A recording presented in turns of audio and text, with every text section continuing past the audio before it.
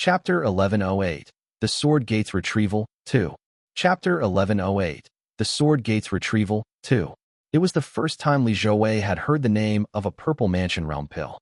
As he pondered, Li Shiming shook his head and said, "This medicine can save a life for Foundation Establishment Realm cultivators, but it's merely a wound-healing pill for the Purple Mansion Realm cultivators. It's an ordinary commodity among them. If it were anything too precious, they would never have offered it to our household. An ordinary alchemist would need 3 to 5 months to refine a batch of healing pills made with treasured panaceas. But Li Shiming now wielded a divine ability, and many ordinary pills no longer required a pill furnace at all. Refining them took only 3 to 5 days. He continued, "With my current abilities, I can refine any pill below the Purple Mansion realm through divine ability alone. The true profound heart-cleansing pill isn't too difficult. I'll have someone deliver it to you in a few days." No matter what, the true profound heart-cleansing pill was a pill capable of healing Purple Mansion realm cultivators. Purple Smoke Gate's gift was far from light. Li Shiming sighed. Waiting for a demonic creature to reach Foundation Establishment Realm takes far too long, and they're not something you can capture whenever you please. No wonder the Dao lineages in Jiangnan are so fond of human pills. As the two continued their discussion, Li Changhui returned from outside the hall, entering with a trace of urgency. His expression looked slightly awkward, and it was only when he came close that he said quietly, "Family head, Taoist master. People from the Sword Gate have arrived. They say they're here to reclaim something from Profound Peak Gate." Sword Gate? Wanyu. That was a name he had never expected to hear. Li Zhouwei was genuinely taken aback and asked, "Who came? And what exactly are they asking for?" Li Changhui shook his head and continued, "I've already arranged for them to be led to the side hall, and I've summoned Kong Gushi and the others as well. Bring them here." Li Shiming spoke, and Li Changhui immediately withdrew. Li Zhouwei rose from the main seat and moved to the side. The Sword Gate envoys soon entered the hall, led by the sword cultivator, Cheng Jinju. A long sword was strapped to his back, his gaze sharp and piercing. He first saluted Li Shiming, then cupped his hands and said, "Greetings, Taoist master. My family's Taoist master has spoken of you often since our parting at Sword Peak, and asked me to convey his regards first. No need for formalities." Li Shiming had a good impression of Ling Mei after a brief conversation with him. The man was not one of those rigid traditionalists Sword Gate was known for, and suited his taste well. Cheng Jinju wasted no time on pleasantries. After inquiring briefly about their injuries, he spoke directly. "I have come here for one matter. Senior Changshi once borrowed the territory known as Wind-Listening Whitestone Mountain from our sect, promising that it would be returned upon his death, along with the southern shore of Lake Xian and the 9 eastern towns of Shanji Prefecture. Now, it is time for its return." At those words, the hall fell utterly silent. Although Wanyu Sword Gate was renowned as a righteous sect, Cheng Jinju's words left even Li Zhouwei and Li Shiming speechless. A brief silence settled over the hall. The reason was simple. There had been no prior word of such a matter, not even the slightest hint from Changshi or Kong Gushi. It was only the Wanyu Sword Gate's reputation that kept them hesitant. Had it been anyone else, they would have assumed it was an opportunistic attempt to strike while the iron was hot and kick them while they were down. After a clear pause, Li Shiming finally spoke, "Bring Kong Gushi here." After several seconds, the middle-aged man hurried into the hall, saluted Li Shiming and the others, and then noticed Cheng Jinju. Kong Gushi's face betrayed no sign of turmoil, though his manner carried a hint of flattery as he said, "Greetings, Taoist Cheng." By now, Cheng Jinju's face showed some confusion.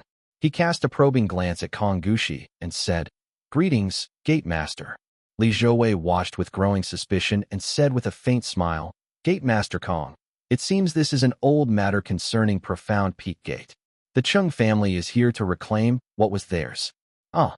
Kong Gushi was utterly confused. One glance around the hall had led him to assume the Li family was simply planning to hand Shanji Prefecture over to Wanyu, and he had only come to hear the outcome.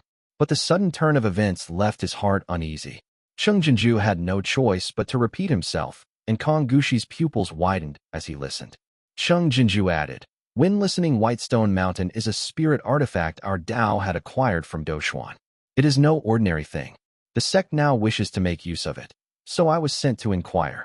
A spirit artifact? Kong Gushi's heart sank into despair, and he cursed inwardly. Fine. Everyone wants to trample us while we're down.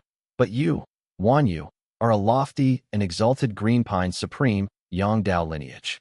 Why must you throw stones at us too? If you want territory, take it.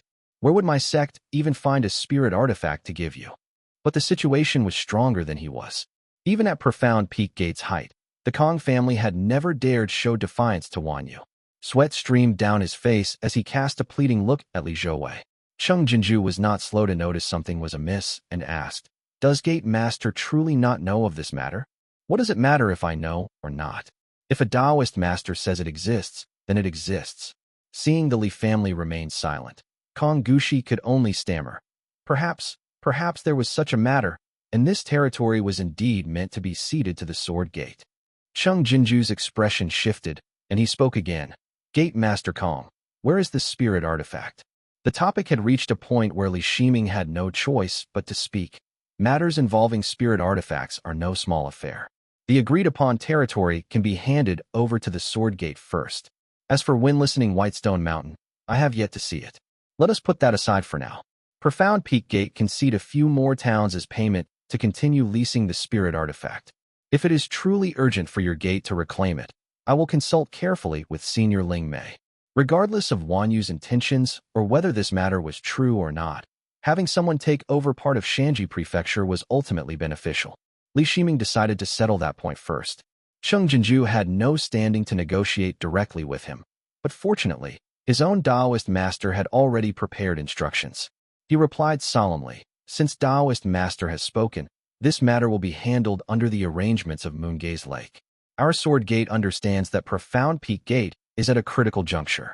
Wind-listening Whitestone Mountain may well be vital to your gate. Our lineage is not one to kick others while they're down, and our Taoist master made it clear long ago that if it concerns Profound Peak Gate's survival, retrieving it is not an absolute necessity." Li Zhouwei, however, recalled something and asked, "Your gate may dispatch people to take over Shanji Prefecture, but Lake Xian is currently in the hands of Xuanmiao Temple. To cede the southern shore, you'll need to consult with Taoist Master Sumian." Cheng Jinju shook his head calmly and smiled. "Family head, our Taoist master sent a letter there just yesterday. Xuanmiao has already handed it over.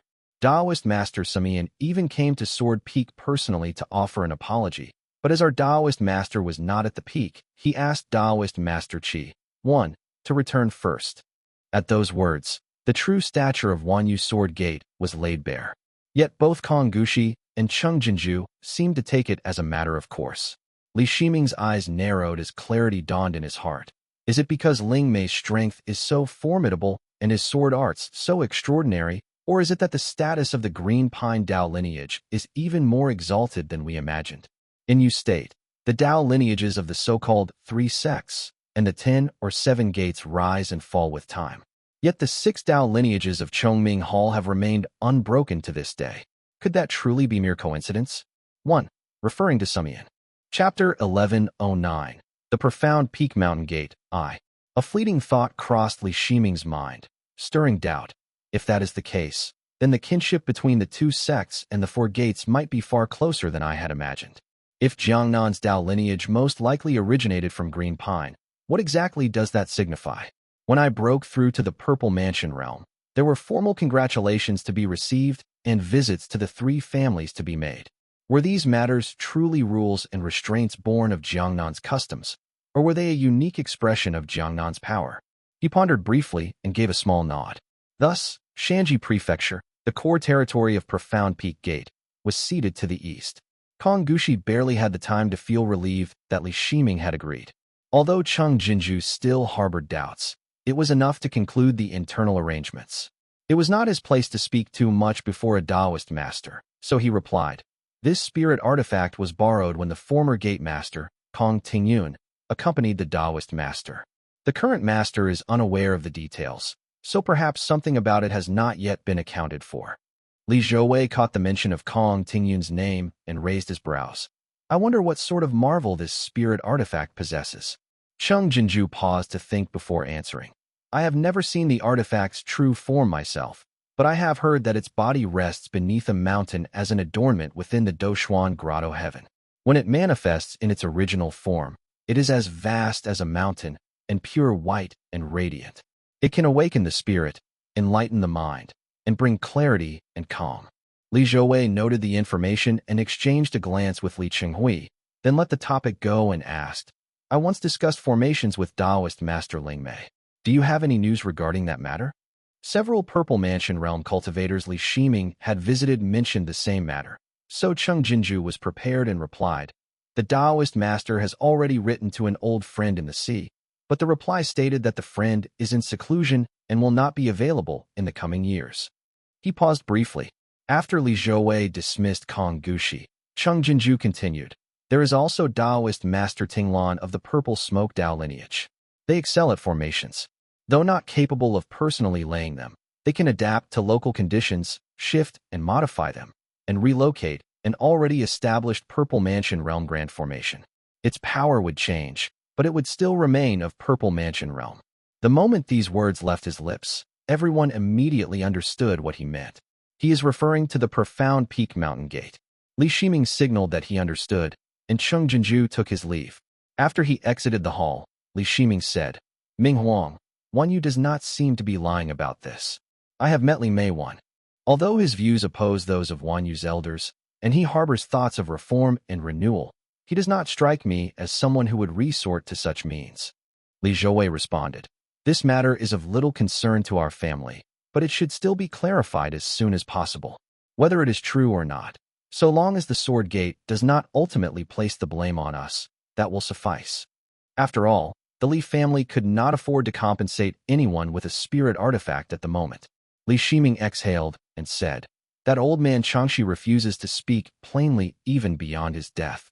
I shall make a trip to Profound Peak Gate. From the sound of it, this spirit artifact is of earth virtue and might be assisting Kong Tingyun in her breakthrough. Li Zhouwei's earlier mention of Kong Tingyun had indeed pointed toward this possibility. Since Li Shiming had understood, he nodded in farewell, watching as Li Shiming stepped into the heavenly light and tore through the great void. Jijing Mountain. The pill furnace before Li Shiming trembled slightly as pure essence rose upward. The furnace mouth quivered, and 6 dusky yellow pills burst forth. He raised his hand to catch them. Each true profound heart-cleansing pill was the size of a longan, with no distinct patterns, and a delicate fragrance wafted through the air. Li Shiming produced a jade bottle and stored them inside. Petals rained down with the wind on Jijing Mountain, scattering like white brilliance across the ground.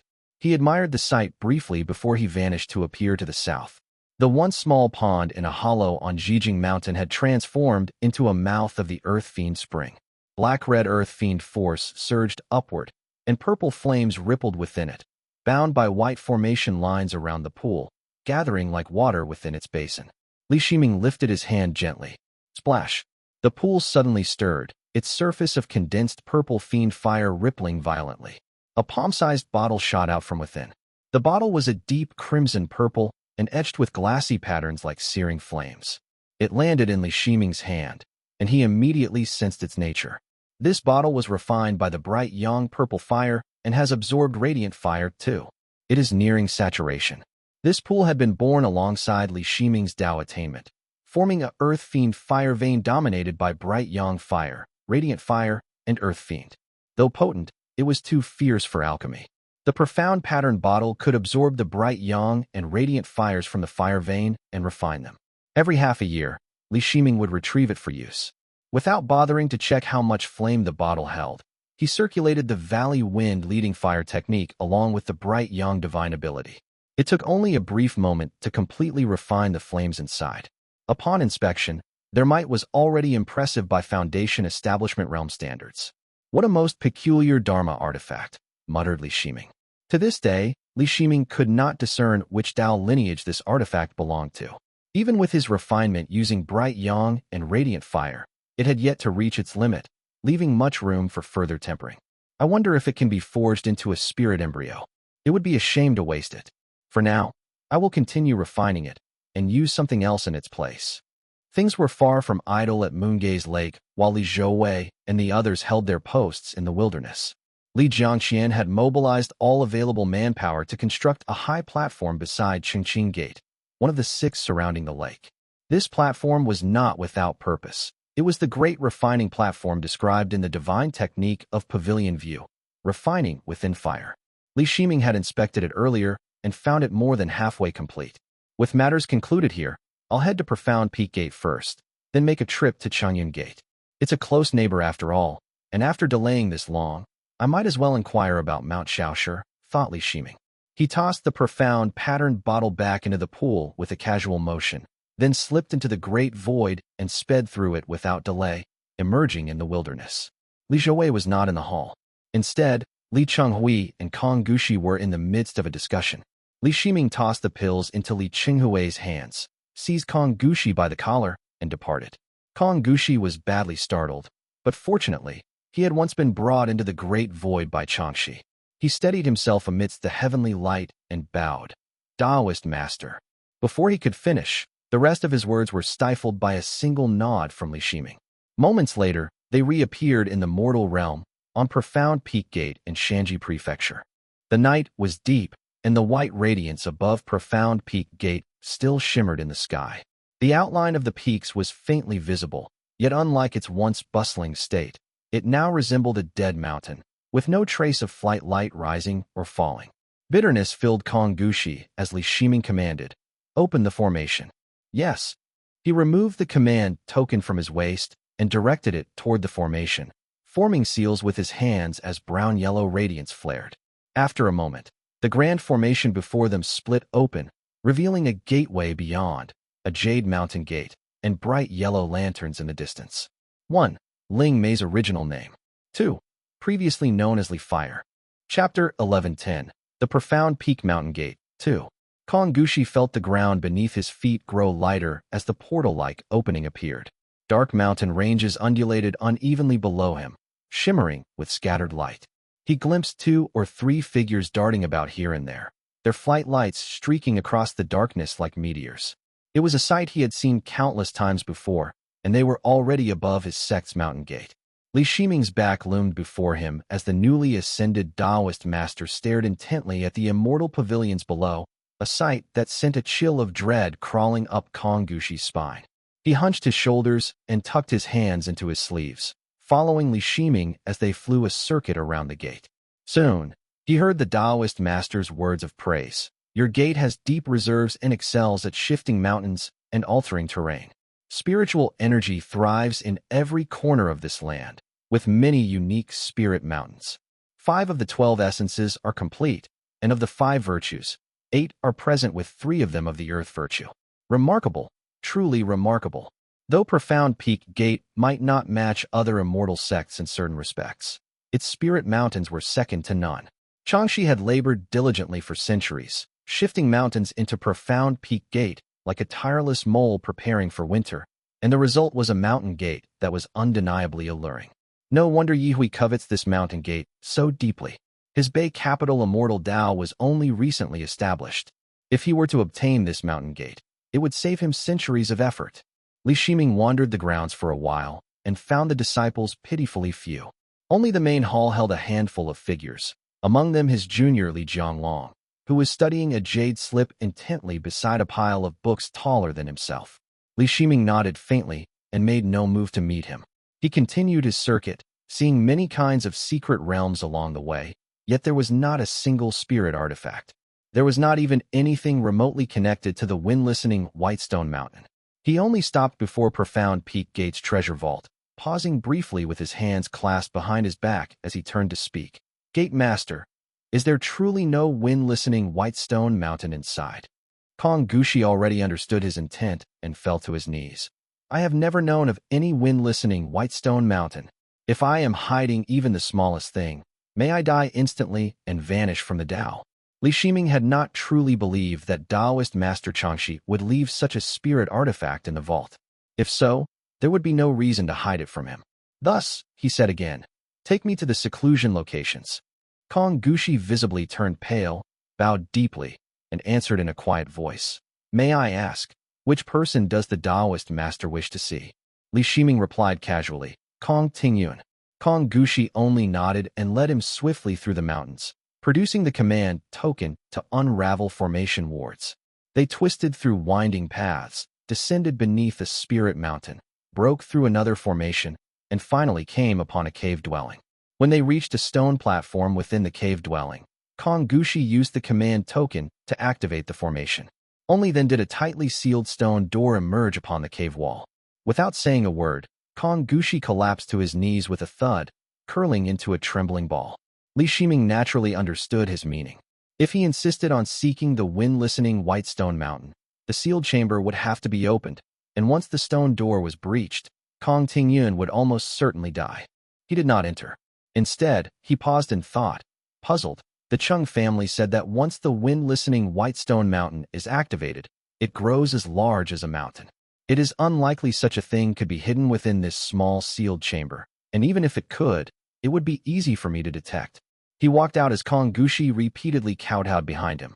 Even after leaving the secluded cave dwelling, Li Shiming remained utterly perplexed. It was clear that the wind-listening white stone mountain could not be found within Profound Peak Gate. Taoist Master Changxi must have used some unknown means and prepared contingencies for the spirit artifact. Since he had chosen not to reveal them to Li Shiming, finding it now would be exceedingly difficult. He promised the Sword Gate the southern shore of Lake Xian and the eastern part of Shanji Prefecture. It could not be more obvious that this was Changxi's arrangement for after his passing. If that is the case, then wherever the wind-listening white stone mountain is left, the old man must have calculated it carefully.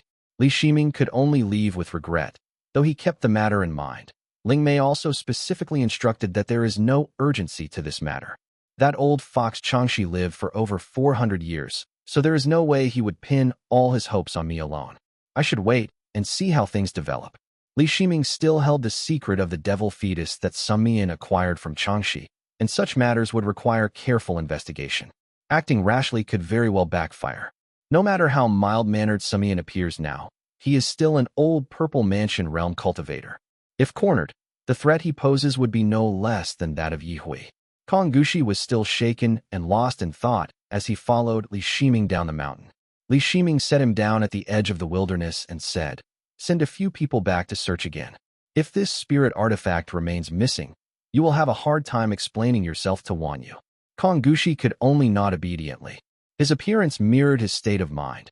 His hair had rapidly turned gray in just over a month. Once he had still looked somewhat youthful, but now he bore the full visage of a middle-aged man on the cusp of becoming elderly. Li Shiming gave him another look and was struck by how much he resembled Li Xianxian during those years when his inner demons had taken root. Though they were two entirely different people, their expressions had become eerily alike. Every family has its own troubles, and in hardship, none are spared, thought Li Shiming. He withdrew his gaze and slipped into the great void, heading northward. As he entered the territory of Chengshui Marsh, the great void grew noticeably rugged, prompting Li Shiming to quietly praise. What remarkable fortune! The finest land in all of Jiangque, Chengshui Marsh, has been swallowed up by him alone. Li Shiming tore open the void and returned to the mortal realm, catching sight of a vast expanse of shimmering marsh waters from afar. From above, countless dark water cypresses stood tall within it, their leaves rustling softly in the passing breeze. Chengshui Marsh. A complex look flickered in Li Shiming's eyes. This was one of the most renowned great marshes, beneath which countless corpses of cultivators from both north and south lay buried. He swept the area with his spiritual sense and thought. Chengshui Marsh was once a land of converging water, yet the wood chi here is so abundant that even after being flooded by converging waters, so many water cypresses have still grown. Compared to Moongaze Lake, it is closer in nature to a marshland, and perhaps in another 100 years, it will become a mansion water-treasured land. All things in the world were in constant flux, and nothing remained unchanged forever. Moongaze Lake, with its deeper water level, belonged to the Pit Water Dao and had long since stabilized. Otherwise, the remnants of Lingyu Gate would not have chosen that location in the past. The foreshores surrounding Moongaze Lake were closer in nature to mansion water marshlands, with water levels similar to Chengshui Marsh, though their spiritual energy was far inferior. Riding a beam of light through the skies, Li Shiming descended above the bustling market built upon Chengshui Marsh. The Li family had maintained a foothold in Chengshui Marsh as well. Years ago, when his junior Li Keiwan was beginning Qi cultivation realm, the transformative spiritual Qi of the 5 phases required for her training had been harvested from Chengshui Marsh. A shop in the market had served as a cover for the operation, and the family still maintained people here to this day. If I recall correctly, the He family oversees this site. Forming a hand seal, Li Shiming slipped through the formation of the market atop the marsh as if it were nothing, passing through the great void and emerging within the market itself. After all, not even Chengyun Gate, much less the Golden Feather sect, would be extravagant enough to protect a mere market with a Purple Mansion realm grand formation. Nearly 90% of market towns in Jiangnan were unfortified against cultivators of the Purple Mansion realm. Gazing below, Li Shiming saw a teeming sea of people as the streets bustled with life. With a sweep of his spiritual sense, he clearly caught every bit of the surrounding chatter. Minghui, the merciful one of Lotus Temple, has brought the temple's cultivators here, to Qingshui Marsh, to engage in a Tao debate with Taoist Master Qingyan. Chapter 11:11. Fish Bait, I. Minghui. Sounds so familiar. The name stirred something in Li Shiming's memory. After all, anything even slightly related to the Purple Mansion realm was hard to forget once heard. Realization dawned on him. So it's from Murong Xia's side. When Murong Xia had journeyed south in pursuit of Tao attainment in the past, he had avoided the Sword Gate Xiaohui path, likely fearing it would provoke the Spirit Pine Taoist Master, 1. Nor had he dared to take the Profound Peak, Purple Smoke path, since he was wary of being slain by Taoist Master Zipei. Instead, he had chosen the Azure Pond path, which led straight to Li Shiming's own territory after crossing the river. At that time, Murong Xia had clashed briefly with his family. Li Tongya had even intervened, only to be stopped by a monk from Lotus Temple named Minghui. It was very likely the very same figure spoken of in rumors. There was conflict between us back then, and my family already has plenty of enmity with Buddhist cultivators. It is best not to meet at all. He was about to step into the great void when a figure rose into the air above the marketplace. It was an elderly man with white hair and black robes, whose appearance did little to inspire confidence. Yet his expression remained respectfully composed as he approached and bowed. By order of my family's ancestor, I have been waiting here for you, Taoist Master. He has been at Yebai, too, pavilion for quite some time and requests that you follow me there. Li Shiming glanced at him, a hint of curiosity flickering in his heart. For a mere Foundation Establishment realm cultivator to perceive my presence, it must be Chang Yun's doing. What marvelous means did he use to let this man see me? I have never heard that Taoist Master Chang Yun possessed divination arts, and yet he knew I was coming? Even if he could not predict a Purple Mansion realm cultivator's whereabouts, to divine my visit and its relation to him shows an astonishing mastery.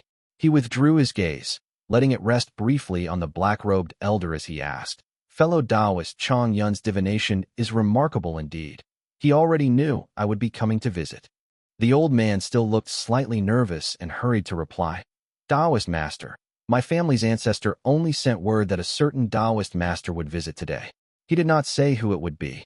That explanation seemed far more reasonable. Since Chang Yun had already sent someone, Li Shiming saw no reason to go and come again.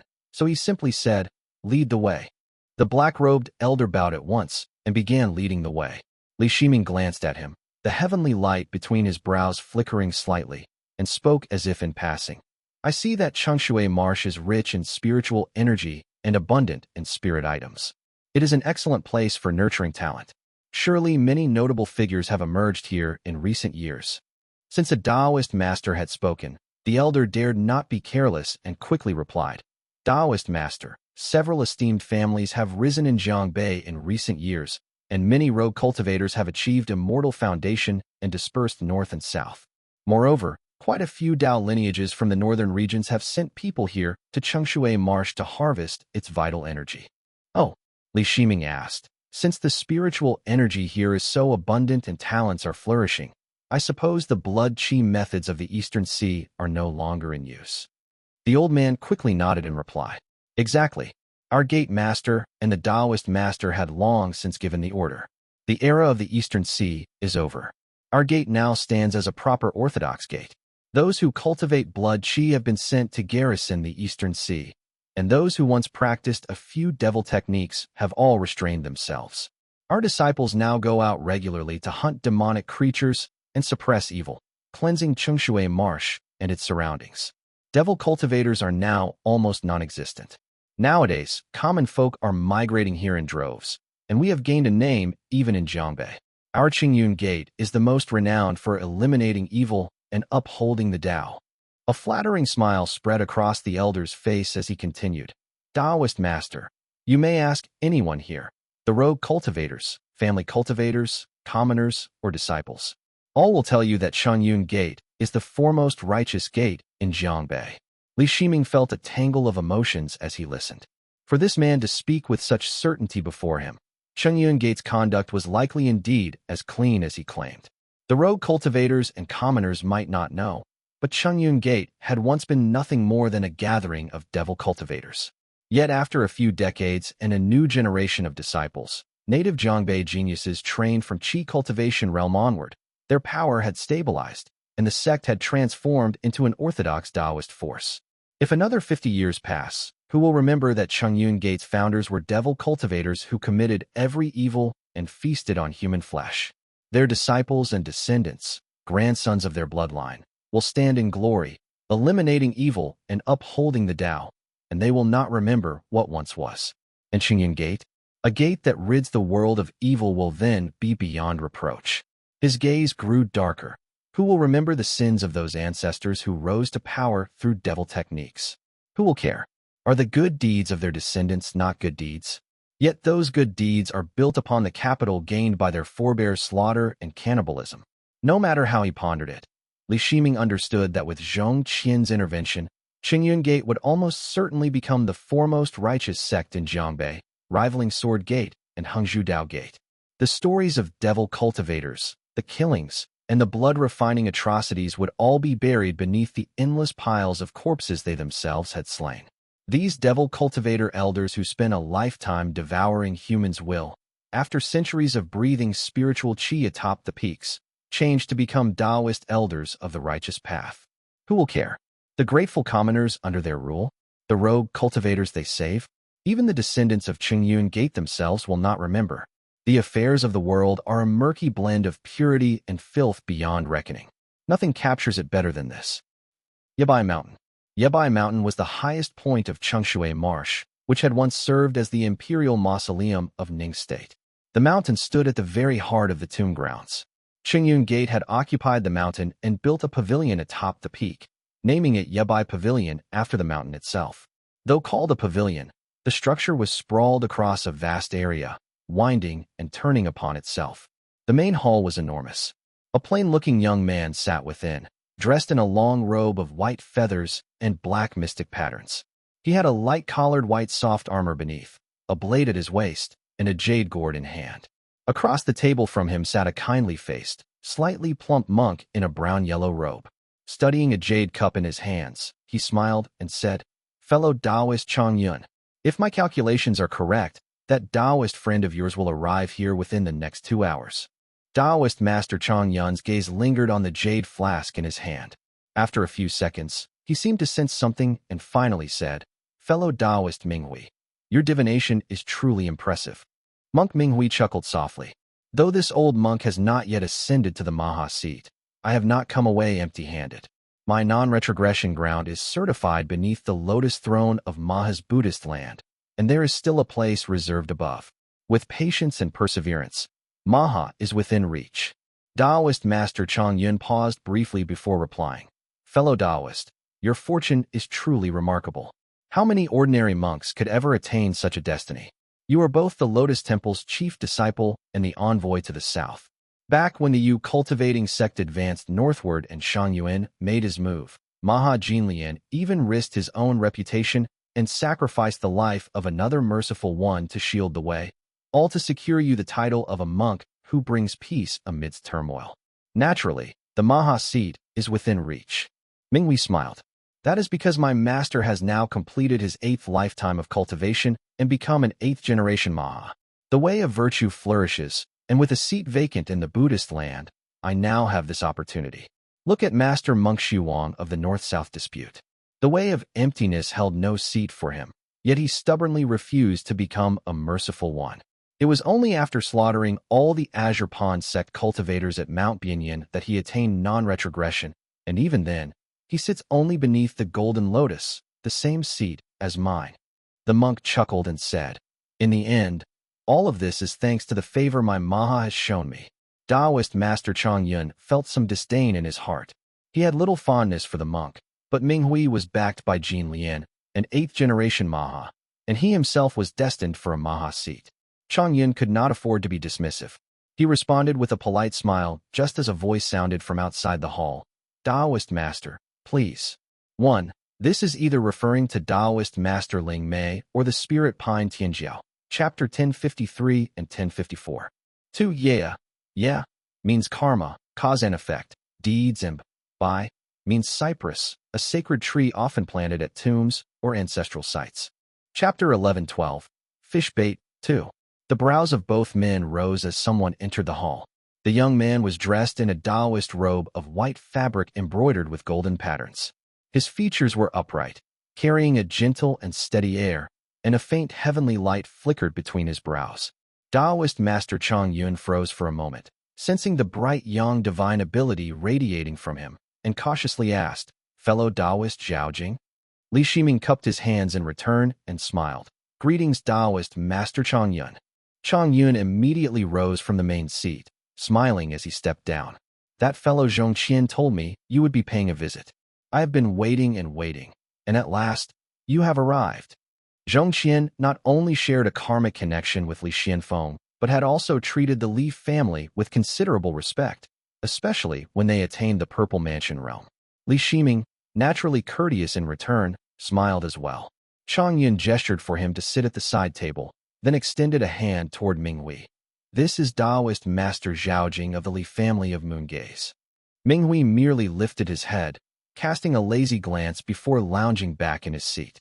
From Li Shiming's aura, it was clear he had only recently entered the Purple Mansion realm, hardly worth much respect. He thought to himself, "Oh, some immortal family. Moongaze Li. The monk's pupils dilated sharply.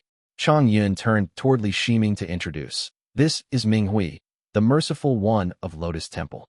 He has attained non-retrogression on the way of virtue, sits beneath the golden lotus, and is expected to become a Maha." Though the way of virtue had little direct enmity with the Li family among the 7 ways of Buddhism, Li Shiming still felt no goodwill toward the northern Buddhist cultivators. He doubted the monk would show him any either, so he maintained only a veneer of politeness. Across from him, Ming Hui fought the urge to turn and flee. The terror churning inside him was beyond words, cold dread shooting up to the very bones of his brow as he thought, "Damn it all, the benevolent revered one. It's that Li family."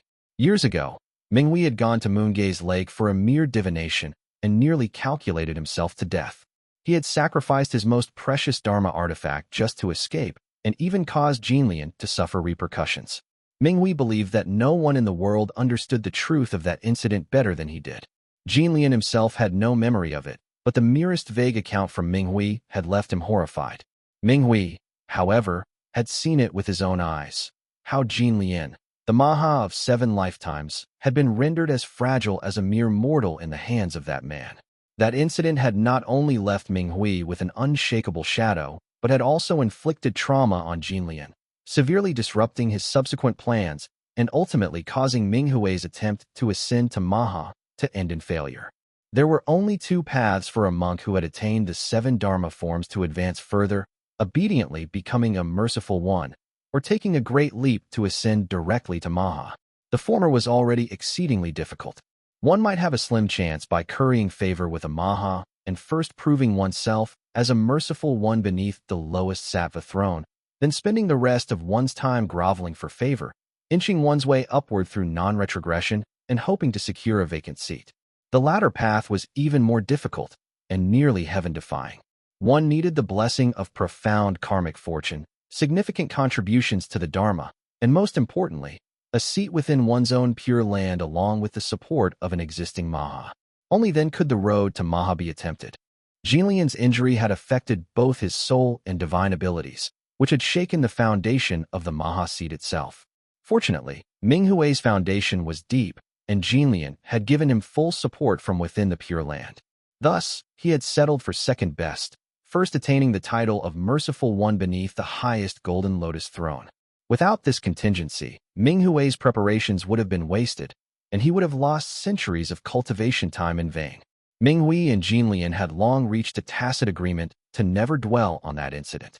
Ming Hui had even faintly sensed that Jinlian's wholehearted support carried an intention to pull him into the same camp. Now, standing before Li Shiming, he dared neither be too friendly nor too hostile. Li Shiming had been prepared for a cold reception, But to his surprise, the monk straightened in his seat and offered a warm, earnest smile. So it is Taoist Master Zhaojing. This humble monk is Minghui. I have long admired you. Li Shiming raised a brow in mild surprise, and Minghui quickly continued. I was not in the north in my early years, but I once traveled south and crossed paths with the head of your esteemed family several times. I was deeply moved by his brilliance and admired him greatly. Li Shiming's expression turned slightly odd, while Chang Yun found the words amusing and explained. This merciful one's way of virtue gained great benefit after the fall of the way of wrath back then. The Buddhist land expanded, though it came into some conflict with the way of emptiness, but that was part of the north-south disputes of that time. Li Shiming understood now that this one had been an enemy of the way of wrath and the way of emptiness. Realization dawned on him. Although most Buddhist cultivators are vile trash, this one is clearly cut from a different cloth. Moreover, with the potential for Maha, no wonder Chang Yun is willing to meet him. He nodded slightly, and Minghui smiled. I had already calculated that a fellow Taoist would visit Taoist Chang Yun today, though he was still half in doubt. Taoist Master Chang Yun nodded. He clearly had no desire to bring up the matters he had discussed with Minghui earlier, and quickly interrupted. It seems I underestimated the merciful one's skill in divination. Fellow Taoist, may I ask what matter brings you here today? Li Shiming naturally wanted to inquire about the matter of Mount Shaoshi, but he feared Minghui might not know and would learn of it unnecessarily, so he said instead, it concerns the Tao lineage of Brahma Cloud Cave. Minghui let out a hearty laugh beside them, as if to bolster his own courage, and said, so it's about Mount Shaoshi after all. Chang Yun smiled at that, poured some tea, and explained, when it comes to the matter of Mount Shaoshi, all who witnessed it have a share. The benefits lie within the formation. Since Zhaojing now holds the Tao lineage of Floating Cloud Cave, naturally he is entitled to a share as well. Mount Shaoshi was conquered by the way of emptiness, and its fall was partly due to the Yu cultivating sect's retreat and partly due to our own indulgence. Thus, even the northern Buddhist cultivators are aware of the situation. Clarity began to dawn in Li Shiming's heart as he asked, in that case, how is the formation to be opened? Mount Shaoshi is now a barren land, its inheritors scattered, and we do not wish for that Tao lineage to be rebuilt. Thus, the Myphin 3 sects came into being, and the key to opening the formation lies within them. Chang Yun sipped his tea before continuing. Mount Shaoshi's Myphin once contained 5 Tao lineages. 3 of them form today's Myphin 3 sects, Floating Cloud Body, Hurricane Ghost Een, and Empty Response Dispersion. If the remaining 2 can be gathered, the treasures of Mount Shaoshi can be stirred. Li Shiming pondered for a moment, then said pointedly, does that mean many of Mount Shaoshi's Tao lineages have been scattered elsewhere? Exactly, Chang Yun smiled casually, though his words sent a chill down one's spine. Zhaojing, your guess is correct. The Myphin 3 sects are nothing more than bait. The remaining 2 Tao lineages of Mount Shaoshi have scattered across the land. Their whereabouts are unknown, though they are likely somewhere in the Eastern Sea. As long as these 3 sects maintain their reputation in Jiangque and carry the name of Mount Shaoshi's Myphin, any descendants who have inherited those Tao lineages and attained fruition will inevitably return to seek them out. Whether it is to complete the Tao lineage, to search for kin, out of desperation, or simply to find a background to attach themselves to, no matter whether emotionally and logically, they will come back to meet them. This is bait cast into the river. We need only wait for them to bite. Chapter 11:13, Detailed Explanation. I see. Chang Yun was like a man fishing by the riverbank. He knew the situation better than anyone. Li Shiming understood that these Purple Mansion Realm cultivators would only reveal what was asked, nothing more. If there was anything he failed to consider, then he simply wasn't qualified to claim a share. So he said, the Hurricane Ghost Een Tao lineage of one who has fallen into my hands. Fellow Taoist raised that Ping Wangzi to prepare for opening the formation. I suppose I should cultivate someone of my own as well. Chang Yun burst into laughter. That's an easy matter. The one who in your hands once searched for the Myphin Tao lineage on behalf of the capital Immortal Tao in the Southern Sea. The capital Immortal Tao hadn't even entered Jiangque back then, yet they had already begun searching. Clearly, they had long been plotting this. Li Shiming narrowed his eyes slightly and looked up. Oh, and what was the result? They found another one, the Floating Cloud Body. Capital Immortal Tao kept it under a tight veil, so very few people even know about it. I only learned of it through a friend's idle chatter. However, in the end, they didn't gain much. The one who inherited that Dao lineage was deceived completely by Wenhu and died with their Dao extinguished. Whatever secret techniques they possessed were likely all swindled away. Li Shiming knew Wenhu was anything but simple. Thinking through it carefully, he realized that the original floating cloud cave had been an ally of the Golden Tang Gate, which meant that portion belonged to the Golden Feather sect. Now the sect had been wiped out, making the matter awkward to explain. He asked, "These three Dao lineages, how many factions are involved in dividing them?" Chang Yun seemed to immediately understand his concern. The floating cloud body Dao lineage has long been claimed by the Golden Feather sect, as it was their disciples who practiced it. Empty response dispersion is Ping Wangzi's technique, and that portion belongs to me. Hurricane Ghost Yin belongs to the capital Immortal Dao, and they also possess the floating cloud body. Several other factions are quietly waiting, so nothing is certain anymore. He glanced at Li Shiming and smiled. It's not that a Dao lineage can only be divided among one person. The Shaohui spirit storage was prepared by the former Myfin temple for future generations. Any Foundation Establishment realm cultivator who inherits a Dao lineage can claim a share. How much they gain depends on their own ability. A single formidable direct descendant is worth more than 10 useless fools. Fortunately, this opportunity has fallen into our hands and benefits our own people. It's practically a money tree for us. That clarified Li Shiming's thoughts perfectly. So many opportunities, so many schemes. The Myfin Shaohui spirit storage can only be accessed through a proper Dao lineage, and so several factions have turned it into their shared treasure trove. After sorting through the cause and effects, Li Shiming finally asked, "I've often heard that Myfin Temple has a powerful background behind it. Which Dao does it belong to?" That didn't seem to be a secret, and Chang Yun answered, "Myfin is the legacy of Wanglin Upper Sect, a third-rank immortal sect. To this day, they have a grotto heaven hidden within the Great Void." Oh, Li Shiming immediately understood and said, "Myfin does have powerful backing after all. Won't stirring up trouble like this lead to disaster?" Chang Yun shook his head slightly, while Minghui laughed and said, "Fellow Taoist Jiaojing, how do you know this isn't the very means Myfin Temple left behind to preserve its Dao lineage? If any among these people truly attains the Purple Mansion realm, or if some unforeseen event frees them from a Taoist master's control, then they will have every rightful reason to claim exclusive control over the Shaohui spirit storage. With such a venerable golden background, a name that carries such weight, and a legitimate sect lineage, once they achieve the Purple Mansion realm, do you think they won't desire it? Can they truly ignore the Myfin Dao lineage?" Li Shiming fell into a thoughtful silence, and Chang Yun added with a smile, "Fellow Taoist Minghui is right. Though gathering all 5 Dao lineages yields great gains, the spirit storage cannot truly be opened without the Purple Mansion realm divine abilities of the Myfin lineage. We've divided the spirit storage several times and collected what we could, but the Purple Mansion realm portion that remains requires careful planning. It won't be so easily touched." With everything now clear in his mind, Li Shiming quietly resolved to return and begin preparations. After he offered a few words of thanks, Taoist Master Chang Yun said, "No need for that.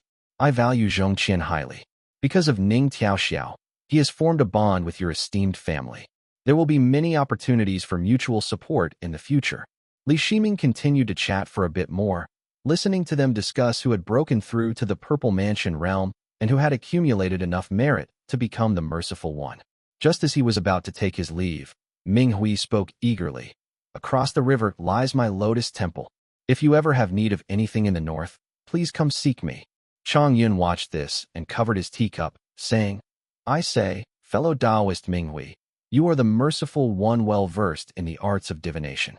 Why not perform a calculation for our friend here and offer him some real assistance?" The words made Minghui grit his teeth, his chest tightening with irritation. "Calculate? Calculate your mother's fate. Must I gamble my life away calculating again and again?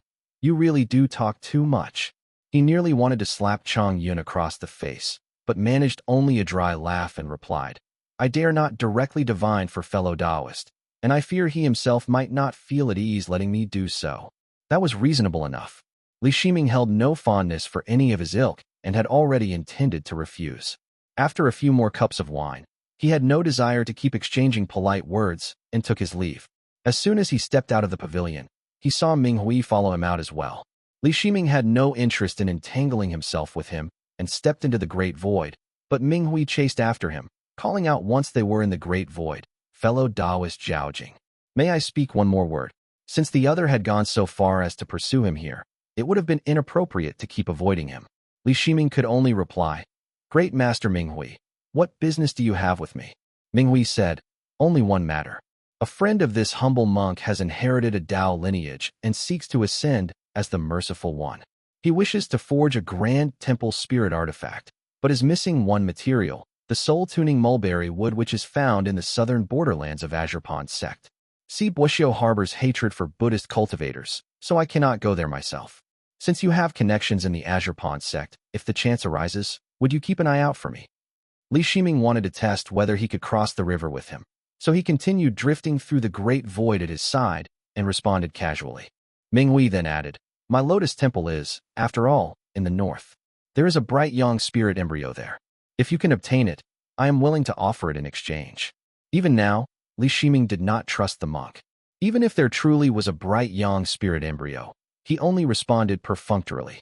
As they neared the borders of floating south, Minghui suddenly shifted the topic and said, "I did say earlier that I would perform a divination, and it was not my intention to slight you, fellow Taoist. I simply feared you might not allow me to. How about this? Instead of choosing a disciple or blood relative, pick a guest cultivator with no deep ties. It will make the calculation easier and more precise, and you won't feel too troubled about it." Li Shiming glanced down. There were many people in the floating south territory, all still within Jiangque. Whether he agreed or not, Minghui could probably make his calculations regardless. Cautiously, he said, "If that is the case, and you insist on performing the divination yourself, then I have no reason to stop you." He dared not let him divine anything related to Xiwei, who was currently of utmost importance. Instead, he chose someone of little consequence and said, "There is an old guest cultivator in my household. His name is Chu Buji." Minghui's gaze pierced through the great void, sweeping once over the land. He identified the man with just the name. He first calculated based on the man's Dharma artifact, ensuring that divining him would not bring serious repercussions. Only then did he begin divining the man himself, and after a moment's thought, said, "He nourishes life and guards longevity, growing sturdier with age. Yet his fate clashes with pit water, so he cannot be a leader. Still, he is a very useful guest cultivator." Li Shiming, however, paid closer attention to Minghui's position. The monk had indeed stopped as they reached the riverbank. "This is as far as I will escort you." Minghui departed along the great void, and only then did Li Shiming begin pondering his words. This monk was unexpectedly polite. Chu Buji, after all, is merely a guest cultivator, and the concealed containment palace excels in life preservation. With so many years still ahead of him, he may well become an old figure like in Qian in the future. Chapter 11:14, Detailed Explanation 2. Once Li Shiming descended into the lake region, he did not head straight for Zhijing Mountain, but instead rode toward the central islet. For once, he had some leisure time. The vast courtyard on the island was dominated by a white blossom tree which was over 100 meters tall. Its leaves shone smooth and translucent, casting no shade beneath it. Palm-sized 5-petaled spirit flowers were scattered throughout its branches, their scarlet and white hues interwoven throughout. It was the Wanglin blossom, a snow-white old ape, clad in simple stone armor with a staff resting on its knees, sat beneath the tree. As Li Shiming approached, the white ape opened its eyes, rose to its feet, and said respectfully, "I greet the Taoist master." Li Shiming nodded. The first task the old ape had taken upon joining the Li family was to guard the Wanglin blossom, a duty it had fulfilled for over 70 years. After the great battle on the river, it had returned here to heal and continue its watch beneath the tree. Li Shiming gazed at the Wanglin blossom tree for a moment. Over the years, his clan had harvested no less than 800 or even 1,000 spirit stones from it, not to mention the many cultivators whose lives had been saved because of this flower. Even Shaohui had relied on it just days ago. Even the scraps that slip through the fingers of a golden core immortal descendant have brought endless benefits to my family. On the other side of the courtyard stood another tree. However, this was only the size of an ordinary one. It was a mountain persimmon, brimming with spiritual essence. It twisted and swayed in the corner on its own, but froze the moment it noticed Li Shiming looking at it. This tree was, of course, the spirit persimmon transplanted from Mount Xuanwu. Though of humble origins and at the Qi cultivation realm, its fate had been far from ordinary. It had already gained sentience and cultivation as it nibbled on spirit herbs and sipped spirit water on ordinary days. It had reached about the mid-stage of Qi cultivation realm. The Li family also had a snake dragon fruit tree, though of much lower grade, and it was kept only in the spirit garden of the island. After taking everything in, Li Shiming drew a small box from his sleeve and casually opened it. Inside lay a golden hornwood tassel needle, the hornwood golden tassel, a gift from Swordgate. This is an excellent item for nourishing spirit plants. As soon as the box opened, the Wanglin blossom tree stirred restlessly, while the mountain persimmon tree in the corner stopped pretending altogether, stretching its branches forward. It dared not touch Li Shiming himself, so it secretly tugged at the white ape instead. Li Shiming infused his divine ability into the needle, circulating heavenly light as he waved his hand and dispersed the hornwood golden tassel. The light streamed down upon the two spirit plants, causing them both to rustle and sway in excitement. He had no understanding of the art of nurturing spirit plants, so he merely applied it to those two and instructed the white ape to watch over them carefully before turning away. He flew down to land on Jijing Mountain. After a short while, he saw a young man in a crimson-black robe descending on radiant fire. The youth came up from the mountainside to the courtyard and bowed deeply. Jiangque greets the Taoist master. Li Shiming had only met Li Jiangque a few times. He beckoned him closer. Facing this junior to whom he had once granted talisman seeds, he did not withhold a warm smile as he asked, "So, Jiangque, you are here, but where is K1?" Li Jiangque replied, "Reporting to the Taoist master, my younger sister has encountered a bottleneck in her cultivation of the arts. She has gone to northern Mount Yu to collect shamanic methods and could not accompany me. I have come up the mountain by my father's order to deliver a message." "Speak, then." Li Shiming poured tea and listened while Li Jiangque spoke. "A few days ago, the Wu family from southern Shan Prefecture came to visit. Their foundation establishment ancestor, Wu Shaoyan, came in person and brought gifts of thanks. He said it was to express gratitude to the Taoist master for eliminating devil cultivators near their estate while passing by. My father was unaware of this matter and sent me to inquire." Li Shiming, of course, knew what this was about. He sipped his tea and replied, "I clashed with Yi Hui and happened to pass by the Wu family's lands. My escape light probably burned one or two of those devil cultivators to death. Yi Hui followed behind me and manifested divine abilities. He likely crushed a few of the Wu family's people as well. Their family head certainly knows how to wave a big banner and make a fuss." Li Jiangque immediately understood, and without showing any timidity before the Taoist master, he replied, "So that's how it is. Profound Peak Gate also has a Wu family guest cultivator related to the southern Wu family. This incident must have embarrassed him greatly." Li Shiming responded briefly, "Just explain it clearly to your father."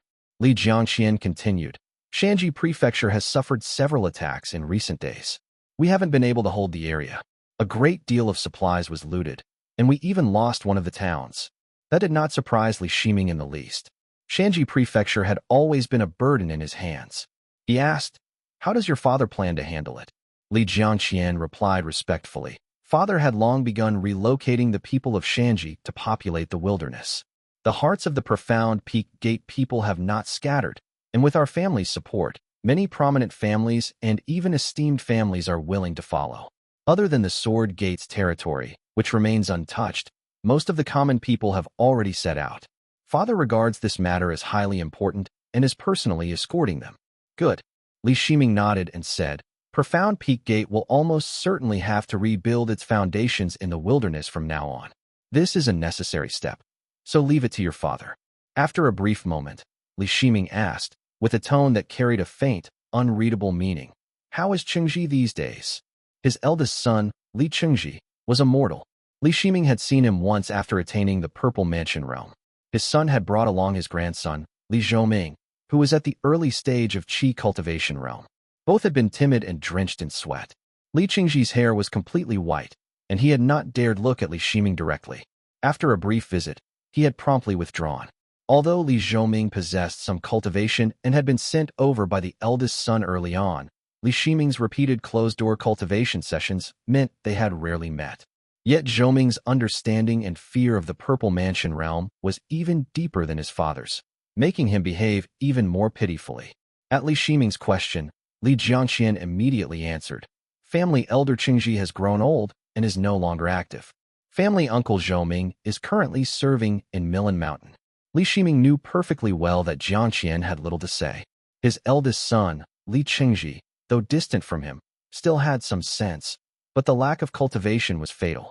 As for Li Zhou-ming, whom he had personally interacted with, the boy was undeniably mediocre and even somewhat greedy. The fact that Li Jiangqian had refrained from speaking ill of him was already saving face. There was nothing praiseworthy to mention. He lowered his eyes slightly without revealing any emotion and simply replied, "Let them be. Qingji is old now and sometimes cannot keep Zhou-ming in line. Don't let him think I'm paying them any special attention. I'd rather avoid prompting him into doing something foolish." Li Jiangqian had assumed Li Shiming mentioned them as a subtle hint for him to look after them. But after hearing his words, he could only nod, his thoughts gradually clearing. The Taoist master is not entirely indifferent to the family after all. At least those few words touched precisely on the key matters concerning the two seniors. It would be impossible to know them so clearly without some degree of attention. Li Shiming waved his hand, dismissing him, and began mentally tallying matters. There are now 3 major matters. First, the Purple Mansion Realm Grand Formation.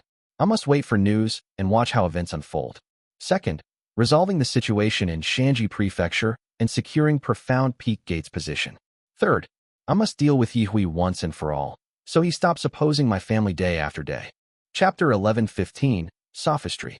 Though the capital Immortal Dao had retreated, they could march southward at any time, and Li Shiming could not afford to ignore it. Fortunately, only direct descendants like Guan Gongxiao and Guan Lingdai were still in decent condition after the battle on the river, though Gongsun Baifan and the others had sustained serious injuries. The capital Immortal Dao was not a lineage known for healing, and while Bright Yang could at least stimulate regeneration, Yihui was likely even worse in that regard. His only real strength lay in his abundant blood qi. At the very least, there won't be any major movements in the short term. As long as Shanji Prefecture is dealt with, the wilderness will become a prolonged tug-of-war. As for whatever else Yihui is planning, that remains to be seen. Then there's Wenhu's Dao lineage. Now that he knew Maifan Temple had a spirit storage hidden within Mount Shaoshi, Li Shiming did not mind claiming a share of it. He immediately commanded, "Bring Wenhu up." Li Qinghuai soon flew up the mountain, dragging along a disheveled man bound in iron chains that clinked with every step, leaving a faint trail of blood behind him. Wenhu had not been subjected to much torture in the dungeon, but his cultivation had been sealed, and the wounds he had suffered over a year ago had yet to fully heal. Although the Li family had treated him fairly, blood still oozed occasionally from his injuries. This man was calculating and shrewd. Years ago, he had deliberately allowed Hongfu Mountain to fall into the Li family's hands, enabling them to hold the floating South Territory with minimal casualties. As a result, he had earned no hatred from the Li family, kept his presence to a minimum, and had lived comfortably up to this day. If not for the Maifan 3 sect's inheritance being in his possession, Li Shiming would not even have remembered him, much less allowed him to linger in the dungeon. Looking at him now, Li Shiming had little to say beyond lacking in fortune. A thought even surfaced in his mind. Once I've taken the Dao lineage from him, perhaps I could exchange him for an Siwei with Yihui. Since this involves Mount Shaoshi, Yihui just might agree to the trade. But as he examined Wenhu, whose cultivation had been sealed and whose lips were bound to prevent spellcasting, a faint heavenly light flickered between his brows, and he silently rejected the idea. This man is no ordinary figure, and with Mount Shaoshi and Maifan involved, handing him over to the Bay capital Immortal Dao might pose too great a threat. It's better to kill him. Li Shiming casually removed the seal on Wenhu's mouth. Seated at the head of the hall, he watched as the man writhed on the ground, struggling to rise, and rasped out, "Criminal one who pays respects to the Taoist master." Wenhu's so-called crime was merely deceiving the Purple Mansion Realm cultivator, referring to the absence of Taoist Chidu of the capital Immortal Dao. As the one who had given assurances, the blame had fallen on him. Wenhu had never protested his innocence and silently accepted it. Li Shiming did not speak, merely glancing at him. Truthfully, Li Shiming held a certain appreciation for the man's talent and cunning. Yet this was a conflict at the level of the Purple Mansion Realm, far beyond what his own wishes could dictate. To Purple Mansion Realm cultivators, most Foundation Establishment Realm cultivators were nothing more than pawns. What truly mattered was prestige and reputation. One who had originally been a subordinate of Taoist Master Yihui. In Li Shiming's hands, he was a bargaining chip, not a piece to play. If Li Shiming were to openly accept him, it would forge a true enmity. Not only that, but it would also break the established rules. If One Hu reappeared, he could expect to see Yihui tearing through the great void with his own hands to reclaim him. One Hu immediately understood the situation he was in with just one glance. The blade was already at his neck, and he bowed deeply. Your humble servant pays respects to Taoist Master Zhaojing. The Myfin Dao lineage never intended to slight you, Taoist Master. I was merely following instructions passed down by a senior and never expected to end up in such a state. Despite his words, One Hu's heart was filled with bitterness. He had clearly taken a stand for Bei capital Immortal Dao. No matter how much he tried to shift the blame to the Dao lineage or Floating Cloud Cave now, it would be hard to regain Li Shiming's trust. Sure enough, when he tried to lay the blame on Floating Cloud Cave, Li Shiming made no comment. He only asked calmly, "Where is the Dao lineage of Hidden Cloud Cave?" One Hu's heart thudded as he realized his death was near. Sweat poured down his face, but what could he do before a Purple Mansion Realm cultivator? The only reason he still had a chance to speak was because they were conservative and unwilling to violate heavenly order by immediately searching his soul. But once the name Hidden Cloud Dao lineage was spoken, terror gripped him to the core. Thoughts raced through his mind as he replied, "Taoist Master, I can write down the Hidden Cloud Dao lineage for you right now. Not just that, I have also noticed traces of other Dao lineages of Myfin in Mount Shaoshi." Li Shiming's expression grew subtly strange. While part of him recognized the truth in One Hu's words, he also frowned at the man's cunning. Silently, his killing intent deepened. He smiled slightly as he asked, "Oh, and which one might that be?" One Hu spoke with utmost respect, "Taoist Master, I once cultivated in the Southern Sea. Under Taoist Chidu's orders, I searched for traces of the Myfin Dao lineage and sensed something in Danzhong Wolo, but I secretly concealed it, and no one knows." Suspicion stirred in Li Shiming's heart. He had already seen through One Hu's excuses, but he deliberately asked, "Why did you not report this to Chidu?" One Hu wiped his sweat away as he answered, "I was not entirely ignorant of the Myfin Dao lineage's intentions, nor of the plans of the Taoist masters. Thus, I privately communicated with those of like mind and did not wish to report to Chidu." Li Shiming interrupted softly, "Hidden Cloud Dao lineage." Li Qinghua immediately held out a jade slip. One Hu had no choice but to take it and begin carving rapidly. After 15 minutes, he had written out a scripture titled Shaoshi Tombwind, Conducting Art. One Hu continued inscribing on another jade slip while Li Shiming casually took the scripture, reading with his spiritual sense as a faint heavenly light flickered between his brows. Shaoshi Tombwind, Conducting Art, a 4th grade foundation establishment realm technique of the Hurricane Ghost Yin. With his divine abilities, Li Shiming could clearly discern whether a technique had any issues. When One Hu finished the next inscription, it turned out to be the Shaoshi Sky Cleansing Scattered Cloud Art, likely the one Chang Yun had mentioned as obtained through harmful means. Shaoshi Sky Cleansing Scattered Cloud Art, a 4th grade foundation establishment realm technique of the floating cloud body. Li Shiming deliberately asked, "Where did this one come from?" One Hu wiped his sweat again, his face filled with fear, and answered respectfully, "It came from Fu Do. I used certain methods to torture him, forcing him to spill everything in a short time."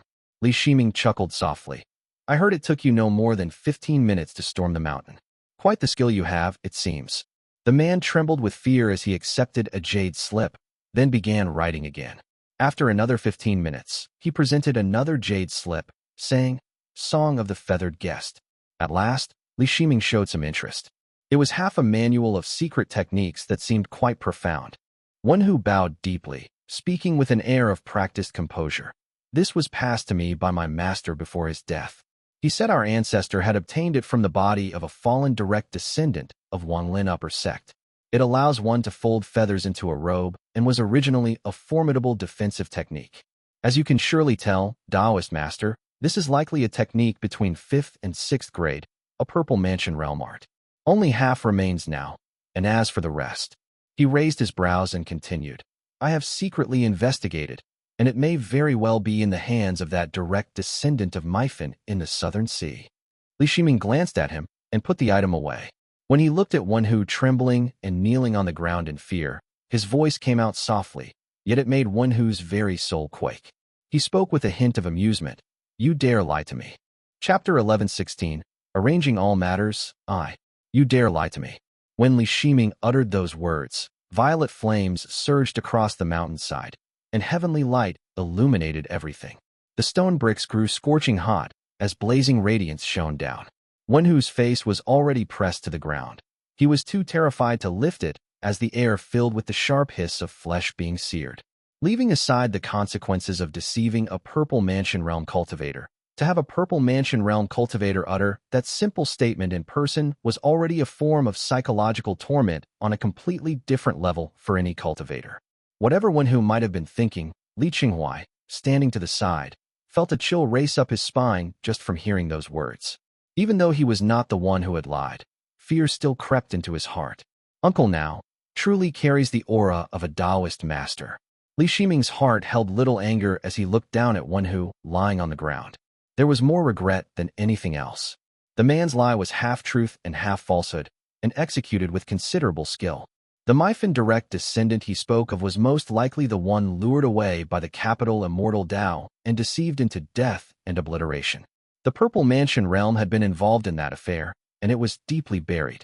Had Chang Yun not mentioned it in passing, Li Shiming truly would not have been able to verify it. Wenhu's mention of a Myfin direct disciple was not baseless. Such a person had indeed existed and had interacted with him. By using that detail, Wenhu could guard against Li Shiming's divination techniques and ensure that the finer points of his story would not be mistaken. After all, someone unfamiliar with the other Myfin Dao lineages could never have fabricated such a figure out of thin air. As long as Li Shiming lacked concrete information, Wenhu could have continued weaving his tale. If not for the fact that they had obtained Fu Dou's head and used sophisticated shamanic arts to divine that he had died by ambush, even the Shaohui sky-cleansing scattered cloud art would have been difficult to use as evidence. In the span of a single breath, he spun a story with a beginning and an end. If not for his incomplete planning and his eagerness to prove his worth, he might have revealed more of the Shaohui sky-cleansing scattered cloud art, or at least left fewer loose ends. Li Shiming sipped his tea, while Wenhu lifted his face that was scorched black from the heat. It was hard to see if he had any tears. Catching Li Shiming's look, Li Qinghuai stepped forward and gripped Wenhu's chains. If you just confessed everything, the Taoist master would have judged it accordingly. Why go to such lengths? Wenhu opened his eyes, though they had been burned white, and lifted his head. I have spent my life scheming and fighting in the Southern Sea. Whenever a plot succeeds, it is only natural that I claim victory. When it fails and I am bested, then I deserve to lose. There is no reason for me to sit and wait for some Taoist master's judgment. Li Shiming set down his jade cup and said with a nod, Very well. As soon as the words rang out, a surge of heavenly light swept through the violet flames, tearing Wenhu's flesh and bones apart and reducing him to ash. The various chains and rune-etched iron clasps on his body melted cleanly away as well. A Foundation Establishment realm cultivator who had been kneeling on the ground had been scattered into nothingness in the span of a single breath, vanishing like cloud smoke. Clang! Several warped and charred fragments of iron fell to the ground, the remnants of Wenhu's shackles. He had cultivated the hurricane ghost Yin, which was countered by bright yang. A single sweep had completely dissolved even his cultivation, without so much as a ripple of a phenomenon left behind. Li Qinghuai stood quietly to the side and exhaled softly. Li Shiming placed 3 jade slips on the table, rubbed the center of his brow, and asked, Qinghuai, one is the hurricane ghost Yin, the other is the floating cloud body. Both are 4th-grade techniques and would greatly benefit the family's foundation. See if there's anyone in the family interested in cultivating them. Li Qinghuai thought for a moment and replied, I'll check who among the younger generation is at the point of beginning the Qi cultivation realm. Li Shiming merely tasked him with making the arrangements. But no matter which family members he chose, none could possibly match the spirit storage of the Myfin lineage at Mount Shaohui. He asked, We brought back people from floating south and hidden east after destroying sects and seizing leverage over esteemed families. Since they all come from the same cave domain, is there any talent aligned with unified Qi among them? Li Qinghuai replied, I will look into it. He immediately sent someone to investigate, and before long, a palace guard returned with a jade slip. Li Qinghuai took it and began reading. The benefits of sound household governance was quickly evident. Li Qinghuai had clearly been paying attention to these details long beforehand and had meticulously recorded everything. Without needing to delay, he glanced through the slip and reported. There is one surnamed Wang whose qi aligns with floating cloud body, currently at the late stage of the qi cultivation realm.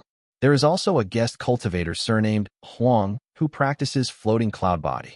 As for Hurricane Ghost Yin, there is no one whose qi aligns with it. Li Shiming said casually. The Wang family branch in Jiangque is vast, and Wang he still serves in the capital Immortal Dao. They are difficult to discipline in Myfan territory. Since this Wang family member is already at the late stage of the qi cultivation realm, support him and help him attempt foundation establishment realm if possible. That will also help stabilize the people relocated from floating south. As he gave the order, a premonition formed in his heart. This time, we can forget about claiming much from the spiritual trove. We'll just test the waters first. It's not a matter that will be settled in 1 or 2 attempts. We can revisit it once the younger generation rises. Li Qinghuai understood and prepared to withdraw after receiving his orders. But then the Taoist master, dressed in white robes embroidered with golden patterns, closed his eyes and exhaled softly. Qinghuai, destiny and timing, talent and wit, innate ability and cultivation. Few ever possess all these at once. We often believe that cultivation and scheming are of utmost importance, but we must also remember that in this world, even the most brilliant cannot reach the Purple Mansion realm if their fortune is exhausted, nor wield divine abilities if their fate is too shallow. I am enlightened. Li Qinghuai knew he was referring to Wenhu and answered respectfully. Li Shiming mused aloud. Summon the Zhouxing generation and also invite the old master. Mount Qingdu. Mount Qingdu had now been developed with several pavilion towers, and the forest had thinned. What was once a secluded retreat for a few foundation establishment realm direct descendants had become the bustling peak of the family chief, with streaks of light from flight techniques rising and falling everywhere and people hurrying about. Li Keiwan descended onto the mountainside. The silver-white pendant at her neck shimmered faintly as she walked, her face contemplative. Now in the 7th stage of qi cultivation realm, she was considered one of the mainstays of the Li family. Li Keiwan had gone to northern Mount Yu but returned empty-handed, so she was feeling somewhat dejected. Profound shamanic spells truly are far too difficult, thought Li Keiwan. The profound shamanic spells was a shamanic spell art obtained from a talisman seed. In truth, calling it a shamanic spell art hardly did it justice. It was a grand compendium of shamanic spell arts, containing an astonishing number of techniques, primarily in 3 branches: transformation, shamanic talisman Dao, and spirit manipulation. The shamanic art was exceedingly complex, yet it was divided into only 3 major chapters, without even a 1st, 2nd, or 3rd tier. Despite its profound and mysterious nature, the chapters were arranged so carelessly that they seemed thrown together at random. After all, it is an ancient cultivation art. Simplicity was considered a virtue. Li Keiwan did not practice many spell arts. Aside from her regular cultivation, almost all her time had been devoted to profound shamanic spells, yet she had barely scratched the surface. Following Li Jiangqian's advice, she had focused more on transformation techniques for self-preservation, while the rest were merely calculation methods. After all, the opening line of profound shamanic spells stated, "Only upon attaining the first profound mysteries may one begin to practice shamanic spell arts." When Li Keiwan pondered this phrase, she realized that the so-called first profound mysteries referred to the Purple Mansion realm. In ancient times, one could hardly be considered accomplished without at least one divine ability, truly enviable.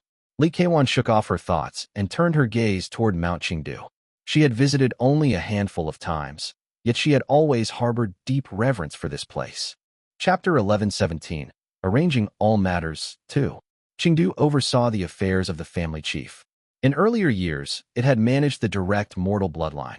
But as more direct line cultivators emerged and the mortal bloodline spread into collateral branches, its staff had expanded and it had shifted its focus primarily to governing cultivators.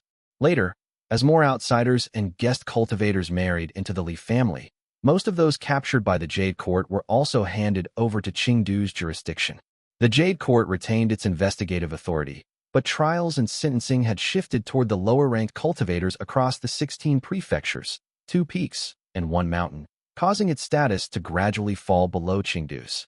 When Li Qinghuai broke through to the foundation establishment realm and mastered untraceable presence, a technique capable of discerning the authenticity of lower-tier Qi cultivation realm cultivators. It had little impact on the upper echelons of the Li family. However, it became a significant reform for the governance structure of the entire peak administration. The investigation even exposed 3 direct-line elders, who were subsequently confined on the continent, elevating Chengdu's status even further. Still, even at the very height of Chengdu's growing influence, there was still a secluded side peak, lush with trees, where not a single extra pavilion had been built and few people ever came or went. Upon arriving there, Li Kewan remained extremely respectful and spoke to the middle-aged man at the entrance. "Please inform the old lord. The Taoist master requests an audience." The middle-aged man was actually Li Kewan's own elder brother. He dared not speak much, and instead nodded repeatedly before going inside. Moments later, an elderly man came down the stairs. The old man's cheeks had sunken in, giving his face a gaunt appearance, yet none of his warmth had been lost. His eyes, narrowed into dark slits by his smile, gleamed from within his wrinkles. His mouth parted slightly, and Li Kewan couldn't help but want to smile with him as she spoke softly. "Is the old lord still in good health?" "Well, quite well." Li Xianxian came forward quickly, and Li Kewan hurried to offer her hand to support him. The old man waved it aside and lifted his head. "Ximing has returned? Come then, come, let's go right away." Li Xianxian was likely the only one who still dared to call Taoist master Zhao Jing by the name Ximing. Li Kewan followed as they took to the air, and Li Xianxian sighed.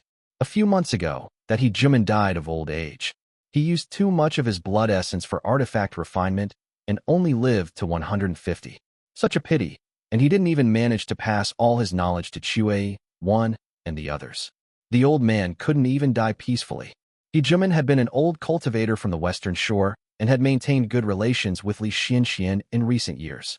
Li Kewan had not known he had passed away, and before she could respond, Li Xianxian continued. "Donghe hasn't said a word in the Jade Court these past years, and Jiyan has gone traveling again. Qiuyang, at least, knows how to let things go. He's gone boating on the lake. As for me, I've no one to talk to on this mountain. The few who come in 2s and 3s only do so because they think this old man still has some influence. Their false politeness is tedious." Aside from Li Qinghong, Li Kewan had followed Li Xianxian from the very beginning of her time on the mountain. Hearing his words filled her with guilt, but Li Xianxian said, "And Jian has only a few years left to live, yet they still sent him north. And guest cultivator and has run into trouble too. What sense does any of this make? I must have a good talk with the Taoist master about it later." By the time those few brief exchanges were over, they had descended onto Zhijing Mountain, where a man and a woman stood at the foot of the slope. The man in the lead was strikingly handsome, clad in pleated robes, his entire figure glowing with golden light like ripened wheat, split into 6 streams that danced with lively grace like sparrows.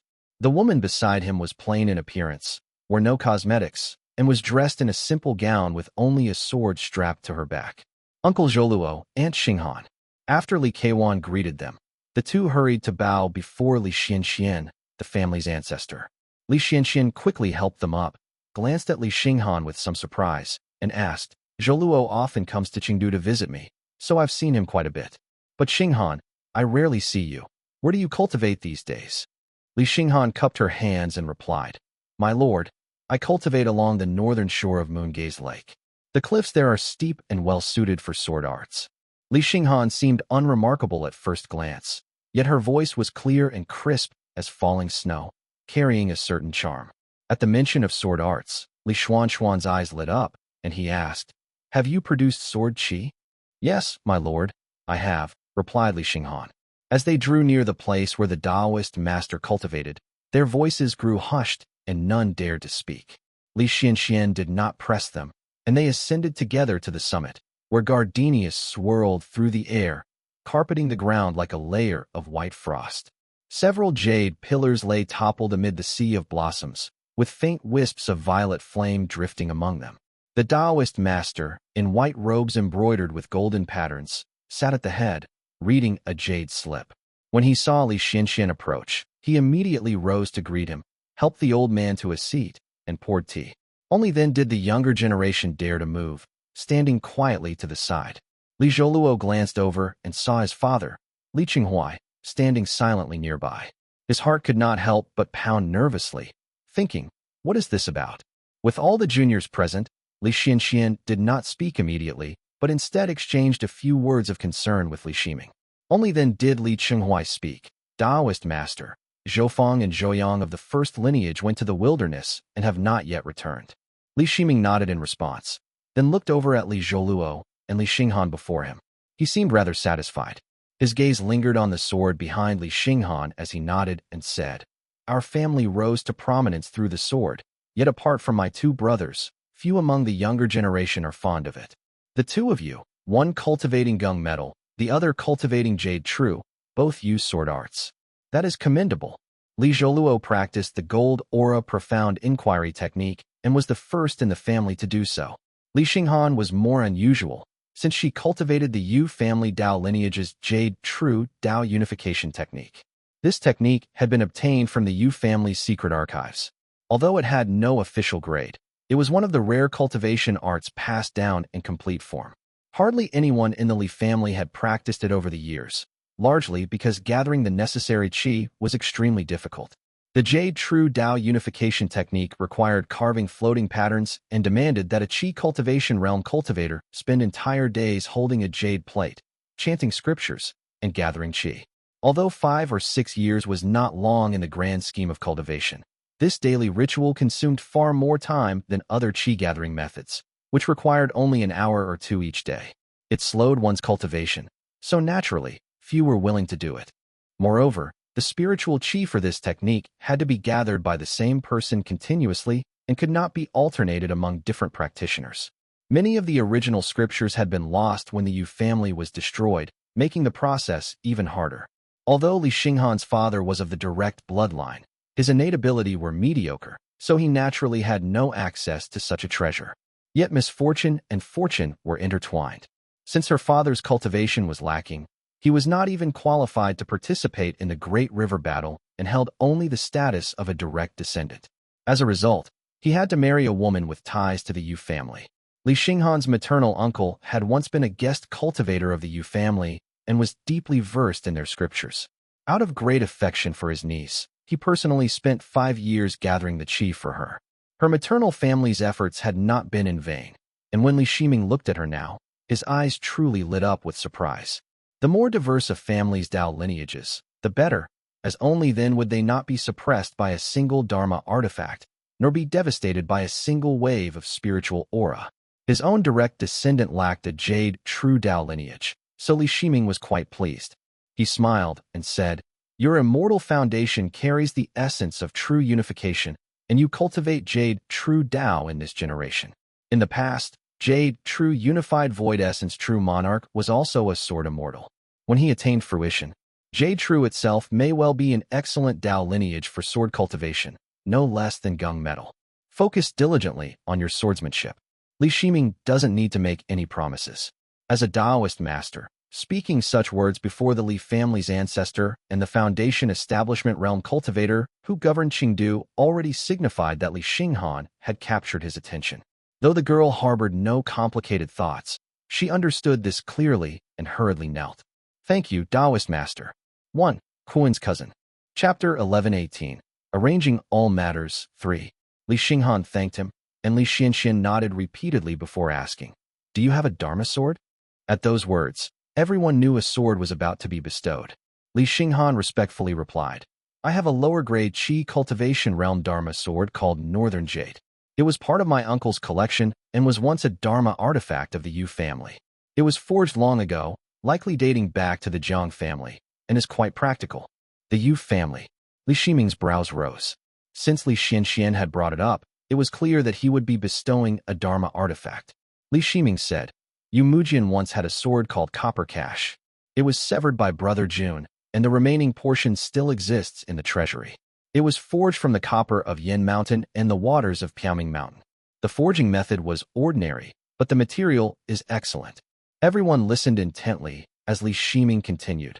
When you master threefold moonlight, come up the mountain. I will personally find someone to forge you a sword using copper cash as the material. Li Xinghan quickly bowed and thanked him, joy spreading across her face.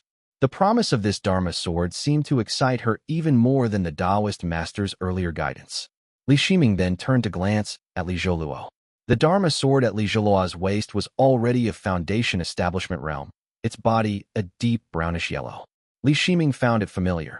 It should be the standard Dharma sword Shusher once used by his elder brother Li Shiji. Though merely of Foundation Establishment realm material, it was still quite suitable for him. In recent years, Li Qinghuai had grown closer to Li Shiji and his wife. As a result, Li Zholuo's cultivation resources and Dharma artifacts were well provided for and mostly supplied by his grandfather. What he used was no worse than what the Azure Pond sect direct descendant received, placing him in a class of his own within the Li family. Thus, Li Shiming merely asked a few questions about cultivation, then dismissed the two juniors, keeping only Li Keiwan behind. He said, "You and Jiangque wait at the foot of the mountain first." Once the juniors had departed, Li Xianxian finally spoke. He did not inquire about Siwei, but instead said, "Those two children are quite good, and then there are Zhou and Zhou. Your younger brother once looked them over and said that their only noteworthy trait was their honesty. Yet now, aside from Zhou, Zholuo, and Xinghan, they are the only two who can truly hold their own in the Zhouxing generation." His tone carried no anger, only a trace of lamentation as he said, "The rest of the dozen or so, the fickle, the foolish, and the inept are tolerable. But those who shut themselves away to indulge in their own pleasures, secretly drowning themselves in wine and lust, since it does not involve the common folk, Chengdu cannot punish them too harshly and can only let it slide. As for the remaining one or two, they are still imprisoned." Li Qinghuai quickly lowered his head and apologized. "It is we, the elders, we have failed to teach our younger generation properly. Your Chengming generation is either cultivating or dueling, and now there are so few of you left. You guys are not to blame." Li Xianxian merely waved his hand. Zhouming was born with a troublesome temperament, and that is a problem. When Li Shiming caught his grandson's name, he immediately understood. He glanced at Li Qinghuai and asked, "So grandfather is blaming me. I wonder what foolish thing Zhouming has done this time." After all, Li Shiming had just mentioned Li Zhouming. If something had escaped his notice, then it would fall on Li Qinghuai's shoulders. Yet Qinghuai had not withheld anything. He truly had no idea what foolishness Zhouming had committed. But the last person who had deceived a Taoist master had been reduced to ashes, and with that sharp gaze now fixed upon him, even though the Taoist master was his elder, he still froze in fear. Fortunately, Li Xianxian was shrewd in his elder years. A single exchanged glance told him all he needed to know, and he said, "This matter is beyond Chengdu's jurisdiction, and yet the blame still falls on me." Li Xianxian continued quietly. "Some years ago, when you were in seclusion and Zhouming's cultivation was still lacking, I thought to help him and asked Jiangque to arrange a position for him. But he refused to go, so the matter was dropped, and no one in the family knew. Later, when Qinghuai came out of seclusion, he assigned Zhouming a task, and he went reluctantly. Fearing that his cultivation might not earn respect, I privately gave him a spirit item to aid his cultivation. And yet, when I saw him a few days ago, his cultivation had not advanced at all." Li Shiming straightened, poured tea for Li Xianxian, and said, "I have been negligent in discipline." Li Xianxian shook his head. "A Taoist master's bloodline, kept idle at home. So be it, we do not lack him. Whether it is shameful is another matter. But because I hope for his improvement, I must speak more than a few words." Silence settled over the mountain. Fearing that Li Shiming might grow angry, Li Xianxian continued, "I am not saying he is entirely useless. In the younger generation, Zhou goes without saying, and aside from him, only Zhou, Zhou, Zholuo, and Xinghan have truly amounted to something. Zhouming, at the very least, is willing to listen to his father, and that does not make him the worst among his brothers." Li Shiming now understood his meaning and replied, "Just give him a nominal position and leave it at that. I never expected him to accomplish much anyway. It'll be enough if he focuses on guiding the children with ambition. Does grandfather expect us to prepare resources and assign someone to watch over his cultivation day and night? Our family has always selected the best through innate ability and intellect. We cannot break that rule." Li Xianxian could only sigh and change the subject. "Qinghuai, your Immortal Foundation is indeed formidable, but in my opinion, it should not be used for everything." Li Qinghuai looked slightly surprised as Li Xianxian went on. "There are some things you may not perceive. When the water is too clear, no fish can survive. In the 2 years you have led Qingdu, both the guest cultivators and the direct lineage have felt as if they are walking on thin ice. They have begun secretly communicating to evade your scrutiny. On the surface, things appear more orderly, but in truth, they have become more concealed. That is not a good sign.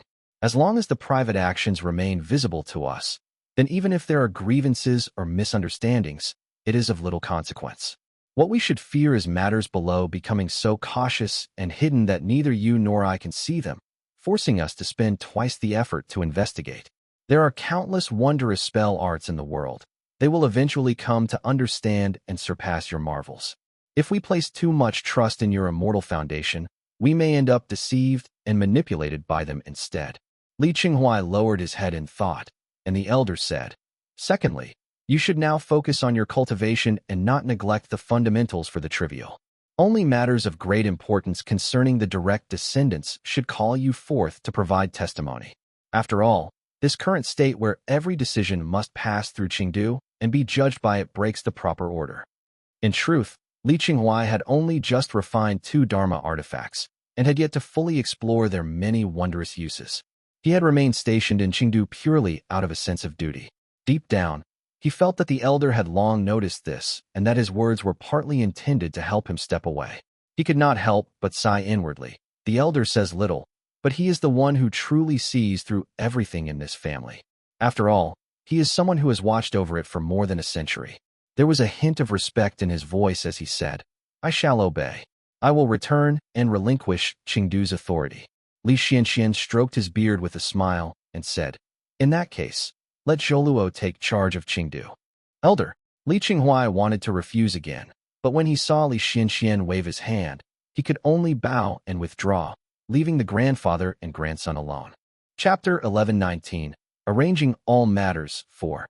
Li Xianxian glanced at the Taoist master silently sipping his tea beside him and asked, "Ming'er, where do you think the Zhouxing generation falls short?" The Taoist master in embroidered white robes drew back the heavenly light between his brows, took a sip of tea, and said, "Too kind, and thus vulnerable to deception." Li Xianxian praised, "Indeed."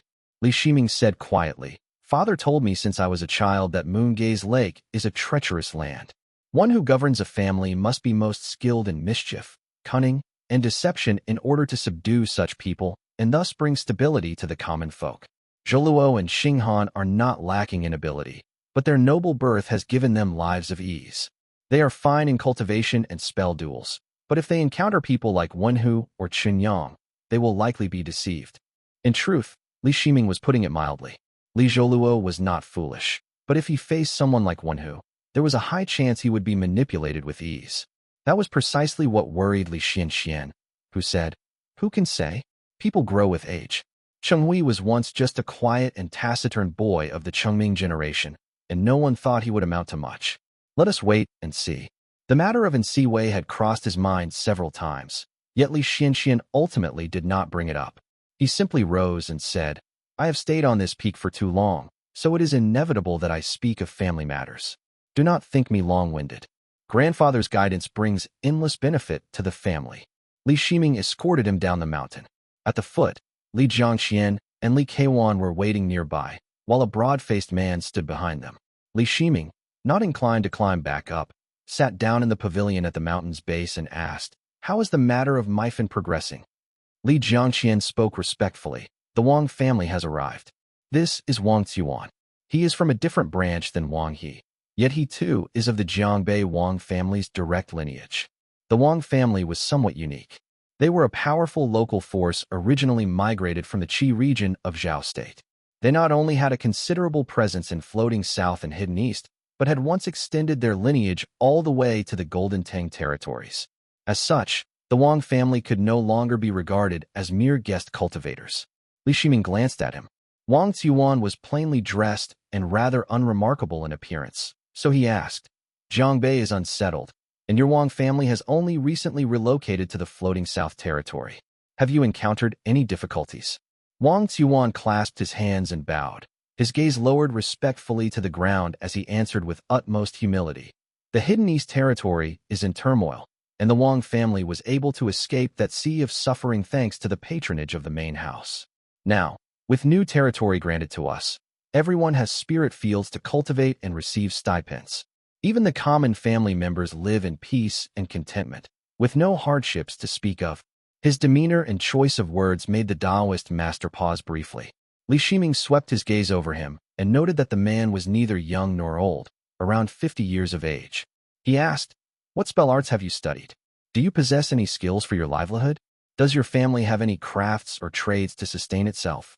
Wang Tzuan kept his eyes respectfully lowered, his submission absolute, and his manners more impeccable than anyone's. He replied solemnly, "Honored Taoist master, I have practiced the sword since childhood and have gained some skill, having cultivated sword qi for many years. My elder brother, Wang Tsudao, is currently near the floating South Territory and possesses some alchemical abilities to supplement the family's livelihood." Li Shiming noticed the man's calm state of mind that was neither servile nor arrogant. He was clearly no ordinary person, and his words were measured and restrained. A faint unease stirred in Li Shiming's heart. This one is no simple character either. One who, Ding Weizing, Gongsun Baifan, and now Wang Tsudao and Wang Tzuan. Jiangque truly is heaven's favored land. It is far from ordinary, and far too unusual. Li Shiming remained silent, and Wang Tzuan could only continue kneeling. Yet a strange premonition suddenly arose within the Taoist master. How does my family compare to the Shao family of old? Back then, when the Shao family gazed upon my ancestor Tongya, did they look upon him just as I now look upon Wang Tzuan? Did the Purple Mansion realm cultivators of that era think the same of my family? First there was Wan Huaqian and Yu Yufeng. Then came Li Cheijing and Yu Muxian. And now there is Li Tongya. Moongaze Lake truly is heaven's beloved land. Countless thoughts swirled through his mind, but after a brief moment, he nodded and said, "Very well. Since you are willing to serve in my household, your treatment will be according to that of our family's cultivators." Wang Tzuan nodded respectfully. Then, with a flick of the Taoist master's finger, a jade slip landed before him as the Taoist master said, "Our family possesses the Shaoshi sky-cleansing scattered cloud art, which is far superior to whatever minor technique you have studied.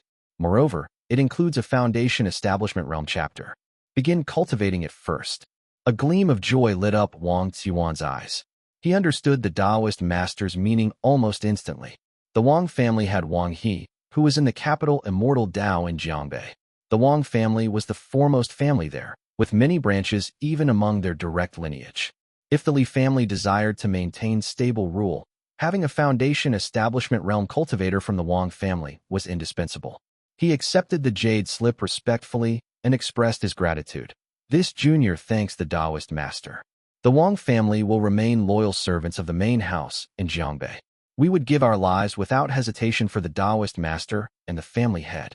Seeing that he had at least grasped the surface meaning, Li Shiming spoke more freely and nodded. Our family will set aside portions of the 3 aspects breaking realm pill, white breath yellow bud pill, and other such pills for you. When you are ready to attempt a breakthrough, come to Zhijing Mountain. Wang Tzuan thanked him respectfully and took his leave, descending the mountain. Once he had departed, Li Shiming turned to Li Jiangqian and asked, "Has a candidate been chosen from the clan to cultivate the Myfin technique?" Li Jiangqian nodded in reply. "Honored Taoist master, I have just checked. Unfortunately, Sister Qiui, who has a higher innate ability, has already broken through and cannot start the cultivation. Among the Jiangque generation, there are 3 who have reached the 5th or 6th stage of the embryonic breathing realm. This technique requires time to gather qi, but fortunately, the Wang family still has a stock of what is needed. We have retrieved it and will first have one of the younger family members begin cultivating, and then decide further steps." After seeing Wang Tzuan earlier, Li Shiming felt that he was at least capable. Given a few years, his cultivation might not turn out bad either, and that thought eased his mind. He said, "Wang Tzuan is a man of ability. As it stands, the Myfin Dao lineage cannot proceed without him, which shows he also carries sufficient fortune. You must watch him closely. The Wang family of Jiangque is too vast to be easily bound, but if you make good use of Wang Tzuan, he will be no less valuable than Ding Weizing." "This junior will remember your words," replied Li Jiangqian. Having settled the matter of Myfin, Li Shiming drew a stone box from his sleeve, which contained the final testament of Changshi. He handed it to Li Jiangqian and said, "I will make a trip to Purple Smoke Gate and perhaps stop by Xuanyao Temple afterward to settle the matter of Shanji Prefecture first. Notify Shaohui and have him gather the people of Profound Peak Gate. Tell them to retrieve the items beneath the seat of Stillness Peak Hall and cross-verify them with this portion. He did not linger and transformed into heavenly light. Li Jiangque remained bowed until that heavenly light vanished completely over the horizon, then rose and turned to Li Qian, asking, "Sister, how have you been these past few months?" "Not much progress." Li Qian responded softly, a trace of worry on her face as she said, "It seems Shanji Prefecture cannot be held any longer. The entire prefecture is about to be lost, and all of Profound Peak Gate's foundations will be scattered. I wonder how the Kong family members will react." Li Jiangqian replied, "What reaction can they possibly have? Has our Li family not already shown them enough benevolence and righteousness? Look at Xuanmiao Temple and Jingyi Mountain. Our family is preserving their Dao lineage. If something cannot be held, no matter how precious it is, it must be abandoned. Should our family risk lives to protect it?" Li Qian sighed. "Brother Jiangqian, that is indeed the truth, but clarity is often lost when one is caught in the middle of events. In Profound Peak Gate's eyes, it may not look like a rescue at all. They might see it as something their ancestor bartered for with spirit artifacts and treasures, something not offered to any other family. Everything now depends on whether Kong Gushi can make sense of it. If he cannot, his fate will be far worse than Yuan Fuyao's." Chapter 11:20, The Dark Night. Wilderness. Kong Gushi had fully recovered from his injuries. Dressed only in a Taoist robe, he rode the wind across the territory with 2 disciples close behind. As he scanned the region, he saw countless figures scattered below. Profound Peak Gate had relocated 500,000 people into the wilderness. Nearly half of the population had been removed from the lands they once held in Shanji Prefecture, abandoning the remote areas altogether. With their belongings packed, they had all migrated into the wilderness. The desolate land that had lain empty for 100 years now brimmed with life. Several safer settlements were established, many disciples were stationed to maintain order, and more than 10 Qi cultivation realm cultivators, followed by even more at the embryonic breathing realm, were dispatched throughout the region. As Kong Gushi calculated the land now under Profound Peak Gate's name in the wilderness, he felt a measure of relief. It's not too little. Enough to sustain the disciples we have now. The only issue is the lack of abundant spirit veins, which makes things difficult for Foundation Establishment Realm cultivators. Fortunately, we can still rely on the Li family's spirit mountain. The Li family had proven themselves generous. Most of the lands the Profound Peak Gate had once held in the wilderness had now been entrusted to Kong Gushi's care. Though he occasionally heard reports of Shanji Prefecture being attacked and plundered, he no longer had the time or energy to worry about it. All the loyal ones have moved here. From now on, the wilderness will belong to the Kong family. As for Shanji Prefecture, let them raid it if they wish, it's beyond my control. So long as it remains in our hands for even one more day, that's enough. Halfway through his flight, he noticed from afar that his people were all gathered atop a mountain. Li Chenghui stood off to the side with a spear in hand, making Kong Gushi's eyelids twitch. He sped forward and landed on the mountain just in time to hear Li Chenghui say, "Gate Master Kong, you've finally returned. There's an important matter we must discuss." Kong Gushi glanced around and saw Kong Qiuyan, Kong Xiaxiang, and even another key figure, Kong Guli, all waiting at the side. He quickly stepped forward and said, "Please give your instructions. I wouldn't dare call it an order. I merely wish to speak with you." Li Chenghui said solemnly, "I received news earlier. My family's Taoist master has gone to the Purple Smoke Gate and sent me here to deliver a message. He asks that your gate retrieve an item." "What item?" Kong Gushi grew uneasy at those words, fearing he might mention something like Kong Haiying's severed head. Beads of sweat formed on his forehead, but Li Chenghui said, "Taoist Master Changshi once left behind something beneath the main seat of Stillness Peak Hall. Please send someone to retrieve it." Kong Gushi quietly let out a breath of relief. After glancing around, he chose the most reliable among them, Kong Guli, and said, "I must trouble you, elder brother, to make the trip." Kong Guli nodded and left, leaving Kong Gushi and the others standing helplessly in the mountain. Kong Qiuyan glanced at Li Chenghui, then at her own gate master, unable to focus on anything. In the end, she could only lean against the doorway and wait. The elderly Kong Yu, still not fully recovered from his injuries, wanted to ask questions but dared not. He could only pace restlessly. It was only when the sky began to darken that a streak of light approached them. Kong Gully hurriedly descended onto the mountain, carrying a stone box in his hands, and said, "There were rather intricate secret techniques concealed beneath the seat. That's what delayed me." Kong Gushi was in no mood to respond. He opened the jade box, and the Kong family members all leaned forward to look. Their eyes were filled with alarm as they saw a single piece of cloth lying inside, bearing only one line of writing. In urgent times, expediency must prevail. Shanji Prefecture and the Profound Peak Gate shall be entrusted to Taoist Master Zhaojing. The cloth had been written by the Taoist master himself and had already transformed into a jade-like texture. Its smooth surface reflected their anxious faces. The elder Kong Yu read it twice before finally speaking. It is the ancestors' immortal decree. Seeing that the decree posed no issue, Li Chenghui then took out another jade box from his robe and removed a stiff, stone-like spiritual cloth. He placed it on the table, and the room fell silent as they leaned in to read. Entrust Taoist friend Zhaojing with the care of Profound Peak Gate. Should the situation turn unfavorable, Shanji Prefecture may be handed to another family in exchange for aid. The Kong clan was struck dumb. Shanji Prefecture meant as much to the Kong family as Moongaze Lake did to the Li family. Losing all of Shanji Prefecture would be like the Li family losing its 16 prefectures and 2 mountains. They would be left with nothing but a barren Pinjia Island.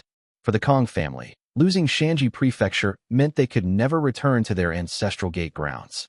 All they could do was remain in the wilderness and serve as a shield for others. Although they had already relocated so many people and had faintly anticipated this outcome, seeing it laid bare before them still left them disoriented and lost. Kong Gushi was stunned as well. In all honesty, after the battle on the river, Kong Gushi had already realized how vast the gap in power was between Profound Peak Gate and their enemies.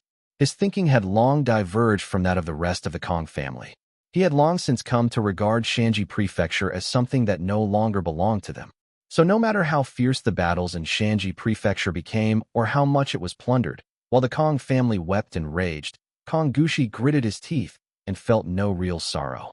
All his attention was focused on what had once been their subordinate lands and was now their new territory, the wilderness.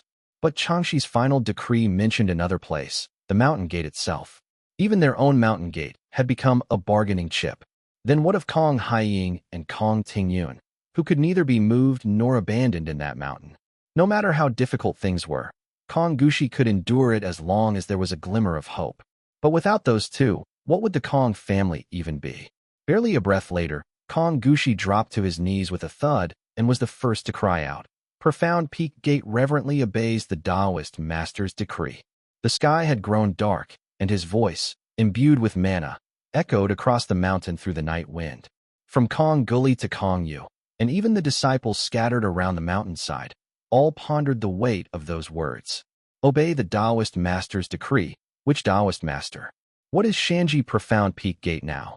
If there is no Shanji and no Profound Peak Mountain, is it still Profound Peak Gate? Yet their bodies reacted faster than their thoughts. Like wheat being cut down, they all dropped to their knees together and shouted in unison. Profound Peak Gate reverently obeys the Taoist master's decree. Li Chenghui was about to help him up, but Kong Gushi continued his kowtows and said, "The Taoist master has moved our people and left Profound Peak Gate a place to survive. All of Profound Peak Gate is deeply, immeasurably grateful. We have no way to repay such grace." The crowd recited the words like lost souls, their voices choked with sobs. Only after finishing did Kong Gushi rise to his feet and speak with heartfelt gratitude. "I must trouble you to make the journey. If there is any news from Shanji Prefecture, please inform us as soon as possible. We will swiftly relocate the few dozen people still remaining there so as not to delay matters or cause any misunderstanding." Li Chenghui gave him a complicated look, then nodded and rode the wind away. The moment he left, Kong Qian collapsed to the ground, while the young Kong Xiaxiang, eyes reddened, rose to his feet. He looked agitated, strode forward, and with a loud bang, shoved open the hall doors in anger. Kong Gushi, who had been hunched over the whole time, suddenly exploded into motion. He stepped forward and grabbed Kong Xiaxiang by his Dharma robe, yanking his face toward him. The gate master was like an enraged lion as he roared. "What do you mean? What do you mean? Speak. What do you mean?" His voice cracked like thunder, shaking the entire hall and snuffing out every spiritual lamp within. Darkness swallowed everything from sight. When he met Kong Gushi's blazing eyes, Kong Xiaoxiang's once fierce and indignant expression softened. Gritting his teeth, he said, "Gate Master, this junior intends to deliver the decree." Only then did Kong Gushi release him, speaking in a hoarse voice. "You are in no condition to go out now. Stay here on this peak and go nowhere. We will speak of it again in 3 to 5 days." The eldest, Kong Guli, watched the entire scene without saying a word. Only Kong Yu wiped his tears as he left. The old man, ever prone to self-pity, flew alone into the night and vanished from sight. After more than 15 minutes, Kong Gushi slowly stepped outside the hall. The lamps outside had gone dark as well, and he lifted his gaze toward the sky. He noticed that there was no moon hanging in the sky. The forest winds howled mournfully, and the entire mountain peak was drowned in darkness. His disciples stood lined on both sides, their faces swallowed by the night, features indistinct, as if each one of them was trembling. Chapter 11:21, Pill and Formation I. Though the night was deep and heavy, the purple smoke-blessed land was bathed in brilliant light. Strands of purple qi coiled and rose like silken threads, filling the air with ethereal immortality. It surged and receded like the tides, while rows of peaks emerged one after another from the thick purple clouds. Pillars of Dharma light shot straight into the heavens, illuminating the land with radiant brilliance. At the very center, exquisitely beautiful pavilions and towers floated above the purple qi. A Taoist master in a white robe traced with golden patterns glided forward on a beam of light, followed by a younger man with the bearing of a refined scholar. The purple qi parted around them, revealing a long and crystalline staircase of purple jade. Disciples of the purple smoke gate, even those who did not recognize the Taoist master, bowed low as he passed, and did not rise until he had gone far ahead.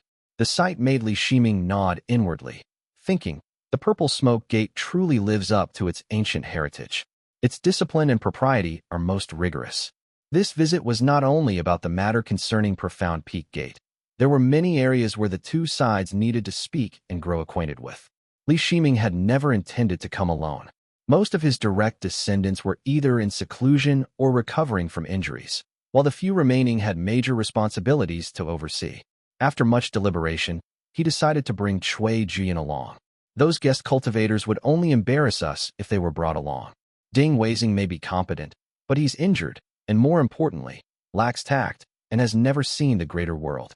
This direct heir of Chongzhou, Cui Jian, is the most suitable. Just then, a female cultivator riding on a cloud streaked toward them. Her feathered robe was a pale yellow, and the silk ribbons at her waist fluttered elegantly in a cascade of colors. "Greetings, Taoist Master Zhaojing." The female cultivator saluted, and the Taoist master in the white and gold robe responded with polite courtesy. "Is Taoist Master Tinglan present?" Li Shiming had exchanged letters with the purple smoke gate days earlier and confirmed that Taoist Master Tinglan had indeed returned before making this visit. The question was merely a formality, and the yellow-robed cultivator replied, "Our Taoist Master returned to the Blessed Land half a year ago. She had planned to leave on the 22nd day, but after reading your letter, she decided to remain for a few more days and sent this junior to await your arrival." She led the way forward as the purple mist billowed and spread. Li Shiming turned his head slightly and spoke softly. "This is the purple smoke Immortal Gate of the Green Pine Supreme Yongdao lineage." He spoke these words to Cui Jian, who followed behind. The young man stood upright, gazing in slight amazement at the purple qi flowing through the mountains. He answered respectfully and felt much more at ease inside.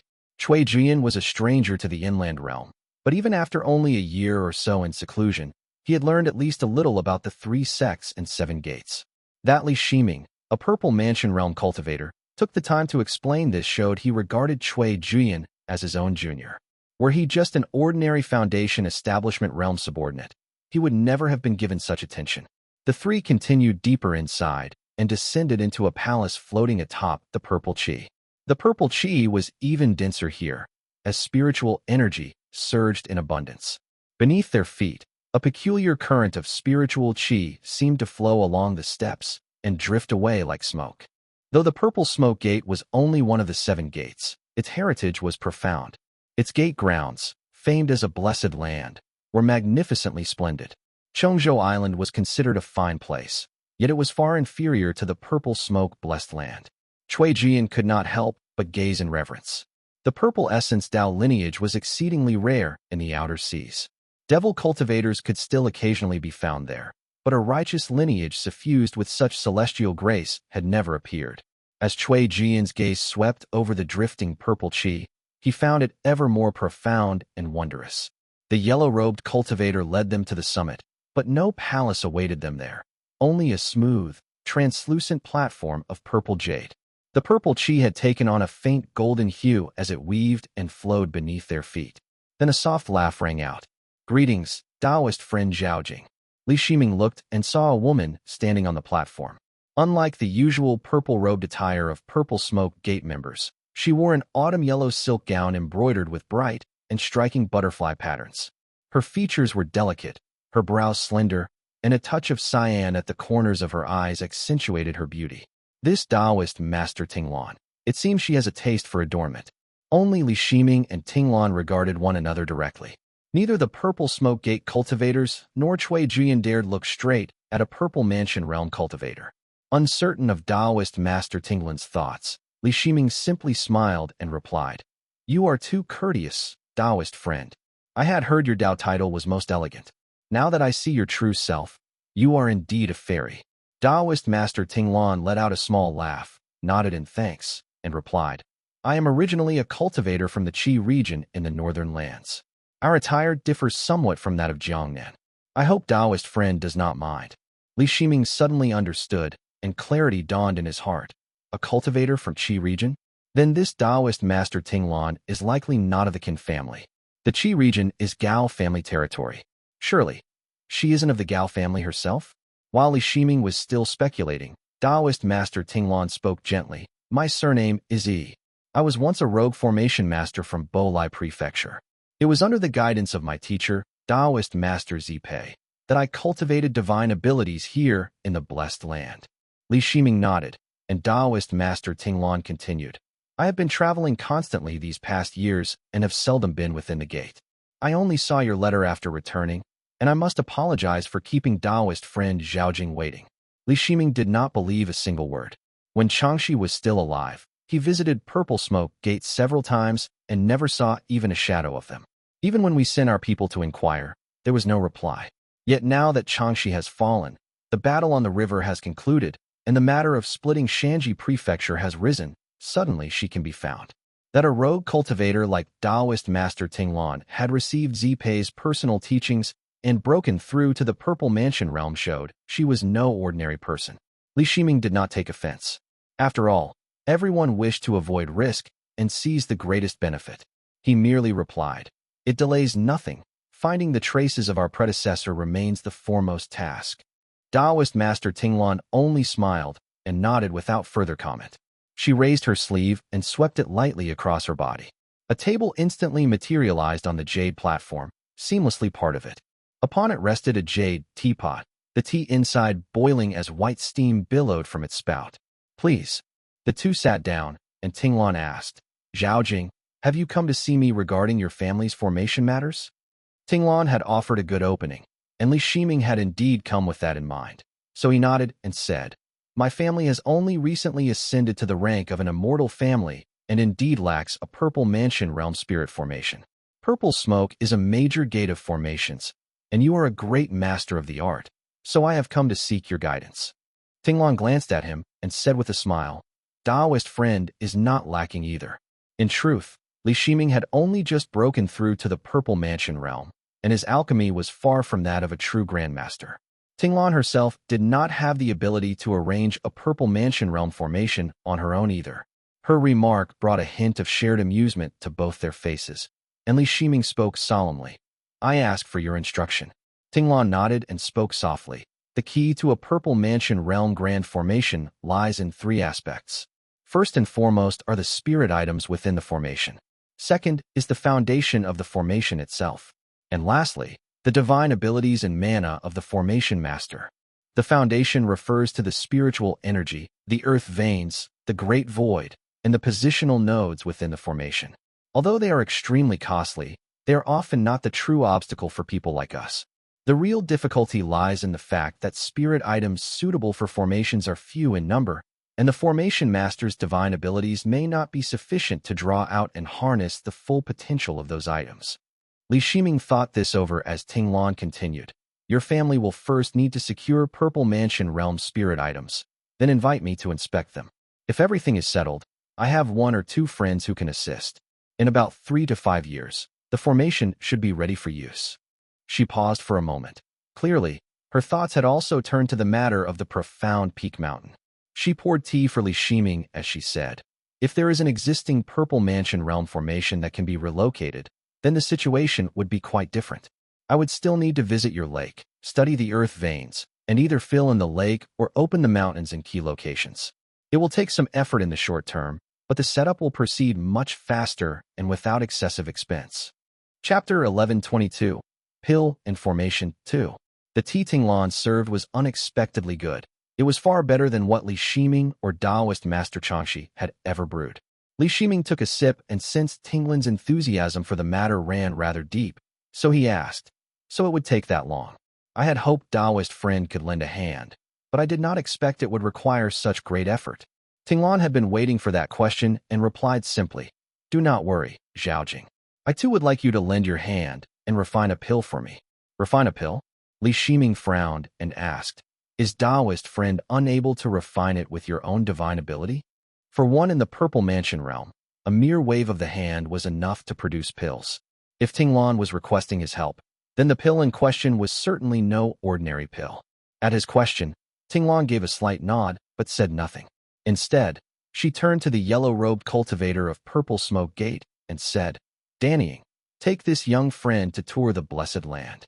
Cui Juyan immediately understood. Seeing Li Shiming nod, he and the yellow-robed cultivator left quickly. When the purple smoke closed in around them, Tinglan finally spoke. When people like us with a divine ability refine pills, we are only capable of producing those for Foundation Establishment Realm or Qi Cultivation Realm.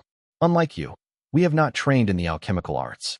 Once Xinyang ascends into the Great Void, Yin and Yang achieve balance. But the moment we pour our full strength into alchemy, that power inevitably affects the Xinyang mansion over time, upsetting that balance. I even have to ask Taoist Master Hengxing to trade me decent essence-gathering pills.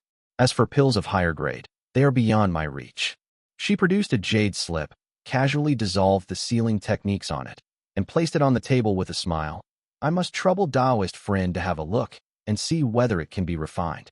Li Shiming had not expected such an unexpected opportunity and took it up to read. Heavenly Quintessence Expelling Pill.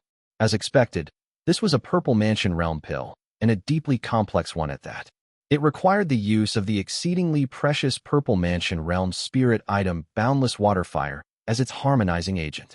Only after refining it with a divine ability 16,200 times could it form a pill body using heavenly origin essence.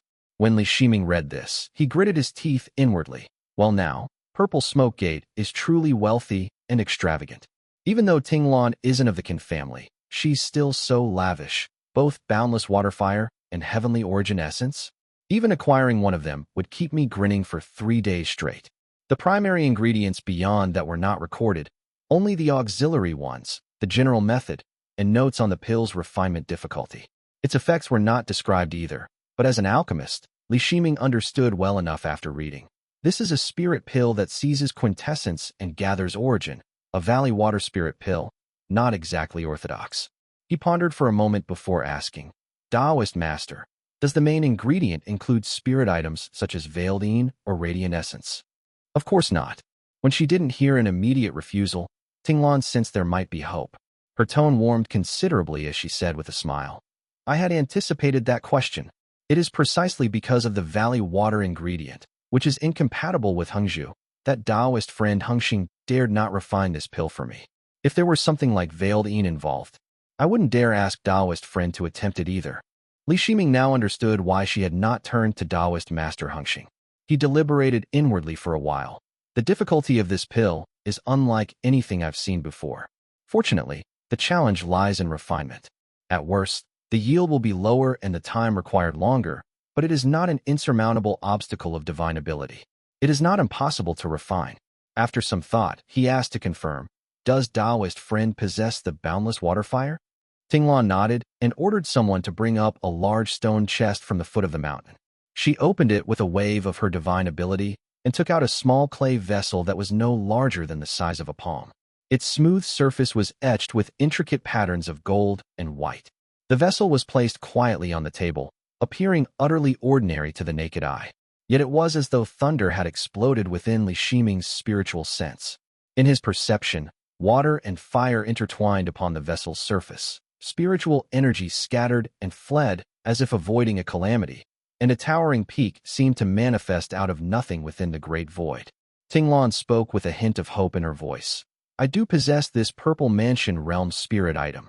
However, the boundless water fire repels spiritual energy, and driving it with one's divine ability is extremely draining. Does Taoist friend have confidence in handling it?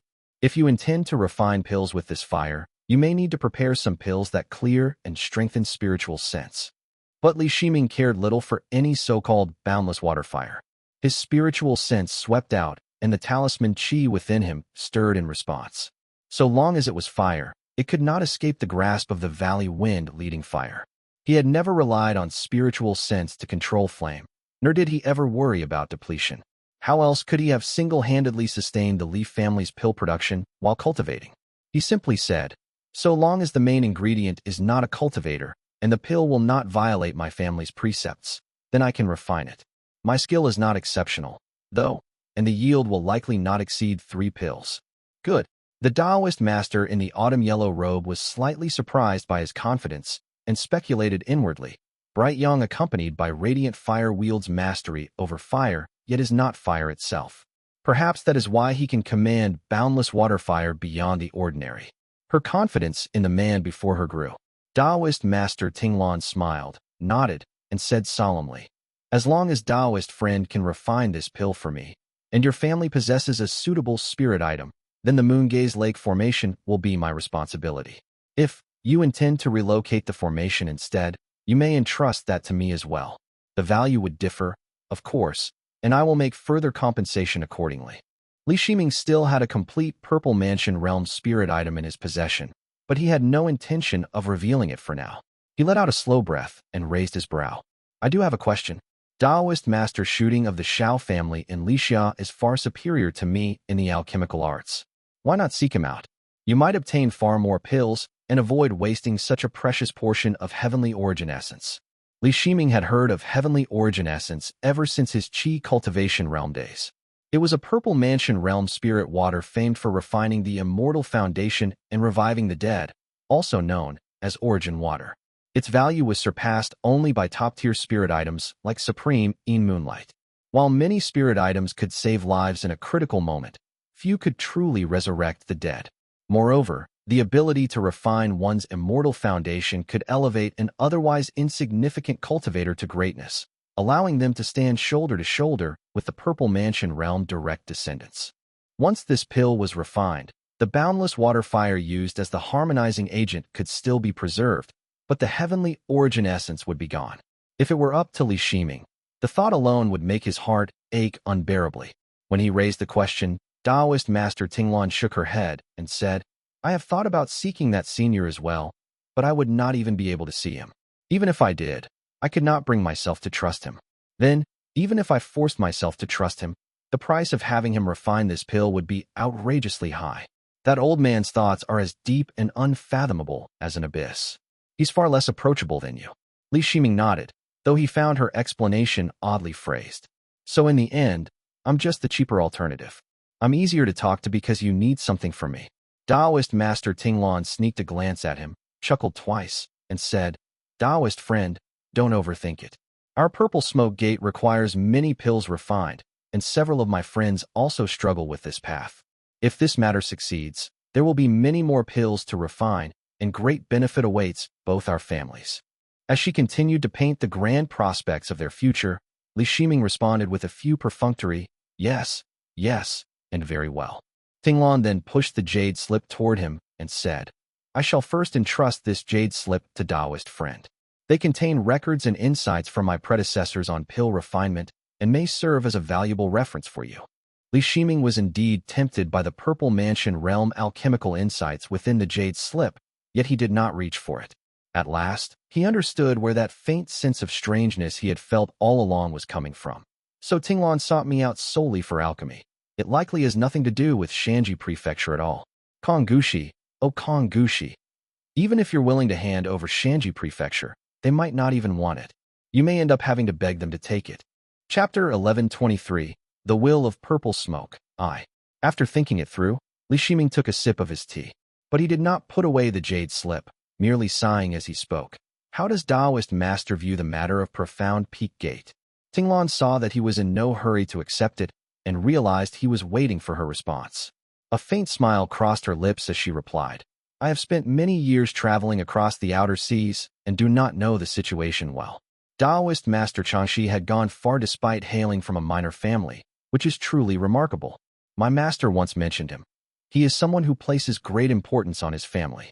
Li Shiming raised his brows and looked at her as the woman continued. After all, they are our neighbors. My purple smoke gate has been watching them for a long time. Hai Ying and Hating in the early days, then Gusen and Tingyun later on, were all excellent aides. Since he valued his family, he remained still. Even a cunning rabbit keeps 3 burrows. So how could a purple mansion realm cultivator not do the same? Now that he is dead, Profound Peak Gate may appear beyond saving. But in truth, its burrows are more numerous than its roads forward. The Immortal Gate might not survive, yet its bloodline and Dao lineage remain as unshakable as Mount Tai. Besides, is there not the Moon Gaze immortal family? Li Shiming quickly shook his head. Although he had never interacted with Changshi before, and though the man's name had often been accompanied by mocking jokes when he first heard it, now he understood better and replied. Senior Changshi was deeply thoughtful. It was only Shanji Prefecture, yet the old master spoke of it again and again, saying its millions of people were the work of his life. They had been protected for centuries. Now that he can no longer safeguard them, he looked around and found that only Purple Smoke Immortal Gate remained a sacred land of orthodox cultivation. He could only rest assured if those people were entrusted to the righteous path.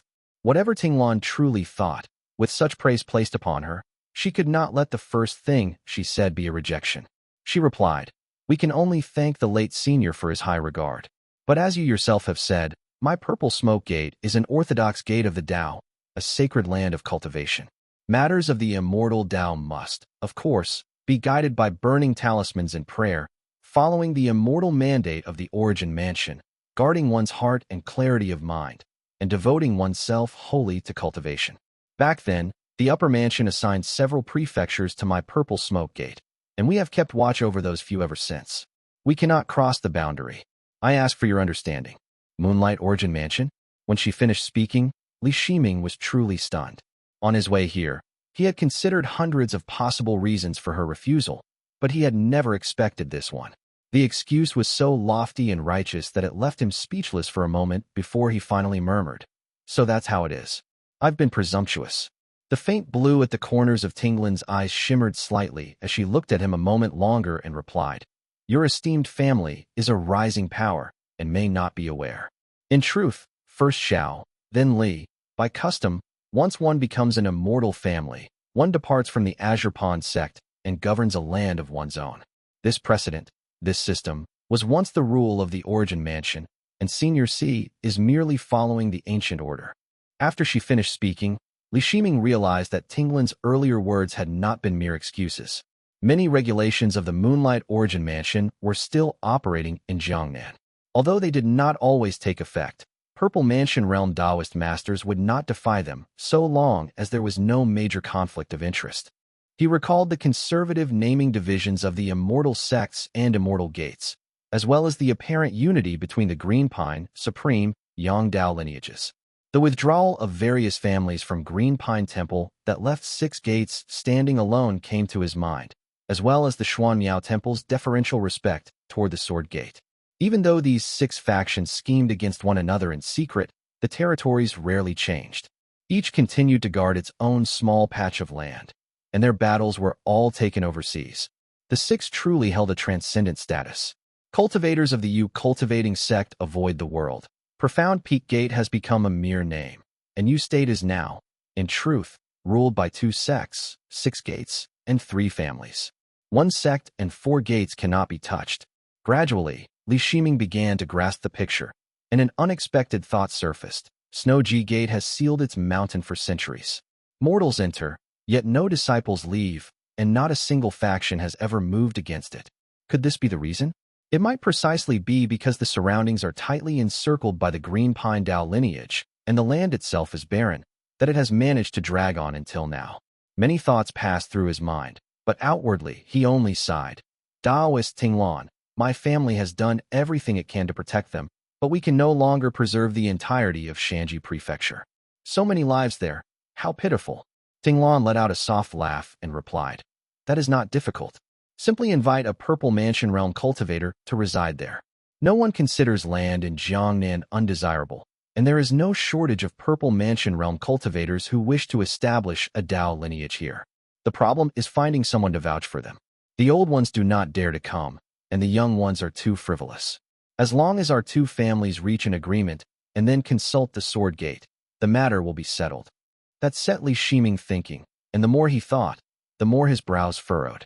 If there truly was a friendly Purple Mansion Realm cultivator nearby, it would not be such a bad thing. Yet with the profound Peak Gate Dao lineage in his family's hands, it would not sit well with others. Sending members of the Kong family there would be awkward for his own family and difficult to explain to Xuanmiao Temple. It is worth a try? As that thought circled in his mind, he put away the jade slip and asked tentatively, if we proceed with this idea, could the Immortal Gate send people to Shanji first to consolidate matters? My family has no strength left to guard it, and I fear that Shanji Prefecture will already have been looted clean by the time we hear any news. That is secondary. Seeing him put the item away, Tinglan frowned and said, if the matter is to be settled, there are two conditions. First, Profound Peak Mountain must be given to them. How could a dignified Taoist master establish a sect when every place in the prefecture where spiritual energy converges belongs to someone else? Where would they cultivate? That would be a disgrace. Second, Kong Haiying must die. Li Shiming had indeed expected those words, and he sighed inwardly. Tinglan's expression grew serious as she said, let me offer you a word of warning, Taoist friend. If Kong Haiying does not die, the conflict between your family and the capital Immortal Dao will grow heavier by the day and rapidly deteriorate into something irreconcilable. Yi Hui is not a stubborn or extreme man, but even he cannot tolerate Kong Haiying. His fortunes run deep, and he truly has the potential to break through. Taoist friend, you still have to refine pills for me. If you and Yi Hui end up fighting in earnest, the entire riverbank region will likely be thrown into chaos, and there will be nowhere left to refine my pills. It is the same with Profound Peak Mountain. If the Mountain Gate is given to them, what Taoist master could tolerate several Foundation Establishment Realm cultivators attempting breakthroughs within their own gate? If they succeed and emerge from seclusion, whose sect would the Mountain Gate belong to? Who would Shanji Prefecture belong to? Since the Profound Peak Gate lineage is already in your family's hands, Taoist masters seeking to move inland will hesitate. Once others seize Shanji Prefecture and Profound Peak Gate, the Kong family of the wilderness will, at best, be called a remnant family and, at worst, surviving scum.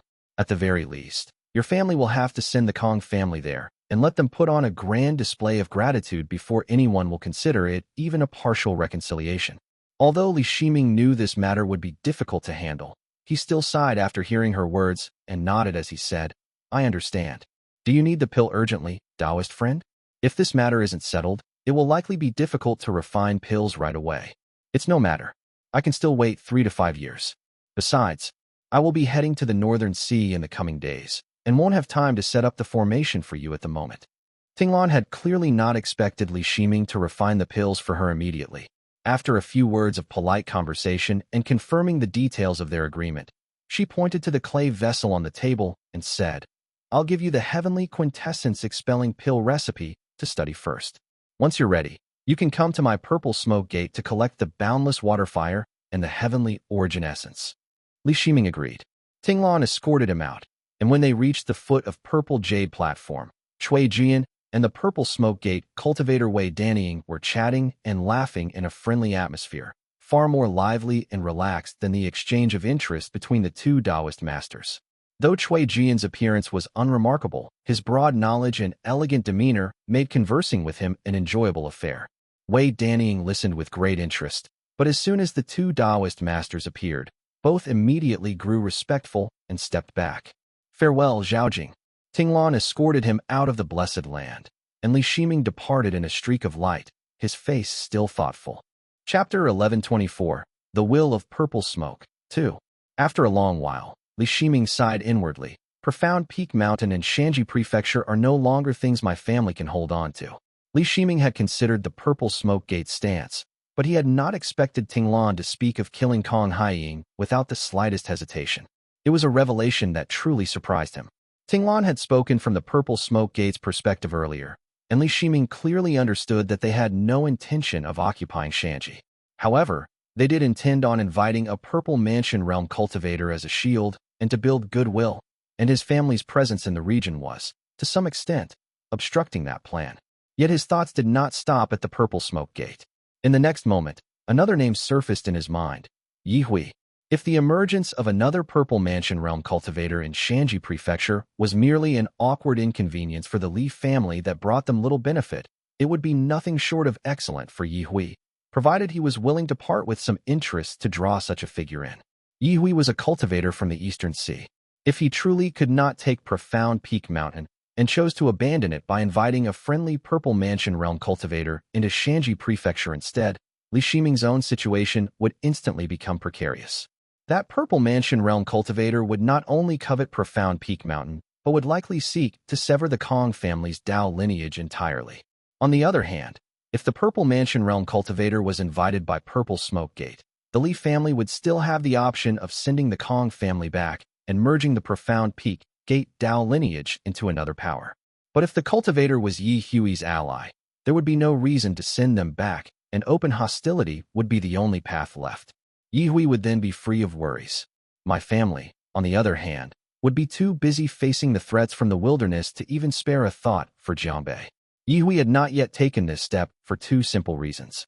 First, he could not bear to abandon Profound Peak Mountain, and second, he had yet to reach an agreement with Purple Smoke Gate or the Sword Gate. But that did not mean it would never happen. Has Yi Hui spoken to Tinglan already? Were her words meant as goodwill, or as a subtle warning after failing to reach an agreement with him? A chill rose in his heart. No matter what, Shanji Prefecture and Profound Peak Mountain must be dealt with swiftly. But if the Mountain Gate is to be handled, then the Kong family's Foundation Establishment Realm cultivators in seclusion must also be handled. Even if it means easing tensions with the capital Immortal Dao slightly, to free up time for pill refinement, at the very least, Kong Haiying must be dealt with. Changshi had said there were 3 people in seclusion: the guest cultivator Fu En, his great-grandson Kong Haiying, and the former gate master Kong Tingyun. In truth, Li Shiming could not even confirm whether the one who died back then was indeed Fu En, nor could he be certain that the ones in seclusion within the gate were those individuals. Even though Li Shiming could understand Changshi's state of mind in his later years of trusting no one, he still felt a wave of weariness and faint anger as he thought, hiding them here and there makes it impossible to help them. Enough. Since Changshi thought things through to this degree, there's no way he didn't realize Kong Haiying could well determine Profound Peak Gate survival. I can no longer care what the people of Profound Peak Gate think. If we don't take over Profound Peak Gate soon and use the Immortal Mirror to uncover the truth, then the Profound Peak Gate is not worth preserving at all. He left the territory of Purple Smoke Gate behind as he headed for home, plans gradually forming in his mind. His figure appeared atop Zhijing Mountain, and Shui Jian descended from the heavenly light, standing silently beside him. Li Shiming gave an order. Go summon the ones in charge, and bring K1 as well. Call Qinghui out too. We'll go together. Wilderness. Dawn was just breaking, and a damp mist spread through the mountains.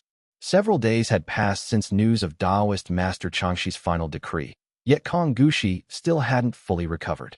He had planned to recite incantations until midnight, but lost in thought, he looked up to find that dawn had already arrived.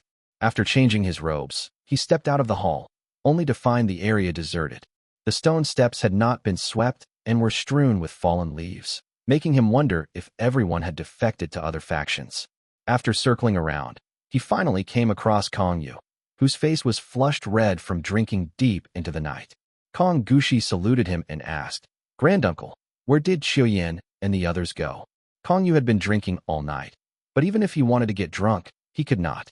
He was still perfectly clear-headed as he replied, "You had locked up Xiaxiang." A group of cultivators from the capital Immortal Dao has arrived in the wilderness, likely from Jiangque Prefecture. I don't know how chaotic things have gotten, but Qian has taken people to intercept them. He paused and added with emphasis, the Li family people are there too. Kong Gushi acknowledged this with a sound, then asked about Kong Guli's whereabouts. Where is elder brother? Kong Yu raised his brows and replied, Lord Chenghui sent someone here, asking for our family's soul lamps and life jades. Your elder brother just took him there. Kong Gushi fell silent and turned toward the front courtyard. A commotion rose around the stone steps, as large bundles were carried up in several sacks. The gate master of Profound Peak Gate raised his brows and looked over, seeing his elder brother Kong Guli climbing the mountain with Fu Yuezi at his side. Kong Guli looked lost and despondent, while Fu Yuezi was the same as always, carrying a Dharma artifact on his back and waving at him. Kong Gushi went up to greet them, grasping the old man's hand and finding it icy cold. He asked softly, I heard Granduncle say, you only just left. Kong Guli spoke in a desolate voice. Yes, I just left. But once the news from a few days ago reached them, the elders in the mountains quickly packed up the soul lamps, life jades, Dao lineage manuals, and other artifacts. They all want to flee here, so of course they were swift about it. Kong Gushi was at a loss for words. Streams of light streaked endlessly across the sky, and the clamor on the mountain only grew louder. When he took a few steps forward, he saw a group of people descending from the sky. They were led by a golden-eyed man with the bearing of a dragon and tiger, and Kong Gushi felt as though a giant hand had seized his heart. He hurried forward and said, Greetings, family head. What brings you here? Li Zhouwei, who had always been courteous toward him, nodded and said, My injuries have improved considerably. By order of the Taoist master, I've come to take command here in the wilderness. Sweat beaded on Kong Gushi's forehead as he nodded repeatedly. Before he could ask anything further, heavenly light flickered before him and the surroundings grew suddenly bright. All around, people lowered their heads and knelt in reverence. All of a sudden, a Taoist master clad in white robes embroidered with golden patterns stood in front of them, surveying them all. The sight frightened Kong Guli into stumbling back several steps, and Kong Gushi started violently before dropping to his knees in obeisance. Whether or not they had seen him before, everyone from Profound Peak Gate knew a Taoist master when they beheld one. In an instant, no one remained standing on the mountain as waves of respectful voices echoed through the air. As Kong Gushi knelt, he stole a glance upward and saw that Li Shiming's expression betrayed little emotion. Yet Profound Peak Gate had only just received the ancestral orders concerning Shanji and the Mountain Gate. The weight of the orders left him trembling with fear as an inexplicable dread rose from within. He pressed his knees firmly to the ground, and only then did the Taoist master speak, his voice neither hurried nor wrathful. Bring me Kong Haiying's soul lamp. A chill seeped from Kong Gushi's heart all the way down to the soles of his feet. As a gate master, he could not grasp the full intricacies of the Purple Mansion realm cultivator's struggles or the grand schemes at play, but from the direction of events before and after, he had already sensed too many unfavorable signs. All he could do was respond with utmost respect. This junior obeys. Chapter 1125, Indistinguishable Truth and Falsehood. The black-robed cultivators had already fetched the items. As soon as Kong Gushi gave the word, the guest cultivators carried in a stand lined with 2 neat rows of soul lamps. The base was crafted from a dark-colored wood, and the faint blue flames danced gently. The bottom row held only life jades. They clearly belonged to disciple-level guest cultivators and were therefore not very important. A tier higher were the lamps of Kong Qian and the others. Most had already gone out. Above that were those of Kong Gushi's generation. The lamps were larger, with more intricate patterns, and only 3 of the 10 remained lit. The next tier was almost completely extinguished, with only a single lamp still burning, which Li Shiming could tell belonged to Kong Tingyun. 1 level higher stood another single lamp on a gilded base, which should correspond to Kong Haiying. At the very top rested an extinguished soul lamp with gold and silver patterns and a jade base. It was Changshi's lamp. That single piece alone made the stand incredibly heavy, though the guest cultivators, being Foundation Establishment Realm cultivators, held it steady with ease. Kong Gushi was being obsequious now. The ancestral soul lamps were normally placed in the ancestral hall where no one dared to even touch them, yet they were being carried up as if serving dishes. The few from Profound Peak Gate All felt humiliated and lowered their heads in shame. But no one paid them any attention. Everyone stared curiously and in awe at the lamps. Only a young man in crimson robes stood behind Li Zhouwei with his hands clasped, his golden eyes fixed on the profound peak gate cultivators. Sun Bai tugged gently at Kong Guli's sleeve to calm him. Kong Qiuyan lowered her head and closed her eyes, while profound peak gate's gate master Kong Gushi stood at the front, bowing respectfully. When he sensed the young man's gaze, he lowered his head even more. Li Jiangqian withdrew his gaze and gestured to Li Keiwan, who was dressed in a cloud silk gown. She too looked at Kong Gushi and spoke through secret techniques. That man is the profound peak gate master? The Taoist master wishes to investigate thoroughly. He had better cooperate. Li Jiangqian replied. If not for Kong Gushi, the profound peak gate Dao lineage would have fallen long ago. I've long heard Granduncle Chenghui speak of him. Let's see how he handles this. The crowd remained outwardly silent, though many were already whispering their private thoughts. Li Shiming was aware of this and simply instructed, Speak, Gate Master. Kong Gushi quickly obeyed, stepping forward and pointing to the brightest soul lamp, the one on a gilded base, placed one tier above Kong Tingyun's, as he explained. This is the soul lamp of my granduncle, Kong Haiying. Everyone looked upward. Li Shiming said nothing, while Li Zhouwei beside him spoke. Bring the portraits. Before Kong Gushi could respond, someone below had already brought them up. Li Wen received the portraits and unfurled one, revealing a broad forehead, square-faced middle-aged man. Beneath it lay more than a dozen similar paintings, all nearly identical. Kong Gushi did not need to offer an explanation. It was clear the portraits had been drawn separately for his disciples and guest cultivators. He lowered his head without speaking. When one of the black-robed cultivators came forward to examine the soul lamp, he bowed respectfully and said, reporting to the Taoist master, although Lord Haiying often secluded himself in cultivation, he did appear once before his breakthrough. I have met him, and the aura matches that of this soul lamp exactly. This is without doubt his lamp. The aura within a soul lamp always matched that of its owner. Several others came forward to verify as well, including a few rogue cultivators who had seen him before. All confirmed the identification beyond question. Only then did Li Shiming sweep the lamp with his spiritual sense, memorizing the aura within. Li Shiming could easily summon the immortal mirror to identify the cultivators currently in seclusion within the secret chamber. Yet this matter could not be made public, and the only profound peak gate cultivator he had met in person was Kong Tingyun. That meant even if Li Shiming used the immortal mirror to determine who was inside, he still would not recognize them. He could only rely on their appearance, and appearances were easily disguised. Those of the Purple Mansion realm could even alter their features entirely. Only aura could not be faked. Now that he had recorded the soul lamp's aura, Li Shiming sent for Fu Wen's records, his aura, cultivation level, and physical features. Though Kong Gushi didn't understand the purpose, he complied with every request. Fu Wen was rumored to be dead and thus had no soul lamp, but after some searching they found a Dharma artifact he had once refined with his own blood. The portrait showed a man with a scarred face who seemed far from pleasant. Li Shiming was now confident he could distinguish the cultivators in seclusion. But this grand display was not simply for identifying auras. It also served to justify his future judgments and actions, whether through divination or shamanic spell arts, all to avoid raising suspicion. Kong Gushi knelt firmly on the ground and finally heard the Taoist master speak from above. Do you have any personal belongings of these individuals? Kong Gushi respectfully replied quickly. After so many decades, most can no longer be found. Apart from one weapon of Fu Wen's, the rest of the Dharma artifacts have changed hands and lost their connection. Fortunately, Lord Haiying still has living descendants, though Lady Tingyun. No matter. Bring whatever you can find. Li Shiming nodded. This was, after all, merely for appearances. It did no harm. Having items belonging to Kong Haiying and Fu Wen was sufficient. Attendants quickly moved to make the arrangements. At that point, the demonstration had served its purpose. The vague mention of personal belongings left ample room for speculation among the gathered families, making any subsequent action appear reasonable.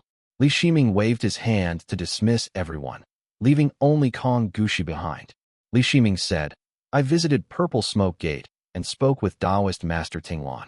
Shanji Prefecture cannot be held, and your mountain gate will likely fall as well.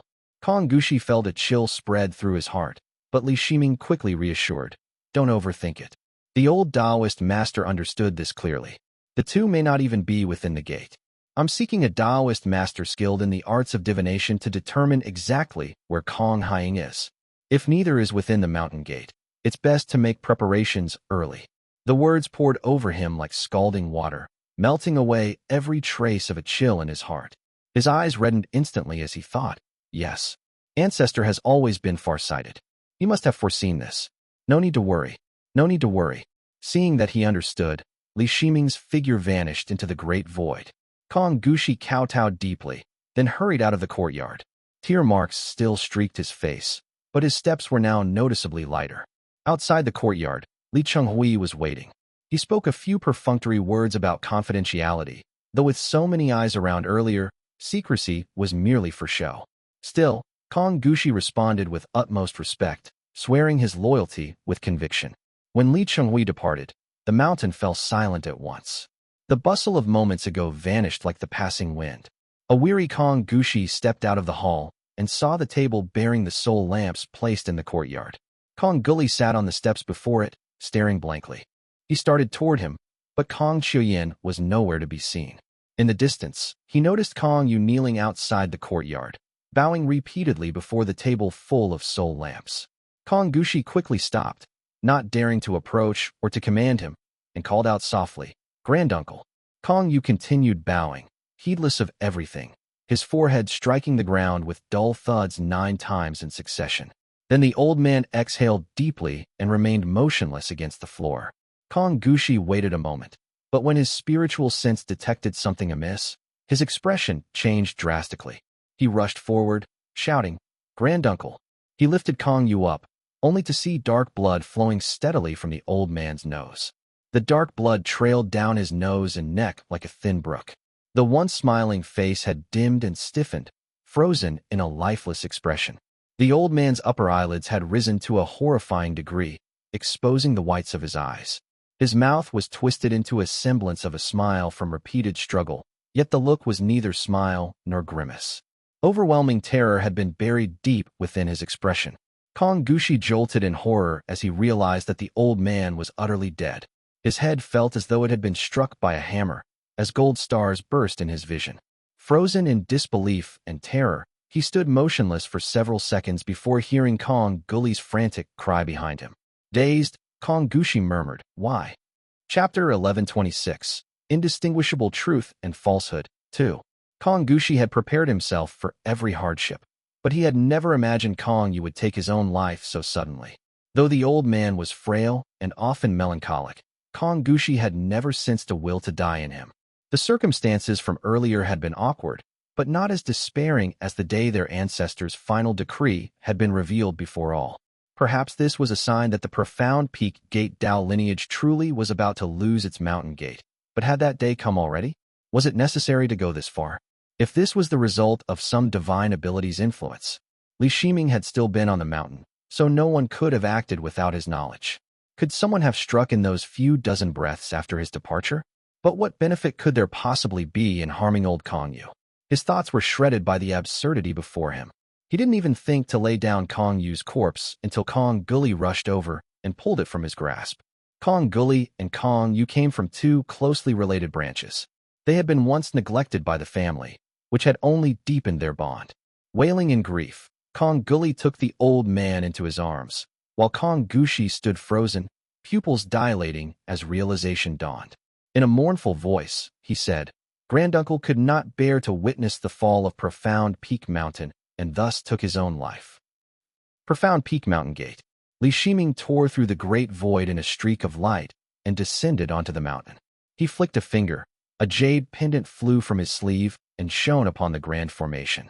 The Purple Mansion Realm Formation, the 100 Mountains Spirit-containing formation, instantly opened of its own accord, and Li Shiming stepped inside with ease. Most of the Profound Peak Mountain Gate was already under the Leaf family's control. Only the Dao Collection and the Treasury remained untouched. The 100 Mountains Spirit-containing formation was no exception. Li Shiming's authority over it far surpassed that of Kong Gushi. As his radiant form appeared within the formation, his spiritual sense linked with the formation plate, sealing off the great void.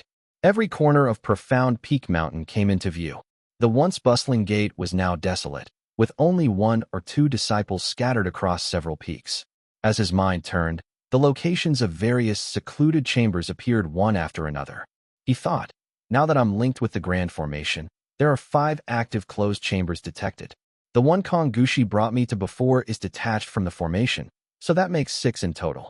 Feigning contemplation, he silently chanted in his heart. I, Li Shiming of the Li family, humbly invoke the immortal mirror to explore the hidden, perceive the subtle, illuminate the profound, discern all directions, and seize spirits and gods alike. A chill rose from his Shenyang mansion. Neither the great void nor the physical world changed in any way, yet Li Shiming's spiritual sense expanded exponentially, bringing every illusion and reality within profound Peak Mountain Gate into sharp focus.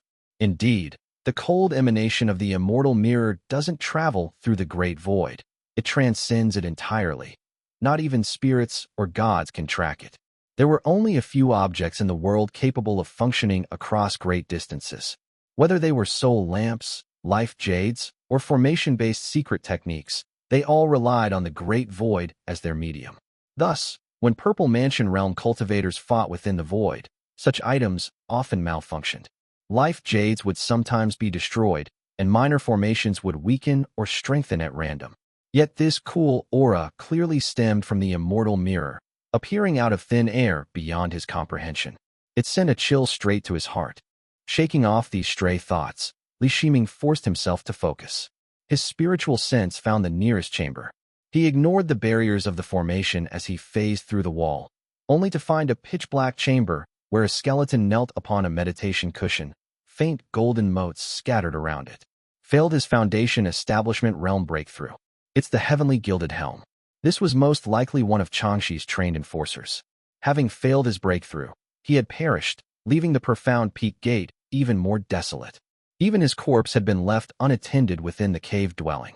Li Shiming withdrew his spiritual sense and entered another chamber, finding it completely empty except for a few formations quietly operating on their own. He proceeded to inspect the remaining 3 chambers one by one. Apart from another corpse, the other 2 were just as vacant. After circling around, he finally arrived at the secluded chamber that Konggushi had identified as Kong Tingyun's place of cultivation. This place had been deliberately concealed and disconnected even from the Purple Mansion Realm Grand Formation. The gate had been forged from profound patterned stone, which insulated the inside and harmonized with earth virtue. When Li Shiming's spiritual sense passed through the walls, he found the interior layered with rich spiritual soil. Its spiritual qi was so dense that faint star-like lights flickered within. The cultivator's physical body had seemingly dissolved into spiritual qi, fueling the breakthrough process, and was almost completely obscured by the swirling aura. Yet the presence was unmistakable.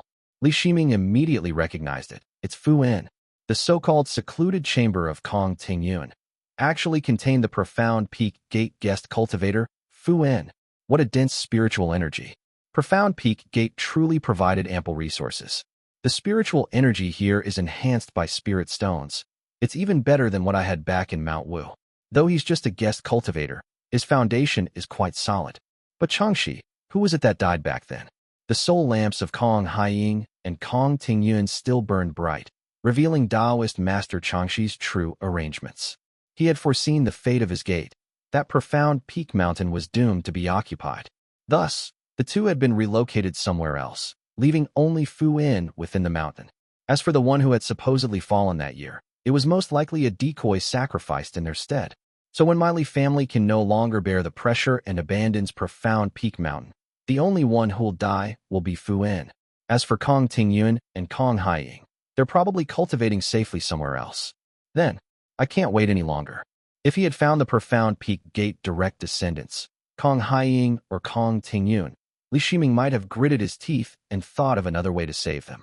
But since it was merely a guest cultivator like Fu En, who bore no relation to his family, there was no justification to keep holding Shanji Prefecture and profound Peak Mountain Gate under mounting pressure. Li Shiming sighed softly. The man inside was in the midst of a breakthrough, yet the mountain gate already belonged to another. One could imagine his despair. Still, Li Shiming was no saint. He had no obligation to sacrifice himself for another's fate. All he could do was act without harming his own family. He sighed inwardly, Since the mountain gate can be abandoned, I'll discuss it properly with Purple Smoke Gate. When a Purple Mansion Realm cultivator enters the mountain, we'll leave Fu in here to complete his breakthrough. He's unlikely to succeed anyway. When he dies, his fall will only enrich this place with more spiritual energy. If by some miracle he succeeds, well, he's of another surname. We can deal with that later. He organized his thoughts, rehearsing the rhetoric he would use, and mused to himself. Good, from now on. The story is that Jiangque tampered with the soul lamps. The first to die was Kong Haiying. The one inside the sect is Fu In, and Kong Tingyun's whereabouts are unknown. That way, relinquishing the mountain will appease both the capital Immortal Dao and the Purple Smoke Gate. Whether they believe it or not, that's their problem later. Chapter 1127, Jiangque, I. The Wilderness. A streak of light flashed across the sky as a pale gold long boat sped through the clouds. A man in white robes stood within. Beside him, Li Jiangqian and Li Keiwan waited quietly, while Li Wen guarded the stern with a golden mace in hand. Li Zhouwei had only stayed in the profound Peak Gate residence for one night before setting off. He seldom wore white, but since it was the memorial day of his father, Li Qingliao, he had dressed accordingly. One hand rested upon the railing of the Dharma boat, and he remained silent. The Li family did not possess many flying Dharma artifacts, and flying shuttles were even rarer. The Li family governed the eastern and northern Mount Yu regions, where countless cultivators of various unrefined qi resided. Many were already forced to leave and fend for themselves, and they had numerous poor cultivators capable of flight among their number. Thus, there was little need for the family to provide flying equipment for ordinary tasks. After entering the family's island, both the Li family's direct descendants and talented outsiders were subject to strict supervision. With so many affairs to handle, whether in cultivation or mundane duties, few traveled beyond 50 kilometers within the region. Only a handful, pampered by their parents, bothered to use flying shuttles. As for Li Jiangqian and his brothers, they simply did not dare to request one. After all, neither Li Shiming nor Li Zhouwei had ever requisitioned a flying Dharma artifact during their cultivation. Since the brothers had no reason to travel north or to the Eastern Sea, they had even less justification. The Dharma boat beneath their feet was the first flying Dharma artifact crafted after the Li family became an immortal family. It was the final work of an elder cultivator from the western shore named He Juman. This Dharma boat, named Curved Blessing, ranked as a superior artifact among Qi cultivation realm tools, though He Juman's humble background meant he had never mastered the art of transformation. The boat could not freely change its size, and thus could not compare to Ning Wan's ever-flowing jade cloudliner. Still, aside from that flaw, it was splendid in every respect. Fortunately, no one could tell that it lacked a transformation ability, making it presentable enough. The boat cut through the wind with great speed as it made its way toward the eastern shore. Li Zhouwei silently accepted a dark-colored handwritten letter from Li Wan, glanced through it briefly, then slipped it into his sleeve. Kong Yu took his own life. Standing behind him, Li Jiangqian failed to notice his father's shift in expression. The Dharma boat gradually slowed to a halt over a mountain range on the eastern shore. Moments later, the sound of hooves echoed as a youth rode forth on a black horse with crimson eyes. As he neared, he dismounted, boarded the vessel, and greeted respectfully, "Father." Li Jiangqian studied him for a moment and recognized his third brother, Li Jiangxia. A cheerful smile spread across his face as he listened to their father's gentle tone. "It has been quite some time since we last met. Your second brother has returned from Profound Peak Gate as well. Come aboard. We'll head back to the lake together." A smile filled Li Jiangxia's face as he bowed to Li Jiangqian and Li Keiwan, saying clearly, "Eldest brother, it has been so long since we last met. I've missed you dearly." Li Jiangqian had spent some time with his second brother, Li Jianglong, but had only met his third brother, Li Jiangxia, a few times. It truly had been a long while, and he replied with a smile, "Your cultivation has improved, third brother. You must train diligently in the Qi cultivation realm. How are your spell arts coming along? Dao cultivation is the foundation. You should make good use of your time to practice defensive arts, as they will greatly aid your foundation establishment breakthrough." Li Jiangxia's brows rose as he smiled back. "The family's affairs are many, and you work hard to manage them, yet you still remember your younger brother. Thank you for your concern, brother. I will remember your words." Their exchange ended there, but Li Zhouwei had heard every word. Without speaking, he led the group swiftly onward. Moongaze Lake soon appeared in the distance when Li Keiwan, after a long deliberation, finally spoke. Family head. Calculating the fate of Profound Peak Gate's direct descendants will be difficult. My shamanic talisman arts already face great constraints when divining Foundation Establishment Realm cultivators. It will be even harder for those who have broken into the Purple Mansion realm. Earlier, Li Shiming had clearly mentioned the object in his possession in relation to divination, which everyone present had recognized. Yet Li Zhouwei knew Li Shiming had only used divination as an excuse for the immortal mirror, so he replied, "It's fine. I will ask the Taoist master to handle this matter. You need not concern yourself." Relieved, Li Keiwan withdrew. When the Dharma boat came to a gentle stop in the region, Li Jiangqian followed Li Zhouwei into the main hall. As they walked through the colonnade, he saw a man in dark robes standing before the entrance. The man's head was slightly bowed, his manner calm and gentle, as a string of jade hung from his waist. It took Li Jiangqian a moment to recognize him. It was his younger brother, Li Jianglong. Li Jianglong had grown considerably in the nearly 2 years since they had last met. The traces of youth had faded, and a Chun family gentleness had grown beneath his golden eyes and long brows. His temperament had changed as well, appearing softer and more composed. Li Zhouwei took his seat at the head, and Li Jiangqian stepped to his left, standing respectfully as his father spoke. "Bring Lianger and Yenner here." Li Jiangqian continued quietly observing Li Jianglong, who had retreated to a corner, bowing silently with his eyes fixed to the ground. He was entirely unlike the open and cheerful Li Jiangxia. Below, Li Jiangxia began reporting on the affairs of the Eastern Shore, matters that had already been delivered to the central administration. Li Jiangqian listened without much attention. It had to be said, Li Jiangxia's abilities were far from lacking. With Li Jiangqian's support behind him and capable men sent by the Li family, he had firmly subdued the disorganized forces of the Eastern Shore. The various families had pledged allegiance, and the direct descendants had been relocated to Milan. When his report was complete, Li Jiangliang and Li Jiangnian entered the hall one after another. Their elder brother swept his keen eyes across them. The one in front, Li Jiangliang, had bright golden eyes and a handsome, lively face. When he reached them, he bowed deeply and greeted his father with respect. There was nothing unusual about the brother's demeanor, and Li Jiangqian's gaze skimmed over his fourth brother, Li Jiangliang, before settling on the one behind, Li Jiangnian. The young man's pupils widened slightly. For the first time, he looked upon his brother not with calm scrutiny, but with visible astonishment. In fact, everyone in the hall, save for Li Zhouwei and Li Jiangnian himself, fell briefly silent in shock. His face bore pale eyebrows, high cheekbones, and a sharp chin. The skin on both cheeks was drawn taut. If the least handsome among the Jiangque generation, Li Jianglong, could still be called broad-featured, then Li Jiangnian's face offered no redeeming traits at all. But Li Jiangxian was not one to judge by appearances. He had not studied his younger brother's features. He had been slightly shaken when he found the eyes beneath his lashes. His hand clenched, then slowly relaxed. They were a pair of lost, gray eyes. Li Jiangliang's voice still echoed through the hall as Li Zhouwei asked a few gentle questions. Yet few could focus on him any longer. Every gaze had turned to find Li Jiangnian's eyes. The boy was slow to notice, entirely unaware as he answered each question in confusion as he looked blankly at his brother. Li Zhouwei asked a few questions before finally asking, "Jiangnian, what stage is your cultivation now?"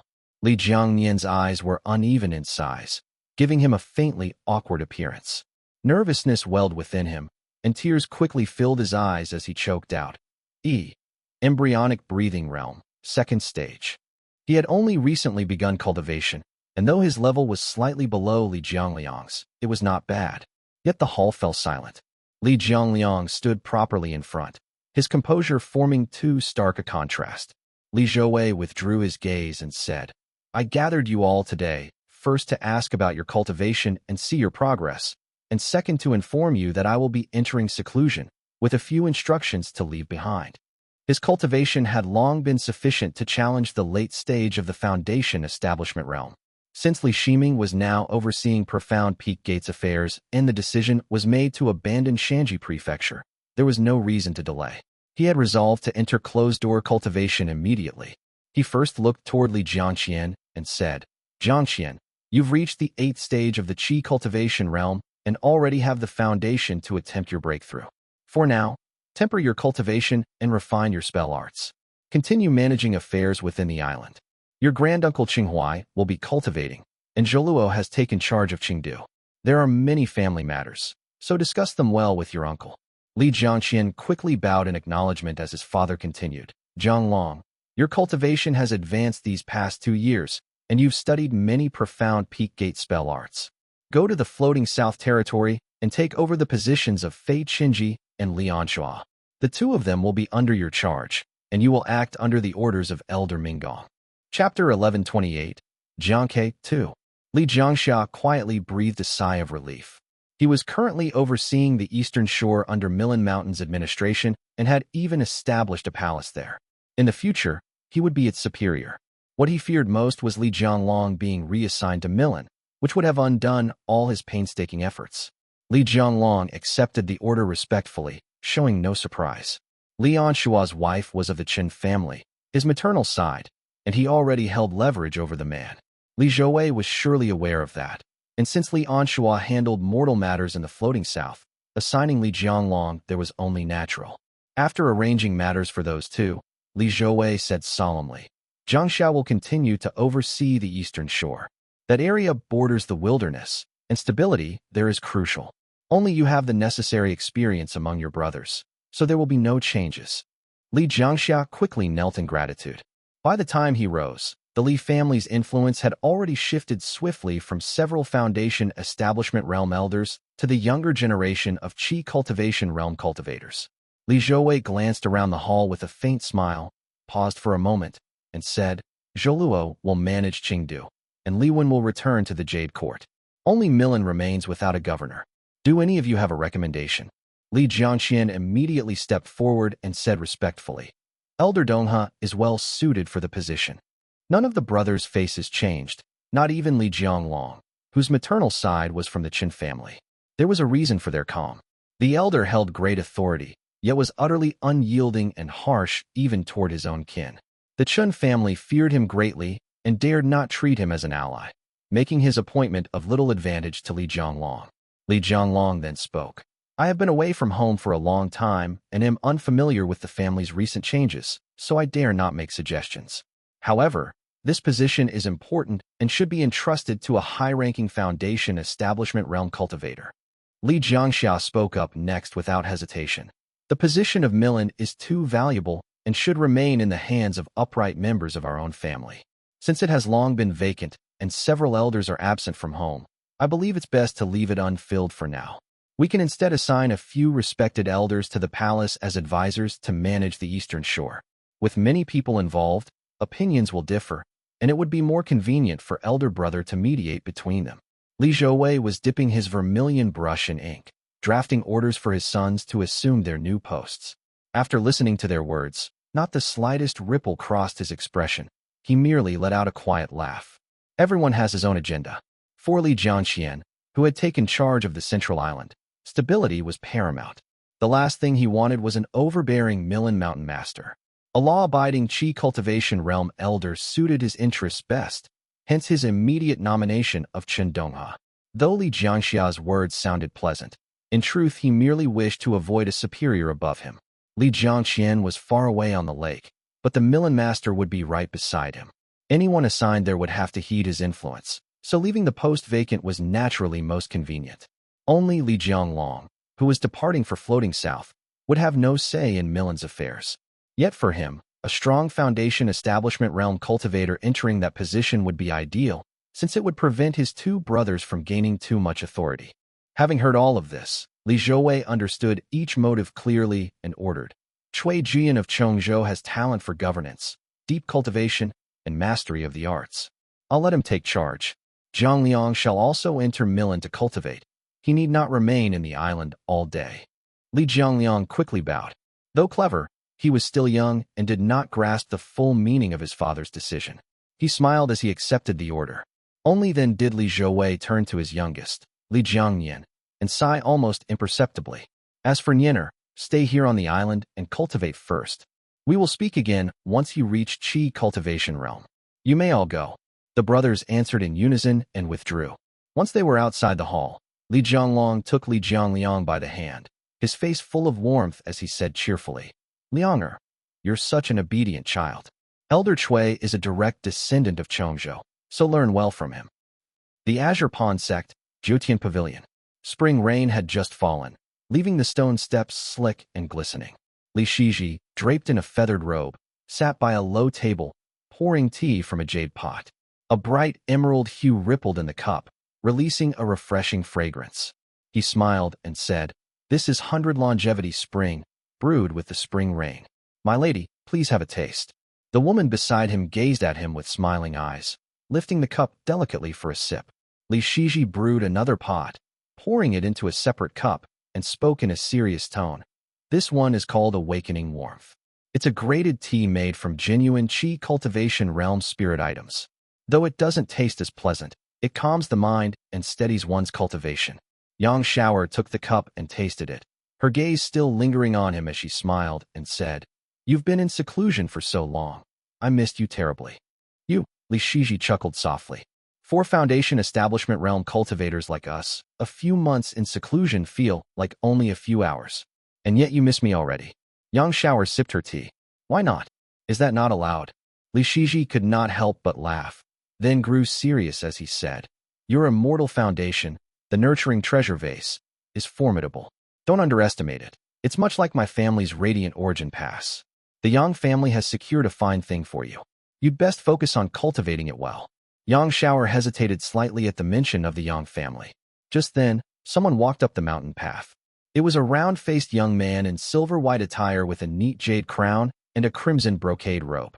Li Shiji's senior disciple, Quan Yuduan, was lively and prone to overreaction.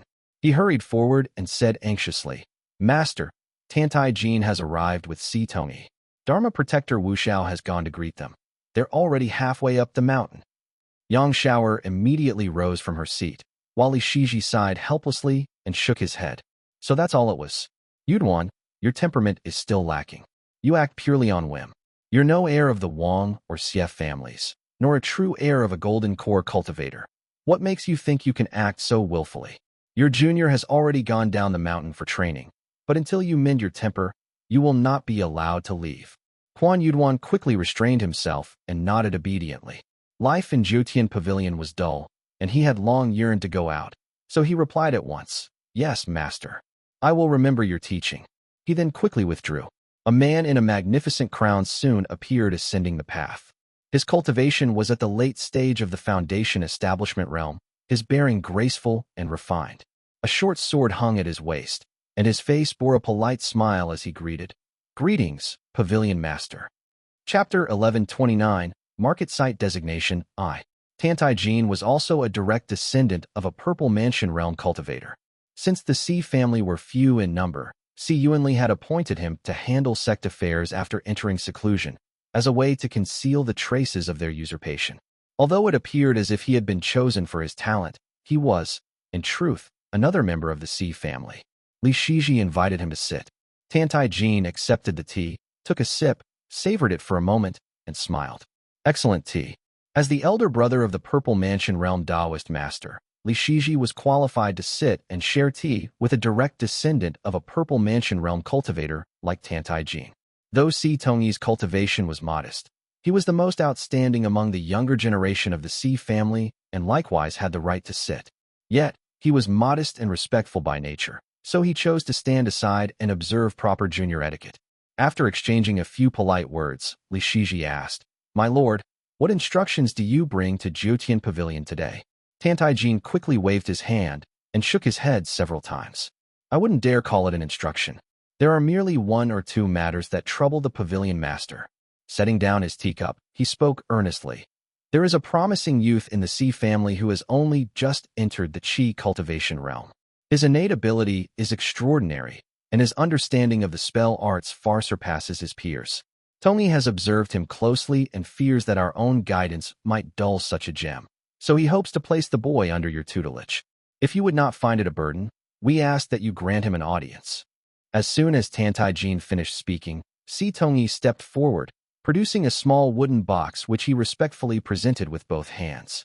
The pavilion master's mastery of the spell arts is divine. Our family dares not presume to seek your Dao lineage. This heavenly glow Dao lineage technique, the five-colored boundless sword art, is a fourth-grade ancient spell art acquired by one of our Daoist masters in the northern regions long ago. No one has succeeded in cultivating it for 100 years. Only you are worthy of wielding it. Li Wuxiao, standing nearby, froze for a moment at Si Tongyi's words. The pavilion master's mastery of the spell arts is divine. Our family dares not presume to seek your Dao lineage, and almost miss the rest. Inwardly, he could not help but sigh. This damn Si family's direct descendant. Things go smoothly when you have a purple mansion realm cultivator standing behind you. Li Shiji, however, found the situation somewhat strange. They actually wished to place themselves under my mountain gate. Still, the five-colored boundless sword art was deeply tempting. Though its name suggested a sword art, it was in truth a spell art closely tied to sword cultivation. The Li family also possessed a similar manual, the Armor Cycle's soul-refining halberd art, which leaned even more purely toward spell arts.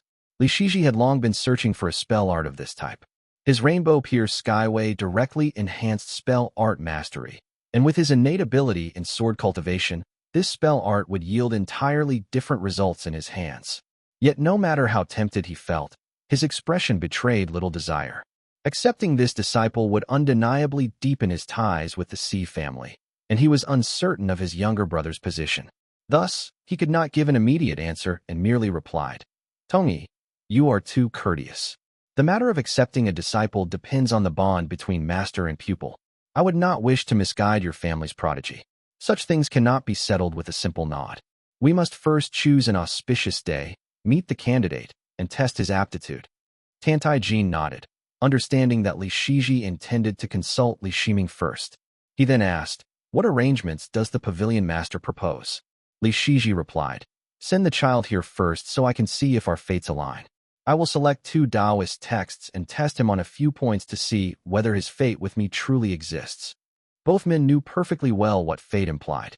After a brief exchange, they set the matter aside, and Tantai Jin said, "Chaos has erupted across Profound Peak Gates territory since Senior Changxi's death.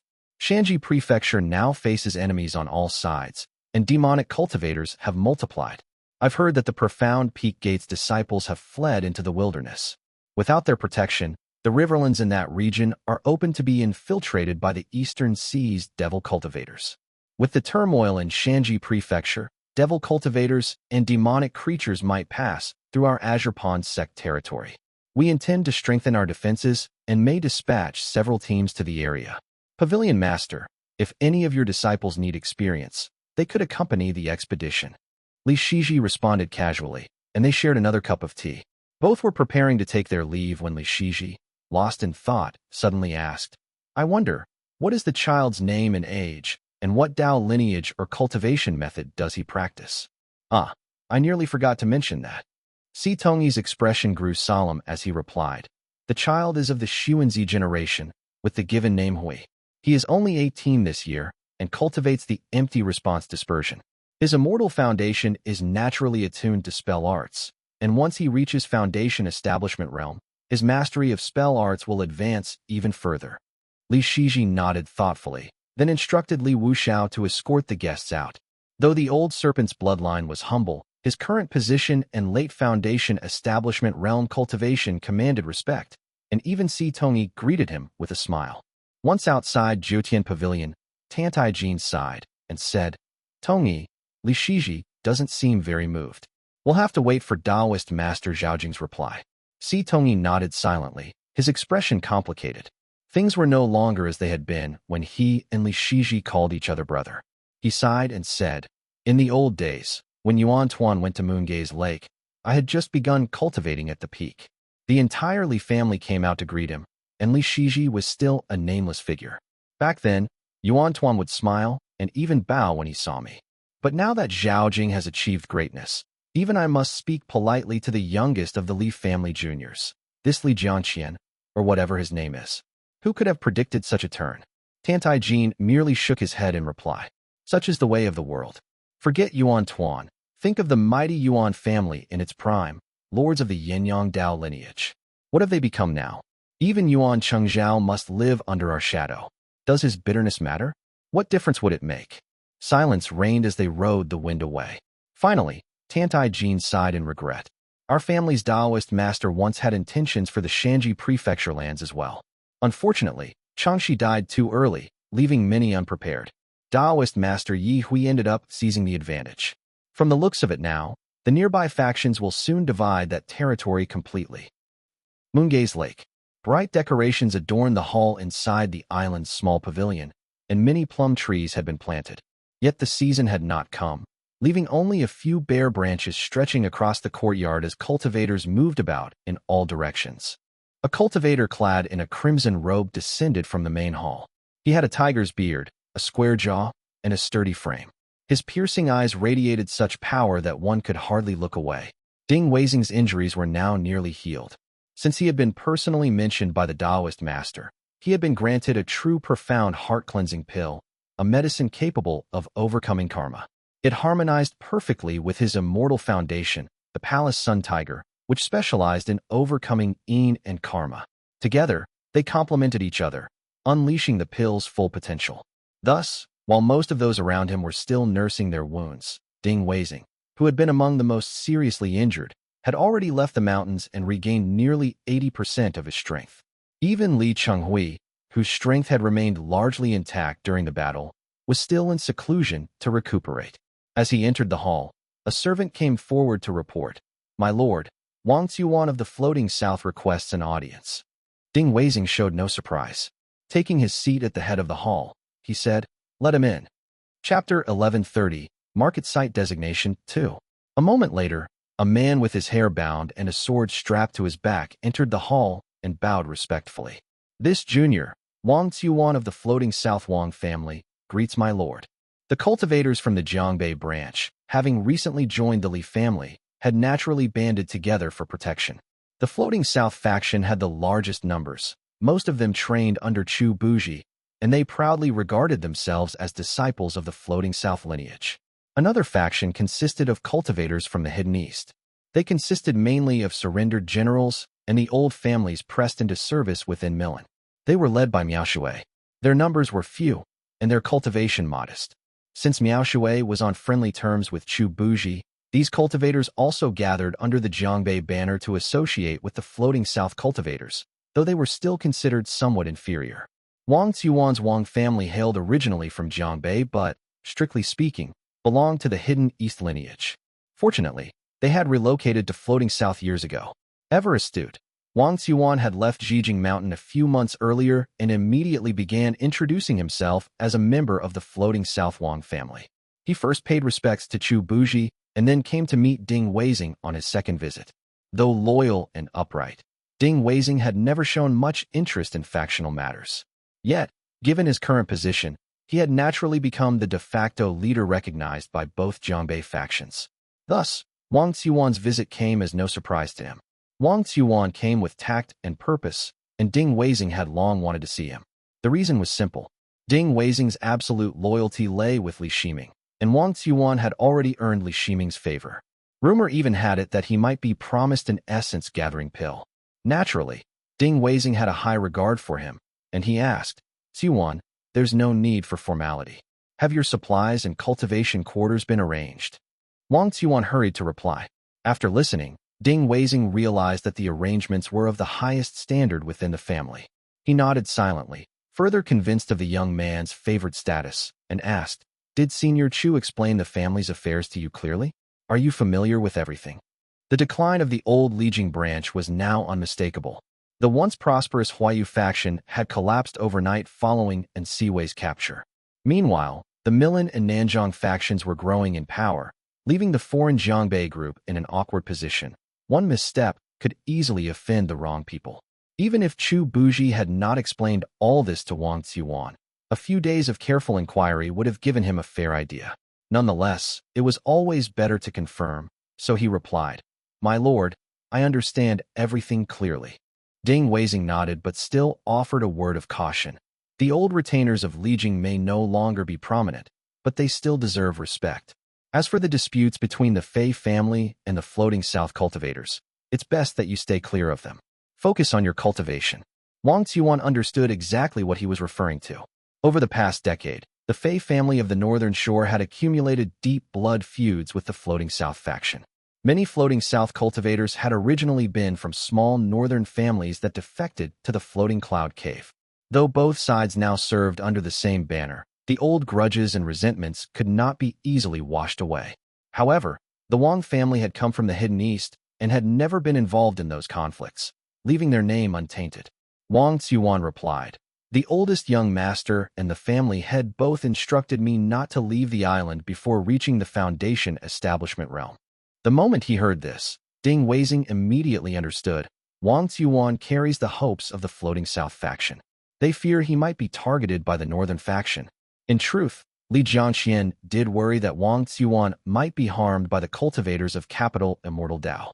The matter of Mount Shaoshi could only proceed with Wang Xuan's involvement. If anything happened to him, it might be a long time before another suitable candidate appeared. Though both men had misunderstood the other's reasoning, they each had a perfectly reasonable explanation. They conversed for some time. Ding Weizing listened and nodded repeatedly, realizing that Wang Xuan had already arranged everything from the island's interior to its shoreline. His preparations were more meticulous than Ding Weizing himself could have managed. As their talk grew more congenial, Ding Weizing rose despite Wang Xuan's polite refusals and personally escorted him out, saying with a smile, "With a family head like you, the Floating South Wang family is truly blessed beyond measure." "It is only thanks to the Taoist master's favor," replied Wang Xuan. As they stepped outside the hall, they saw a young man in a dark crimson robe waiting at the foot of the steps. Ding Weizing paused briefly, then bowed respectfully as he said, "My respects, young master." Li Jiangxian smiled as he approached, giving Wang Xuan a courteous nod. Understanding his place, Wang Xuan excused himself and withdrew. Ding Weizing quickly invited Li Jiangxian inside, but the youth did not state his purpose right away. Instead, he said with a light smile, "Lord Ding, what do you think of Wang Xuan?" Ding Weizing's expression turned solemn as he replied in a steady tone, "This man is unlikely to remain a small fish in a shallow pond." "Oh," Li Jiangxian prompted further, and Ding Weizing continued, "Though not young, his cultivation is steady and refined, and his mana pure. He dresses plainly and carries himself with composure. The cord on his Dharma sword is frayed, and calluses have formed on his palms from constant seal practice. His brow bears the air of clear wind and bright moon, and he's upright and untainted. Even when bowing, he maintains dignity without arrogance. If he acts decisively, knowing when to advance or retreat, he will surely rise above his peers if given a proper opportunity." Li Jiangxian pondered for a moment and asked, "You seem to think highly of him, Lord Ding." Though his tone held mild surprise, his thoughts were already forming. Opportunity? The Dao lineage of Mount Shaoshi is a fated chance, unshakable as iron. Could fate truly be moving in his favor? Perhaps I should reward him with resources, treasures, and favor from the family's ladies. Yet as that thought arose, a sudden chill struck him, and he wondered, how can I be sure that this impulse to favor him isn't itself born from his fate's fortune? Is it fate manipulating men, or men shaping fate? The reflection lasted only an instant, yet Wang Xuan's name was etched deeply in his heart. A faint smile crossed his lips as he spoke. "I came here today because there is a matter that requires your assistance. Please give your orders, young master." Ding Weizing immediately nodded and looked at Li Jiangxian, who had assumed a serious expression. Li Jiangxian said, "I received orders from the Taoist master some time ago to construct a tower, a jade court, and a market district. The jade court has been completed, and the tower is nearly finished. Only the market remains without a proper overseer." The Taoist master returned briefly at midnight. "I went to Zhejiang Mountain to consult with him, and he personally chose the location which is between Milan Mountain and the eastern shore, on the old grounds of the former Milan prefecture. It lies at the convergence of 5 earth veins, making it an ideal place to establish a market. That area, however, lacks a foundation establishment realm cultivator to oversee it. I've consulted the elders, and only you are available at present. It would be best if you went to take charge, manage the manpower, and see the market's construction completed." Ding Weizing nodded without hesitation and replied, "I shall carry out the Taoist master's command." Li Jiangxian withdrew several jade slips from his sleeve, along with a command token, and handed them to him while explaining, "The earth veins in that region have some defects. Time has healed many of them, but a few points still need repair. Take this command token and have the cultivators of Profound Peak Gate handle the restoration. Defects in earth veins were rare, and few Taoist records contained methods for repairing them. Most of the time, they simply waited for nature to mend them over time. Fortunately, the Profound Peak Gate cultivators now served under the Li family, and they were experts in such matters. Still, Ding Weizing found it curious, his brow furrowing slightly, until Li Jiangqian continued.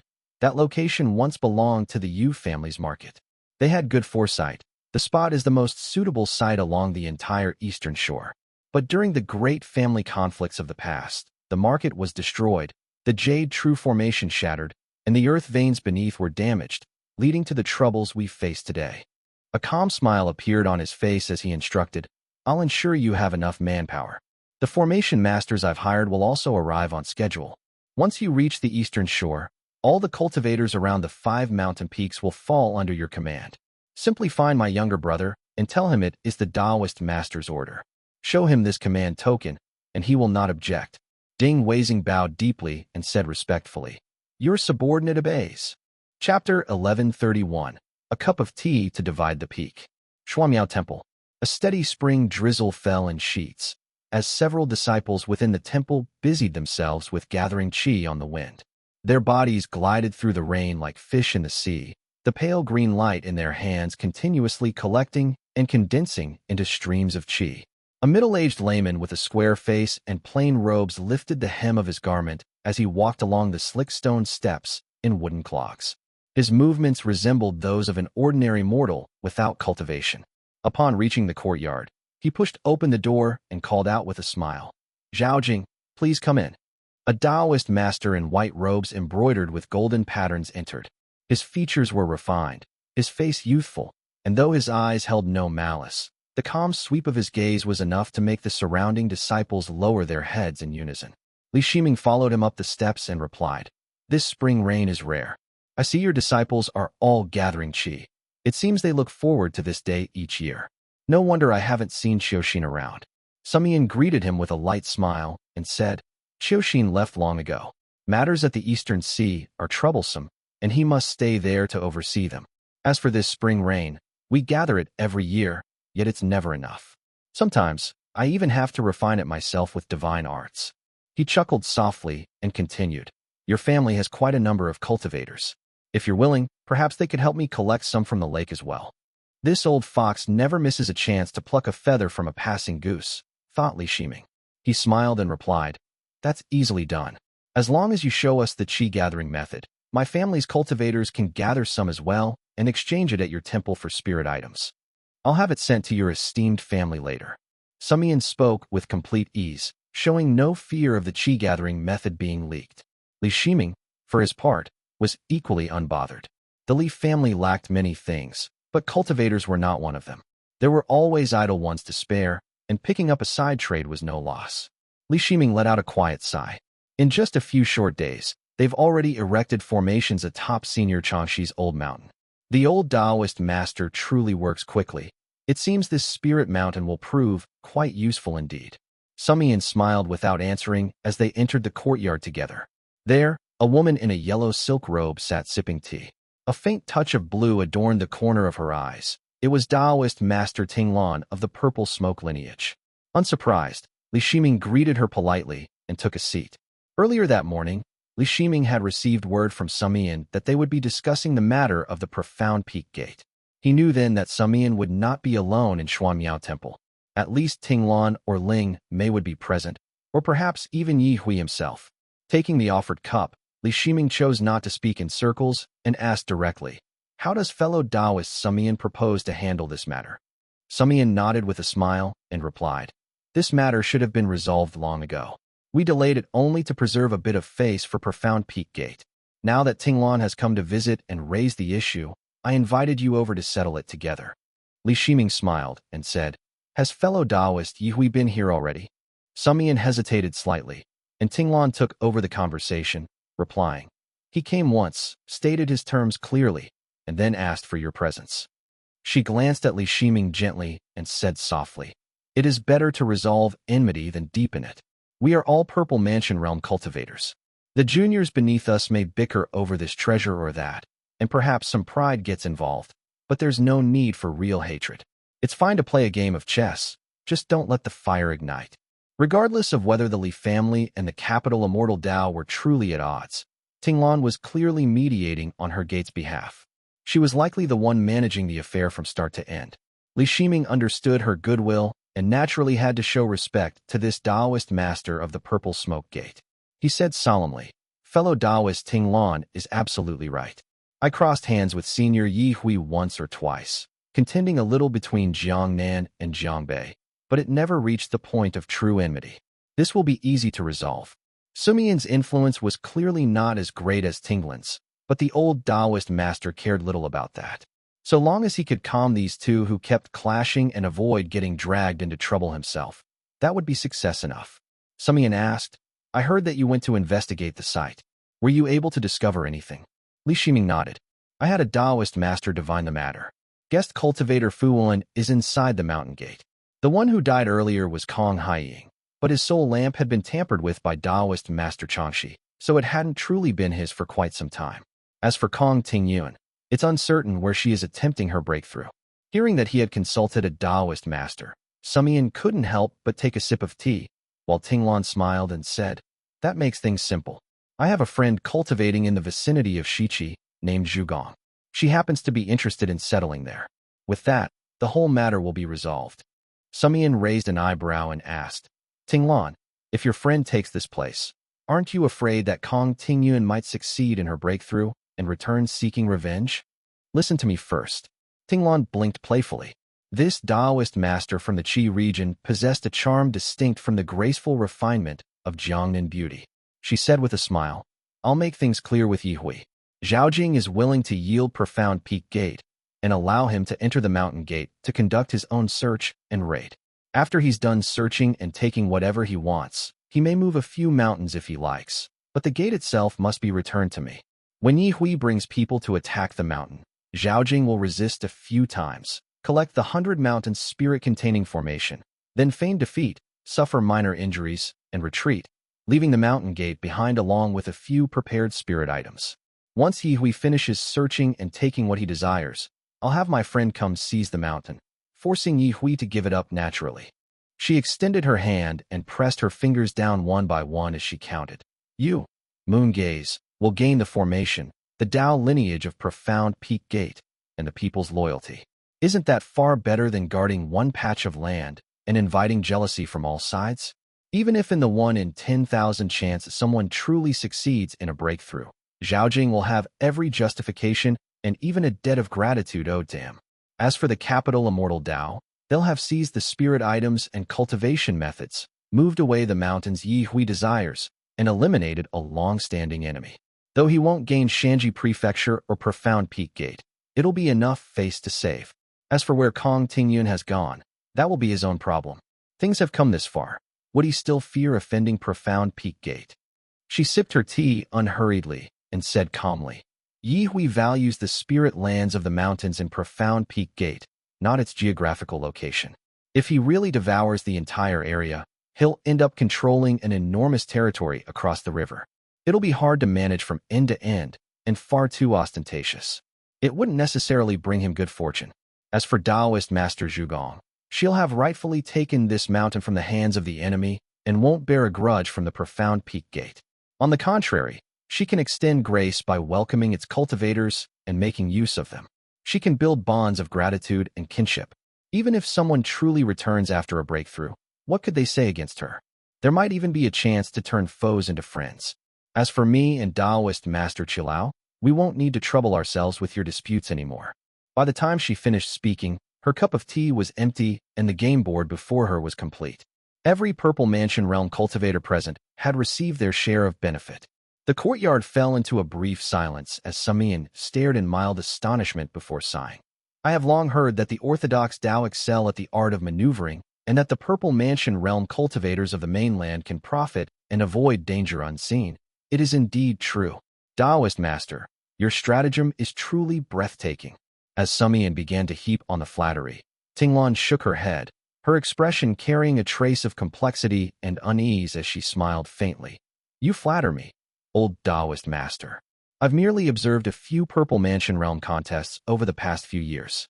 Compared to the likes of shooting, Shaohui, Yuan Xiao, Changshao, Tian Yuan, or even Qi Wei, my methods are nothing but petty tricks.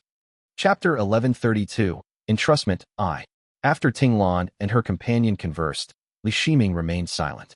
Neither of them cared whether the one occupying the mountain was Fu In or Kong Haiying. As long as they followed the arrangement, everything about Profound Peak Gate was already settled. Tinglan saw the situation clearly. The Purple Smoke Gate was weak at the moment, and taking over the Profound Peak Gate's territory would bloat their domain. Drawing in a Purple Mansion Realm cultivator, however, was a far better strategy. It was the scheme Tinglan had long been putting together. With a charming smile, Tinglan had mediated on behalf of the Purple Smoke Gate with only a few effortless words. Empty-handed, she had managed to secure Profound Peak Gate's mountain gate for free, while Li Shiming even had to thank her for it. Li Shiming understood her plan perfectly well. Yet this Purple Smoke Gate Taoist master had come personally under the guise of offering advice. What room did he truly have to refuse? As a Taoist master of the Green Pine's supreme Yang Dao lineage, Tinglan had taken the initiative to mediate this matter. Her tone seemed amicable, and the favor she extended was considerable. Samian, meanwhile, either echoed her words or nodded in agreement. His flattery nearly reached the heavens, and his stance was obvious beyond doubt. Regardless of the Li family's own interests, the Purple Smoke Gate intended to support Taoist Master Zhugong. If Li Shiming voiced any objection, he would not only offend Tinglan, but also obstruct the Purple Smoke Gate's agenda. Even the peace-seeking Xuanmiao Temple would take issue with him, while Yi Hui would probably burst out laughing. The spirit items within Profound Peak Gate are already scarce. Even how much my family takes and how much Yi Hui takes remains ambiguous. Since Kong Haiying is absent from the mountain, Yi Hui is actually the one losing the most in this plan. It is very likely that he only agreed under pressure. It should be noted that when Tinglan mentioned the capital Immortal Dao earlier, she only remarked, "It'll be enough face to save." Clearly, she did not think much of that sect. My family bears the name of a righteous Jiangque family, with the Shao family watching from the side and the Azure Pond sect left as a fallback. Tinglan is willing to give me some face, but if it were Yi Hui in my place, even with his higher cultivation, he would have little to say. Since the Purple Smoke Gate wanted Profound Peak Gate, while also needing to account to Yi Hui, Fu In was doomed. Li Shiming could only say, "This matter is easy to settle, but what about the Sword Gate to the east? How will they respond?" After all, the Profound Peak Gate bordered the Sword Gate. Though the Sword Gate had already taken the lands by Lake Xian, and Samian had even gone to apologize, the matter still required a statement from them. Li Shiming's question was not unexpected, and Tinglan replied, "It's fine. Taoist Master Ling Mei has already said that the Sword Gate will no longer interfere in the affairs of the Profound Peak Gate." Li Shiming had nothing more to say. He sipped his tea and said, "The grand formation of the Purple Mansion realm will be troublesome to relocate. Taoist Master, I must trouble you with this matter." Tinglan knew that he had agreed, yet she still lowered her head in thought. What Li Shiming meant by retrieving the grand formation was for her, Tinglan, to act within the Great Void and take it away herself. Yet to outsiders unaware of the arrangement behind Profound Peak Gate's division, it might appear as though she had seized the formation amidst the chaos. Li Shiming had no knowledge of formations whatsoever, so such a request was reasonable. Tinglan thought to herself, "So be it. Those in the Great Void are only watching." Thinking it through, this is understandable. She nodded, and with that, the matter was settled. Li Shiming took out the secret incantation for the Profound Peak Gate's formation plate, along with a jade pendant, and handed them over. Tinglan said, "In that case, let me make the arrangements first. The matter will resolve itself within a few months. Once it is concluded, I shall go to the lake and rearrange the grand formation." It was inconvenient to bring up anything about pill refinement before Samian, so she only mentioned formations. The elder Taoist beside her listened with a smile and said, "Now that this matter has been settled, I can finally enter seclusion. Many of my affairs have been delayed because of the Profound Peak Gate." Spring rain continued to patter outside as the three of them drank tea and conversed pleasantly. Samian lifted his chin and said, "I have a friend cultivating in Yen State who mentioned an interesting rumor. It was said that the tribes of Ma Bei have grown increasingly active in recent years. Several great families have united, commanding 100,000 bowmen, and even produced cultivators of the Purple Mansion realm. Tinglan showed little surprise and said, "The Zhao Emperor has lost his influence and is unable to even leave his own palace. It is no wonder he has little control over his northern homeland. After 100 years, unrest was inevitable. I have a friend who has long struggled to acquire unified qi and required a contest of national fate. Upon hearing this news a few months ago, he was overjoyed and went there at once. It's said many ancient ruins have emerged, and there may even be a fate-bearer among them." Li Shiming quietly sipped his tea as he thought, "So it's only the two of you who have all these friends. I've only just become a Taoist master, and I've barely left Jiangque a few times." The other two were unaware of his thoughts. Sumian had not raised the topic without reason and continued, "Since there is said to be a fate-bearer, have you gone to see for yourself? Could it be the reincarnation of a saintly Taoist master?" He was, of course, referring to Zipei, his words carrying a hint of probing. Taoist Master Tinglan, however, responded without hesitation, smiling as she said, "How could she end up in that place as another's pawn? Senior, you worry too much. Besides, my Purple Smoke Gate still has an elder at the peak of the Purple Mansion realm. Though his whereabouts are uncertain, he has gone to take a look. If it truly were so, he would have brought them back long ago." Her tone was smooth and natural, showing no hint of hesitation. It sounded as though the missing Purple Mansion realm cultivator of the Purple Smoke Gate truly was merely wandering as she claimed, and would occasionally return to the sect to cultivate in seclusion. Tinglan spoke as though she had personally met him recently. Taoist Master Sumian nodded repeatedly, and Tinglan went on, "After all, the elder is advanced in age and has been busy settling his own affairs. He is rarely seen nowadays. In the end, such matters will fall to us juniors." Taoist Master Sumian quickly said, "I once cultivated near the Eastern Sea and met that elder around Qian. We exchanged a few words, and I received his guidance. The insights I gained were immeasurable, and my gratitude boundless. If someday fate allows, I hope you will summon me to pay my respects." Taoist Master Tinglan remained calm, simply nodding in acknowledgement. She and Li Shiming took their leave soon after, as Sumian escorted them out of Xuanmiao Temple. The courtyard was left with nothing but the soft patter of spring rain. 15 minutes later, Sumian returned by tearing through the great void. He had a pensive look as he sat down on his meditation cushion and murmured, "If Elder Wen One truly returned to the sect often, he would have made his stance clear the moment he heard of my sect's founding." The Qian incident is something Tinglan could not possibly be unaware of, meaning she hasn't seen him for at least 16 or 17 years. Whether he has perished or vanished, as long as he is not present, using the Essence Stone Devil Fetus will be much safer. 1. The original surname should be 1, but the surname clashes with 1, so it has been changed to Wen. Chapter 1133, Entrustment 2. As Li Shiming left the Xuanmiao Temple and stepped into the Great Void, Tinglan traversed alongside him, clearly lingering on purpose. The woman smiled. "I'll still have to trouble you with the pills afterward." Li Shiming waved his hand and replied, "Please don't say that, Taoist Master. You've already taken time out of your busy schedule to handle my family's affairs." Zhaojing is deeply grateful. Sweet words cost nothing and required no spirit stones. After Li Shiming flattered her with a few phrases, Tinglan asked, "Since this formation uses profound peak gates formation as its base, I'll help modify it a little. Still, I should provide some compensation for Zhaojing." The matter of pill refinement had long been settled. As long as more than 3 pills were successfully refined, the rest would belong to Li Shiming. He was fairly confident he could achieve that, and even hire a Purple Mansion Realm Formation Master to assist, making it a deal in his favor. Yet he still sighed and said, "I wouldn't dare accept your items beforehand. If the pills fail to form, it would be a disgrace. I'd be too ashamed to face you." Tinglan clearly found such an outcome distasteful. Still, she didn't believe Li Shiming was capable of completely wasting a portion of origin water. Forcing a smile, she replied, "Then please let me know in advance, Taoist friend. I'll be away during this period to make some arrangements. I'd hate to keep you waiting unnecessarily." Li Shiming could tell that Tinglan was a cultivator who preferred her plans to be orderly and precise. So he said, "I can't decide on a time just yet, but I'm still missing a suitable bright young Dharma artifact to use as a spirit embryo. Preferably an ancient Dharma artifact. Do you have any arrangements for that?" "Oh," Tinglan thought for a moment and nodded. "That's no trouble at all. I'll pick out a few Dharma artifacts from the Purple Smoke Gates collection and bring them for Zhaojing to choose from. As for those ancient Dharma artifacts, I'll have to inquire more carefully. The request was minor, but Li Shiming had plans of his own.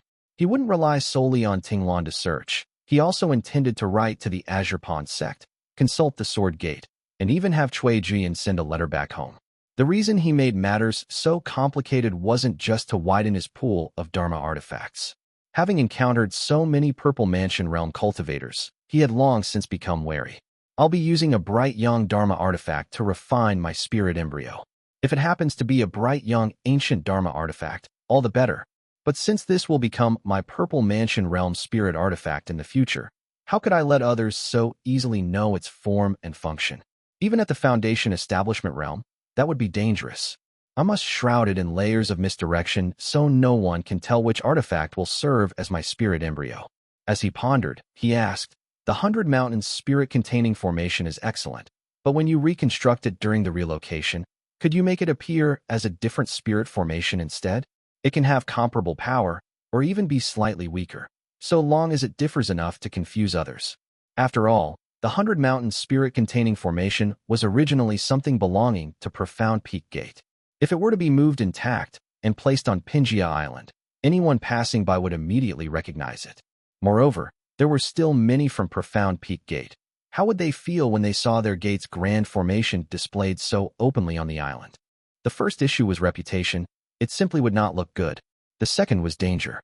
It was easy to foresee that the Profound Peak Gate lineage would soon be scattered across the land.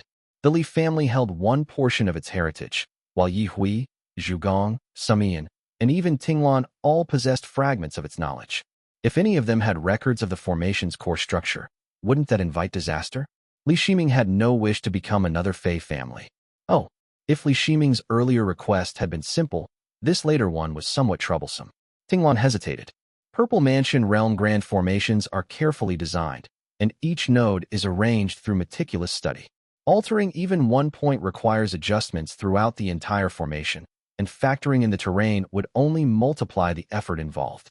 Li Shiming smiled and said, "The pill refinement will take 5 or 6 years anyway.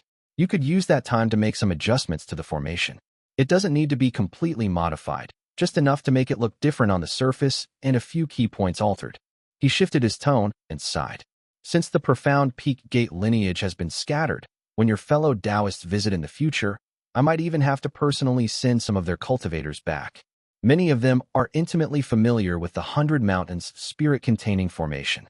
My family has no wish to leave behind any future troubles." By bringing up Zhugong, Li Shiming had made his point subtly but effectively. Tinglan paused, realizing that he had given her ample respect and freedom to act, and said, "Very well. I'll take charge of it and make the necessary changes when I have time in the coming years." With their agreement settled, the two went their separate ways. Li Shiming tore open the great void and flew for a while before returning to his own territory. He reappeared atop Zhejiang Mountain, where the weather was clear, the lake calm, and the blossoms scattered across the bright, sunlit slopes. As was his habit, he first retrieved the profound pattern bottle from the Earth Fiend's spring and began refining it. The fire-baleful qi within had accumulated to a dense level, making it increasingly difficult to refine. Yet with the stir of his valley wind leading fire, the refinement proceeded effortlessly. The fire-baleful qi within the bottle had reached a level no Foundation Establishment Realm cultivator could touch. Only a Purple Mansion Realm cultivator capable of wielding divine abilities could continue refining it. Li Shiming estimated that in another 10 years, even those without the fire virtue divine ability would find it impossible to refine. But with his valley wind leading fire, the difficulty of the refinement was utterly effortless and the speed nearly unbelievable. Li Shiming inspected the bottle. A faint crimson pattern, like a rising flame, had begun to appear upon its surface. Yet despite all his refinement, it remained at the level of the Foundation Establishment Realm and was far from capable of threatening a Purple Mansion Realm cultivator. The profound pattern bottle's material is extraordinary, but it shows no sign of reaching perfection. What it gains is only brute strength, not refined wonder. The gap between Foundation Establishment Realm and Purple Mansion Realm is far too vast. Sometimes the issue isn't whether one can wound the opponent, but whether one can even strike them. Once they draw a Dharma artifact and flee into the great void, What uses all that power? Still, with the profound patterned bottle firmly in his grasp, Li Shiming felt no fear. He simply hoped that each time he refined it, he would continue to sense its unending potential. After tossing the small bottle back into the fire-baleful qi, he reappeared atop the mountain. White blossoms carpeted the ground all around him, though none dared fall upon the spot where Li Shiming usually sat. They only circled around him, forming a ring. The tea upon the stone table remained unfinished. Lifting his brows, he noticed a jade court guard waiting respectfully at the foot of the steps. The man wore white armor and was stationed permanently on Jijing Mountain. His surname was Dou, and was a distant cousin by strict relation. His father, Dou Yi, had once been one of Li Shiming's father's most trusted aides. The Dou family had declined in recent years, and Li Zhouwei had sent him here more out of sentiment and charity than necessity. Li Shiming merely asked, "What is it?" Having served as a guard for a year, Court Guard Dou had long grown accustomed to Li Shiming's unpredictable comings and goings, yet he still flinched in surprise. Bowing quickly, he replied, "Reporting to the Taoist master, the oldest young master came by earlier. He said he has an urgent matter to report. Send him in." Li Shiming sat down and began reading through the pill formula for the heavenly quintessence-expelling pill. Before long, Li Jiangque came up, holding a letter in his hands, and said respectfully, "Reporting to the Taoist master. This letter came from the Azure Pond sect." Li Shiming nodded and accepted it. Li Jiangque had reported to him on every return from an excursion and had grown more adept with each visit. He proceeded to respectfully relay all the household matters one by one. Li Jiangque's approach to managing family affairs clearly differed from Li Zhouwei's. The latter organized household matters with meticulous precision but rarely disturbed him, while this young man came up the mountain more often, delivering concise and swift summaries of events and progress. By listening casually, Li Shiming could grasp a clear picture of the family's overall situation, and many matters were even brought to him for direct input. After all, Li Zhouwei, the white Qian of the Li family, was already one of the few who could freely discuss major affairs with Li Shiming. There was no need to elaborate on that. As for Li Jiangque, being of the younger generation, he clearly wished to gain familiarity and favor in the Taoist master's eyes to strengthen his own influence. Li Shiming understood this perfectly and allowed him up the mountain each time without objection. Chapter 1134. Across the Mortal World, I. Upon receiving the letter, he recognized the handwriting as that of his elder brother. As always, Li Shiji's tone was courteous and measured. When he had first ascended to the position of Jutian Pavilion Master, his letters to the family had been written in the same polite manner. Back then, it reflected humility. Now that Li Shiming himself had become a Taoist master, his brother's unchanged tone no longer seemed driven by pride or interest. After finishing the letter, Li Shiming thought to himself, "Si Xuanhui, empty response dispersion." Empty response dispersion was one of the 3 Dao lineages of Mount Shaohui. The Si family's direct descendant had chosen to cultivate in that lineage, and had even made a point to inform him of their intent to enter his mountain gate. The gesture spoke volumes. Yuan Xiu's lifespan is nearing its end. If the Mount Shaohui lineage is now nurturing its own bloodline disciples, it might be a chance for them to inherit something significant. It seems Yuan Xiu intends to intervene. This move allows the Si family to enter Mount Shaohui through us while extending goodwill toward my family. Having their disciple study under my brother serves to secure an ally for their future. Si Buxiu's gesture of goodwill was not a bad thing for Li Shiming. Azure Pond lay directly behind their main territory, so the more stable it remained, the better. He calculated silently. Si Xuanhui has only just reached the Qi cultivation realm, while Wang Tzuwan is already approaching the foundation establishment realm. The two are unlikely to cross paths. Still, the whereabouts of Mount Shaoshui's remaining 2 Dao lineages are uncertain. There may yet be opportunity. He took out a paper and brush, wrote a reply, and handed it to Li Jiangque to deliver. Then he asked, "You look rather pleased. Is there good news?" Li Jiangque smiled in reply. "Taoist master, your insight is as sharp as ever. The viewing pavilion has been completed and stands tall beside Chengqing Gate. The Jade Court has also been built, stretching beneath Mount Yuding with rows of connected halls. All the court guards have relocated there. There is 1 Foundation Establishment Realm cultivator, 19 Qi Cultivation Realm cultivators, 89 who have achieved Embryonic Breathing Realm, and more than 20,000 mortal soldiers. In total, Over 96,000 people now live at the foot of the mountain. It's well beyond the threshold required for gathering spiritual energy. Just a few days ago, Dharma Protector Liwen entered to draw in the spiritual energy, and there were indeed signs of dust of the court manifesting. At last, our family's aged courtly path scripture can be cultivated in earnest. Excellent. The viewing pavilion was an essential site for refining spirit embryos, and something Li Shiming had long paid attention to. He had refrained from urging progress earlier only because a suitable Dharma artifact had yet to be obtained. He had not expected the construction to be completed so swiftly. As for the dust of the court, the family had gained a new purple mansion realm Dao lineage, and Li Shiming was naturally overjoyed.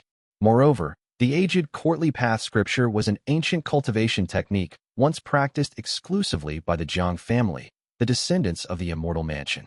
Now, with the flourishing abundance of jade in the present age, this art might not be inferior to any other.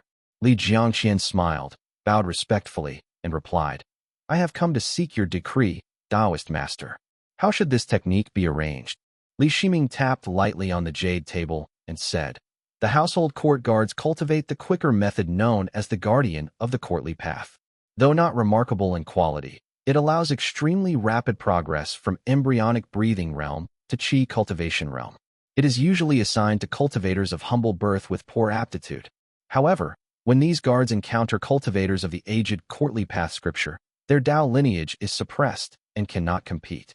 Therefore, the cultivation of the aged courtly path scripture must be held firmly within our own family." The Li family's choice of the guardian of the courtly path was not simply for its speed. More importantly, its energy-gathering requirement was minimal.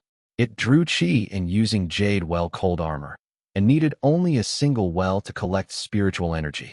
The cost was astonishingly low, requiring no spirit stones at all. He then asked, the Jiang family was destroyed, and this cultivation art spread among their descendants. Their remnants should still have records of it. Fortunately, most were exterminated long ago, leaving only the branch. I recall my father had already severed that lineage's inheritance of the technique. Has this matter been verified? Li Jiangqian bowed and replied respectfully, reporting to the Taoist master, "I have already looked into it.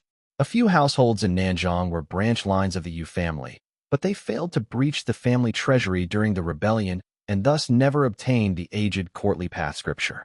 However, while studying the Yu family's genealogical records, I discovered a small family surnamed Pu north of the eastern shore who were descendants of the Jiang family.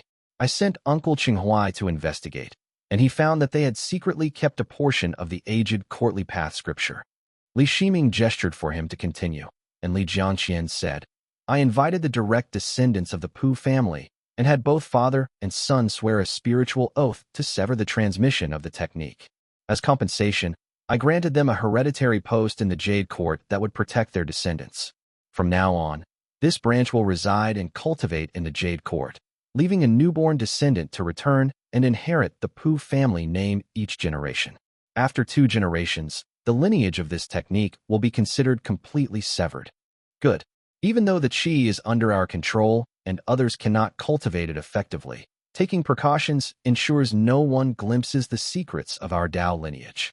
Li Shiming sipped his tea and voiced his approval, though his mind turned to other matters. He had long known that Li Zhouwei's children were not close to one another. Over 100 years had passed since their family's founding, and though the 3 main bloodlines remained somewhat connected, their numbers had dwindled. Now, most of the cultivators within the province came from the main lineage's many offshoot branches. Through sheer numbers, some had produced talents and returned to the main family after years abroad, but such returnees were rarely close to the core bloodline. As a result, under Li Jiangqian's administration, the mid to high ranks of the province were increasingly filled with outsiders and returning branch descendants. The virtue of a noble house fades after 5 generations. The youngest branch, with brothers' support, had at least managed to bring forth Qinghai and Zholuo. But the first lineage, burdened by its vast mortal population, sinks into the lake island. It has many cultivators, yet not a single true prodigy. Li Jiangqian had handled the matter neatly, and Li Shiming nodded in acknowledgement without further comment. Yet he understood perfectly well that the Yin family held significant influence within the Jade Court. Li Wen was a solitary loyalist, and the Pu family branch there now undoubtedly stood as Li Jiangqian's supporters. One could not view any cultivator in the family purely as an individual. Li Jiangqian was not merely himself. He was also a member of the second lineage, his maternal clan being the Yin family. Whether it was Li Jianglong or Li Jiangxia, their thirst for power was innate, yet the influence they held was never theirs alone. It belonged to the factions behind them. Behind Li Jiangqian stood an entire faction, the Yin family, the second lineage, and numerous cultivators who supported the primogeniture family system. From another perspective, this maneuver was also the Yin family's way of preserving its influence, a self-rescue effort after losing in Siwei and watching its hold on power begin to waver. There was nothing wrong with that, and Li Shiming did not press further. He only said, "This technique is not weak. Someone from the main bloodline should cultivate it. If I recall, Zhang Liang is still at the embryonic breathing realm. The qi will have ripened by the time he advances. Let him be the one to cultivate it."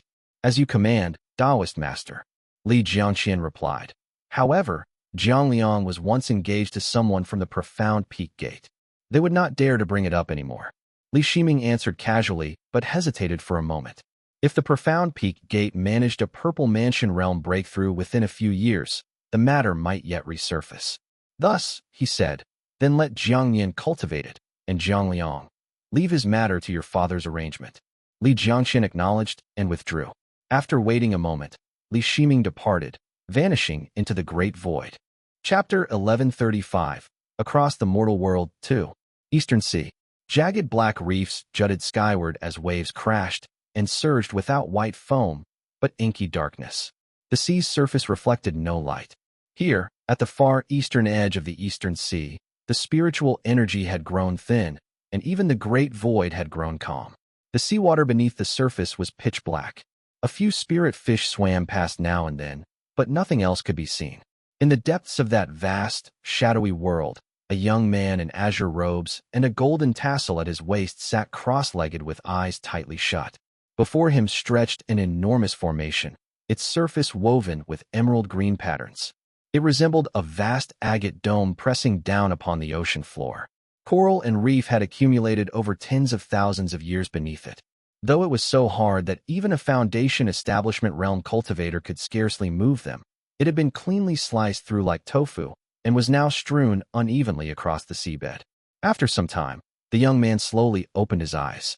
His pupils were a pale cyan, and currents of pristine water coiled around him, their purity wholly at odds with the murky sea. They gathered into a faintly glowing turquoise halo. "Fellow Taoist, how is my formation?" His cheerful voice rippled completely unhindered through the dark waters, carrying straight into the sealed formation. In the next instant, the surrounding seawater began to boil violently, and a thunderous roar echoed back. "Qi Buzi, have you lost your mind? When have I ever wronged you?" Qi Buzi rose from the reef and stepped leisurely through the water, smiling as he spoke. "It is precisely because you never wronged me that I could trap you here, isn't it? It has only been 2 years of refining, and I have yet to even make a move. Why are you so impatient, my friend?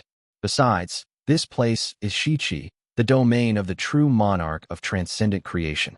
I revere that venerable senior deeply, so rest assured, I would never take your life here." At those words, the creature trapped within the formation was so furious that it fell silent for 3 full breaths. Qi Buzi knew full well how stifled the creature must be. He had laid his trap step by step, wielding 4 divine abilities of a late Purple Mansion realm cultivator to deceive a weaker foe.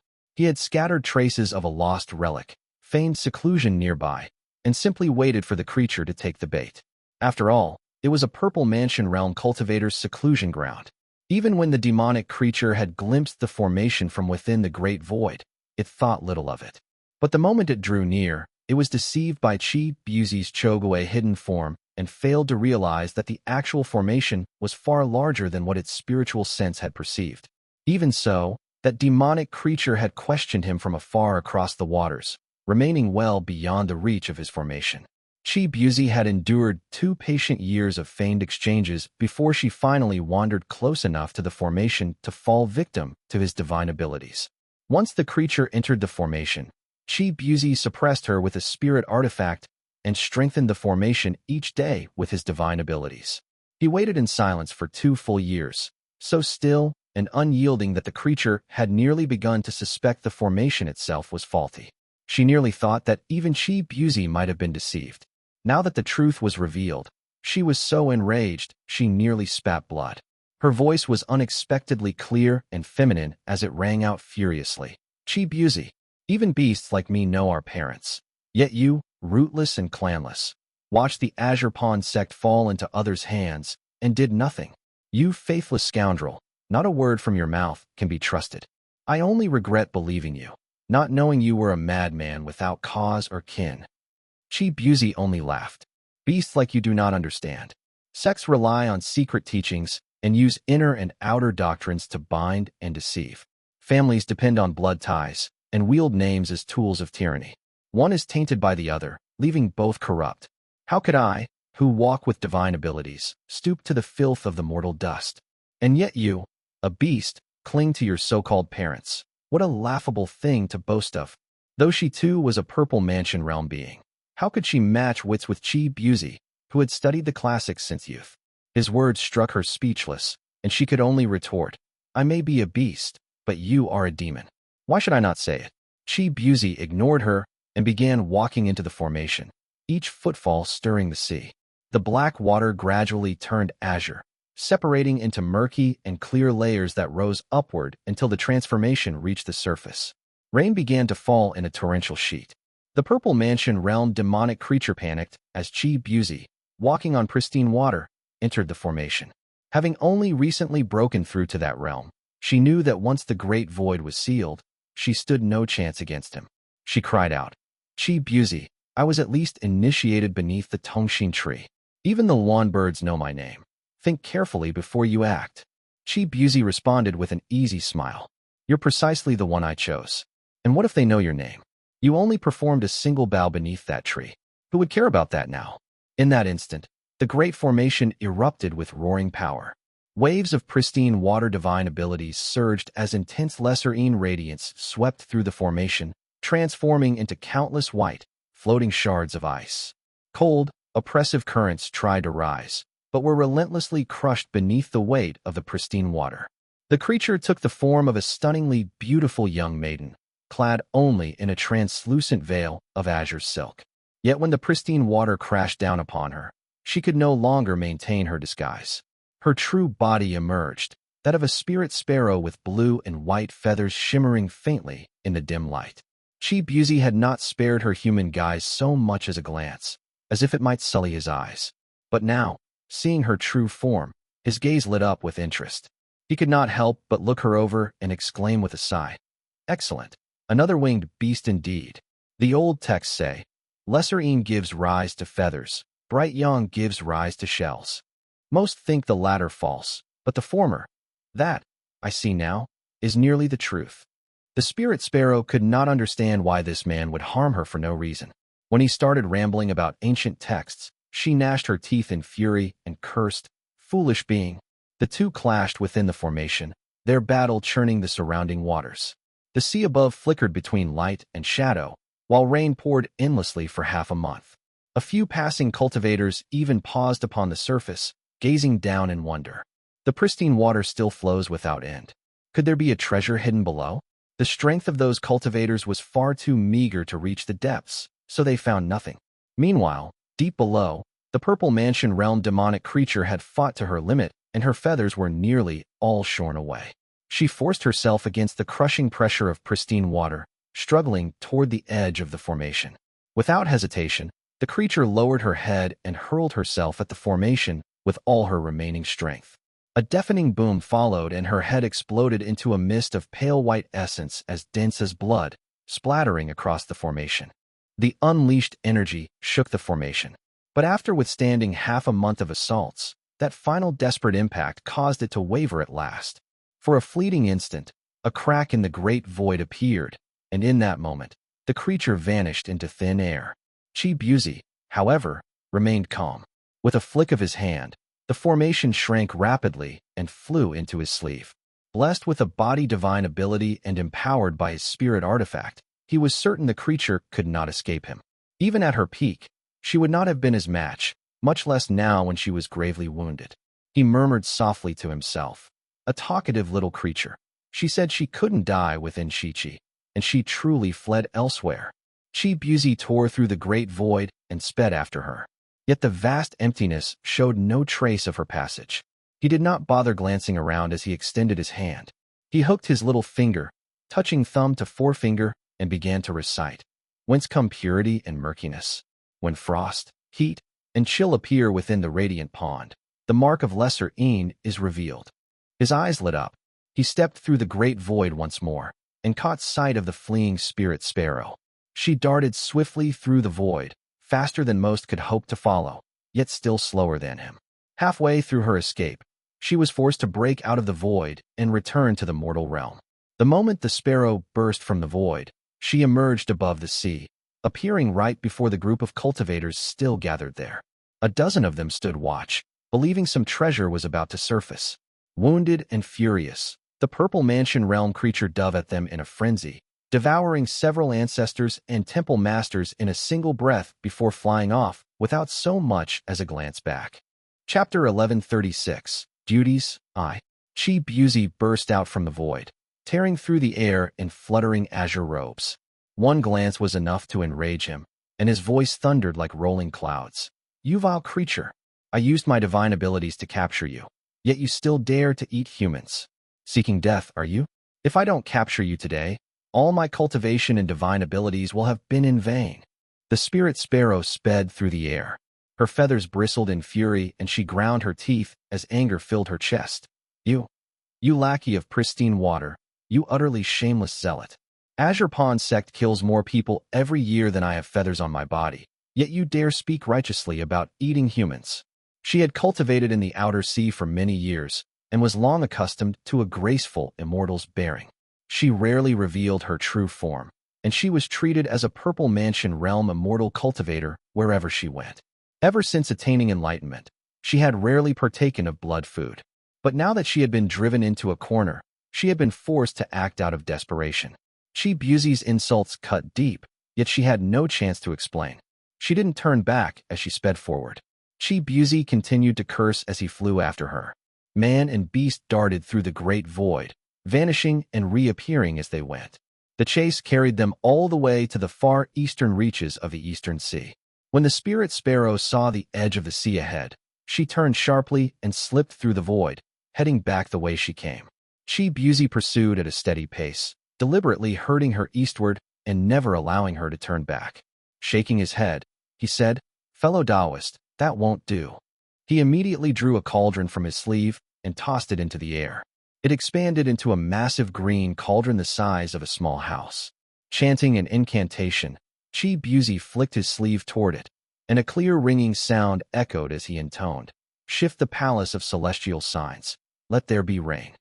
The spirit artifact was itself an extension of pristine water. As Chi activated his divine ability, the technique heavy murk transformed into rolling gray mists that swept across the sky and sea, shrouding everything in gloom. The purple mansion realm spirit sparrow suddenly saw the world around her shift. Rain poured down in sheets, turning the sea and sky into a gray, seamless expanse. Fear gripped her heart, and she immediately fled into the great void. But Chi followed close behind. After flying for some distance, the sparrow found him on her tail once more, forcing her to return to the mortal realm. Blinking rapidly, she realized that the void around her was unnaturally uniform. She could no longer tell where she was. What kind of spirit artifact is this? She landed at random and re-entered the mortal realm, only to find the same endless gray range stretching in all directions. Mist swirled beneath her feet. She had no idea where she was or which way she had flown. Gritting her teeth, she dove into the fog below. An instant later, she burst out of the clouds above, straight into Chi, who stood with his hands behind his back, watching her coldly. This spirit artifact is no ordinary tool. It's an ancient spirit treasure. Chi didn't give her a chance to react. The pristine water he had been gathering in his hands cascaded down in a torrent. Without a body divine ability to shield herself, and already wounded, she was struck head-on. Feathers and bones alike seemed to melt under the force as a shrill cry was torn from her throat. That divine ability truly shook her very life force. Manifesting her body again elsewhere, the spirit sparrow flew blindly on, despair in her heart as she cried within, 80 or 90% of Azure Pond's sect spirit artifacts must have fallen into this bastard's hands. A late-stage Purple Mansion Realm cultivator, carrying 3 spirit artifacts and a formation besides, still stoops to ambush and deceive a junior like me. She flew for what felt like an eternity, only to be caught again. The divine ability struck her again, dulling her speed even further. The formation Chi Buzi had unleashed was incredibly powerful, and the already wounded spirit sparrow now faced a spirit artifact that seemed to belong to an ancient age. Despair clutched at her heart. As she flew, she kept a close eye on her surroundings. Occasionally, she glimpsed small islands through the mist, which at least meant the spell did not trap her in a loop. It was not as overbearing as Ning Tiaoxiao's spirit artifact from years ago, but the Eastern Sea is vast and boundless. With such a mystical formation, combined with Chi Buzi's deliberate encirclement, escape has become near impossible. How can I survive trapped beneath this spirit artifact's rain curtain, letting the pristine water divine ability slice me apart bit by bit? She grew increasingly distressed, while Chi Buzi kept his attention on her. This spirit sparrow was, after all, a rogue cultivator who had attained the Tao through the lesser Yin lineage. Though there were no tales of her great fortunes, one could never afford to underestimate a Purple Mansion Realm being. He slowed slightly, and the spirit sparrow suddenly turned around. Her lesser Yin divine ability surged at full force, white threads of light forming before her. Chi Buzi did not recognize the exact spell, but he had long since learned her background and could make a fair guess. The lesser Yin divine ability sunk in fragrance, an ability born from the mingling of nascent splendor and growing chill. It governs cold, yet carries fire, rules over Yin, yet holds dryness. Since sunken fragrance is a spell divine ability, it must combine cold and arid natures, manifesting as flame. So he moved calmly, fingers forming a tight seal. Sure enough, the white threads ignited into pale Yin flames, scattering the surrounding rain into mist. Even the gray haze beneath them began to fade. Chi Buzi could not allow her to continue and flicked his finger. Clear dusk rain. Torrents of rain poured down, momentarily suppressing the flames. His opponent fought back with all her strength, making the fire surge and shrink erratically within the downpour. Regret stirred in Chi Buzi's heart as he sighed inwardly. The lesser Yin monarch fire of cold and dryness should be suppressed by the pristine water's purifying dew. It's a perfect counter. If only I possessed that divine ability, capturing this creature would be effortless. Unfortunately, I have yet to obtain the purifying dew. The Azure Pond sect's inheritance was incomplete. The purifying dew technique, rooted in the dew tribulation falling petal art, had lost its vital method of gathering qi. The qi family had collected various versions of the art for many years, yet all of them contained fundamental flaws in qi gathering. Thus, even as a direct descendant of the qi family, Chi Buzi could not successfully cultivate it. Though pristine water still reigned supreme, the qi gathering for purifying dew had always failed. Chi Buzi had not dared to question it within the Azure Pond sect, but now, out in the Eastern Sea, he understood clearly. Who else but the pristine water origin talisman, true monarch himself, could have willed it so? As long as the true monarch's will was behind it, every qi gathering method would inevitably fail. The specific spiritual energy required for the qi family's technique had never been found in any ruin. Qi Rui had tried to harmonize it with the converging water method but failed repeatedly, while Qi Wei had attempted substitution using horn wood to complement spiritual sustenance, but it was to no avail. While he contemplated, the spirit sparrow suddenly darted forward, turning defense into offense. Her pale yellow beak snapped open, revealing rows of fine, razor-sharp teeth, and a surge of deep white light burst forth. Chi Buzi finally grew solemn. The spell in his hands shifted form, and the massive cauldron emerged from the great void to stand before him. His pupils deepened from pale azure to dark blue. Spring's Echo. It was a powerful divine ability that served as both a life and body divine ability. His body instantly transformed into flowing spring water that merged with the great cauldron. Soft sounds of bubbling springs began to rise from the cauldron. After 15 minutes, the spirit sparrow's desperate deep white light finally overturned the cauldron with a thunderous clang. The spring water burst forth from the vessel, and a voice echoed faintly from within the bluish-gray liquid. The spring flows endlessly.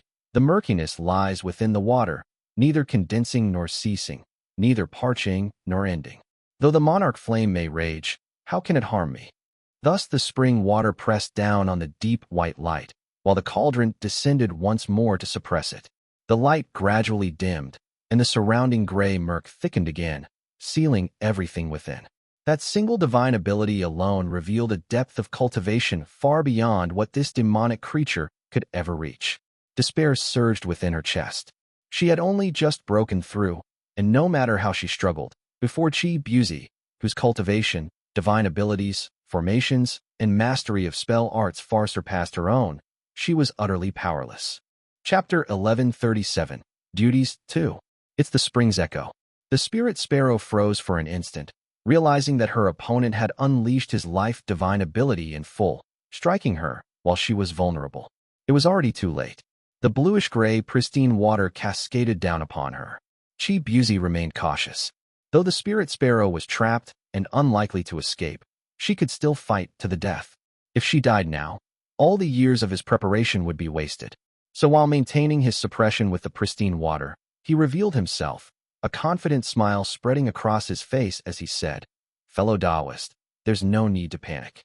I did not go to all this trouble just to take your life." The demonic creature did not believe him and only replied coldly, "Enough talk. My divine ability may be weak, but if I fight with my life on the line, wounding you will not be difficult." Qian blinked and steadied his gaze. His features were handsome, and his azure robes lent him a refined air. With a solemn expression on his face, he spoke with apparent sincerity. "I truly have no intention of harming you. You and I belong to different Tao lineages and share no enmity. You possess neither spirit artifact nor treasure. Why would I wish you harm?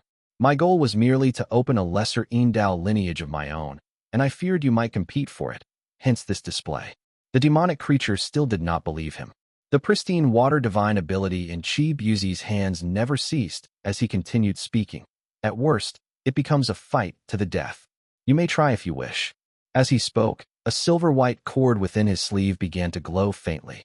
His expression did not change. He watched her earnestly while silently increasing the pressure of the pristine water, growing heavier with every breath. Within the mirror's world, mist coiled through the air, drifting over gleaming white tiles. Several stone lanterns stood in the courtyard, their pale yellow glow spilling softly onto the ground. Complex runes were etched across their surfaces. A youth with light, jade-colored eyes lay sprawled over a stone table, looking listless and bored. Refined fire of the profound drum, a true fire control art. It follows the 12 Chonlu, 1, pathway for ignition. What an ancient technique this is needs revision. Dangjiang lay there for a while before lazily picking up his brush to make corrections. The pavilion was quiet and empty, save for two dull-eyed yellow-armored warriors hauling jade slips up the stairs. Even after being officially stationed in the heavens, Dangjiang's workload hadn't lessened in the slightest, though the number of people he met had. Before, when he had been serving in the Lord's manor beneath the sun of heaven, there had been at least a few to talk to. Now, confined to this tower and forbidden to move about freely, his days were all the more miserable. After receiving a commendation a year ago, Dangjiang had begged endlessly not to be transferred back to the manor, but simply to be assigned a colleague. At last, the immortal official Lu had granted him 2 subordinates. Overjoyed, he returned to the tower only to discover that his assistants were 2 brainless puppets, utterly devoid of thought. Dangjiang was disappointed, but even dull company was better than none. At least he had someone to talk to, easing his boredom a little. Truthfully, there was little actual work here, no tasks that required heavy lifting or carrying, and he sometimes felt guilty about saying anything at all. Yet every time he lifted his head, he was met with a pair of thick eyebrows and a blank face, which spoiled the mood entirely. The youth paused, sighing inwardly. "The next time I get a chance, I'm changing their dharma bodies. I'll turn them both into graceful and beautiful maids. One shall hold a pale blue pipa in flowing white robes, and the other a jade pot in pink silk, with warm milk simmering inside. Now that would be true beauty." He paused for a few breaths, when suddenly he heard knocking from the door. Overjoyed, Dangjiang jumped to his feet and called out loudly, "My lord, please come in." Sure enough, a white-robed immortal official stepped into the courtyard. His appearance was plain, but the moment Dangjiang saw him, his face lit up with joy, tears welling up in his eyes as he cried, "Lord Lu, it has been far too long. The immortal official Lu gave a small nod and replied calmly, "Greetings, fellow Taoist. It has been some time. How goes your progress?" Dang Jiang was long accustomed to his indifferent tone and paid it no mind. Maintaining his enthusiastic smile, he immediately began talking about the techniques spread across the table. "I'm currently working on the refined fire of the profound drum."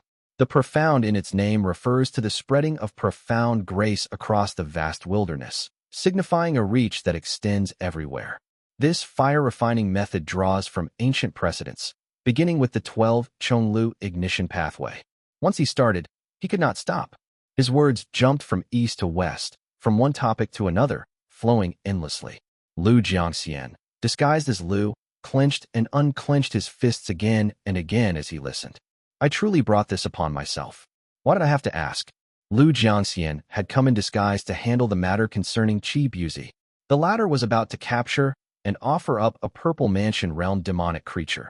Yet Lu Jiangxian had little of value to reward him with. He was unwilling to part with a green talisman, so he would likely have to make do with offering a talisman pill and a white talisman instead. But such a reward was hardly impressive, and Qi Buzi was not one to act without gain in sight. He would be difficult to appease. On one hand, Lu Jiangxian needed to coax him into continuing his service faithfully. On the other, this would serve as a rehearsal for approaching the Li family later. Not wanting to handle the matter personally, lest he be forced to keep up appearances in the future, Lu Jiangxian decided to use the simple-minded Dang Jiang instead. After all, Qi Buzi was formidable, and no amount of acting could match the genuine conviction of this honest fool. Yet Dang Jiang kept rambling on and on. By the time Qi Buzi, in the world below, had already beaten the demonic creature to her last breath and was about to capture her with a spirit artifact, the chatter still hadn't stopped. Realizing the timing no longer matched, Lu Jiangxian could no longer hold his composure and said softly, "Your insights are truly profound. So many fascinating speculations, truly captivating. But today, I have come to bid farewell." Ah! Dang Jiang had been speaking with great enthusiasm. Upon hearing that thunderous declaration, he froze, stunned for a moment before blurting out, "This can't be.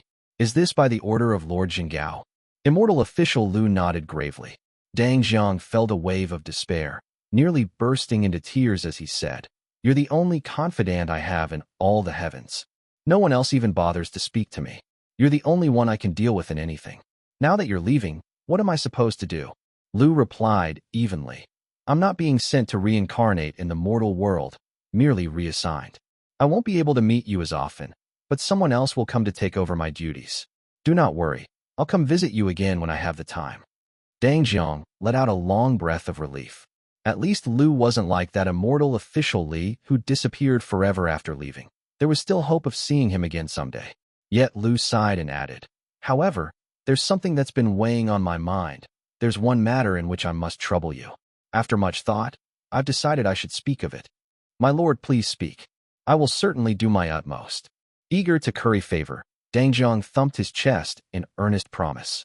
Lu hesitated briefly before replying, "With my transfer, the post I held in the manor will now be left vacant. Manpower in the heavens is already scarce as several of our colleagues have descended to the mortal realm. Since I'll be serving in another celestial region, it will be difficult for me to travel back and forth. So I sought the Lord's permission to have you fill in for me for a time." Dang Jiang's smile froze in place. His expression turned from disbelief to quiet misery. Trembling, he pointed a finger at himself and muttered, "My lord, you mean, your work, your duties. You want me to do them too?" 1. In Taoism, this term refers to the trachea, which is considered a conduit for vital energy, qi, within the body. The trachea, or windpipe, is a tube that connects the larynx to the bronchi of the lungs, allowing the passage of air. Chapter 1138, Suspicion, I. That's not the right way to say it. Don't look down on doing proper work. Immortal official Lu simply smiled and said, "Weren't you always complaining that your current work was dull and exhausting? The position I held before was an easy and rewarding one. I specially saved this post for you. The tasks are novel, the people flatter you, and you even get to observe the lower realm. Isn't that wonderful?" He tucked in his sleeves and pretended to say casually, "Since you're unwilling, then forget it." "My lord, please wait." Dang Jiang suddenly came to his senses. His drowsiness vanished at once. He hurriedly stood from the table and forced a smile. I was merely confirming the details, my lord. Whether the task is pleasant or harsh, I accept it gladly. Even the hardest duty is sweet as honey to me. How could I ever disdain your orders? Only now do I realize your kind intentions. I'm deeply moved. Lu Jiangxian, knowing how skilled he was at flattery, simply said, I'm pressed for time and can't stay to chat. Take my command token. Once you leave your hidden pavilion of profound 7 within the sacred purity palace, follow the celestial path onward, and you'll see a treasure haul. In recent years, contact with the lower realm has been severed, and few remain in the pavilion. Use the command token for verification and ascend the steps. Someone will meet you. Dang Jiang was about to ask more, but Lu Jiangxian dared not let him speak further. Pulling away Immortal official Lu, 1, he continued, I must set out immediately. There should be a ritual to the lower realm awaiting you. If you have the time, go at once to carry it out. With that said, he took his leave. Dang Jiang reluctantly followed him to the courtyard and hesitated before saying, My lord once said there must always be someone stationed to guard the pavilion, and I've stayed here all this time for that reason. If I leave now, the place will be empty. Wouldn't that be considered dereliction of duty? Rest easy. Lu Jiangxian had previously ordered him to stay put only to keep him from wandering, since he always needed someone to deal with him. So he replied, As long as you carry my command token and are performing official duties rather than idling about, it won't count as neglecting your post. You may stay at either place with peace of mind, but make sure to hurry on the road and avoid lingering. He strode away quickly. Dang Jiang, unable to leave the courtyard, could only watch him disappear into the horizon. Then he looked down at the command token left on the table. It was about the length of a forearm, pure white in color, and was adorned with silver lunar patterns. It was so ornate that it was clearly no ordinary item. After admiring it for a while, he glanced at the half-edited cultivation manual on the table and thought to himself, I'll finish writing the rest later, then go have a look. He bent over to study the text, but after only 2 lines, his patience ran out. He thought, I'll take a look first. After seeing it for a bit, I'll come back and continue. That should help me clear my mind. He immediately rose, left the small courtyard below the attic, and stepped onto the clouds. He took out the command token.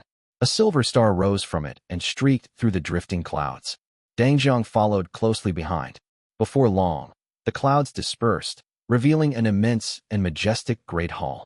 Dragons and phoenixes adorned its eaves, giving it a boundless splendor. Beneath his feet stretched a golden lake that shimmered with rippling waters. 12 jade bridges spanned across it, leading toward the central hall. Dang Jiang took one glance and felt his eyes sting.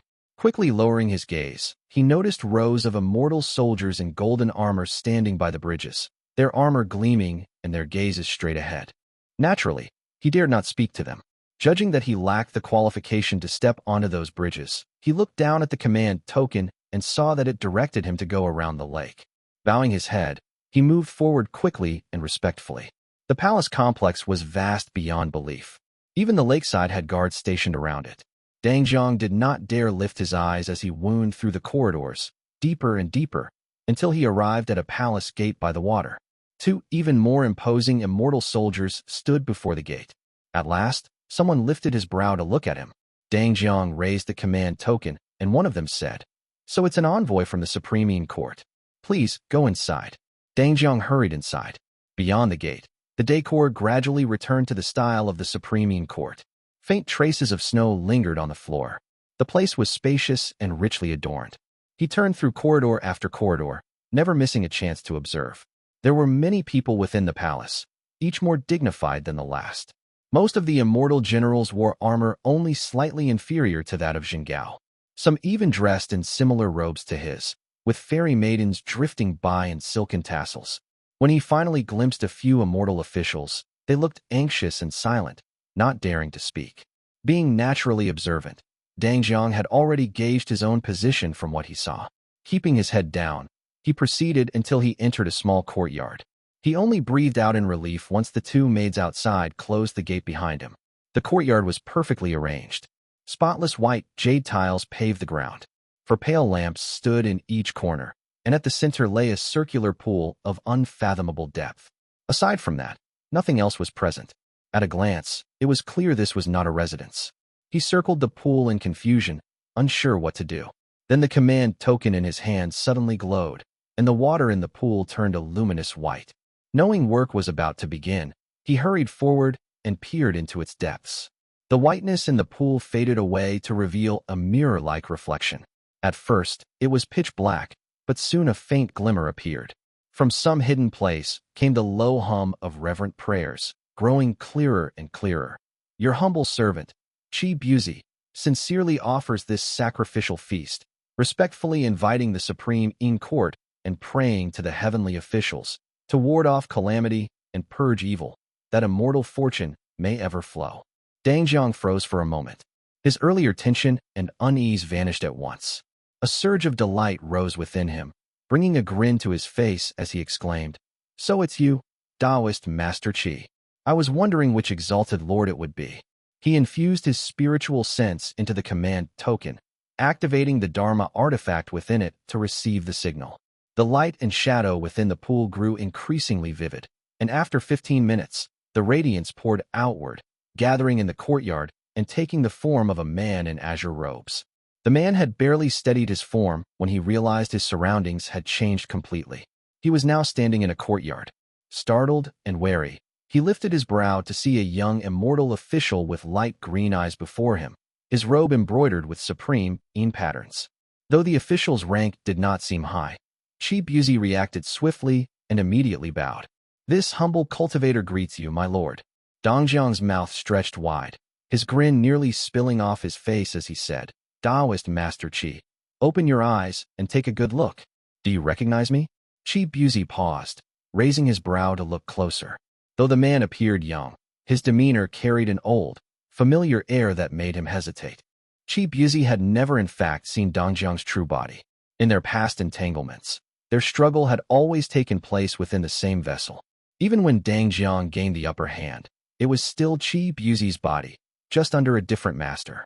Clever as he was, he thought inwardly, the only one I could possibly know on this side must be that stupid donkey. He doesn't look like one, but his tone is exactly the same.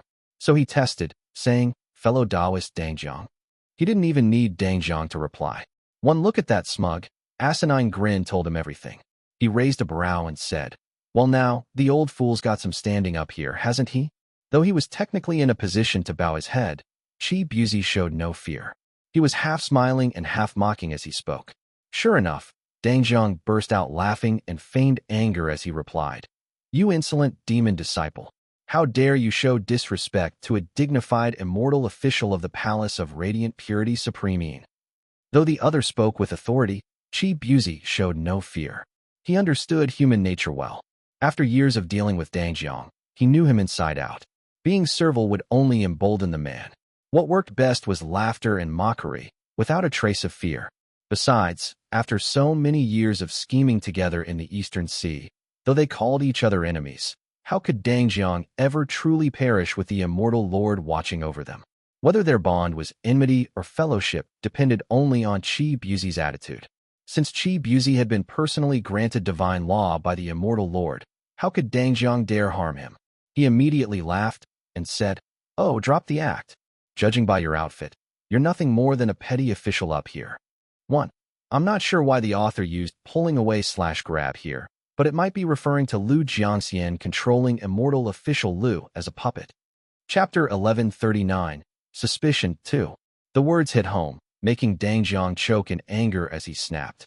"Even a minor heavenly official has more prestige than you, a so-called Taoist master of the lower realm." Qi Buzi immediately understood. So this stupid donkey's life in the heavens isn't going well at all. Qi Buzi naturally assumed the heaven Dangjiang spoke of was one of the grotto heavens, such as Anhui heaven or Liu heaven. 1. The very domains of immortal lords.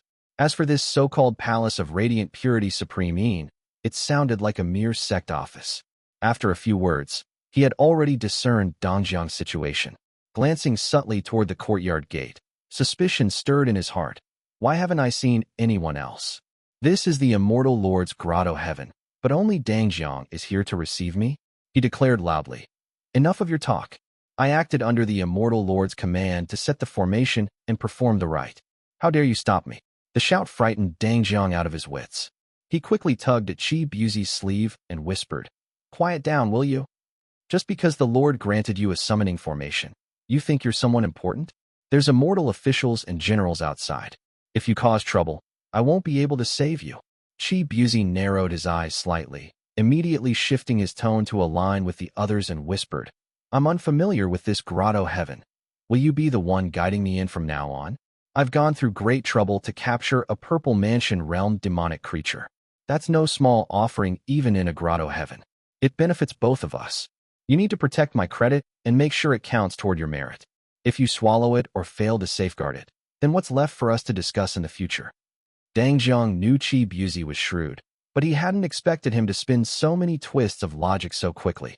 Momentarily flustered, he replied, according to the feedback in this command token, your contribution has been recorded. I'll need to report your merits at the main hall. Do you have any particular reward in mind? Qi Buzi's eyes lit up at once as he answered, That immortal position inheritance you carried back then. Do you still remember it? My Chogoe hidden form was forged using that very thing. I ask only for that, nothing else. Dang Jiang frowned, uncertain whether such a thing still existed, and said, That item was bestowed from the heavens and is tied to the Purple Mansion realm itself. I do have some connections up here, including a high-ranking official from one of the upper palaces. I can ask around. But if I recall correctly, you already had the Foundation Establishment Realm Technique and Spiritual Qi for Chogoe hidden form back then, and cultivated an immortal foundation without the Purple Mansion Realm chapter. You never truly achieved a divine ability and relied on that treasure's resonance to break through. Qi Buzi frowned as well, clearly realizing something was amiss. Sure enough, Dang Jiang continued, but now you intend to cultivate purifying dew, and you don't even have an immortal foundation. The situation is not the same as before. If that treasure ends up wasted, you'll have no one to blame but yourself. That's true. Qi Buzi furrowed his brow. When he was granted that divine law, he only knew it might allow him to rekindle his cultivation path. The rest had been unknown. Arriving here was already beyond expectation. How could he have thought so far ahead? Now that he understood the situation, realization struck him at once, right? The purifying dew method isn't secured yet, and Tai Qing would never want to see me advance. It's fine if I don't complete it, but if I manage to form the fifth divine ability, the purifying dew, before Tai Qing returns and fails to break through, I'll die without leaving even a corpse behind. He fell silent for a while, and Dang Jiang spoke softly. Why not ask for something else instead? I'm in charge of techniques here, and heaven certainly has no shortage of spiritual qi. I could request the Purple Mansion Realm Technique and Spiritual Qi for purifying dew, and you can cultivate it yourself. Qi Buzi's mindset had shifted entirely. He shook his head and said no. Even if you brought it, I wouldn't dare cultivate it. It would do me no good. Although he knew the man before him was prone to boasting, Qi Buzi could only grit his teeth and said, You said you had connections in heaven, so ask around for me. You know my strength and skill well. If I achieve the Golden Core realm outside the Grotto Heaven, it would only benefit you. Even bringing me into the Grotto Heaven someday would earn you plenty of favor. Dang Jiang nodded silently. No matter how grand heaven was, a Golden Core realm true monarch still commanded respect. On ordinary days, even immortal generals and minor gods would honor such a guest. The thought tempted him, and he said, The person I'd need to ask is quite formidable, but on account of me, he won't refuse. I can inquire for you. Qi Buzi nodded, half convinced, and asked, But how do I return now? And once I'm back, how will I see you again? I can't be catching a Purple Mansion realm beast every single time. I'm no Golden Core realm true monarch. Dang Jiang shook his head. Just jump into the pool and you'll return. I've already recorded your merit in the command token. In the future, if you wish to reach this place again, activate the formation through a divine ability and project your spiritual sense. You won't be able to enter in person as you did today. Only your consciousness will be transmitted. That's fine. Qi Buzi sighed, seemingly ready to depart. He stepped to the pool's edge, placed one hand on the jade-white lamp base, and felt its solid texture. When he reached for his storage pouch, he realized he could not open it. His expression softened, and his once light steps came to a sudden halt. He turned his head and said, May I at least see the scenery outside? Dang Jiang sensed nothing amiss and replied with a mocking smile. I'm afraid it might frighten you to death. He led Qi Buzi to the courtyard's gate and gently pushed it open. Streets blanketed in cold snow stretched outward, silver moon lanterns glowing upon every corner, and patterns of golden laurel blossoms glimmered across the walls. In the sky, white-robed cultivators flew past, and farther still loomed faint golden palaces and a massive jade bridge spanning the heavens. Qi Buzi squinted at the view, but in the end, he did not dare to step outside. He turned back into the courtyard. I can't leave through the gate, and there's nothing in this courtyard I can take with me. The youth's green eyes flickered as he carefully surveyed his surroundings before smiling. Fellow Taoist Dangjiang, your robe is quite splendid and elegant. Why not gift me one? Dangjiang looked puzzled. What nonsense is that? You think something like this is yours to take? Qi Buzi merely smiled without replying. Taking another step, he glanced at the moon-white lamp base.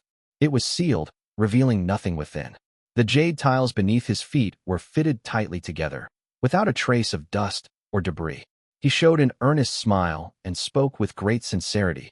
Fellow Taoist Dangjiang, I'm but a mortal man unfamiliar with heavenly treasures. Would you allow me to take a small keepsake back with me? Something I could look upon from time to time, to remind myself that I have indeed set foot within a grotto heaven. Hearing this, Dangjiang felt quite flattered. Laughing heartily, he nodded again and again, saying, Of course, that's only natural. One Lu, means clear, pure water/clarity, pristine, and Yu means speech, language. Together Liu conveys the idea of a celestial, pure language or utterance. Chapter 1140, Shaohui I. Dangjiang readily agreed, patting his sleeve only to find it empty. The hollowness of his purse made his heart flutter with unease, yet he refused to show it as he smiled. The heavens have strict rules. I cannot simply bring things with me when I visit this residence.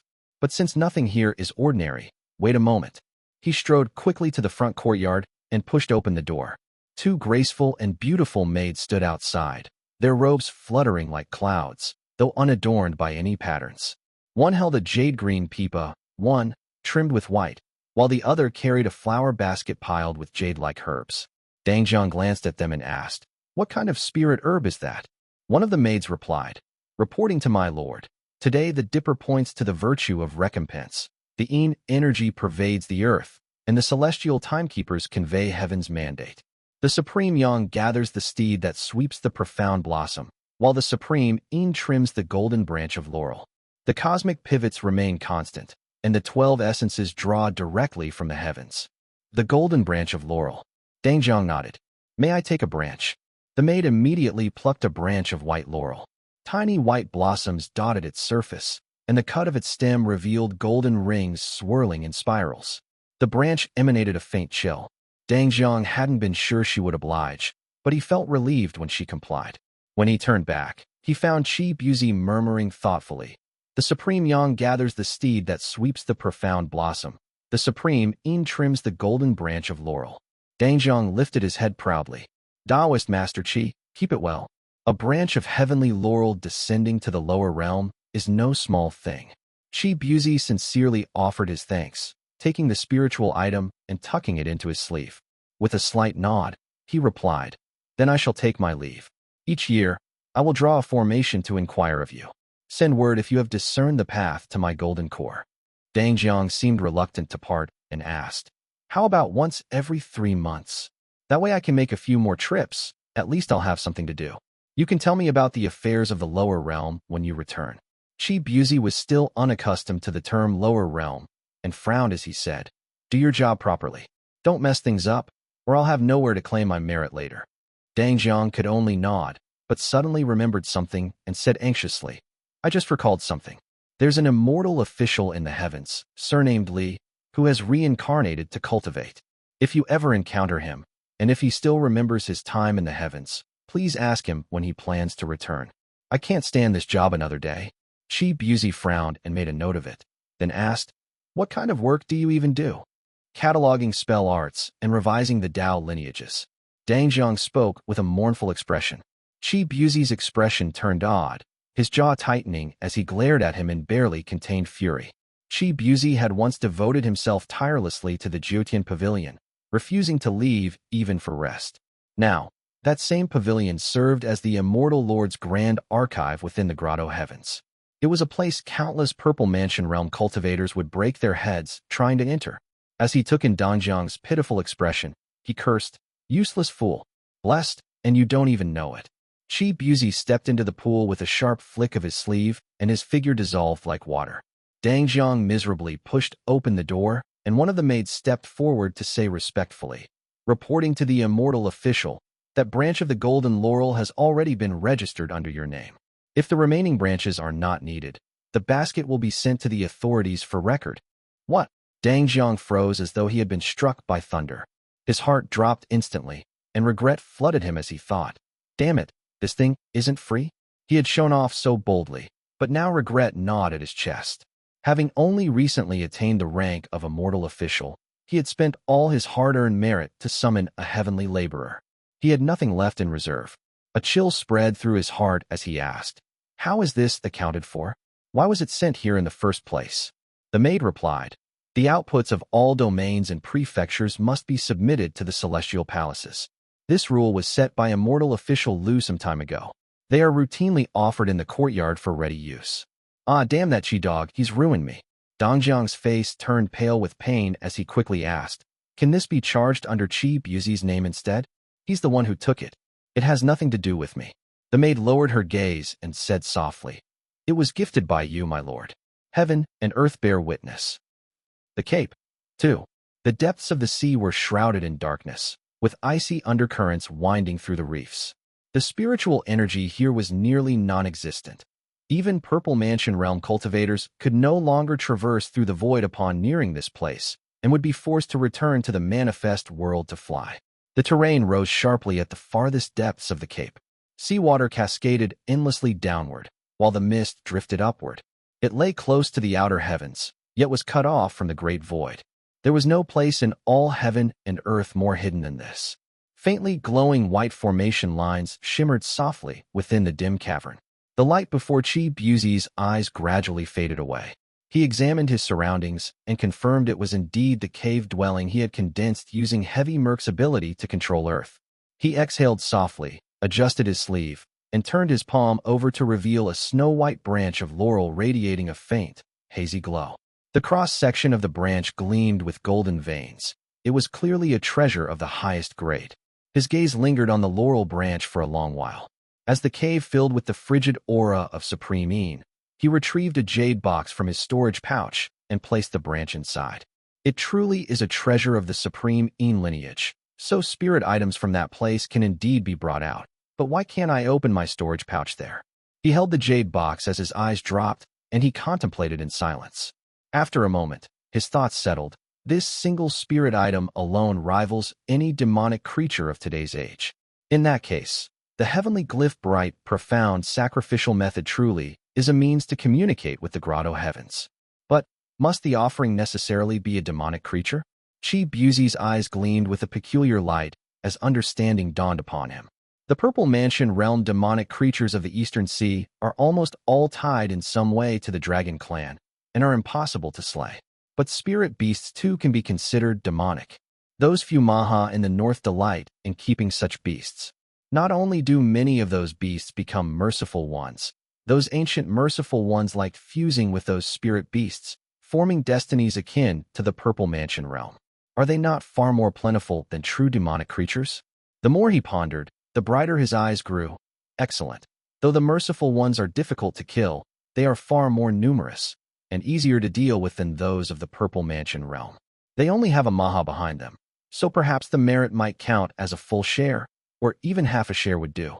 He could think of no better sacrifice than the merciful ones, and realization dawned upon him. It seems that Exalted One despises the Northern Buddhist as well. He hesitated briefly, then sat cross-legged within the cave as he began to examine the golden branch of laurel within the jade box. This spirit item surpassed even the Supreme Yin Moonlight in grade. It was an exceedingly rare treasure. Merely placing it before him was enough to stir waves of Supreme Yin Qi through the chamber. The young man gazed quietly at the cluster of white blossoms, eyes glinting with boundless ambition. Resting his chin upon one hand, he murmured softly, his tone reverent and rhythmic like a chant. All fruition attainment revere the Supreme Yin. The Supreme Yang is the first to manifest by day, and all light follows its course. The profound radiance of the Supreme Yin descends upon the Bingzi water, guiding pristine and uniting the two principles. 1. Pipa, Fipauk. is a traditional Chinese four-stringed lute, played upright with the fingers, known for its bright, expressive sound. 2. Should be referring to Qian Cape. Chapter 1141, Shaohui 2. Palace of Radiant Purity Supreme Yin. White snow was piled high beneath the moonlit lampstand. Lu Jiangxian sat at the table as the many illusions before him slowly faded away. Qi Buzi. Quite the capable one indeed. Lu Jiangxian, of course, no longer possessed the ability to draw others fully into the world within the mirror or take things directly from it. The formation Qi Buzi had used to link himself to the exalted immortal mirror was, in essence, no different from the techniques employed by Maha Jinlian and the Five-Eyed Merciful One. It was akin to stepping into a great illusion.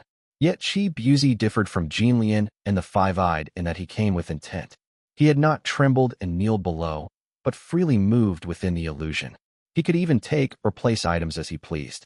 If Qi Buzi wished to retrieve something from his storage pouch, Lu Jiangxian could indeed manifest it. But what then? Qi Buzi is cunning. I can't control his storage pouch. Even if I manifest the object here, the moment he hands it to Dang Jiang or sets it down in this place, he'll check his pouch afterward. If he still finds it there, he'll immediately grasp the truth. The immortal mirror still lacked the ability to truly transfer objects between realms, which was an obvious and fatal flaw. Hence, Lu Jiangxian had preemptively sealed Qi Buzi's storage pouch. Yet Dang Jiang's mere words had already stirred suspicion in him. Believing the place to be an illusion, Qi Buzi had tried to take something as a keepsake. Once he left and checked his sleeve, he would immediately know whether it was real or not. Lu Jiangxian could, of course, have arranged for Dang Jiang to fabricate celestial rules to block him, making it impossible to take anything.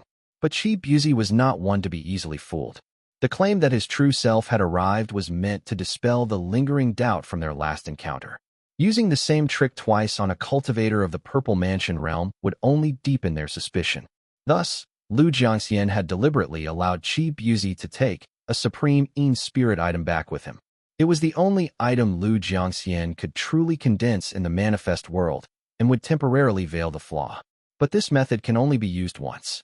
Let's first exploit it to obtain what he has and pacify his suspicions with that priceless supreme Yin treasure.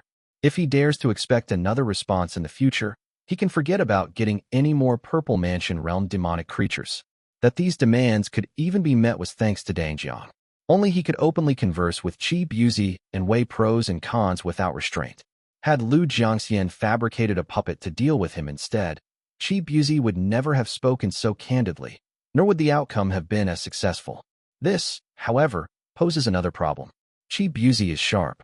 Though he will no longer beg for cultivation techniques, his attention will soon turn toward the path of the Golden Core realm. If I cannot offer him enough, trouble will surely follow. Qi Buzi was a double-edged sword. He was immensely useful, perceptive, cautious, and exceptionally strong. His standing in Jiangnan ranked just beneath Shaohui and Yuan Xiao. His death would bring no small amount of trouble, and for now, Lu Jiangxian still had great need of him. However, those were problems for later.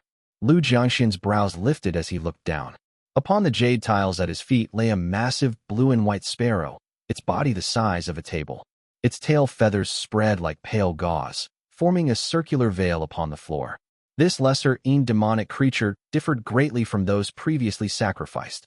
The Li family's rituals were based on incense offerings. They used sacrificial blades to slay the creature, sending its soul, blood qi, and immortal foundation together into the mirror.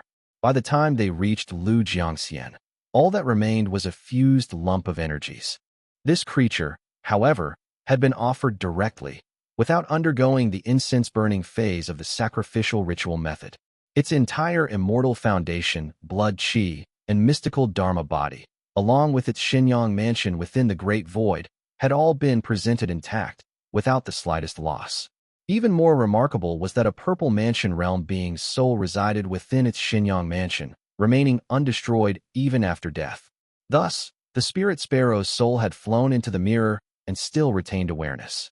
In a sense, this demonic creature was the very first living being to ever enter the mirror. Lu Jiangxian's eyes gleamed with fervor. This was a laborer comparable to Dang Jiang himself. He lifted the creature's soul with a thought and swept it with his divine sense, quickly grasping the whole picture. This demonic creature was born in the Northern Sea with an ordinary bloodline. By sheer fortune, she once consumed a treasured panacea and thus stepped upon the path of cultivation. For the first 2 centuries, she devoured both flesh and grain, keeping several tribes as livestock. Gradually, she attained sentience while in the northern deserts. After awakening, she read 2 books and realized the human race now flourished. She changed her ways and became the guardian spirit beast of a tribe, striving to devour pure qi and expel murky qi. Taking the tribe's name as her own, she called herself Fuyu. When this demonic creature emerged from seclusion after breaking through the Foundation establishment realm, the Fuyu kingdom had already fallen. The lands were now under the Shaohui family's rule, so she wandered the world and even encountered several great fortunes. This one possesses an extraordinary innate ability for arts and techniques. She created many spells on her own and, by currying favor with the Luan birds, made a pilgrimage to Mount Taishu, thus achieving the Purple Mansion realm. Lu Jiangxian studied closely and found that most of the spells she used in her battles with Qi Buzi were her own creations. Unfortunately, demonic creatures could never cultivate as deeply as humankind. Though her talent was high, she lacked the breadth of Dao lineages Qi Buzi had studied, and having only just entered the Purple Mansion realm, she was no match for him. He flipped through her memories and found them curiously sparse. Upon closer inspection, someone had clearly tampered with them. The recollections concerning the Luans were entirely gone, and even the events tied to a Golden Core affair centuries ago had been deliberately erased by her own will, leaving only fragments of cultivation methods gained by chance. Since she had no real background, it was no wonder she had fallen into Qi Buzi's hands. After a second look, understanding dawned upon Lu Jiangxian, and he frowned slightly. This is all well and good, but using this soul here means the green talisman will lack 1 Purple Mansion realm spirit. The incense energy is sufficient for now, yet with this gone, the green talisman will fall short. He pondered for a moment, then calmed down as he thought, but there are still 5 years until the next sacrificial rite, and Li Zhouwei is currently in seclusion. Time is ample, so it's best to observe for now. After all, this creature's aptitude in spell arts is remarkable. Having her within my mirror will be a tremendous advantage. Raising his sleeve, he summoned a gleaming radiance of supreme Yin into his palm, then picked up the jade jug upon the table and flicked his finger. The spirit sparrow on the ground instantly dissolved into a skyful of lesser Yin light, which streamed into the jug. In moments, the jug brimmed with a blue and white radiance like a starlit sea with waves of divine ability. When he opened the lid again, a tiny palace floated within the vast ocean, the sparrow's own Xinyang mansion. A faint phantom lingered on the floor, the remnant soul of the demonic creature. With a flick of Lu Jiangxian's sleeve, the soul attached itself to the descending radiance, shining brilliantly. Within the mirror, where Lu Jiangxian's divine ability resided, he summoned a wisp of lesser Yin light, which coalesced into the form of a petite woman clad in pale tea-white robes. She held a pipa in her arms, and a faint white mark gleamed between her brows. Her bearing was ethereal and refined. The woman stood dazed at first, as though unable to comprehend how she had come to be there. As her soul's memories gradually fused, she lifted her gaze in confusion. The moment her eyes met the figure above, the haze and emptiness in them were swiftly replaced by awe and fear. She bowed softly and said, "Lesser Yin attendant of Wu, 1 in Gue 2. Shaohui/Ref. Shaohui 3. Greets the palace lord. 1 Nu, Wu, is the Yang earth, Yang 2, stem. It represents firmness, stability, and centrality. 2 Thi, Gue, is the Yin water, Yin Sui, stem. It represents subtlety, hidden flow, and adaptability.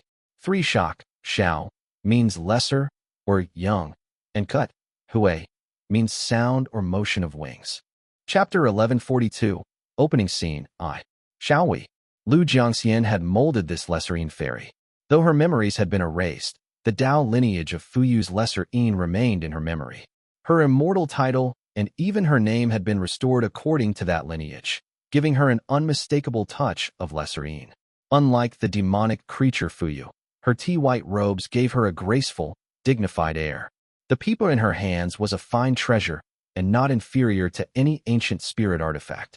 Lu Jiangxian could shape her appearance however he pleased, entirely at his own whim. He regarded the fairy before him, the second true, living being within his mirror.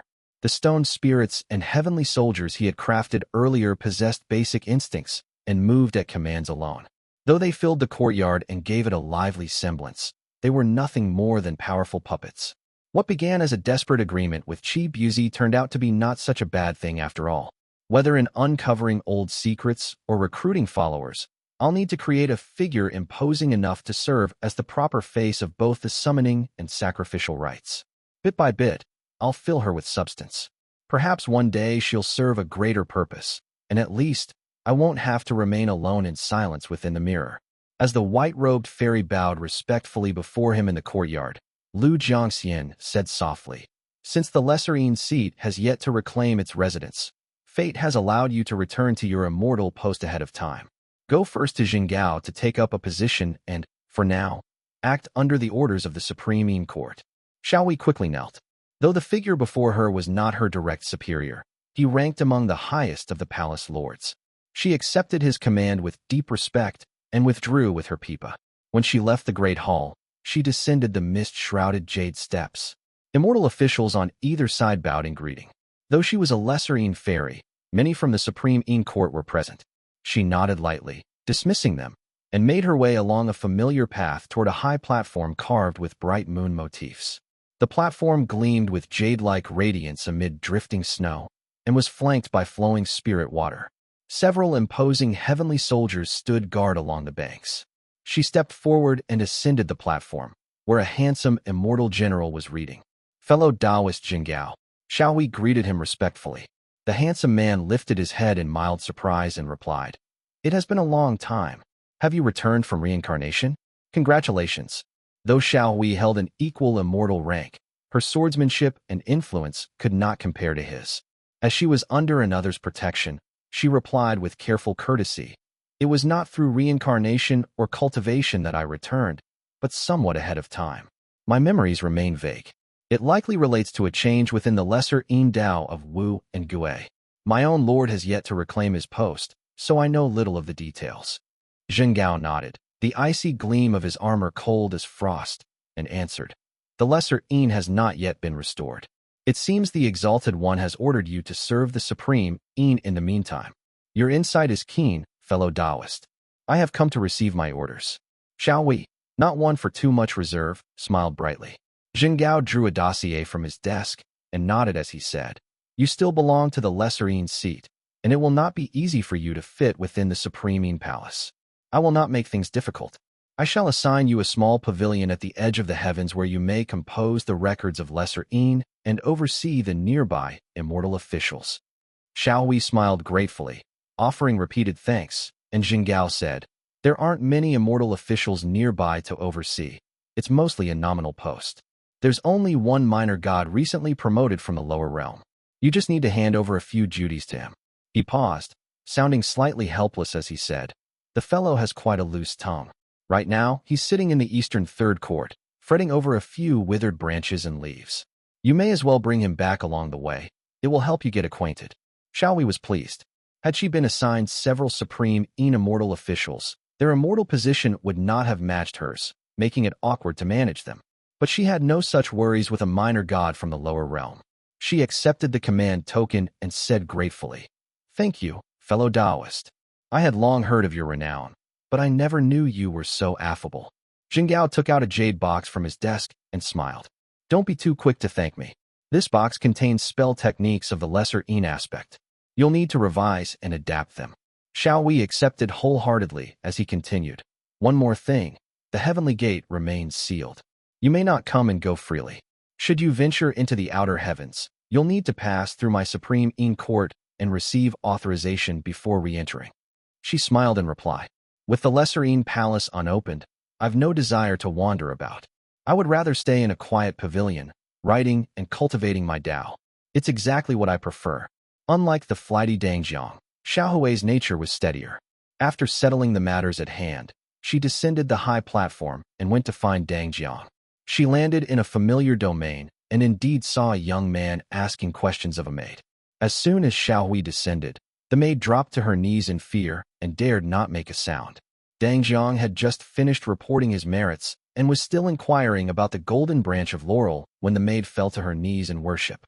Startled, He raised his brows and saw a tea-white-robed fairy maiden cradling a pipa standing behind him.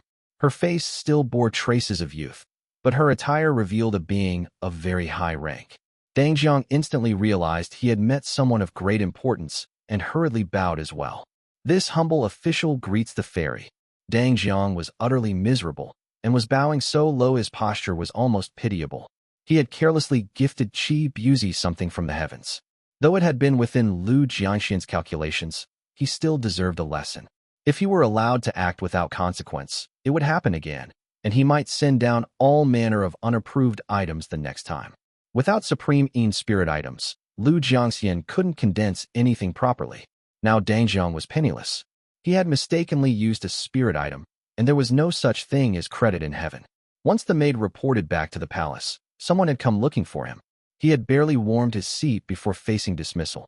How could he not be anxious? When Shaohui had manifested in the mortal world, she had been a playful spirit sparrow. Even with her memories erased, her nature had not changed. She immediately asked, "What's all this noise about? Explain yourself." Dang Jiang quickly recounted everything from beginning to end. Shaohui laughed and said, "The golden branch of laurel? You certainly have a talent for timing. There are only a few days each year when the supreme Yin and lesser Yin hold the highest value, and you happen to pick one at the perfect time." Dang Jiang grew even more embarrassed as Shaohui continued. "Immortal official Lu is away. I'll be overseeing you from now on. I can't just leave you floundering like this. I'll cover the cost for now.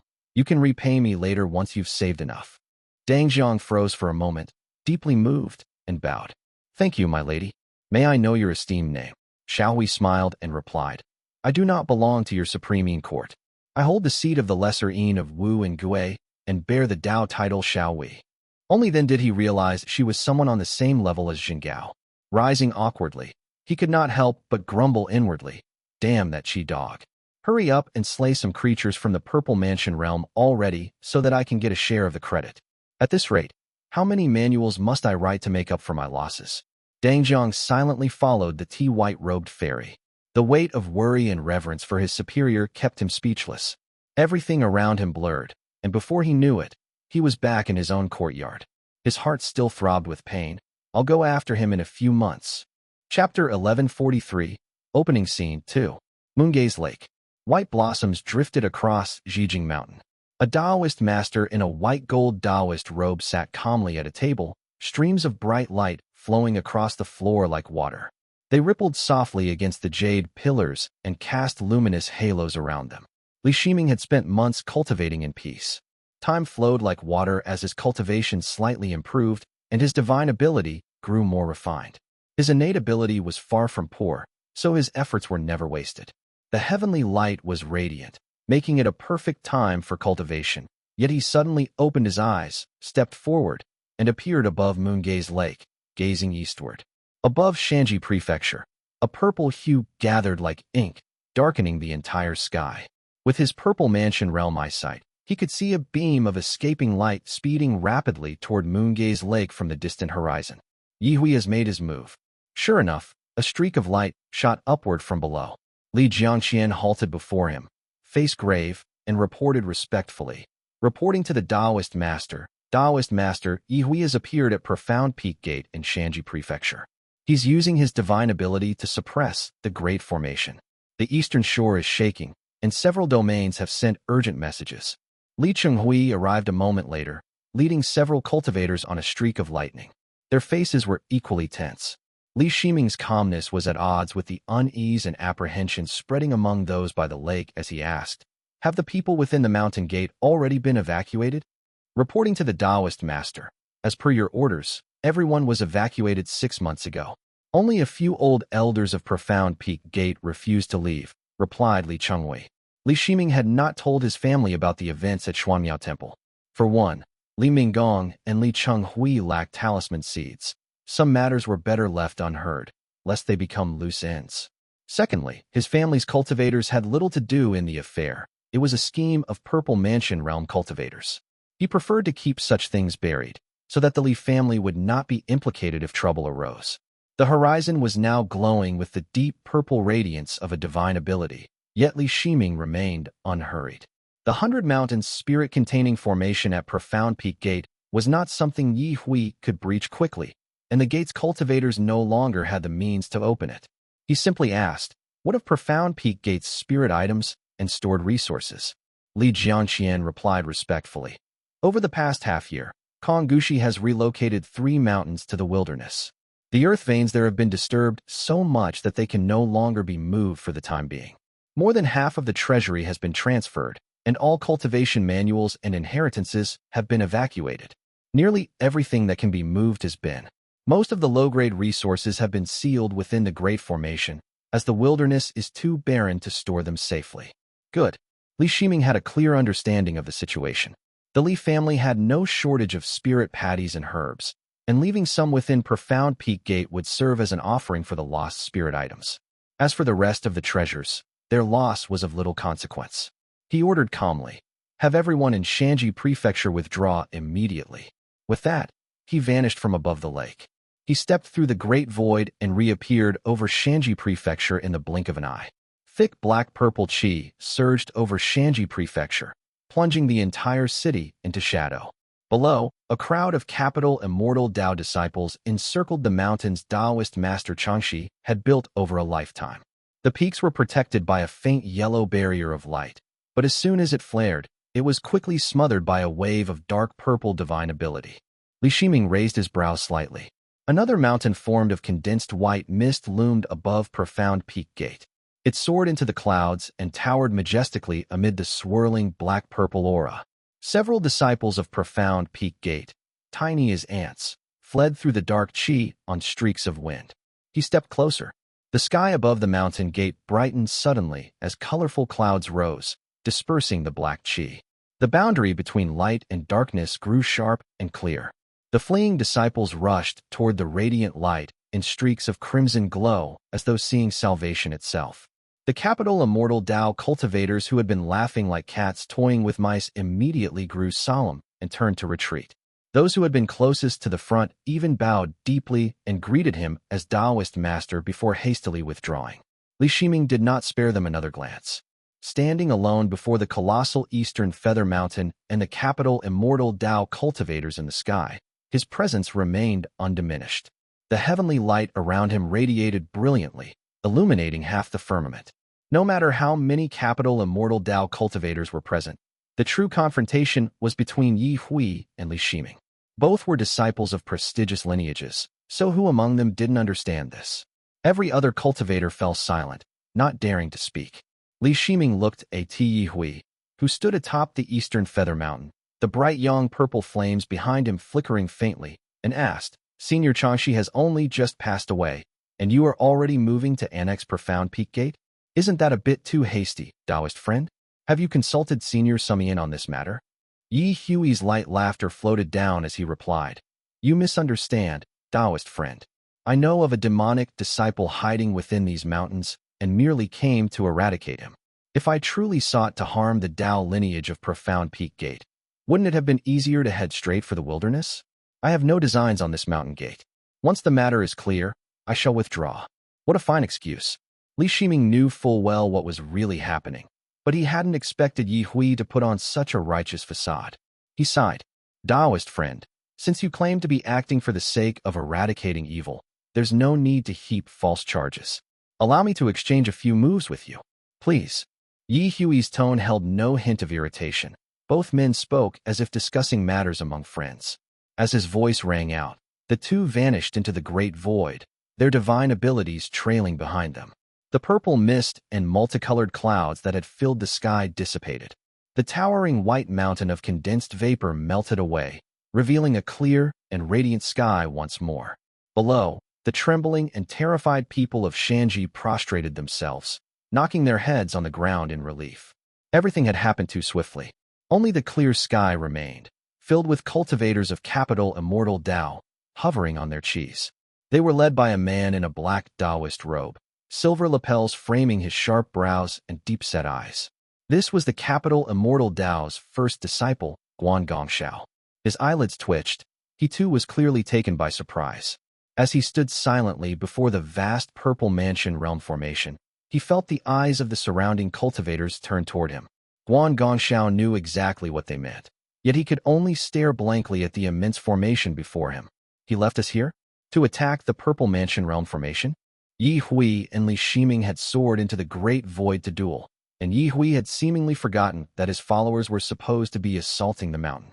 What could a group of Foundation Establishment Realm cultivators possibly do against a Purple Mansion Realm formation?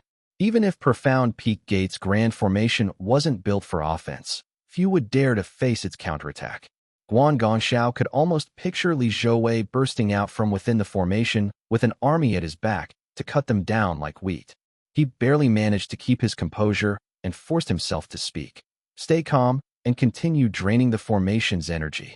The Taoist master has already planned for this. He spoke thus, but Yi Hui had always acted as he pleased. He had led the group here immediately after emerging from seclusion, without sharing any plan, and Guan Gongxiao had no idea how to break the formation. The Taoist master's intentions are impossible to fathom. What purpose does standing here serve? Are we just waiting to expose ourselves? Does he think this great formation will unravel on its own while we chip away at it? Chapter 1144. One Talisman, One Decree. Li Shiming traveled through the great void, surrounded by heavy purple-black mists. As he sped onward, the white misty mountain reappeared. Yi Hui was still mounted on the scaly bird beast with a golden beak and pale pupils. He glanced at Li Shiming from atop the beast, a divine ability gathering in his hands as he spoke. Zhaojing was wise to take a step back to release the Profound Peak Gate and sacrifice Kong Haiying. Truly, you understand the bigger picture. I owe you for that and offer my thanks. Li Shiming solemnly examined him. The man's smile was courteous. Unlike his sharp, mocking tone toward Changxi, Yi Hui had always maintained his composure before Li Shiming. Even when their divine abilities had clashed, he had still preserved a degree of decorum. His attitude carried an air of detachment, as if what happened among subordinates was their own affair. Whether a chariot captured a cannon or a general was trapped, it was all just a game of chess. To hold a grudge would simply mean their opponent was too narrow-minded. It was precisely Yi Hui's composure and Li Shiming's caution that had allowed both families to maintain some room for negotiation at the Purple Mansion realm. Now, within the Great Void, Yi Hui thanked him once again, and Li Shiming could only reply, "Fellow Taoist, you need not say that. Since the Profound Peak Gate is to be moved upon, I naturally must take action." Yi Hui regarded him deeply, as if weighing something, before replying, "Very well. Then today, I shall properly witness the might of your bright young divine ability." The great void erupted in violent ripples as his words rang out. Vast torrents of purple water surged down, filled with human-headed fish leaping within. The white misty mountain rose once again, its snowy peaks standing tall.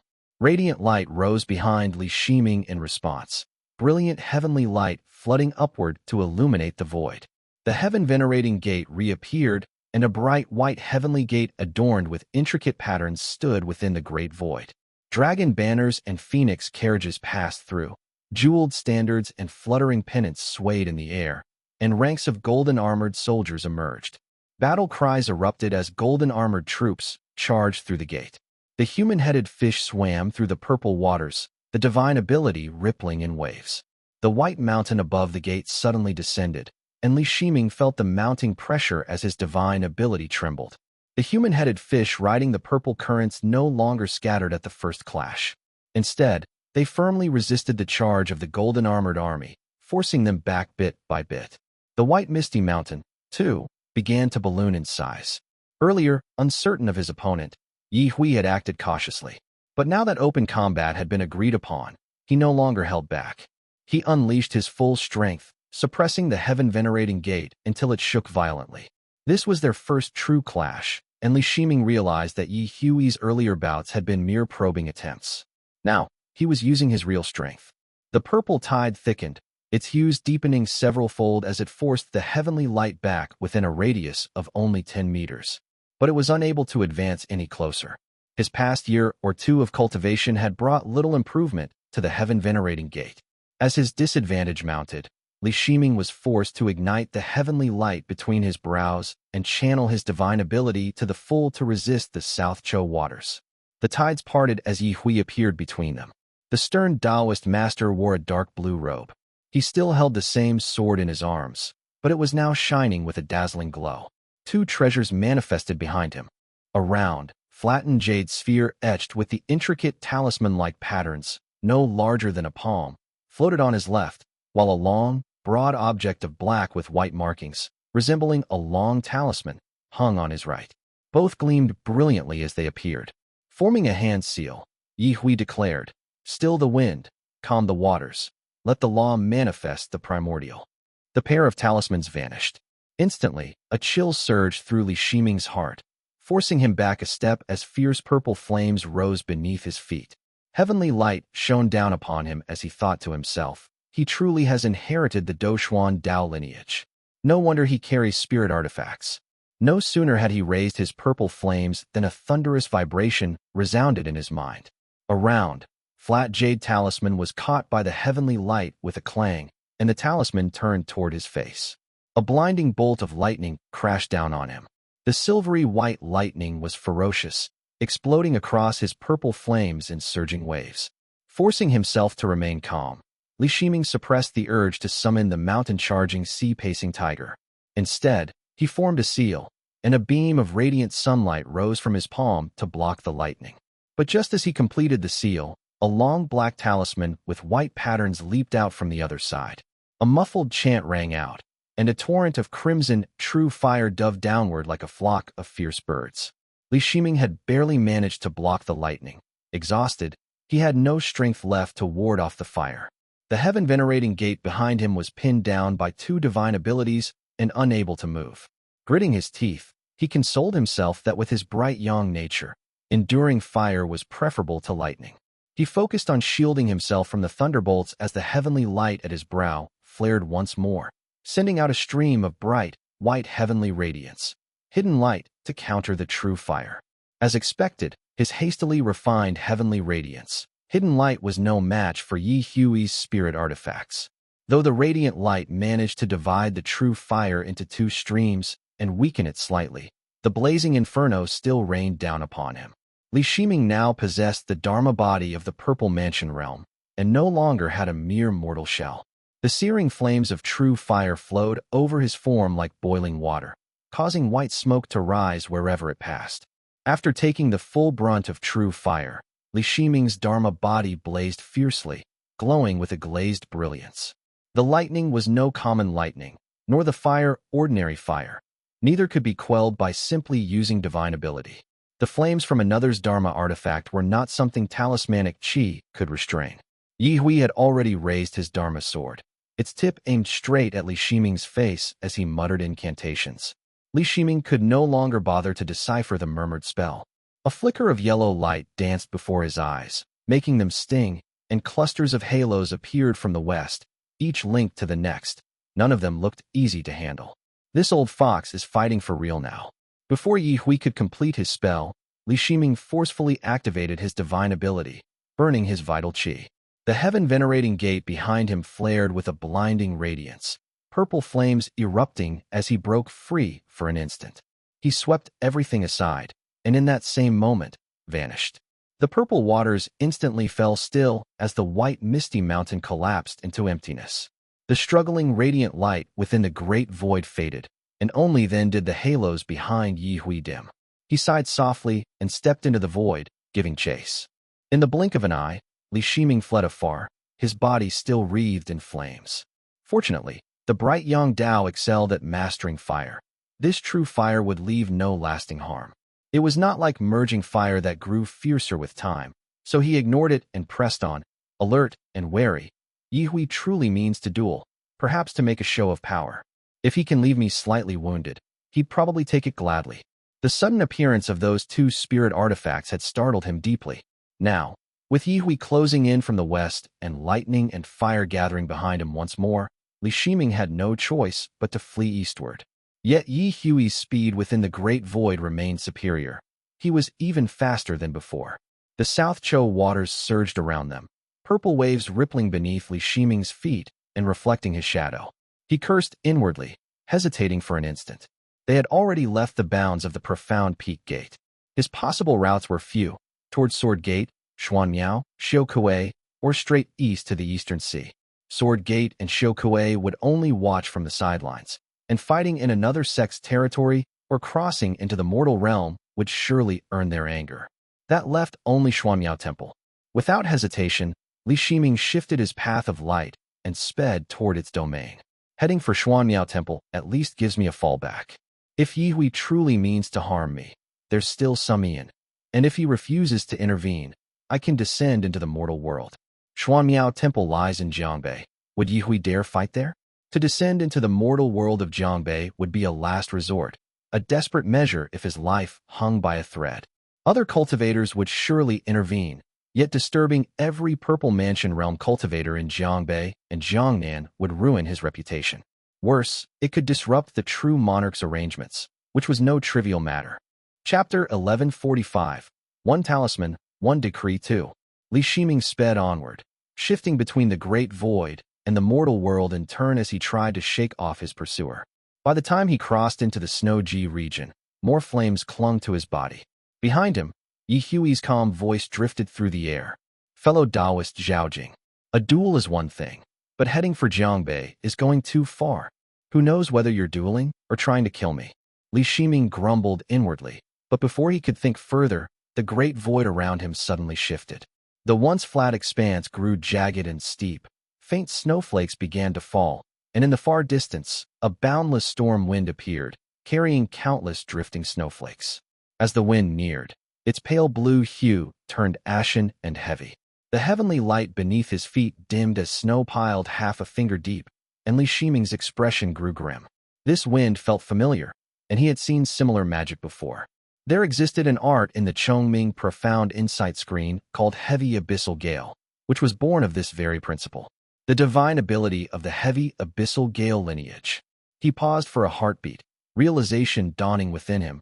The Capital Guard divine ability, Western Sky Plateau. What was the Western Sky Plateau? It referred to the vast highlands west of Longshu, the Great Western Plains.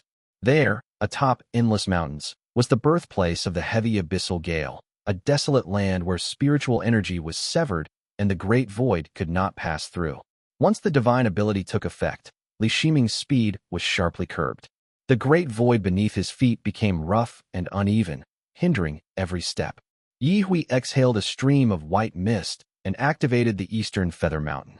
The mist grew dense and heavy, weighing down the entire void until it seemed frozen in place. The combination of Western Sky Plateau and Eastern Feather Mountain expanded their grip over the great void to an unprecedented degree. A chill surged through Li Shiming's heart as a dark suspicion arose. Is Yihui trying to kill me? The Capital Guard's 3 divine abilities are all lethal.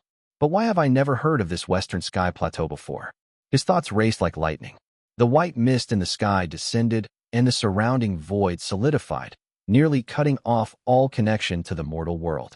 Debating between advance and retreat, Li Shiming halted and summoned the heaven-venerating gate once again. The Eastern Feather Mountain technique was neither unfamiliar nor overwhelmingly strong. It had the same suppressive effect on the void that Li Shiming's own heaven-venerating gate had. Yihui had used it in their first encounter, and back then, Li Shiming had broken its hold with purple fire and escaped into the mortal world. But this time, the talisman and scripture had appeared at his side. Lightning and true fire descended together. The white mountain above came crashing down, and the South Cho waters surged forth. How could he possibly withstand it all with purple flame held in his mouth? Li Shiming only had 2 choices left. The first was to use his purple flames to block the thunder and true fire while the heaven-venerating gate resisted the mist and purple waters. However, he would remain trapped to await a turn of fortune. The second was to endure the blazing onslaught, shatter the divine abilities with purple flame, and forcefully return to the mortal world.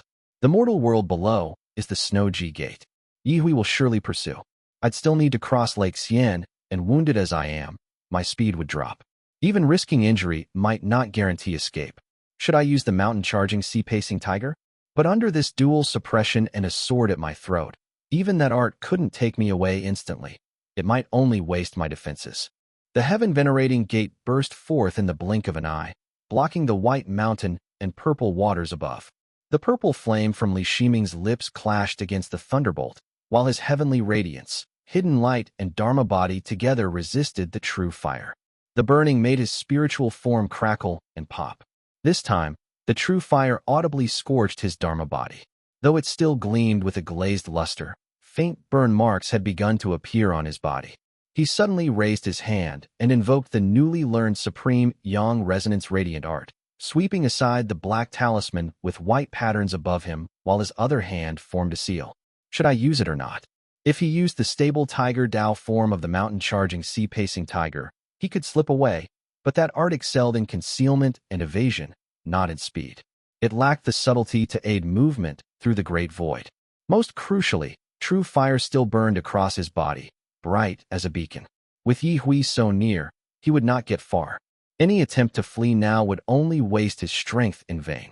He had used his divine ability to resist the purple waters and white mountain, summoned purple flame to block the thunder, and employed the Supreme Yang Resonance Radiant Art together with heavenly radiance, hidden light, to fend off the true fire.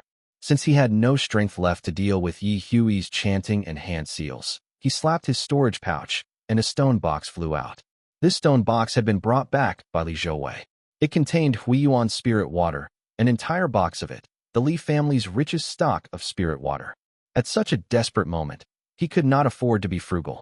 Fortunately, Yi Hui seemed unaware that he intended to extinguish the true fire to escape. The man only quickened his chanting, while Li Shiming hastily struck open the stone box, pouring out a sheet of crystal-clear spirit water over his Dharma body and channeling his divine ability at full force. A sharp hiss rang out. The flames flickered stubbornly a few times before finally dying out. Li Shiming had no time to rejoice. Behind Yi Hui, a hazy yellow radiance bloomed as the man chanted aloud. Pure profound radiance of the three primordials, go. Since he had barely managed to quench the true fire, Li Shiming had no intention of waiting to see what spell Yi Hui would unleash. He drew a white orb engraved with the image of a tiger turning its head from his Xinyang mansion. The bead flashed with fine threads of light, instantly transforming into a spirit tiger carved of stone with a gray-black body and eyes gleaming with life. Mounting the tiger, Li Shiming was immediately wrapped in a web of tawny light, the mountain-charging profound veil. He channeled his divine ability and parted the purple waters and white mountain. The great void before him loosened for but an instant, but he took the chance to tear it open and dart away at full speed. The pure profound radiance of the three primordials vanished into the great void at almost the same moment, leaving Yi Hui standing amid flowing purple waters, his Dharma sword in hand. Clearly drained from the exertion, he exhaled softly and did not give chase. Instead, he withdrew his divine abilities. As the white mountain and purple waters gradually faded away, Yi Hui gazed into the distant void, as though weighing something in his mind.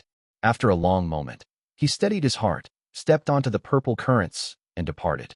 Chapter 1146, Inkling. Lake Qian. In truth, Lake Qian was connected to the Eastern Sea. Thus, the waters that were glimmering with silver light beneath the midday sun were in fact seawater. Several crab-like demon soldiers patrolled the surface, far more numerous than in past years. Clearly, the eruption of profound peak gates wore had even the surrounding demonic creatures tense. Just as peace seemed to settle in the area, the great void suddenly tore open. Torrents of purple flames surged out, scorching the pale lake's surface into a hollow depression. Vast clouds of steam billowed upward and yellow-white salt crystals formed across the reefs, only to melt away moments later. A Taoist master in a white-gold Taoist robe rode a tiger out from within the purple blaze. He had barely landed on the lake's surface when the northern sky split once more. 3 streaks of yellow radiance shot forth from the void, forcing Li Shiming to hastily veer south. When he reached the outlet where Lake Qian met the sea, the 3 streaks of light had already caught up. A chill ran down his spine, and he muttered inwardly, "What kind of spell art is this?" Thunder roared within the void, and true fire surged upward. He could faintly sense the sealing power of the western sky plateau advancing from the west. It had to be Yi Hui approaching. With no time to counter the spell art, Li Shiming turned to flee further. Fortunately, I dispelled the true fire earlier. There's no trace of it within the void anymore.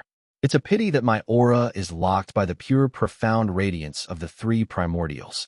Yi Hui likely doesn't know this, meaning, if I can just evade that pure profound radiance of the 3 primordials, I can escape unscathed. The pure profound radiance of the 3 primordials moved with astonishing speed. It was already upon him the moment he finished his thought.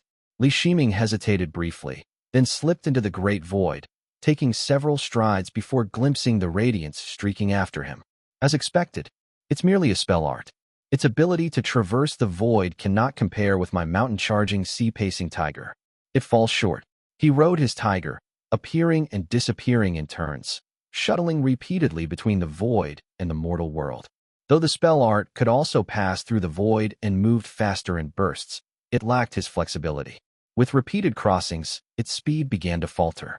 Uncertain whether Yihui could sense him, Li Shiming focused on widening the gap. He sped across the sea for nearly half a quarter hour without sight of his pursuer, only that persistent spell art chasing behind. At last, he turned and released a burst of purple flame, freezing it in place. He was about to unleash his divine ability when he saw the pure, profound radiance of the three primordials scatter like dust in the wind. A hazy yellow mist lingered, and from within came Yi Hui's voice. I was instructed by Purple Smoke Gate to spar with fellow Taoist, not to harm you. My apologies for any offense. This exchange has yielded much insight. Should the chance arise again, let us spar once more. The voice echoed throughout the void. Li Shiming glanced around, but saw no sign of Yihui. The flame in his palm faded away, and the wounds on his body began to throb faintly once again. What madness has seized that old fool?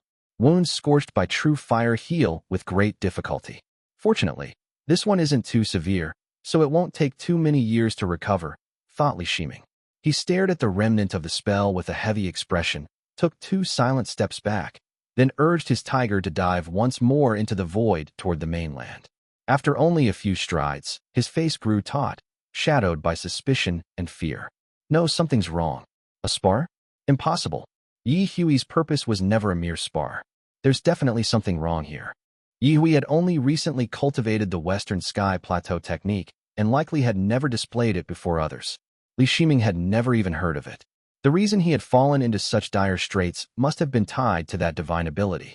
If it had only been the Eastern Feather Mountain technique, how could it have driven him into such humiliation? The Tao lineage of the capital Immortal Tao had long been cut off from the world and was shrouded in mystery. What could a technique like the Western Sky Plateau, one no one had ever heard of, possibly represent? Could Yi Hui truly be unaware of that? The Western Sky Plateau was so domineering that, when used as a surprise, it could make even a Purple Mansion Realm cultivator suffer a grave loss and create an enormous advantage. How could such a technique be used merely for a spar? Now that it was revealed, it would never again catch anyone unawares. For Yi Hui to go to such lengths, it could never be as simple as a mere spar. Someone is trying to drive me toward the Eastern Sea. Someone wants to harm my family. But the thought had barely surfaced in his mind when Li Shiming froze. No. If they intended to harm my family, they'd target me first. Whether I realized the scheme or not, I would surely return home, and the road back might already be laid with traps or ambushes. It's even better if they expect me to notice the plot. In that case, I'll rush home in panic and might overlook the hidden snares. No, it's safer to stay outside.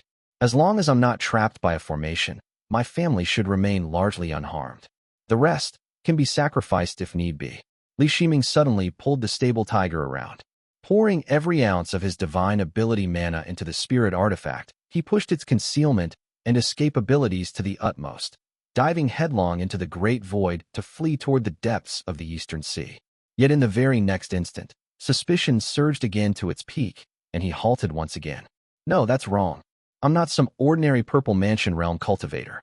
If there are formations along the way, I can detect them with the Immortal Mirror. I could return safely and they wouldn't be able to ambush me. Before the thought even finished forming, his body reacted. He forced the stable tiger to halt, then wheeled it around once more, flying back west toward the inland seas. His mana circulated so violently that the stable tiger's eyes blazed with intense white light. The mana patterns of the stable tiger Tao spread swiftly across its stone body, leaving behind long streaks of pale brilliance. Li Shiming had only half finished his incantation after turning around when he suddenly stopped again. The light drained from the stable tiger beneath him as it came to a complete standstill, standing motionless and alone within the vast void. The void stretched dark and endless, and from afar, a lone figure approached in measured strides. The man walked as though he was strolling through a courtyard, yet his pace within the void was faster than Yi Hui's. Everywhere he passed shone with light, as if he were carrying a moving radiance. The instant Li Shiming stopped, that figure vanished from afar and appeared directly before him. When he felt the overwhelming aura saturating the void, Li Shiming felt a chill like ice seep into his heart, making him tremble uncontrollably as he thought, whether west or east, it no longer matters. He came to take it himself. How fitting, to come in person. He lifted his head to look. The man wore a feathered robe of pale yellow and white, each plume etched with fine circular patterns that almost resembled scales. Beneath it gleamed a bright white inner robe, and on his back hung a sword. His exposed fingers were fair and smooth, and in them he held a 12-sided glazed lantern with a bronze base.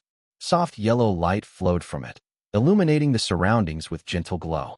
The Taoist master's features were kind and composed, with a high nose and broad cheeks broad, giving him a scholarly air. Yet his willow leaf eyes carried a faint, chilling majesty as he lifted his brows and looked over serenely. Li Shiming felt that chill surge from his heart straight into his mind. The pain racking his Dharma body grew sharper, and he forced himself to keep his expression unchanged. Late-stage Purple Mansion Realm Cultivator, Changxiao. Chapter 1147, Fleeing to the Eastern Sea, I. Changxiao's fame was widespread. He had once escaped from a grotto heaven with Guoshintong under the scheming of a Purple Mansion Realm Cultivator, carrying away treasures that had shaken all of Jiangnan. When he later attained the Purple Mansion Realm and founded his own Dao lineage, he became known as one of the few cultivators most skilled at manipulating fate itself. Yet his face appeared gentle and sincere. Were it not for the shrewd gleam in his eyes, he might have seemed almost simple-minded. The manner in which he lifted the lantern was soft, and his voice was deep and steady. Fellow Taoist Zhaojing, it has been some time, are you well? A chill ran through Li Shiming's heart, yet he managed to answer calmly. Greetings, Senior Changxiao. I was merely sparring with fellow Taoist Yi Hui and was taking this route back. I did not expect to meet you here. May I ask what instructions you have for me? Changxiao lifted his lantern slightly, keeping a certain distance from Li Shiming while firmly occupying the western expanse of the great void. He gazed at him quietly before speaking. I once had a disciple's disciple. His mortal name was Wang Fud, and his Dao title Yufuzi. Years ago, he was stationed at the Eastern Sea. He was somewhat frivolous by nature, though quite gifted. Unfortunately, he was later slain by cultivators of the Hangzhou Dao Gate. At first, I did not know the reason. Later, I learned that it was you, fellow Taoist, who sought the radiant sky stone and conspired with Hangzhou Dao Gate to take his life. Heaven and earth both bear witness to this, and the traces remain in the Eastern Sea. Fellow Taoist Zhaojing, surely you have not forgotten. His expression remained composed as his eyes stayed fixed intently upon Li Shiming, as though searching for the slightest change of emotion. The man before him lowered his brows, his manner seemingly respectful. After a careful examination, Changxiao found nothing particularly remarkable about Li Shiming. His attire was proper, and his demeanor merely timid and uneasy, enough to make Changxiao frown slightly. Li Shiming. In the instant Changxiao pondered, Li Shiming's body burst forth with a radiant brilliance. Heavenly light flooded the void as blazing bright yang energy surged outward. A towering celestial gate rose behind him, with dragon banners, lawn carriages, jeweled canopies, and banners of light, all manifesting together. Supreme yang illusion radiance and heavenly radiance, hidden light converged as one, climbing the ornate white heavenly gate, while clouds of color surged skyward, rushing straight toward Changxiao's face. As the surging bright yang divine ability charged toward him, Changxiao raised his sleeve, revealing his forearm. Forming a seal with one hand, he said, "Fall." Suddenly a field of white points, brilliant and dense as it lay suspended in the blackness of the great void, appeared behind him. At his single utterance, the bright yang divine ability before him shattered completely, countless radiant lights scattering in every direction. Li Shiming was nowhere to be seen. The moment those words were spoken, Li Shiming knew his suspicions had been correct. Changxiao had not come with good intentions. Fearing an ambush, he gave no reply. The mana he had been storing up surged into the mountain-charging, sea-pacing tiger, which transformed into a streak of light as he stepped into the air and fled. The matter of Wang Fu, what justification is there for that? The radiant sky stone was clearly bait, and its hidden aim was Tulong Jian. That it ended up in my family's possession was the natural outcome of struggle. How could blame possibly fall upon us? Li Shiming had been present when Wang Fu died. At the time, the man had spoken clearly. He hated Jinlian, and so he wanted me dead. It was evident that Wang Fu had been nothing more than an abandoned pawn. Changxiao was merely using the pretext as leverage. Li Shiming fled at full speed, yet Changxiao remained unhurried. He strolled leisurely through the great void, pinching his fingers to calculate. After doing so thrice, he vanished from where he stood, a streak of radiance cutting across the void as he gave chase. Fellow Taoist Zhao Jing, you took a purple mansion realm spirit item belonging to me. The calamity tied to it has led you to the Eastern Sea. Tell me, who here can save you? Said Changxiao. Li Shiming's divine ability and spell had merely meant to distract. His heaven-venerating gate had struck and withdrawn in an instant. Now, riding his tiger and hiding his presence, he found the void around him shifting from its deepest black to an ashen gray, then slowly growing brighter. He's already caught up, thought Li Shiming. Changxiao approached swiftly from the south. Li Shiming, having barely broken free, could only dash eastward. Turning aside would only shorten the distance between them. The marvels of the stable tiger Dao gradually took effect, and his figure began to fade into obscurity. While Li Shiming fled with desperate speed, Changxiao hardly seemed to move at all. Holding his lantern, he watched the figure ahead grow fainter. Then he suddenly spoke, his voice drifting, rustling like wind over leaves, as it slipped through the void and entered Li Shiming's ear. So the mountain-charging, sea-pacing tiger truly is in your hands. That old man of profound peak gate was clever enough to know that keeping you alive was the priority, but that means little. The lantern in Changxiao's hand brightened a touch as its 12 silver-gilded points each ignited with a thumb-sized flame.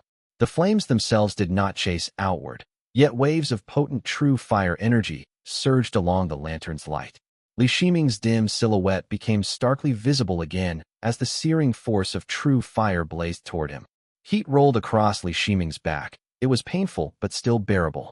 Yet the lantern's power clearly grew stronger the closer it drew, as the scorching intensity mounted with every moment. True fire again, muttered Li Shiming. It was hardly surprising. Years ago, Changxiao had entered Doshuan Heaven as a purple mansion realm cultivator's pawn and must have inherited the Doshuan Dao lineage. The spirit artifact in his hand would naturally be of the same origin. Likewise, Yi Hui's Dao lineage, seized from Zhang Lingshu, also came from Doshuan Grotto Heaven, a domain famed across the lands for its multifaceted arts. Their spirit artifacts, of course, were near identical in nature. Yi Hui and Changxiao share the same Dao lineage. His earlier affront against my family was merely a show. Then it must have begun even earlier, back when the Myfin 3 sects first provoked my family. Whatever Changxiao seeks from my family, his schemes began long ago. My own breakthrough must have disrupted his plan in some way, hence the upheaval we face now. Yi Hui, however, never truly wished to offend me completely. In the end, he even withdrew his spell arts. It seems he was never wholly aligned with Changxiao, but rather held under his control. That explains his contradictions, his cautious restraint, and perhaps even his faint hope that I might escape from Changxiao's grasp. Li Shiming's spiritual sense spread through the great void, dodging the waves of true fire. When his gaze met Changxiao's willow leaf eyes, his heart thundered like a bolt of lightning as he thought. And that, exactly that, is what Changxiao exploited. Why else involve Yi Hui unwillingly in this matter? His reluctance and restraint are the very keys to the scheme. Changxi had left the mountain-charging, sea-pacing tiger as a hidden safeguard for Li Shiming, to ensure he would appear openly in the Eastern Sea, fighting and sparring along the way. Only Yi Hui, acting under Purple Smoke Gate's orders and unwilling to completely offend the Li family, could have been chosen to act.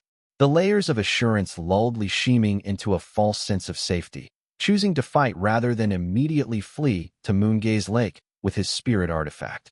How much Yi Hui truly understood of this scheme was uncertain, yet it was precisely his half-hearted compliance and his attempts at balance that became part of Changxiao's greater design. A single purple mansion realm cultivator could travel silently through the void, but two in combat would draw far too much attention. Once their battle reached the Eastern Sea and ceased, the watching cultivators would disperse. Even those observing from afar, like Samian and Tinglan, likely withdrew. Only then did Changxiao arrive calmly, trapping him within the desolate and unguarded expanse of the Eastern Sea. I cannot claim to have grasped all of his schemes, but I've seen through at least this much. Chapter 1148, Fleeing to the Eastern Sea, 2. The true fire burning at Li Shiming's back felt different from before, yet there was a familiar undertone that confirmed his suspicions. Li Shiming exhaled slowly to steady himself. He no longer bothered to think about whether Ting Lan and the others had acted deliberately or whether their schemes had been anticipated. Staying alive came first. Deep in his heart, he remained alert. Since Changshao also comes from the Doshuan Dao lineage, he may have thunder-based techniques as well. I must be cautious. Thankfully, I'm using Bright Yang. Had it been anything else, true fire or profound thunder would have countered me completely.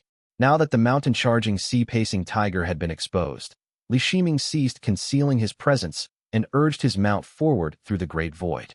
Changshao followed at a steady pace, lantern in hand, gradually closing the distance as he said softly, "Fellow Taoist Zhaojing, I only wish to discuss the past. Why leave without a word? That seems rather discourteous. Senior Changshao, if this is merely to discuss old matters, why block my way home? Once I've returned inland and tended to my injuries, I'll naturally send someone to invite you for a proper discussion.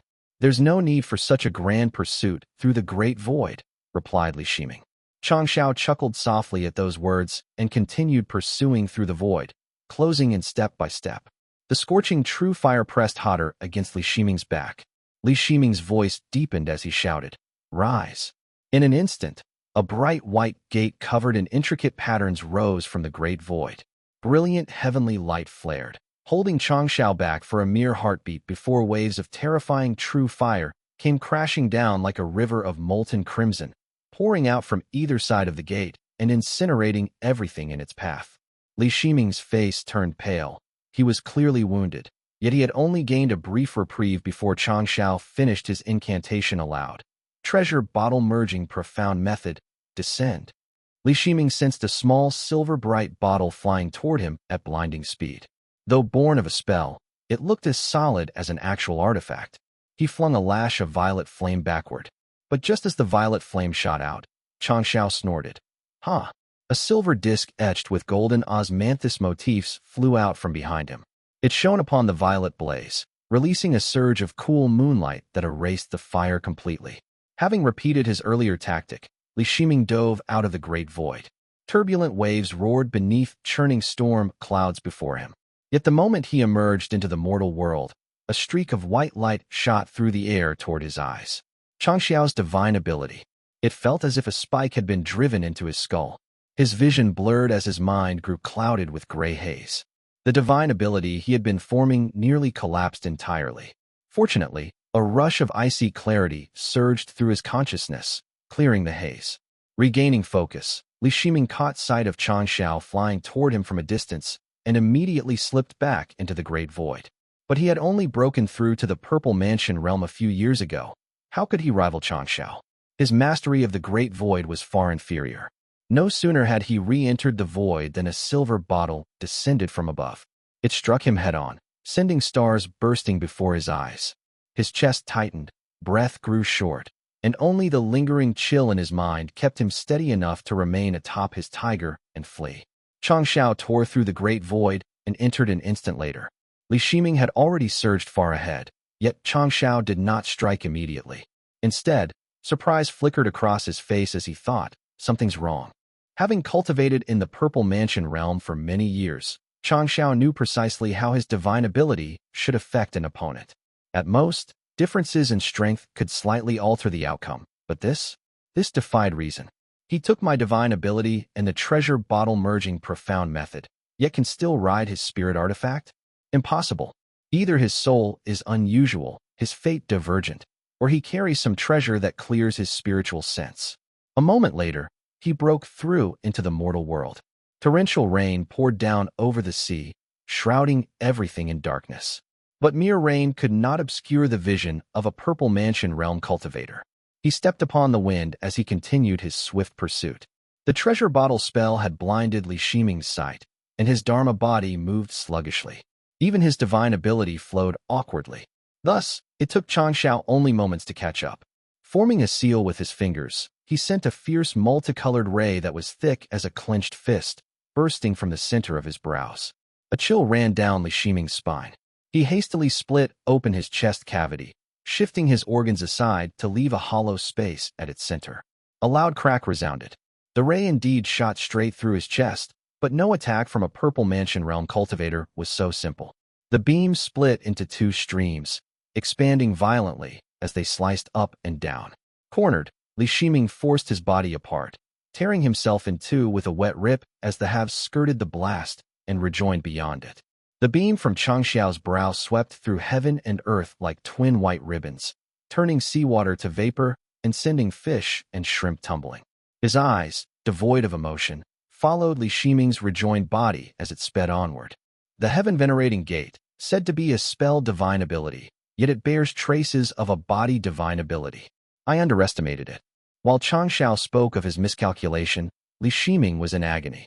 Splitting his body had allowed the treasure bottle merging profound method to burrow deeper, its influence worsening.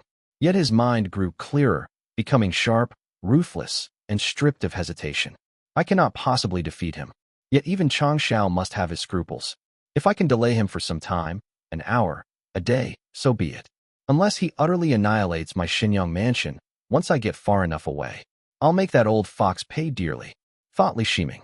Though Li Shiming had reached the borders of the Unison Sea, he was still far from the eastern sea's distant edge or the end of the sea.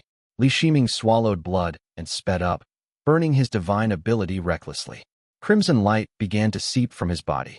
The treasure bottle merging profound method's influence was immense, but thankfully, Li Shiming's spiritual sense remained lucid enough to fight through it. He turned abruptly, raising the heaven-venerating gate to block, only to see gray smoke swirling in Changxiao's hand.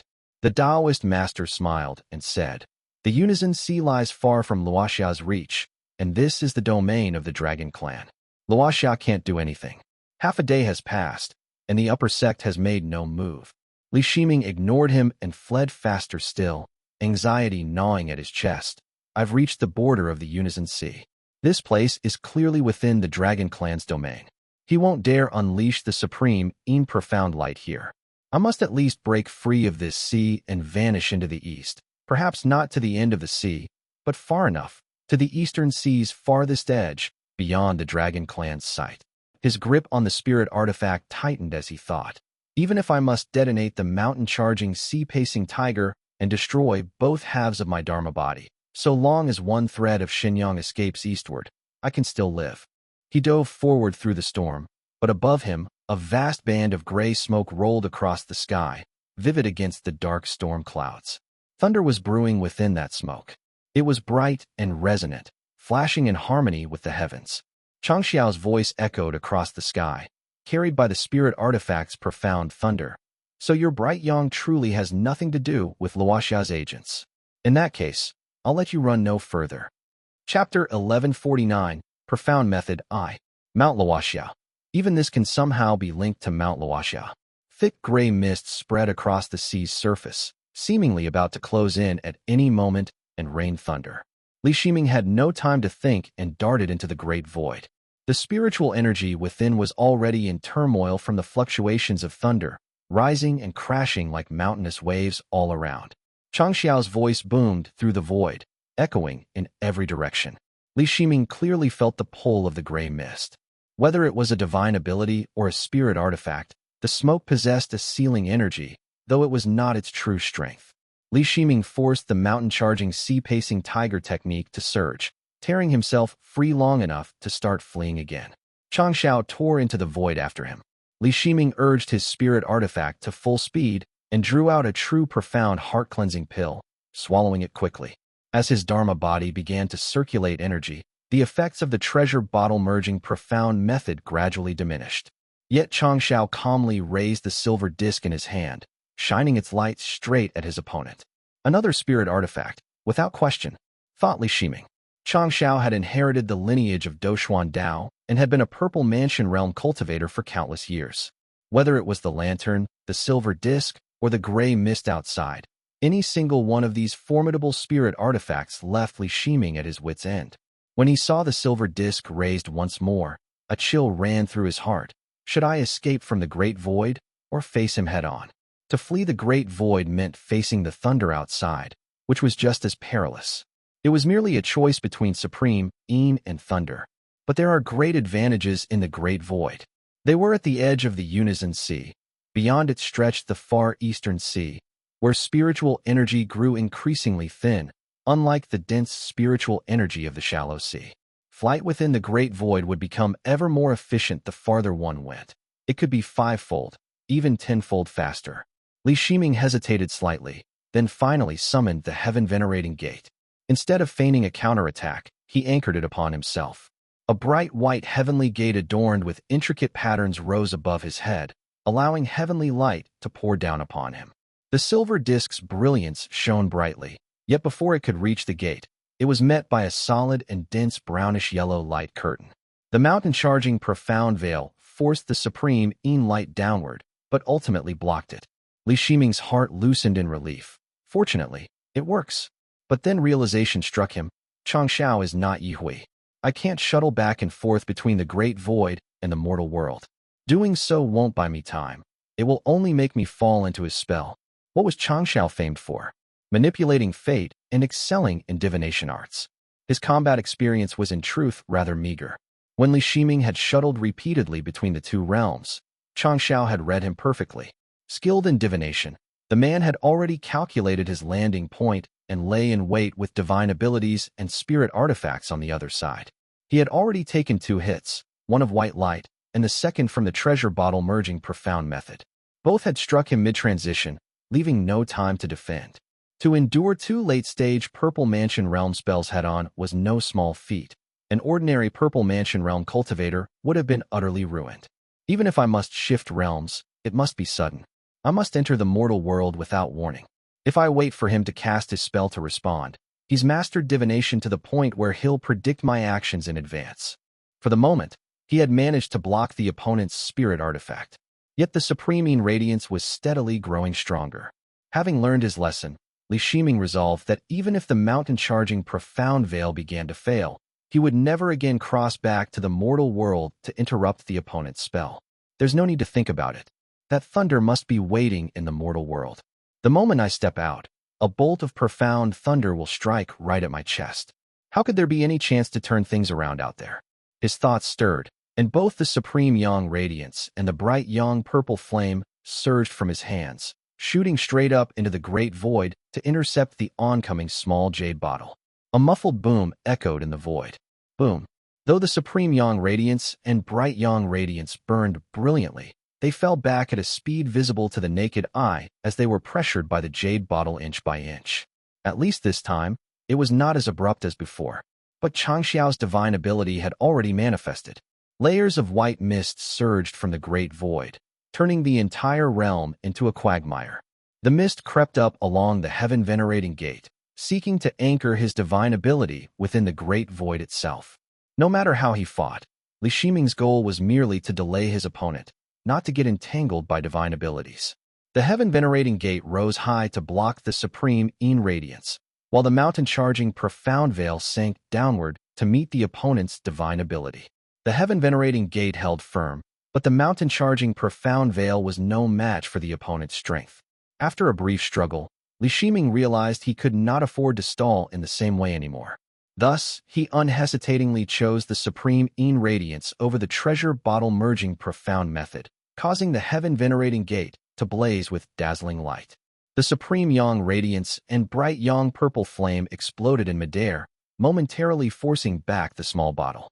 The heaven-venerating gate shot upward toward his opponent, while Li Shiming mounted the tiger beneath him, braving the supreme radiance as he fled eastward at full speed.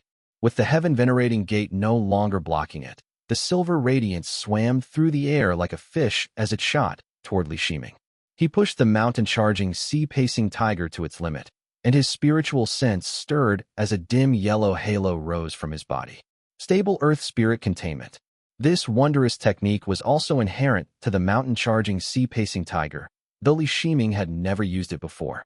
The reason was simple. Stable earth spirit containment reduced all damage except that of the 12 essences and fire virtue. His previous injuries had come either from true fire or from being caught off guard, leaving the technique of little use until now.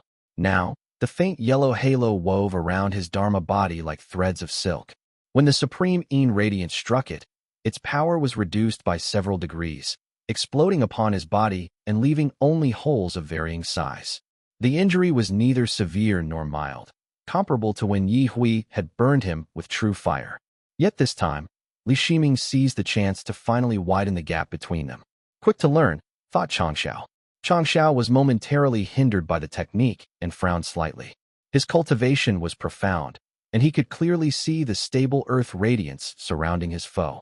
With a wave of his hand, the 12-cornered lantern tore through the great void from the mortal world, returning to his grasp, ready to counter with true fire. The sight made Li Shiming's heart tremble. So there wasn't just thunder waiting for me in the mortal world. He'd placed the lantern and its true fire out there as well. If I'd realized it a moment later and made the same mistake again, I'd have been dead for sure. Changxiao had a grim expression as he pointed his finger forward. The great void surged with white flames. But before Changxiao could even begin chanting, Li Shiming darted away like a fish and slipped back into the mortal world. Since the lantern had been recalled, only thunder remained in the mortal world.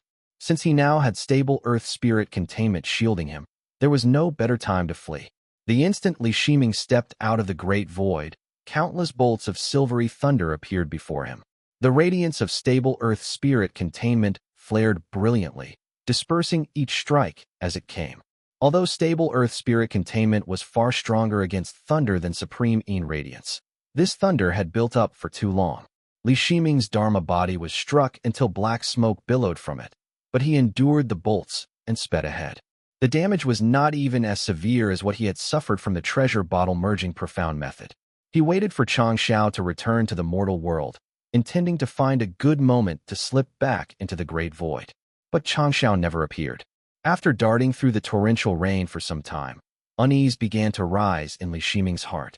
Chapter 1150, Profound Method 2. Having suffered 2 setbacks, Li Shiming quickly adapted. Changxiao's mind was deep and calculating. He was once a cultivator who, like Tulong Jian, had fought his way through the ranks of countless Purple Mansion Realm cultivators. How could such a man willingly serve as another's whetstone? A chill ran down his spine, and thunder cracked beside his ear. Amid the din, he faintly heard the chant of a spell, Mulberry Concord Ninefold Profound Method. A streak of deep black light burst from the great void, moving with astonishing speed. Li Shiming refused to flee aimlessly. He summoned his escape light as well and darted away, knowing he could not hide within the great void again. Gritting his teeth, he flew straight ahead, but the black radiance was gaining on him with every breath. If I hadn't taken those heavy losses earlier, I wouldn't be in such a miserable state now. The pursuit had spanned some time, but the torrential rain still showed no sign of easing. Silver lights intertwined ahead, and 3 silver bottles shot through the air. It was the treasure bottle merging profound method again. He had already suffered from it once, so Li Shiming wasted no time searching for its caster. He activated stable earth spirit containment, summoning a bright white heavenly gate engraved with complex patterns that rose amid the storm, suppressing all dharmas beneath its power. He struck with full force, yet he only barely held down the 3 silver bottles. But his pupils were immediately filled with a sea of blazing true fire. The 12-cornered lantern had pierced through the great void once again. Li Shiming made his decision in an instant. Stable earth spirit containment cannot block true fire. He had no choice but to summon heavenly radiance, hidden light, and the bright young purple flame to suppress the opponent's spirit artifact. At that moment, the pitch-black Mulberry Concord Ninefold Profound Method struck his body, erupting in a burst of blinding light. In the next instant, his body vanished from the mortal world and slipped back into the great void. Changxiao, however, smiled faintly. The deed is done. Both the Mulberry Concord Ninefold Profound Method and the treasure bottle merging profound method belonged to his Doshuan Dao lineage. The former was even older. It was neither Dharma light nor spirit light, but derived from certain immortal arts. It emphasized 3 stages: within sight, within hearing, and within descent.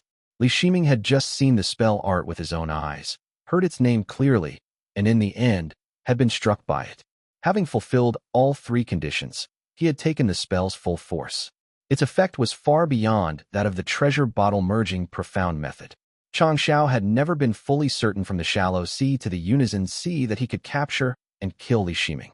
Though his opponent had been reduced to a wretched state, he had never suffered a fatal injury and had even managed to strike back for a time. If the chase dragged on, Hangzhou Dao Gate would inevitably intervene. Yet Changsha had meticulously planned it out. He had first tested Mount Luoxia's stance, then probed the attitude of the Dragon Clan. Only after ensuring everything was certain had he finally unleashed his prized divine ability, the Mulberry Concord Ninefold Profound Method, upon his foe.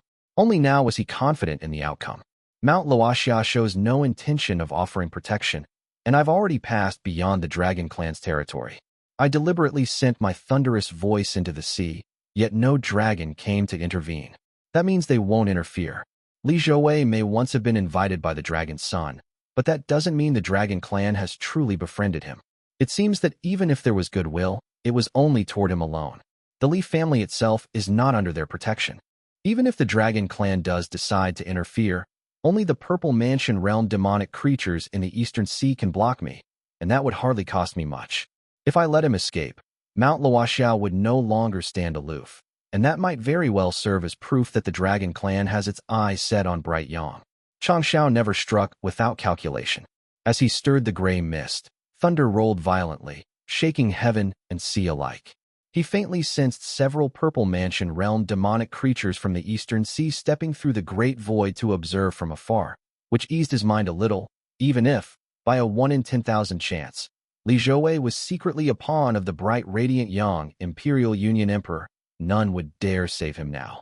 Now that so many Purple Mansion realm cultivators are watching, would that not openly expose Li Qianyuan's hidden will? Though this commotion will surely draw Purple Smoke Gate and Hangzhou Dao Gate here, it will already be too late. The man tilted his head, listening intently. Then he cast the lantern into the great void, letting the spirit artifact hunt on its own, before stepping across the boundary into the mortal world. He flew into the storm, counting his steps as he went, fingers moving in silent calculation.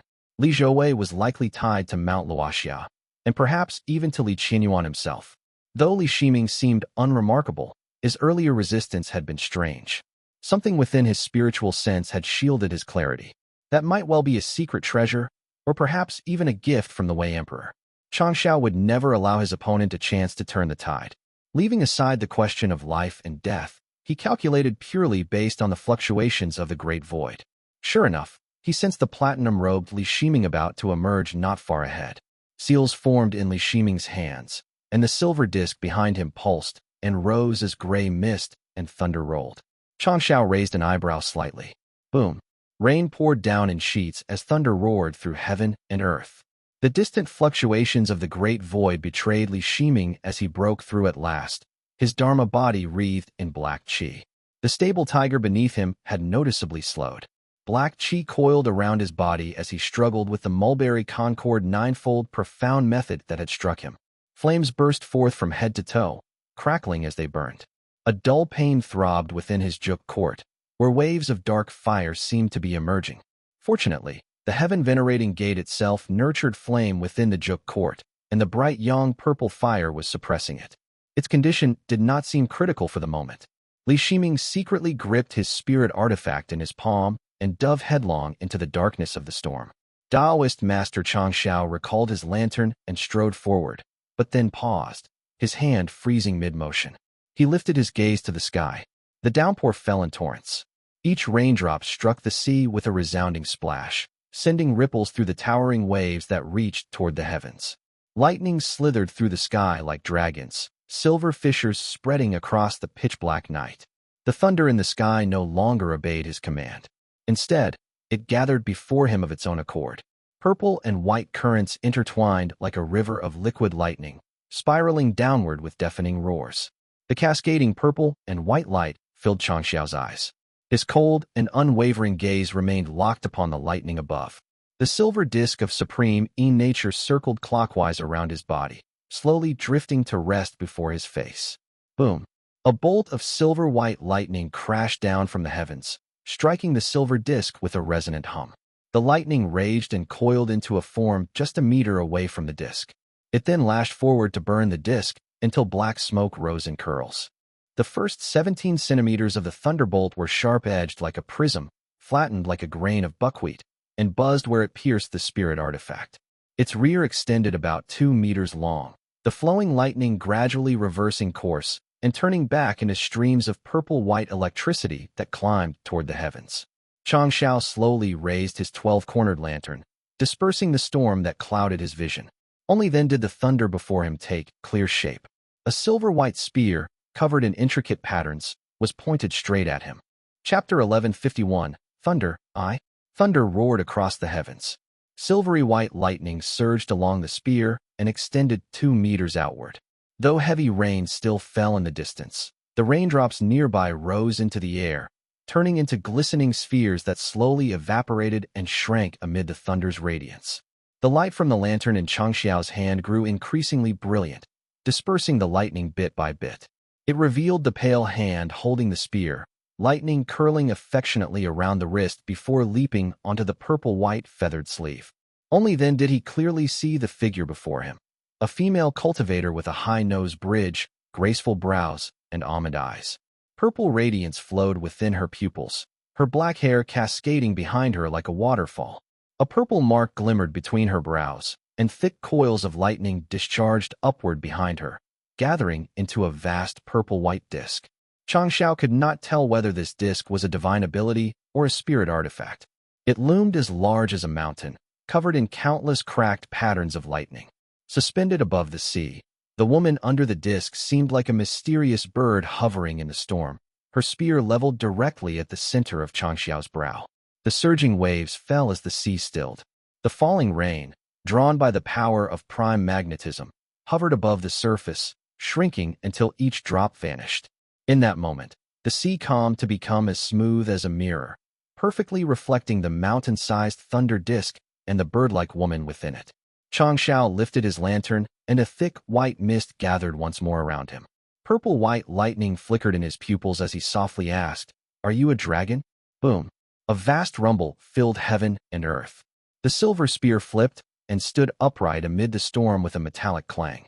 The female cultivator stood suspended in the air, clad in a robe of purple-white lightning feathers and boots patterned with fine silver veins. The long feathers trailing from her cloak grew ever longer, dragging through the currents of thunder. Her voice was clear and cold, echoing with the thunder around her. "I am thunder." In the instant after her words fell, a barrel-thick pillar of silver lightning slammed down from the sky. Changxiao reacted swiftly, raising his silver-patterned disk above his head. The supreme Yin radiance upon it shone faintly for a moment, then flared brighter as he infused it with his mana. Another deafening crash followed, even louder than before. The thunder that came after was more majestic still, shaking the disk violently as it gleamed with blinding light. Changxiao watched in silence as purple-white lightning surged like a tide, rippling back and forth within the dark clouds and revealing a hazy figure within. The lantern in his hand burned ever brighter. The mirror-like sea was blanketed in purple-white light, reflecting the massive thunder disk above and below. The horizon began to reveal a faint golden glow. It's dawn. The morning sun slowly climbed over the horizon. The long night had ended, and rays of sunlight pierced through the clouds, casting light upon Changxiao's face and deepening the contemplation in his willow leaf eyes. The Taoist master understood that his plans had gone completely awry. Even if he subdued this woman by force, he would no longer find Li Shiming in the east. Though the Mulberry Concord ninefold profound method could be used to locate him, Li Shiming was also a purple mansion realm cultivator. He would not be foolish enough to turn back. The heaven-venerating gate excelled at suppression and concealment. He must have fled under its power, leaving no trace behind. With his profound cultivation and years of experience, Changxiao quickly came to a conclusion. The Dragon Clan would never personally intervene in the current situation. The woman before him could only be a fortunate cultivator from some grotto heaven who had received Thunder's favor. Changxiao raised his head, his voice cold as he said, "It seems fellow Taoist gained some fortuitous encounter after devouring Thunder, becoming a Thunder of the Dragon Clan. Yet with merely purple mansion realm cultivation, you already display such arrogance. I merely passed through the sea region under your watch. If you wish to aid one of your bloodline's descendants, that is reasonable.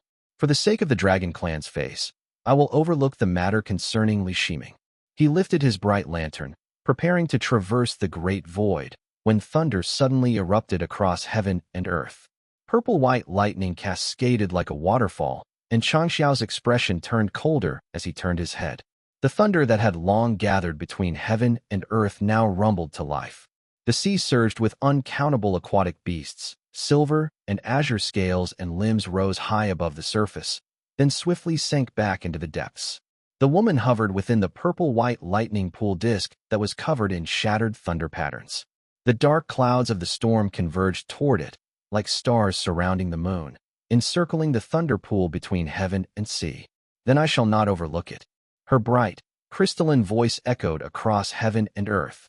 After all, the dragon clan's face is worth something. Yours is not. East of the Eastern Sea. The torrential rain over the channels of the sea only came to a stop when the massive thunderstorm wound its way into the distance. Only a few fragments of broken wood spun slowly within the lingering whirlpools. A damp, cold wind blew toward the shore. When it reached land, ripples formed in the great void, and a streak of radiance appeared. The heavenly light had barely appeared when fierce flames manifested around it, boiling the sea into mist as it streaked swiftly across the surface before descending toward a nearby island. Upon landing, the heavenly light transformed into a cultivator clad in white and gold robes. He staggered forward a few steps before collapsing to his knees. Li Shiming had just escaped from the storm. When he saw Changshao appear to fall into trouble, he seized the chance to flee without looking back. He had plunged headlong into the great void. When he reached the eastern reaches of the Eastern Sea, his speed through the great void had grown astonishingly fast. Detecting no trace of his pursuer, he decided to conserve his supreme profound light and kept flying eastward with all his strength, believing it would make him harder to track. He did not know how long he had flown before faint specks appeared in the great void ahead, and a distant end came into view. Only then did Li Shiming suddenly realize, I've reached the end of the sea. The great void behind him was utterly silent. Changshao had not followed. Yet Li Shiming dared not relax. He forced his heavily wounded body to turn south and fly for half a day across the desolate region. Only after confirming through his immortal mirror that no one was nearby did he go back into the mortal world. Now he knelt upon the sand, stirring up clouds of dust that revealed pale bones buried beneath. Out at sea, the wooden fragments still drifted and spun. Li Shiming could not help but cough. Cough, cough. He spat out a mouthful of bright blood, which struck the sand with a clatter like stone upon stone. It scattered into fine white dust and wriggling insects that scurried away, while those that fell into hollows mixed with his blood and solidified into clams, remaining motionless within the stone. The flames of the mulberry concord ninefold profound method still flickered faintly upon his body, melting the yellow sand beneath him into patches of crystalline glass. Li Shiming felt heat surging through his entire being, a clear sign that his Dharma body was severely damaged. Chapter 1152, Thunder, 2. Ha ha cough, ha ha. Li Shiming laughed as he coughed, not with bitterness, but with relief at surviving the calamity. He had long been prepared to sacrifice his spirit artifact and even his Dharma body itself. He had planned to leave behind a trace of his Xinyang mansion and use the supreme profound light to slay Changshao, even at the cost of his life. Had Changshao died, the ensuing troubles would have been endless, perhaps even worse than if he had survived. Yet now, Changshao still lived, and he himself had escaped with both the mountain-charging sea-pacing tiger and his Dharma body intact. Though severely injured by spells, this outcome was far better than Li Shiming had dared to hope for. He rose to his feet. Pale white insects writhed all around him, waving their slender limbs. Enduring the pain that throbbed through his spiritual sense, Li Shiming glanced at them and whispered, "Return." The moment his words rang out, a sudden wind swept across the ground, gathering all the scattered white dust and fragments before him. The insects rushed together with a hiss, and even the clams wedged in cracks leaped out, joining the swarm to immolate themselves within a surge of purple flame. The blood tainted by spell injuries cannot be reabsorbed into the Dharma body. It must be refined into bright yang substances. Normally that would be fine, but in my current state, I cannot afford to leave any traces for others to deduce from. Taking a step forward, Li Shiming sensed a demonic creature resembling a sand mite beneath the sand. Though it had not yet developed intelligence, its cultivation was decent. It had realized that a terrifying being had arrived and was trembling in fear beneath the ground. The scattered bones he had seen earlier were likely its victims. Not wishing to expose his presence, he suppressed the urge to cough and stamped his foot lightly. The sand mite was instantly reduced to ash. Turning away, he found a reef, leaned against it, and began inspecting his injuries. His Dharma body had been scorched several times by true fire. Cracks spread faintly across his back, and his shoulders had several holes from being pierced through by supreme Yin. Changxiao spell arts were Yin-based and heavy with curse techniques. Though his body bore no massive ruptures, his overall condition was grim. The Xinyang Mansion was one of the Purple Mansion realm cultivator's vital points, and his throbbed with pain from the influence of the Mulberry Concord Ninefold Profound method. He could not tell what medium Changxiao had used to affect it. Meanwhile, black flames surged within his juk acupoint, while two kinds of fire, one invisible and the other pitch dark, intertwined across his body, roasting him from within and steadily eroding his divine abilities mana. He gathered his thoughts as his eyes drifted over the broken fragments of boats on the sea. I don't know which outer sea this is, but there must be people living nearby. That will do nicely. Li Shiming feared no one in this remote corner of the world where spiritual energy was scarce. Even gravely wounded, even if his mana failed and his Dharma body collapsed, killing a Foundation Establishment realm cultivator would take no more than a flick of his sleeve. As for Qi cultivation realm or embryonic breathing realm cultivators, a single breath or glance would suffice. Unless a Purple Mansion realm cultivator happens to pass through here, there's little to be wary of. The flames on his body still blazed fiercely. Not wanting to leave a scorched and uneven trail along the coast, he suppressed them using his bright yang divine ability. Yet after taking only 2 steps, the black fire within his juk acupoint flared violently, rising to contest the purple flames of bright yang in equal measure. Li Shiming hastened to suppress it with his divine ability. But the moment the black fire within his juk acupoint subsided, the flames on his body suddenly swelled, nearly breaking through his spell and scorching his flesh, incinerating everything around him. What a strange spell! The inner and outer flames act as one. When the surface fire is suppressed, the fire within the juk acupoint thrives. When the fire within weakens, the surface blaze surges instead. This must be of the Doshuan Dao lineage, thought Li Shiming. It was not the time to interfere. Li Shiming could only allow the fire within his juk acupoint to rage freely. He rode a streak of light forward and emerged in the middle of a forested island with a single step. Several villages were scattered throughout the forest. Their thatched roofs were pale yellow, and most of the buildings were made of wood.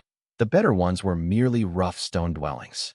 One glance was enough for Li Shiming to see that even if cultivators lived here, none would be above the Jade Capital, 1 stage. As expected, when he descended for a closer look, all he found were tribesmen, primitive people with no cultivation, babbling in a barbaric tongue he could not comprehend. His injuries worsened by the moment, leaving no time for hesitation. As he swept the village with his gaze, he saw tens of thousands of tribesmen below. Though lacking cultivation, they had carved out their own means of survival, building a stone altar upon which they performed sacrifices. Hearts and entrails were laid bare and blood food piled high, allowing crimson liquid to flow down to where a powerful tiger demon crouched, raising its head to drink the blood. The tiger demon appeared to possess the strength of the Qi cultivation realm. Judging from its aura, it was a feral creature from some distant wilderness. Its cultivation was impure, and it did not even know how to refine the blood food properly, merely drinking it raw. Li Shiming could not be bothered to spare it another glance. He raised a finger and blew lightly. A streak of purple flame shot down from midair and landed before them. The tiger demon had no time to react, as it was still raising its head to drink when it was instantly reduced to ash. The crowd of kneeling tribesmen below erupted into chaos, stunned and bewildered. After a brief moment, they seemed to assume the tiger had ascended into the sky and departed. They hurriedly gathered their blood offerings and scattered in fear. Good thing it was me who had come. Had it been another Purple Mansion realm cultivator, you savages, who aren't even of our race, wouldn't survive 2 bites. Li Shiming cast one final glance around before summoning the mountain-charging sea-pacing tiger and activating the mountain-charging profound escape art, diving into the ground beneath the island. He had searched through the great void for quite some time before selecting this island. Though its spiritual energy was thin, the earth, water, and fire veins beneath it were all present and intricately intertwined. The terrain was stable and unlikely to collapse under the strain of his cultivation. Since he was injured and lacked the skill to lay formations, healing in an ordinary area would only cause strange stones or spiritual flora to appear, drawing unwanted attention. After burrowing through the earth veins for a while, Li Shiming found a spot where the earth and water veins were gently intertwined. He set down a simple formation plate, sat cross-legged, and focused his will. The flames within his Jiangque acupoint were already raging uncontrollably. Activating the heaven-venerating gate divine ability, he struck downward with effort. Boom! A surge of black fire erupted from his body, spreading outward with a deafening roar. Deep underground, the flames gathered into a tide of fire baleful qi, causing the surrounding earth veins to churn restlessly. The Mulberry Concord Ninefold Profound method was extraordinary to begin with, and having been cast by Chang Xiao, a late-stage Purple Mansion realm cultivator who had crossed the immortal threshold, it was tenacious beyond belief. His strike had not just failed to dispel it. Instead, it triggered the full force of the spell, setting the earth veins into violent upheaval. Li Shiming couldn't help but cough up blood, which was immediately burned away in the fire. He pushed the heaven-venerating gate to its fullest, forcing the flames within the Jiangque court outward and to one side of his body. Though Li Shiming had never studied the Mulberry Concord Ninefold Profound method, he could now vaguely grasp its nature. Left unchecked, its power should have grown fiercer with time, but since his heaven-venerating gate divine ability specialized in suppression and refinement, it had kept it from advancing even an inch. Thus, he no longer feared it. The heaven-venerating gate, driven to its limit, manifested within his Jiangque acupoint as a radiant white gate adorned with intricate carvings. Dragon banners and lawn, too. Carriages woven from cloudlight shimmered around it as they steadily ground the black flames down. The bright Yang Dao lineage, once the ruling orthodoxy of the Northern Wei state, had few flaws save when confronted by certain exceptional Dao lineages. Thus, with the Dharma body support, the heaven-venerating gate was more than enough to contend with a domineering spell like the Mulberry Concord Ninefold Profound method. As one of the finest arts of suppression and refinement, it swiftly dimmed the black flames, forcing them into a slow and steady retreat. 1. One of the 6 chakras of the embryonic breathing realm. 2. Wan refers to a mythical bird in Chinese lore, often paired with the phoenix. It symbolizes auspiciousness, grace, and divine authority, and is frequently depicted pulling the carriages of deities or immortals in classical texts. Chapter 1153, Cursed Fire. Li Shiming cultivated within the earth vein for some time until he managed to wear down nearly half of the black flame within the Jiangque acupoint. The brilliant bright yang purple flame had gained the upper hand once again, yet he was forced to stop. As he gradually expelled the flame from the Jiangque acupoint, the invisible and deep black flames surrounding him had grown increasingly intense. The stone walls nearby had already been melted layer after layer, and the heat was spreading into the earth vein. If he continued, the vein itself would transform into a fire vein, turning the island into a molten volcano. No matter how stable this place is, I can't let a Purple Mansion realm flame burn unchecked. It would not only draw cultivators to investigate, but might even boil the tens of thousands of people living on this island alive. Li Shiming withdrew his hand. Fortunately, his cultivation was no longer what it had once been. Having just brushed past death, his understanding of bright yang and the great void had deepened considerably. He immediately drew out the mountain-charging sea-pacing tiger and activated his divine ability, causing the entire earth vein to rumble and shift several centimeters to the left. Then, with a flick of his finger, a clear sound rang out as a gush of cold water spurted from the wall. Hiss! He linked the earth vein to a nearby water vein, and groundwater immediately poured in. Steam billowed around him as the water vein vaporized, forcing the baleful qi within the earth vein to sink and dissipate. The dense flames still filled the area, but now it was turning all incoming water into vapor. The earth's water is insignificant before Purple Mansion realm spell arts, but it flows endlessly. It can prevent the accumulation of fire baleful qi, keep it from affecting the surface, and stop the island from showing abnormal signs that might draw attention. As expected, the vaporized water from the veins surged upward through the gaps in the earth and escaped to the surface. The remaining groundwater tried to fill the space but couldn't approach, leaving only a region of dark flames and endlessly rising steam. Now, what reaches the surface is no longer fire baleful qi.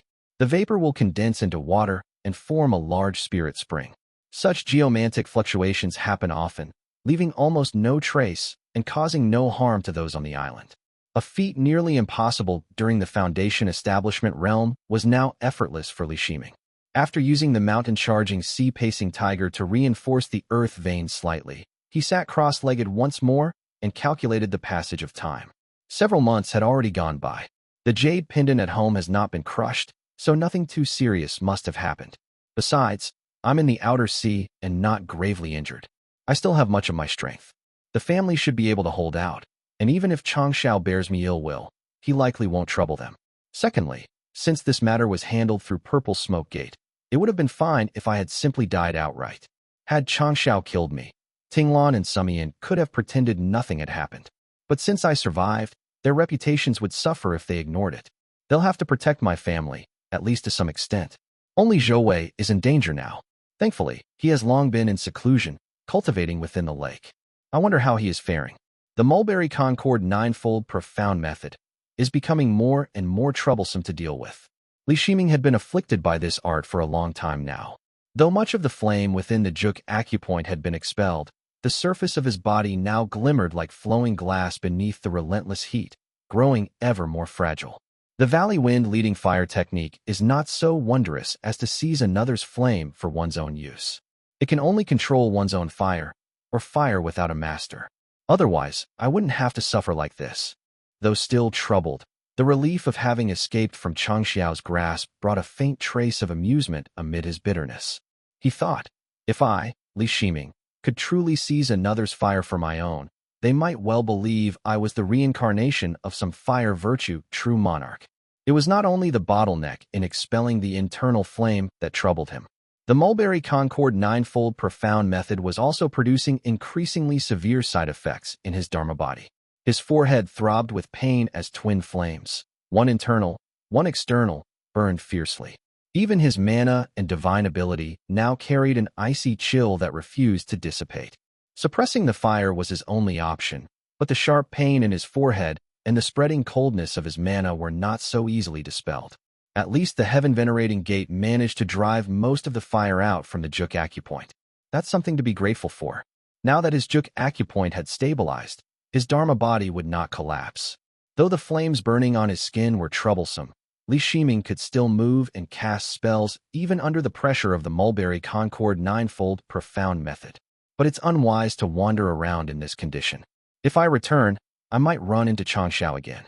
When he had escaped amid that torrential storm, he suspected the dragon clan had acted, perhaps by chance or through some pawn, to shield him from Changxiao's pursuit. Xiao Shooting has been stationed in the northern sea day after day. It couldn't have been him. The others have no reason to intervene. Senior Tulong is in the southern sea, so it must have been a dragon. Unfortunately, that means I've used up Zhouwei's favor with the dragon clan. I truly owe him. Li Shiming knew full well how valuable that favor was for Zhouwei's path to the Purple Mansion realm. Having reached that stage himself, he understood even more clearly the prestige and influence of the dragon clan. All he could do was feel silent guilt and sigh. He tried hard to divert his attention, remaining seated for several days while repairing the Jiangque acupoint. Yet the flames on his body grew fiercer by the day. His Dharma body cracked in several places, and anxiety finally filled his heart. What a vicious spell art. The Earthview Bloodstone is still in my family's treasury, but even if I had it here, it would be no more than a drop in the ocean against a Purple Mansion realm injury. To preserve his Dharma body, he had to suppress the flames on his surface. But doing so meant retreating from the Jiangque acupoint, wasting the months of suppression he had just achieved. If he did not suppress the flames, his body would continue to burn and weaken to the point of collapse, all the same. Li Shiming could resort to spirit items to sustain himself, but the Mulberry Concord Ninefold Profound Method was not the same as Yi Hui's true fire. Such Foundation Establishment realm remedies could only treat the symptoms, not the cause. It merely prolonged his life for a few more years while squandering his accumulated resources. If I don't want to sit here waiting for death, I'll have to take the risk and go out to search. But in this state, surrounded by blazing fire, I'm like a beacon in both the great void and the mortal world. Who wouldn't see me? After long contemplation, he silently lifted his head. His gaze pierced through layers of reefs, landing upon the tens of thousands of wild tribesmen inhabiting the island, barbarians even more savage than those of Mount Yu. Since ascending to the Purple Mansion realm, Li Shiming had comprehended many divine mysteries. Like all who reached this realm before him, he understood how to absorb blood qi, how to reshape the body, and how to let Xinyang occupy the Dharma body. It came as naturally as eating or drinking. All the more so because he was an alchemist. With but a thought, and through his mastery of alchemy, he could easily refine a suitable pill to resolve his condition. With such a pill to suppress the flames, aided by his divine ability, he could expel the fire without taking any risk or paying any price. Li Shiming stared in silence for a brief moment, his ears twitching slightly before he finally closed his eyes. He drew a small stone box from his sleeve, flicked it open, and revealed the clear, gleaming spirit water within.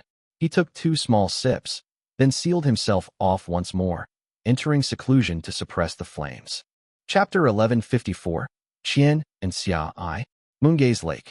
Sunlight blazed across Pinjia Island, casting the shadows of the pavilions onto the stone steps that climbed layer upon layer toward the Great Hall.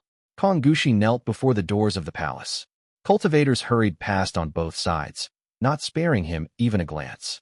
The grand formation of Profound Peak Mountain had been effortlessly breached. The ancestral land had been lost, Shanji had fallen, and Fu En, who had been in seclusion attempting a breakthrough, had perished violently. Stable earth qi had surged into the heavens, and Taoist master Yi Hui personally appeared at Profound Peak Mountain. The wilderness trembled, and the entire Kong family could only beat their chests in grief. Profound Peak Gate had long treated its cultivators and subjects with benevolence, spreading their deep influence and instruction. The 500,000 family members, in-laws, and commoners who had migrated under its banner now wept bitterly. Cries of sorrow filled the land and rose to the heavens. Profound Peak Gate was, for all intents and purposes, destroyed. Kongushi had long been prepared for this outcome. Though grief overwhelmed him, he still worked to stabilize the situation. Yet there could only be one reason he would abandon the wilderness and rush here in person. Taoist Master Zhaojing, Li Shiming, had not appeared for 4 months, while Taoist Master Yi Hui remained perfectly safe and had even been seen several times in Shanji Prefecture. Worse still, rumors among the esteemed families and immortal sects claimed that Taoist Master Zhaojing, Li Shiming, had been ambushed by Yi Hui and another Taoist master. Whether he had perished was uncertain, but at the very least, he was gravely wounded somewhere in the Eastern Sea. The news made Kongushi's legs go weak. Thus, upon hearing that the northern floating South Territory had also been attacked, he seized the pretext to come to the island and pay respects to Li Jiangqian. Yet none of the cultivators around him paid him any heed. Some even cast scornful looks or whispered among themselves. The longer Kongushi watched, the more anxious he became. Behind him, Kong Qian dared not even lift her head as she kneeled quietly. After some time, a voice from within called out, "Lord Kong, the young master will see you." Kongushi quickly gathered his robes and hurried up the steps. He passed through 2 sets of great doors and saw a young man in a dark crimson robe seated upon the main seat. It was Li Jiangqian, who was now in charge of the family. At his side stood a woman in a cloud-patterned silk gown, Li Keiwan. Li Jiangqian had been sitting in the hall without rest for 5 days. Nor was he the only one. The higher ranks of the Li family had been acting ceaselessly, while those below were silent as cicadas in winter. To put it bluntly, the entire Li family was frozen in dread. The situation had grown truly dire. Kongushi was no longer the once revered master of Profound Peak Gate. Everyone now avoided him as though he carried the plague. With no information, he could not read the situation clearly, but the air was thick with unease. If even he could sense it, how much more must others perceive? Though the young man before him was only in the Qi cultivation realm, Kongushi still bowed with utmost respect as he said, "Greetings, young master." "Master Kong, you are too polite." Li Jiangqian appeared calm and composed as he replied evenly, then asked, "Do you have urgent business?" Li Jiangqian's tranquil demeanor set Kongushi a little more at ease. He had only come to see someone from the Li family, particularly its current head, Li Jiangqian, and gauge his own position. He dared not inquire too deeply and instead said respectfully, "We have been stationed in the wilderness as guardians, but unexpectedly, a group from the east arrived claiming to be cultivators from Crimson Reef Island. They said they came to gather qi. I dared not stop them, so I came first to seek your instruction." Li Jiangqian's expression did not change, but his fingers tightened subtly on his sleeve as he asked quietly, What kind of qi are they gathering? Kong Gushi answered. The Guo family's people said they came to gather the qi of 10,000 grieving souls. Taoist master Yi Hui has already granted them permission from Shanji Prefecture. There are still 500,000 faithful believers in the wilderness, each worth 10 ordinary men. The Guo family wishes to gather qi there. They move fast. Li Jiangqian fell silent for a moment. Relations between the Li family and Crimson Reef Island were now extremely strained. Although no direct confrontation had occurred at the Purple Mansion realm level, there had not been a shortage of grudges below that. Crimson Reef was on friendly terms with capital Immortal Dao, and their arrival now made the situation dangerously complicated. If Li Shiming were truly still at home, driving the Crimson Reef cultivators away would have been a trivial matter. The real concern was that the capital Immortal Dao might join hands with Crimson Reef Island in his absence and use this incident as an excuse to interfere with the Eastern Shore. Since Taoist Master Yi Hui of capital Immortal Dao has personally clashed with our Taoist Master, he must now be certain that our master is no longer at the lake. This is troublesome. He nodded slightly. I understand. Please wait for a while, Master Kong. I will consult with my elders and give you an answer. Kong Gushi nodded repeatedly and withdrew in fear and unease. Some matters needed no questioning. Merely walking through this place was enough to understand much about the current state of affairs. Once he left, the great formation within the hall sealed itself again. Li Jiangqian leaned back wearily and spoke softly. Warner, I know your studies are important, but this matter is too serious. That's why I had to call you out. Li Keiwan looked uneasy and asked, the Taoist master. He truly hasn't returned for several months. Li Jiangqian rubbed his wrist and continued, his absence itself is not the main issue. It's capital Immortal Dao's reaction that's alarming. Situ Imo has crossed the mountains again and is eyeing floating south like a tiger. Capital Immortal Dao has already consolidated Shanji Prefecture, and the eastern shore grows ever more unstable. Elders Minggong and Chenghui have gone to floating south, while Ding Weizing and the others are stationed at the eastern shore. Father is in seclusion. If a battle breaks out, we'll only be able to protect one territory, either the wilderness or floating south. Li Keiwan asked, the elders' decision is to protect floating south. Li Jiangqian's gaze darkened as he answered, in my view, if the capital Immortal Dao marches south, neither the Purple Smoke Gate nor the Sword Gate will sit idly by. Shanji Prefecture may have been easy for capital Immortal Dao to seize, but it's difficult to hold. They won't stay there long. Once any compromise is made and they retreat, the wilderness will be the first to be abandoned. If the wilderness is lost, the Shao family will be displeased. Floating south belongs solely to our family, but the wilderness does not. Losing the wilderness is easier to recover from. If floating south falls, it will be almost impossible to reclaim. Li Keiwan nodded in agreement, her brows furrowed with worry as she said, but what about this matter with Crimson Reef Island? She paused, glanced at Li Jiangqian, hesitated for a moment, and then continued. Now that both the Purple Mansion realm and the Immortal sects know something has happened to our Taoist master, we can still maintain appearances for the time being. But once we give an inch, everyone, inside and out, will see through it.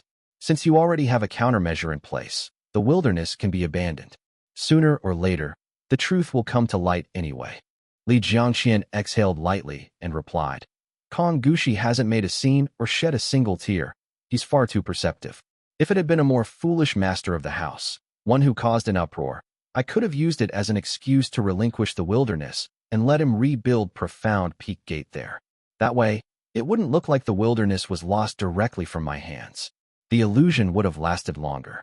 Chapter 1155, Qian and Xia 2. After pondering for a while, Li Jiangqian called someone over and ordered, go and tell Kong Gushi clearly that Crimson Reef should abandon any thought of meddling in our territory. If they want to harvest resentment qi, they can do it under their own outer sea dominion. There's more than enough there. There's no need to come to us. Once the messenger departed, Li Jiangqian drew out a letter, frowned, and said impatiently, I'll write to Jiangxia immediately. The wilderness can be abandoned. As long as the Profound Peak Gate people withdraw safely, that's enough. That boy had better keep himself alive. If he dies at the hands of capital Immortal Dao or Crimson Reef, I, as his brother, will have to avenge him myself. Li Keiwan nodded silently. At that moment, another figure emerged like wind from the shadows. He was draped in a pitch-black Dharma robe and had a piece of dark jade hanging from his waist. Li Jiangxian quickly stepped aside and bowed respectfully. "Granduncle." Li Qinghuai nodded slightly, his expression solemn, and replied, "I went north for a look. The capital Immortal Dao has made its move. They sent Wang He to consolidate the Wang family's power in Jiangque. The Wang family of Floating South was tied to their arrangements at Mount Shaohui in the north. The matter directly affected Floating South's stability." Li Jiangxian asked, "How did it go?" "Our family is in some trouble now. Wang Tzuan is still in seclusion by the lake, and with the head of the Wang family and Floating South absent, I doubt they can withstand Wang He's pressure." To his surprise, Li Qinghuai shook his head and answered, "The current head of the Wang family is Wang Tzuan's younger brother, Wang Tzuyu. He defied opposition within the family and refused to meet Wang He outright. Then he led his people out to meet your younger brother and has now joined our mountain defenses to stand guard together." Li Jiangxian nodded lightly and paced twice before his seat. It was the first good news he had heard in a long time. Li Qinghuai, too, looked somewhat gratified as he added, "I had thought Floating South would be the first to fall into turmoil. After all, more than half of the Wang family's main lineage remains under the capital Immortal Dao's influence. Yet this timely aid has steadied Floating South. They may still appear to be playing both sides, but this move of theirs is undeniably beneficial. Once all this passes, they should be rewarded." Li Jiangxian nodded. The Wang family has deep roots in Jiangque. They have the capital to gamble on both sides. With his elder brother in seclusion by the lake, it makes sense that Wang Tzuyu refused to meet Wang He. It shows he has firm control over his branch of the family. Li Qinghuai sighed. When Li Jiangxian mentioned the matter concerning Crimson Reef Island, his brief relief vanished, and he replied gravely, "The cultivators of Crimson Reef Island are not easy to handle. Their merging fire technique harms both nature and life. It's vicious beyond measure. You'd best consult your elder brother Shaohui about this." Eastern Shore. Deep within the dense forests of the Eastern Shore, continuing further east toward the border between the wilderness and the shore, stood a mountain. It was not grand in stature, yet it was filled with many pavilions and halls. Cultivators came and went in constant streams, giving the place a lively air. At the summit, a broad-shouldered man with golden eyes exhaled slowly within the grand hall and rose to his feet. Heavenly light shimmered faintly around him as he stepped forward. Several trusted retainers immediately approached and bowed respectfully. "Third young master." Li Jiangxiao lifted his chin slightly and asked, "How long has it been?" "My lord, 2 months have passed." Li Jiangxia possessed extraordinary talent in cultivation, second only to his elder brother Li Jiangxian. His resources were among the finest, and he had never once worried about bottlenecks in his cultivation, only that his foundation might not yet be firm enough or his spell arts too few. After 2 months of effort, he had advanced smoothly to the 5th stage of the Qi cultivation realm, with energy to spare. Settling his mind, he asked calmly, "Has anyone seen the Taoist master?" As the overseer of all the families along the Eastern Shore, Li Jiangxia was known for his generosity and open character, which naturally drew many loyal followers to his side. They had all gathered to report with several local officials. But at his question, they all hesitated and shook their heads. Li Jiangxia's expression darkened immediately. He ordered them to recount the recent events, and his eyelids twitched uncontrollably as he listened. Then he asked, "Where are the elders currently stationed?" The gathered cultivators lowered their heads and muttered uncertainly. At last, a guest cultivator who was apparently from the wilderness stepped forward. He was an early-stage Qi cultivation realm cultivator who had joined only a few years ago. His surname was Fu, and he had once belonged to Profound Peak Gate before changing his allegiance. The man seemed rather quick-witted as he smiled. "My lord, I received word from my kin through Kong Gushi that elders Minggong and Chenghui are both stationed in the Floating South territory." Li Jiangxiao raised his eyes at that, took note of the man, and after sweeping his gaze around the hall, waved his sleeve as he said, "Everyone return to your duties. There's no need for so many people here." He paused, his expression somewhere between amusement and a smirk. "Master Fu, you stay?" The others hurriedly withdrew, leaving only a few trusted aides in the hall. Just then, the Jade Court guards brought up a letter from below. As Li Jiangxia tore open the seal and began reading, he remarked, "You do keep yourself well informed." He glanced through the letter and saw that his elders were indeed in Floating South. Understanding dawned upon him. So Crimson Reef Island is getting involved too. Li Jiangqian intends to abandon the wilderness. A sound strategy, perhaps. The cultivators of Profound Peak Gate can be relocated easily enough. But, Li Jiangqian, have you thought about the 500,000 common folk living in the wilderness? Neither Crimson Reef Island nor the capital Immortal Dao will pass up a chance to profit. Once the land is abandoned, they won't bother with any noble talk of resettling the people to strengthen Shanji. They'll strip it bare, take everything, and leave nothing behind. Irritated, he waved the Jade Court guards away. Master Fu, pleased by the praise, stepped forward with a smug expression. Seeing that the hall was surrounded by Li Jiangxia's retainers, he cupped his hands and murmured, "Young master, the capital Immortal Dao eyes us like a tiger and will surely send troops east. The wilderness and the eastern shore have long benefited from your kindness and are our bulwarks.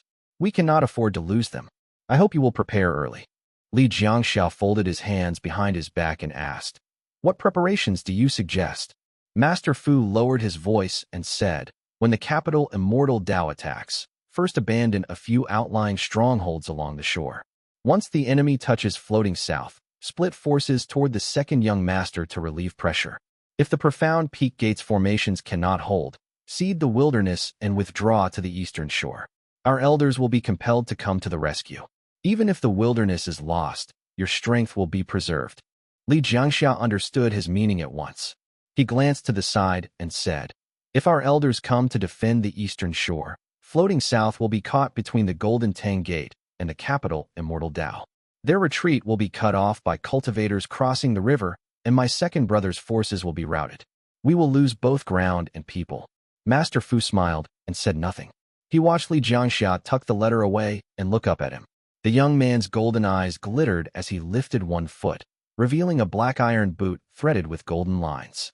Master Fu froze at the sight, saying, "Young master, you are..." Thud.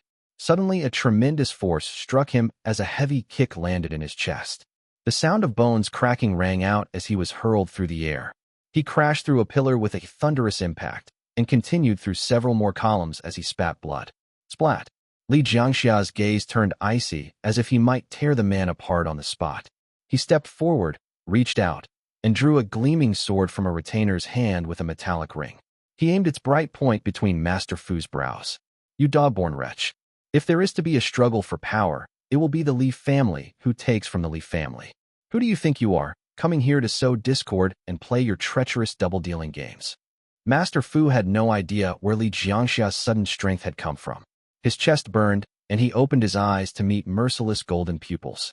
The young man's usual frankness and generosity were gone, replaced by a cruel, terrifying sharpness. "Young master." Li Jiangxia pressed the sword against his throat. The retainers nearby had long known this man had courted danger, but not to this extent. They hurriedly pleaded, whispering, "The Fu family is an external family to Profound Peak Gate. In such a crisis, it is not appropriate to..." Profound Peak Gate. Li Jiangxia hesitated for a moment. He then seized Master Fu by the collar and hoisted him up with one hand. The muscular man struggled, cold sweat pouring from his brow, as Li Jiangxia's voice cut through him like ice. "If those words escape your lips again, Profound Peak Gate will be kneeling on Pinjia Island. Kong Gushi will flay you alive to protect his ancestral Dao lineage." Chapter 1156. Threat, I. He lifted the man by the collar, tossed him to a trusted aide, paused briefly, and instructed, "Send him to Kong Gushi." The aide left with the prisoner, and only then did a young man enter from outside the hall. He seemed to have been waiting for quite some time. When he approached and cupped his hands in greeting, Li Jiangxia's expression softened considerably as he said, "Xiantong, your timing is perfect." And Xiantong was the most outstanding member of his generation in the Yin family. He was a year older than Li Jiangxia and had already achieved the Qi cultivation realm. During his seclusion deep within the forest, he mastered a third-grade cultivation technique known as the Azure Cliff White Mist art. It belonged to the Jiang family's Dao lineage, which, after Jade True's return, regained its spiritual energy, allowing him to practice it once more. His robes were still dusty from travel. Bowing with clasped fists, he took a jade pendant from his sleeve and said, "Young master, I've just come from the forest. Lord Shui sent this message. This jade pendant carries his spiritual imprint. Should there be any disturbance in the wilderness, crush it, and he will come to your aid." "Good." Li Jiangxia tucked the pendant into his sleeve and started walking forward, only to hear Xiantong speak quietly behind him. I heard that Profound Peak Gate has lost much of its influence. The smaller families along the wilderness border are beginning to waver and are exchanging glances with capital Immortal Dao. Neither side seems at peace. Li Jiangxia showed little concern. There's no need to pay attention for now. After all, they're still people of Profound Peak Gate. If they truly defect to the capital Immortal Dao, it'll only disgrace Profound Peak Gate itself. My elder brother holds grudges deeply, and everyone in the family remembers. Once matters settle down, those traitors will get what they deserve. He asked instead, Lorden has gone missing, and with all that's happened lately, has your household remained at peace? And Xiantong respectfully replied, the Yin family has served loyally for 5 generations. Everyone in the household worries for the clan's affairs. Several of my younger brothers have already emerged from seclusion, while the elders have repeatedly petitioned to go east and fight capital Immortal Dao, though the old elders stopped them each time. Unlike his taciturn forebears such as in Siwei, and Xiantong was far more assertive. Li Jiangxia knew his words were no mere politeness. The Yin and Qin families were deeply intertwined with the Li family. They were firmly bound to its cause. Whenever the Li family faced trouble, these two houses grew most anxious. He simply replied, Elder Jian is too old to take such risks. Leave these matters to the younger generation. Has Pei Xie come out of seclusion? I'll go see him. Handle the affairs below as you see fit. And Xiantong quickly nodded and replied, Lord Pei is currently handling affairs in the wilderness. Pei Xie was a rogue cultivator of the wilderness and one of Li Jiangxia's closest friends, whom he had known for 5 or 6 years. Gifted by nature and older in age, the man had advanced to the late stage of the Qi cultivation realm largely due to the cultivation resources he received from Li Jiangxia when they first became acquainted. As Li Jiangxia's most trusted subordinate, and Xiantong had already arranged everything. After reporting Pei Xie's location and seeing Li Jiangxia off, he turned back and sought out one of his men. He inquired about what had happened earlier. After listening to his subordinate's detailed account, he fell silent for a moment and sighed. Some people are just born courting death. That Fu fellow was always reckless. I tried to rein him in several times, but he thought I feared he'd steal the spotlight. The moment I went into seclusion, he ran off to get himself killed. He gave a cold laugh and asked, so be it. Did the young master send him to the lake? Or to Profound Peak Gate? My lord, he was sent to Profound Peak Gate. And Xiantong thought to himself, so it's to prevent the eldest young master from making an issue of Profound Peak Gate. It seems the third young master still feels pity for the people of the wilderness. Even if a retreat is coming, he'll likely try to block the capital Immortal Dao and bring more people back to the eastern shore. But by sending him there, Profound Peak Gate will find itself in a difficult position. Fu Yin, after all, was loyal and upright. Some people's hearts will surely grow cold over this.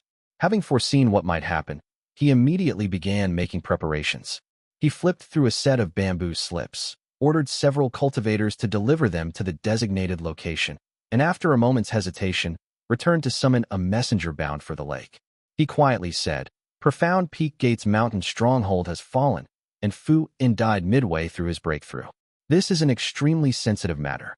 Now, with the situation so critical, that fool from the Fu family had to stir up trouble instead of lying low.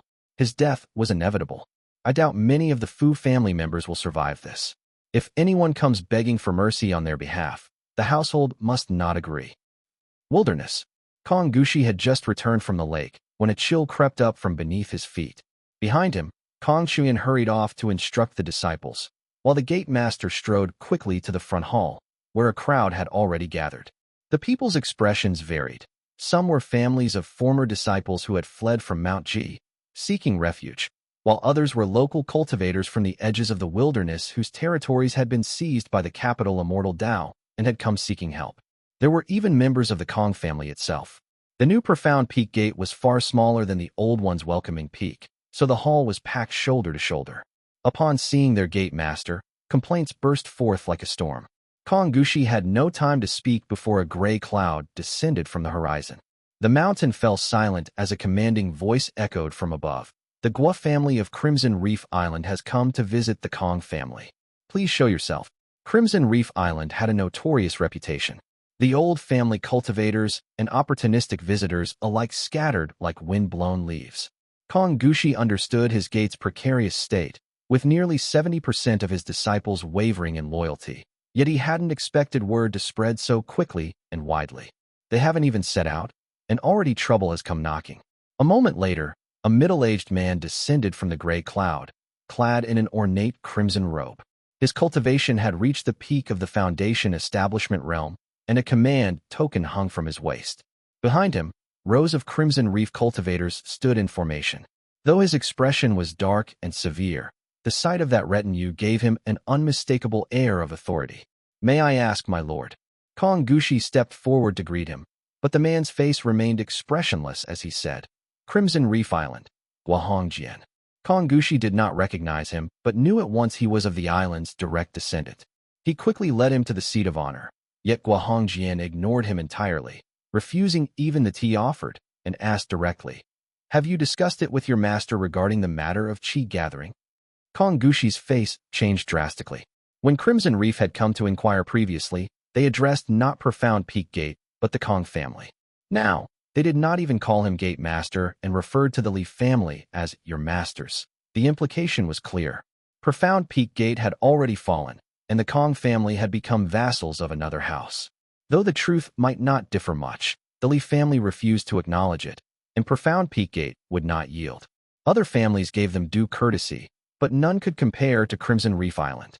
Kong Gushi dared not voice his anger and respectfully said, "Fellow Taoist Gua, I have already received a reply. The wilderness is a place of chaos and constant battle.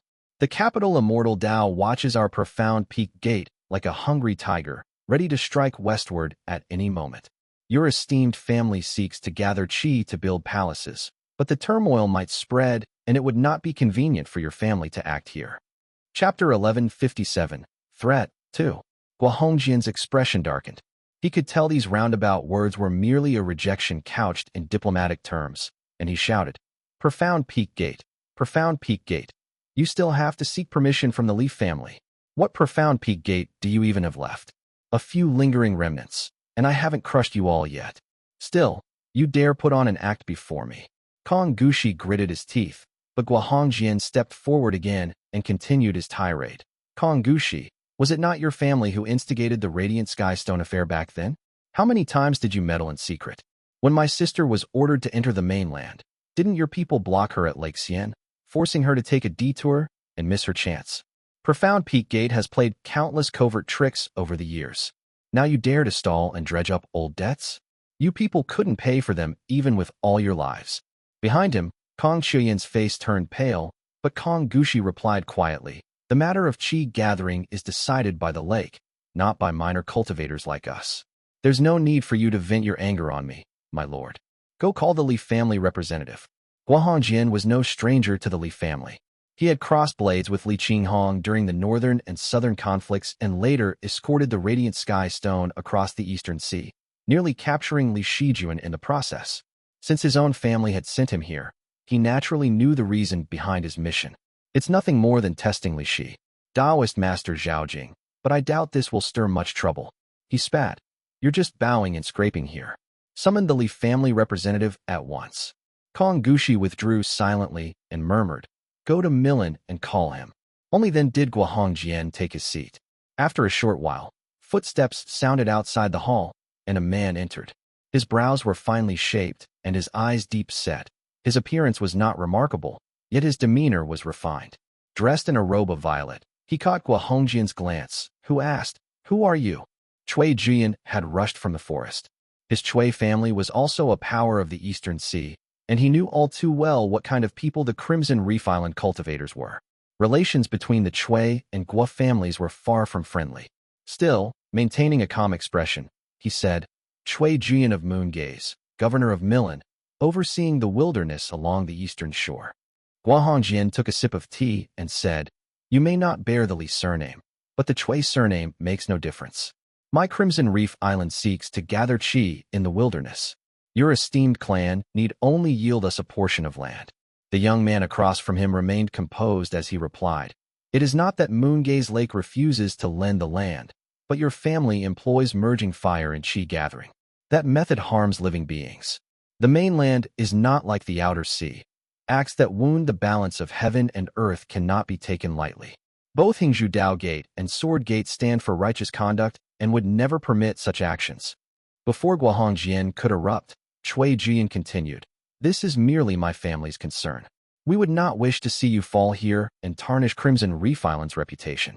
But if you do not fear such risk, I can bring the matter once more before the lake on your behalf." Guohongjian's expression turned grim. When he saw that Cui Jian remained calm and unruffled, he glanced sideways and said, "If Moon Gaze cannot assist in this matter, and I receive no word within 3 days, then so be it. Even if your Moon Gaze declines, once the capital Immortal Dao crosses the border, we will still gather qi from the wilderness as usual." The threat was clear. Cui Jian clasped his hands calmly and replied, "You're right, fellow Taoist Gua. Once the capital Immortal Dao crosses the border, you can proceed with your qi gathering. When the capital Immortal Dao invades and Crimson Reef Island aids them as accomplices, slaughtering everyone in your path, let's see how Sword Gate and Purple Smoke Gate respond. You came to the mainland, Taoist friend.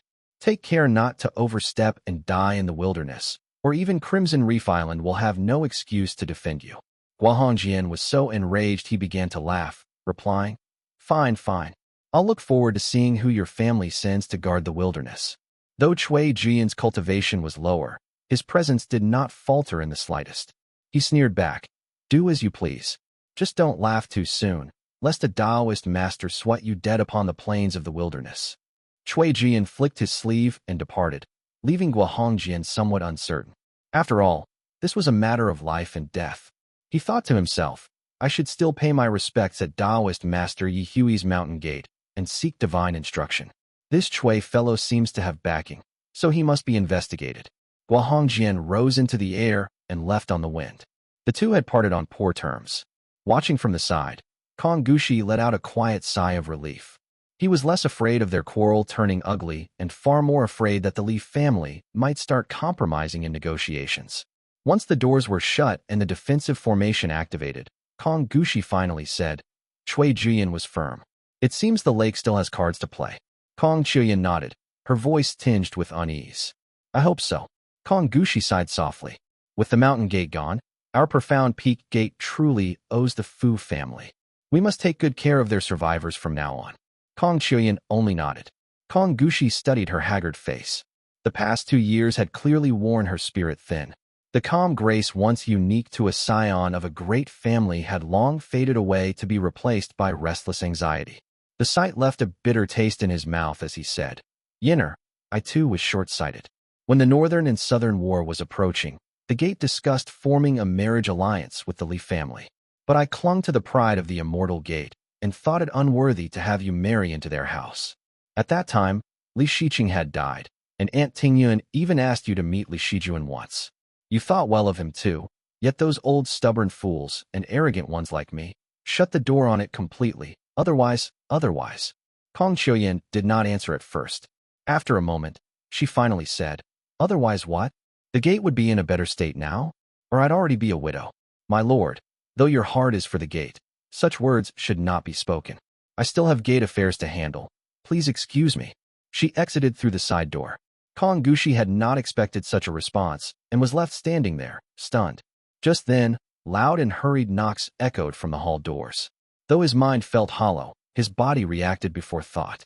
He opened the door and found an old man pounding frantically upon it.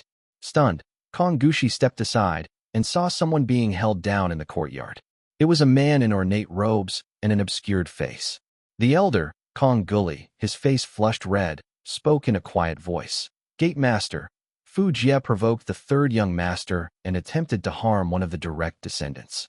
He has been subdued and brought before the hall. The third young master's instruction is for you to handle him personally." Kong Gushi's vision darkened as he nearly fainted. After steadying himself, he asked, "He's of Elder Fu In's direct lineage, isn't he?" "Fu Jie. Yes, I've heard that name before." Seeing the others nod, Kong Gushi's mouth went dry. The man from the Fu family knelt at the front of the hall, groaning faintly, muttering words that could not be made out.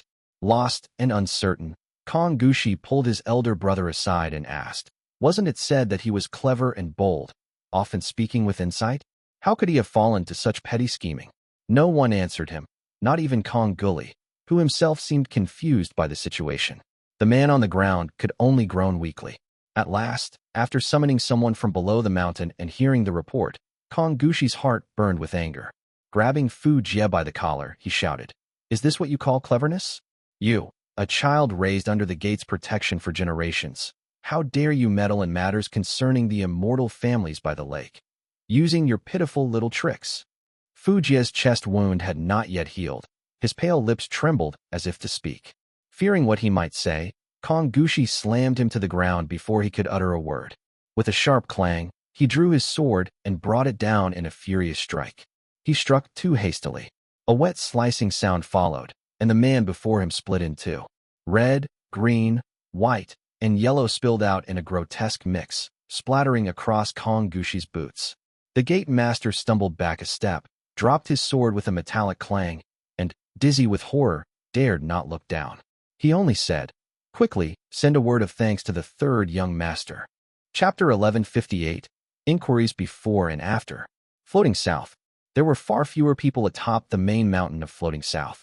A young man in black robes and silver armor stood at the peak, 6 ancient silver command tokens hanging at his waist. His long spear was planted in the ground, faint sparks of lightning flickering along its shaft from time to time.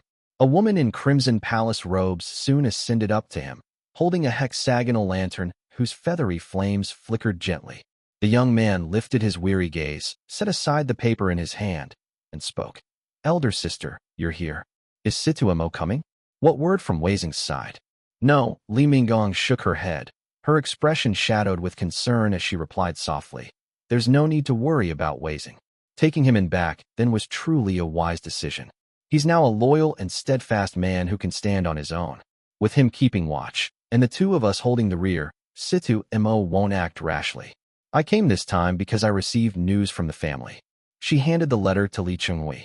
The young man read it calmly, though surprise soon colored his face as he said, "Fu Jie has been killed." The two exchanged glances. Li Minggong closed the hall doors and said quietly, "Whether this was a deliberate move by one of the young masters to undermine Profound Peak Gate's standing or not, it hardly matters. What's important is that Crimson Reef Island's Guahongjian appeared in person. That's a significant development." Li Chenghui read the letter twice over before responding. "Jiangque is ruthless and decisive with vicious methods. He's clearly prepared to sacrifice Profound Peak Gate if needed. Jiangque may be proud, but he favors straightforward action and has compassion for the common people. This arrangement suits the situation well, no need to alter it. As for Crimson Reef Island, let Guahongjian move as he pleases. The man seems dull-witted, but he follows Yi Hui's instructions to the letter. All we can do now is wait." Li Chenghui paused in thought, puzzled, then continued, "Yet the capital Immortal Dao has been far too courteous toward our family. They've shown little interest in pursuing their grudge against Profound Peak Gate or Kong Haiying since taking the mountain gate. Otherwise, how could there still be no response even now?" Li Minggong was just about to answer when sudden silence fell outside the hall.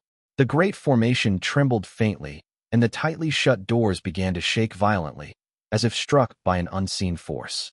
Creak. The doors swung open from within as if of their own accord. A chill wind rushed inside, icy enough to bite through bone.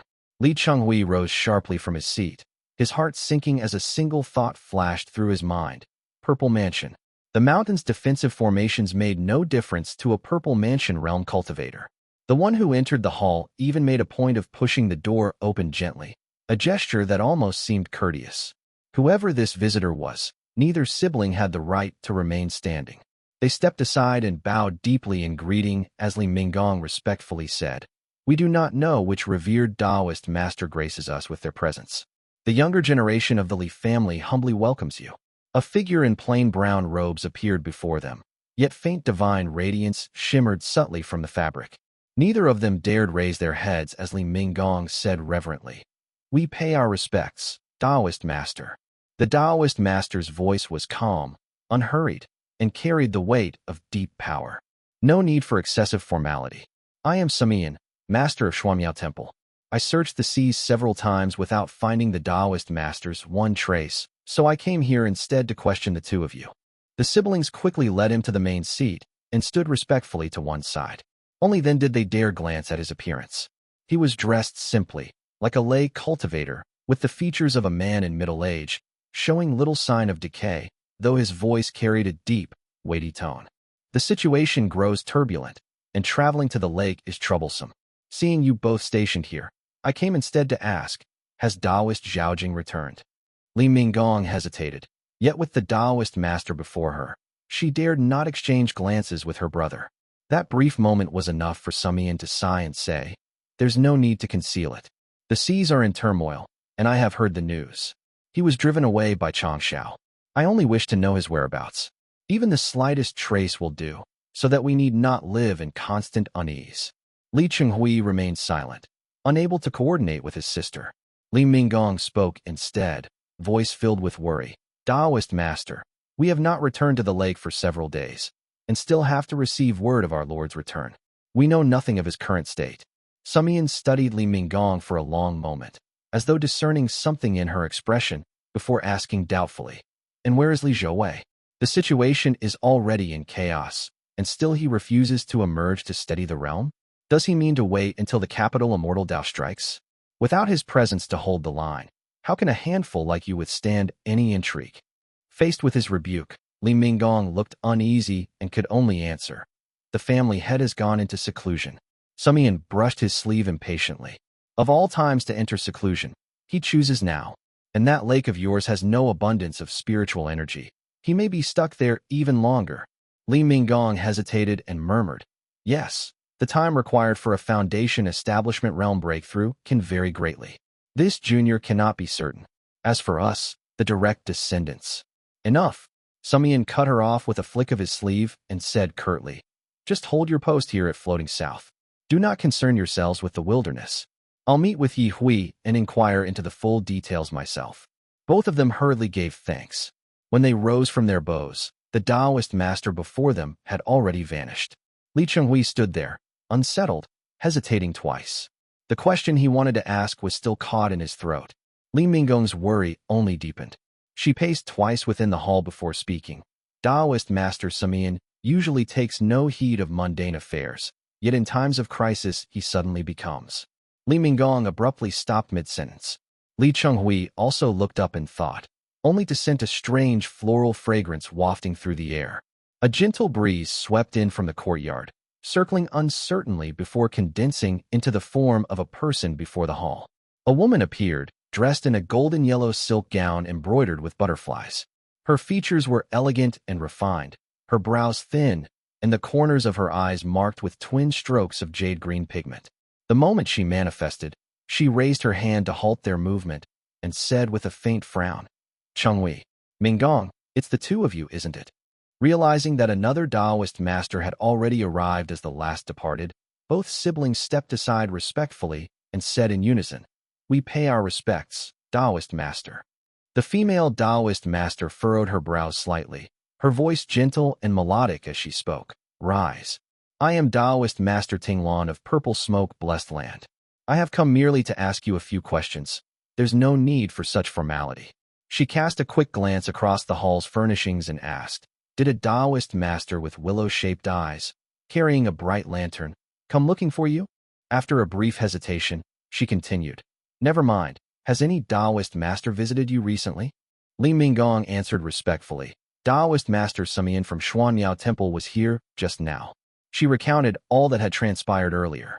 The female Taoist master paced once across the hall, then seated herself at the main seat, saying nothing for a long while.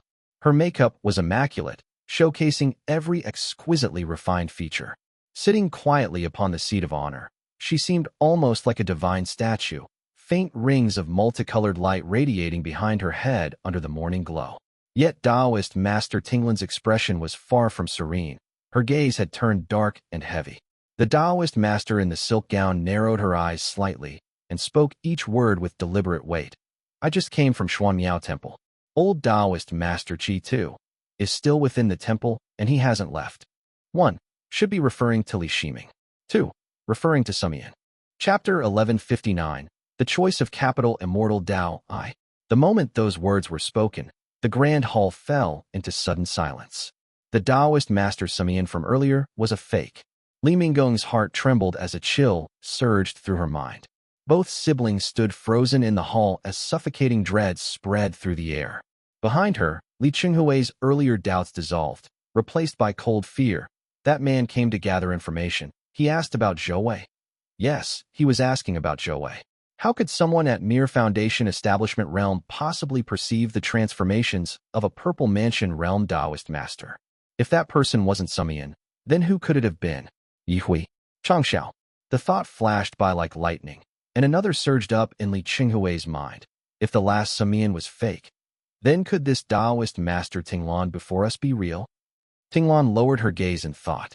Seeing the two so stunned and doubtful that they could not speak, she tapped lightly on the table, her voice carrying a note of contemplation. He shouldn't be Changxiao.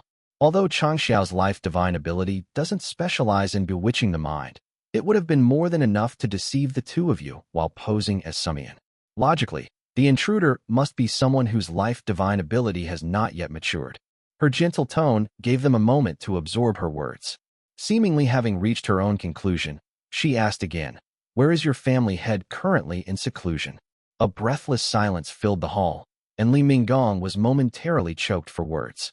Though everyone in the family knew of Li Zhouwei's seclusion, the exact location remained unknown. Yet it wasn't difficult to guess. It would surely be Zhijing Mountain, where spiritual energy gathered and bright yang condensed. When the Taoist master before them asked again, Li Chonghui stepped forward, clasped his hands, and spoke truthfully. The matter of seclusion was decided between our family head and the Taoist master. It should be somewhere above the lake, though which mountain exactly, we do not know. Tinglan shook her head slightly and spoke in a firm tone. Very well. Then tell me just one thing. How fares Zhaojing's soul lamp? Without hesitation, Li Chonghui bowed and replied. The soul lamp remains stable, Taoist master. If anything had happened to our Taoist master, the rising of bright yang would illuminate the entire region. The absence of any strange phenomena over the Eastern Sea is proof enough. I know.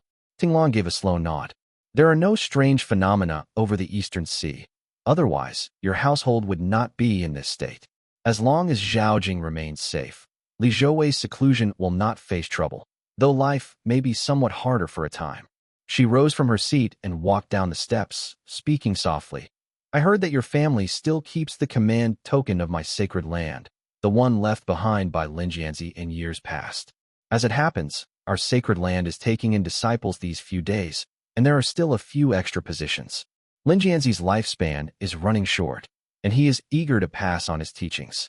Send a few people over. Having spoken, she swept out of the hall like the wind. Both siblings bowed deeply in farewell. After the Taoist master had long departed, Li Minggong rose, feeling a chill down her back, and whispered, Brother, Foundation Establishment Realm cultivators cannot see through divine abilities, let alone taking on the form of a Taoist master. Even if one turned into our own ancestor, how many of us could truly discern the difference? Li Qinghui's expression was grave as he picked up his spear from where he laid it down and said, Even if we could see through it, we should act as though we couldn't. The less said, the better. Taoist Master Tinglan spoke of old matters and clearly explained the path to the purple smoke-blessed land. She's unlikely to be an imposter. He fell silent for a while, avoiding any mention of Li Shiming or Li Zhouwei, and asked instead, who among the Jiangque generation would be suitable to go to Purple Smoke Gate? Li Minggong understood his silence from the weariness in his eyes and answered, Purple Smoke Gate mainly accepts female cultivators, and their standards are strict. I think Qiwei, 1, is the most suitable, though the other children could also try. Whoever remains in the end will become a disciple under the Purple Smoke Gate.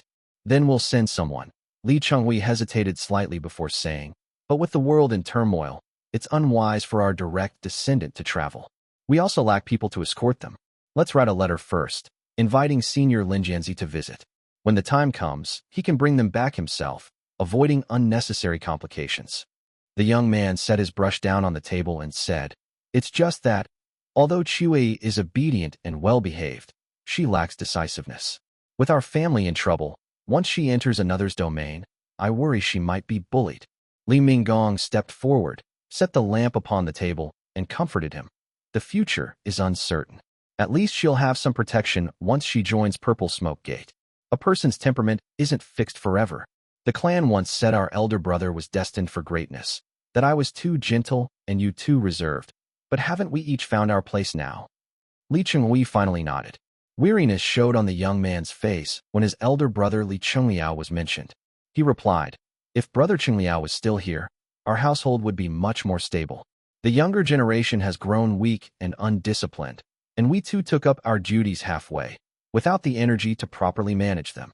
After writing the letter to Purple Smoke Gate, he handed it to Li Minggong. Just then, hurried footsteps came from outside, and an elderly man with white hair, a wrinkled face, and a hunched back entered. Chu Buji was now better dressed, and almost resembled a family head at a glance, though his anxious expression spoiled any semblance of composure. He reported hastily, My lords, Situ Mo has made his move. The cultivators of the capital Immortal Dao have reached the riverfront, and cries for help are coming from the northern border. Li Chenghui's figure flashed like lightning as he shot through the corridor. Li Minggong followed Chu Buji out of the hall at a more sedate pace. Seeing the old man's panic, she whispered to reassure him, Elder, there's no need to worry. Floating south is heavily fortified. These attackers are merely trying to delay us. The main force has gone to plunder the wilderness. Chu Buji did not know much, but Li Shiming's disappearance alone was enough to terrify him. Having survived a century in the Eastern Sea, the old man clung to one belief in his heart.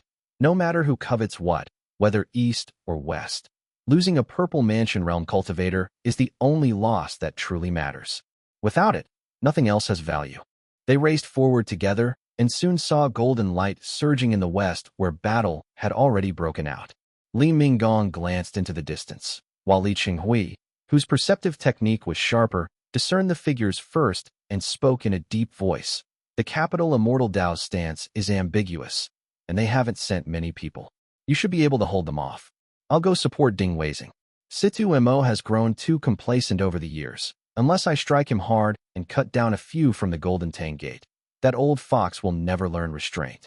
Li Minggong handed him the Chongming Profound Insight screen, and Li Chenghui vanished in a flash of lightning. Only after hearing his words did Li Minggong's pounding heart gradually calm. The capital Immortal Dao, why has their attitude suddenly softened? A streak of light closed rapidly in from the horizon, revealing a woman riding the wind. She was at the mid-stage of the Foundation establishment realm, her features faintly alluring yet dressed in simplicity. Sword in hand, she walked upon the waves. It was Miao Shui. Miao Shui had once been a cultivator of Hidden Cloud Cave and bore past grudges with Li Minggong. Yet when she surrendered back then, it was Li Minggong who had personally pleaded for her life. Being gentle and magnanimous by nature, Li Minggong had since treated her as a younger sister, and their old grievances had been long laid to rest. 1. Li Quan's cousin. Chapter 1160. The Choice of Capital Immortal Dao. 2. During their last encounter with the capital Immortal Dao, Miao Shui had nearly perished and had been saved only by the Daoist master's intervention. The brush with death had changed her temperament greatly and refined her cultivation. When she saw Li Minggong's grave expression, she said solemnly, Minggong, you've arrived. I just received word from the North Brocade River King that Guan Lingdai has come with a group of capital Immortal Dao cultivators. Gongsun Baifan, Song Yunbai, and several others follow behind. There are 6 in total. While Li Chenghui and Ding Weizing held back the Golden Tang Gate's forces, this location had 4 defenders, Li Minggong, Chu Buji, Miao Shui, and the White Ape. One guest cultivator from Profound Peak Gate, Sun Bai, stayed within the mountain. Their strength was slightly inferior overall. However, when Li Minggong learned that Guan Gongxiao was absent, she understood that he had led his forces toward the wilderness. Relief washed over her. In the current Li family, aside from Li Zhouwei, no one could contend with the capital Immortal Dao's young master. His presence at their location would have spelled disaster. Daoist friend Miao Shui. Li Minggong was well prepared. She sent a signal through her jade pendant for reinforcements, while simultaneously drawing a string of cold iron rings etched with pit water patterns from her sleeve. There were 18 in total, each the size of a fist and gleaming silver. She handed them to Miao Shui and spoke softly. These are fine Dharma artifacts of the capital Immortal Dao, the pit metal chain rings. Use them for now. They specialize in entanglement and imprisonment. You've tested them before. Leave Gongsun Baifan to me. Though their side was short by 2, Li Chenghui stood ready on the northern bank. It would take him but moments to cross the river. Equipped with the upper feather night robe and the Yang family's night ghost secret talisman, he could summon Foundation Establishment Realm Inchi puppets to hold off two opponents with ease. Since Guan Gongxiao was absent and Guan Canlong slain by Li Zhouwei, holding off Guan Lingdai and Gong Sun Baifan would be enough to secure floating south. They wouldn't even need Shui Jian's reinforcements and could later link up with Profound Peak Gate. Miao Shui accepted the Dharma artifact with a nod and gestured. The string of cold iron rings flowed around her wrist, gliding through a sheen of converging water. Meanwhile, Li Minggong soared skyward, summoning the six-cornered scarlet flame lamp and pure feather radiant fire. Red and white plumes erupted into the heavens in a blazing storm. Sure enough, a tall woman in a colorful dress and azure ribbons approached swiftly from the north. She was accompanied by Gongsun Baifan, still in his rain cloak and holding a blade, while a crowd of Foundation Establishment Realm and Qi Cultivation Realm cultivators followed behind. None of them were any figures of note. Li Minggong recalled Li Qinghui's earlier words. As the figures approached, she clasped her hands slightly and greeted them, Taoist friend Lingdai. When Guan Lingdai had first come here to confront the Li family, her attitude had been openly hostile. Now, however, the sharpness between her brows had softened. When she saw Li Minggong clasp her hands together, she almost raised her own hand in return out of habit, but stopped herself halfway, remembering she had come to make trouble. Drawing her hand back, she said, Ming, Li Minggong. Guan Lingdai quickly regained her composure and continued smoothly. In that battle upon the river years ago, our capital Immortal Dao suffered a narrow defeat. Now that an opportunity presents itself, I have come merely to exchange pointers with a few Taoist friends. Her words not only surprised Li Minggong, but also left the capital Immortal Dao guest cultivators momentarily stunned. Only Gongsun Baifan gripped his blade thoughtfully, his calm eyes sweeping over the assembled group. Li Minggong summoned her feather fire, nodding slightly as she replied, Please. Shanji Prefecture. The profound peak mountains of Profound Peak Gate still stretched majestically across the land, yet chaos reigned across its slopes.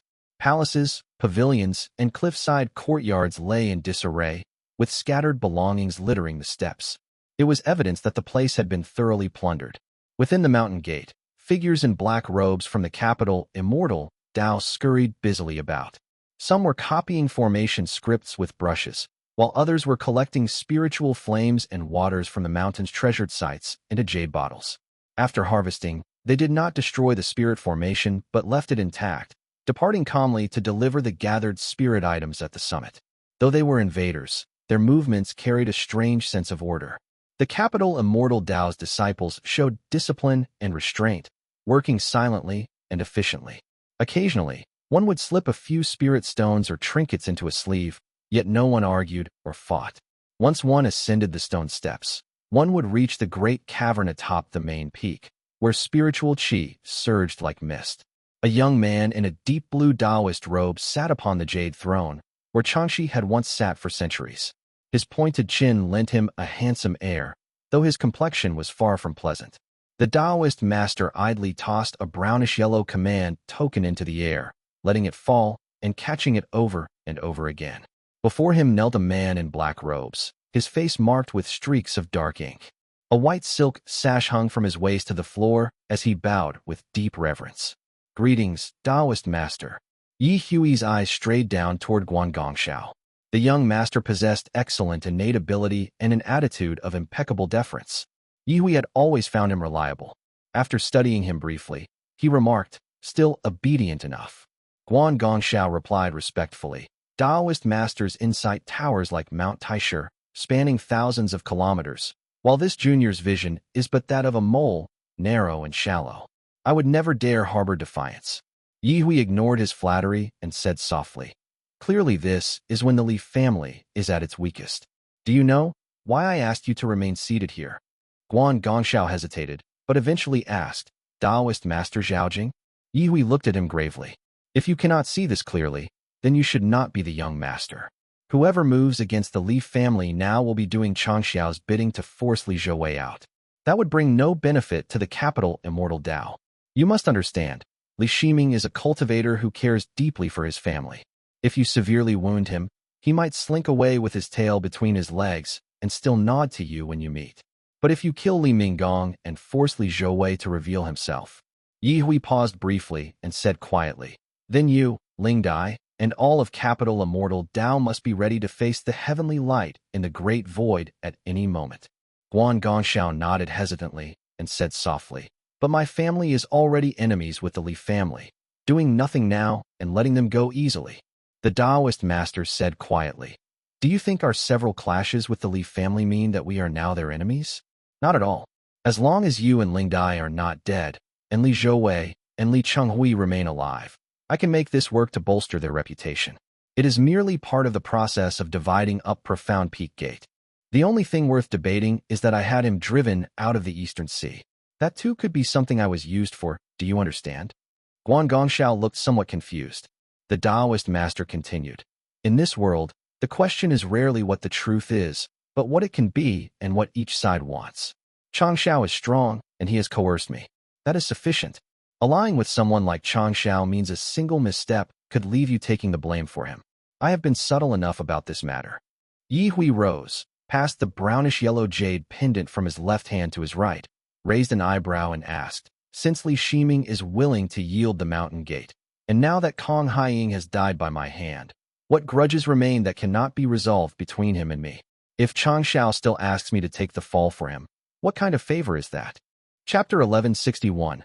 Retreat and Running. Guan Gongxiao cupped his hands. He still looked puzzled. He raised his head so his forehead was no longer pressed to the ground and said slowly, I am dull-witted and still do not understand. From the report of the disciple who came to surrender from Profound Peak Gate, the person in that secret chamber was Fuan. Taoist master Zhaojing checked it. I took his belongings afterwards, and those around me also said it was Fu En. Before Yi Hui could answer, Guan Gongxiao respectfully kowtowed again. I understand what Taoist master means. Everything can be weighed, but Kong Haiying is a purple mansion realm seed with high innate ability. How could this matter be compromised? If we let it slide, and Kong Haiying breaks through, he may pose just as much threat as Li Shiming. Yi Hui showed a trace of approval at last, and nodded. He pressed his forefinger and thumb together, flipped over the brownish jade pendant in his hand, and revealed the gilded inscription on it. Kong, the Taoist master said in a low voice. How could I not know? I have seen Kong Haiying with my own eyes. I've fought him, drank with him, and even worked with him to deal with that fool Guier. I would not mistake his aura for anyone else. His expression grew complicated as he said, the person in that secret chamber was indeed Kong Haiying. His aura was unmistakable. No matter how many errors there are, this point will not be wrong. Guan Gongxiao suddenly understood and said respectfully, I understand now. This is the Li family's show of sincerity. They spread word that it was Fu En to keep their clean reputation, while actually offering Kong Haiying to us with cupped hands as a subtle plea for peace. No wonder, no wonder. Once he grasped that point, everything clicked into place, and he continued. Therefore, with Floating South heavily garrisoned and Profound Peak Gate left thin in the wilderness, the reasoning is the same. If Taoist master had not pointed it out, I would have made a great mistake. Yi Hui's gaze did not stay on him. Instead it passed through everything before him and locked intently on the character Kong in his hand. A hollow feeling rose in his chest.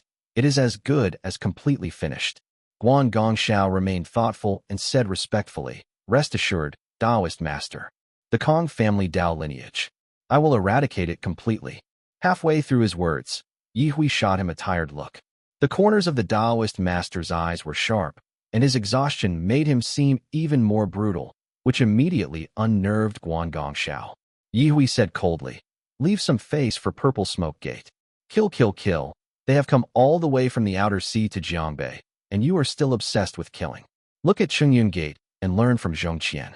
Chengyun Gate has already become the leader of the orthodox path in Jiangque, and you are still running around killing people here. Guan Gongxiao bowed in fear and exclaimed, I know my wrongdoing. Yi Hui slammed the jade pendant onto the table with a sharp crack. When you're in the mainland, you follow mainland rules. If I hadn't personally gone there back then, Gongsun Baifan would have long defected to Chengshui Marsh. How would he ever have served under you, Guan Gongxiao? Guan Gongxiao lowered his head as he replied, the 500,000 people of the wilderness already hate our capital, Immortal Dao. If we don't use them as blood food, we'll just leave behind countless enemies for nothing. Yi Hui grew slightly angry and scolded. You still think like someone from the outer sea. Li Chenghui already showed you the example long ago, yet you still haven't learned. Why is the territory of hidden clouds still in chaos today? Take the wilderness, spare the 500,000 people, show great mercy, and reverse the heavenly principle. Depose heirs of small families, raise the lesser branches, and let minor sects punish their own. In doing so, the foundation of profound Peak Gate's populace will dissolve, and when they return under Purple Smoke Gate's banner, there'll be no chance for correction. 1 or 2 foundation establishment realm cultivators will remain at most, and after 3 generations, all hatred will fade. Guan Gongxiao could only answer softly. Taoist Master Yi Hui's tone grew calmer. I will not show myself often afterward, nor will the Bay capital Immortal Tao. Dissolve great families, divide the spirit fields, forbid annexations, and abandon the path of blood qi. We must claim the mantle of orthodoxy, Guan Gongxiao said in a low voice. There are many arts of blood qi within our Tao lineage. We can only rely on outer sea outposts for supply. Yi Hui shook his head and said, learn from the north. Apply pressure and taxation until the lower ranks secretly refine blood qi themselves. Then you can purge demons under the name of defending the Tao and acquire blood qi. There are lessons to learn from the east, south, west, and north. You still have much to improve. Learn from the Li family's control and governance over their people, but don't imitate their rigid self-restraint. Learn from the Golden Feather sect's restrictions on annexation, but not their complacency.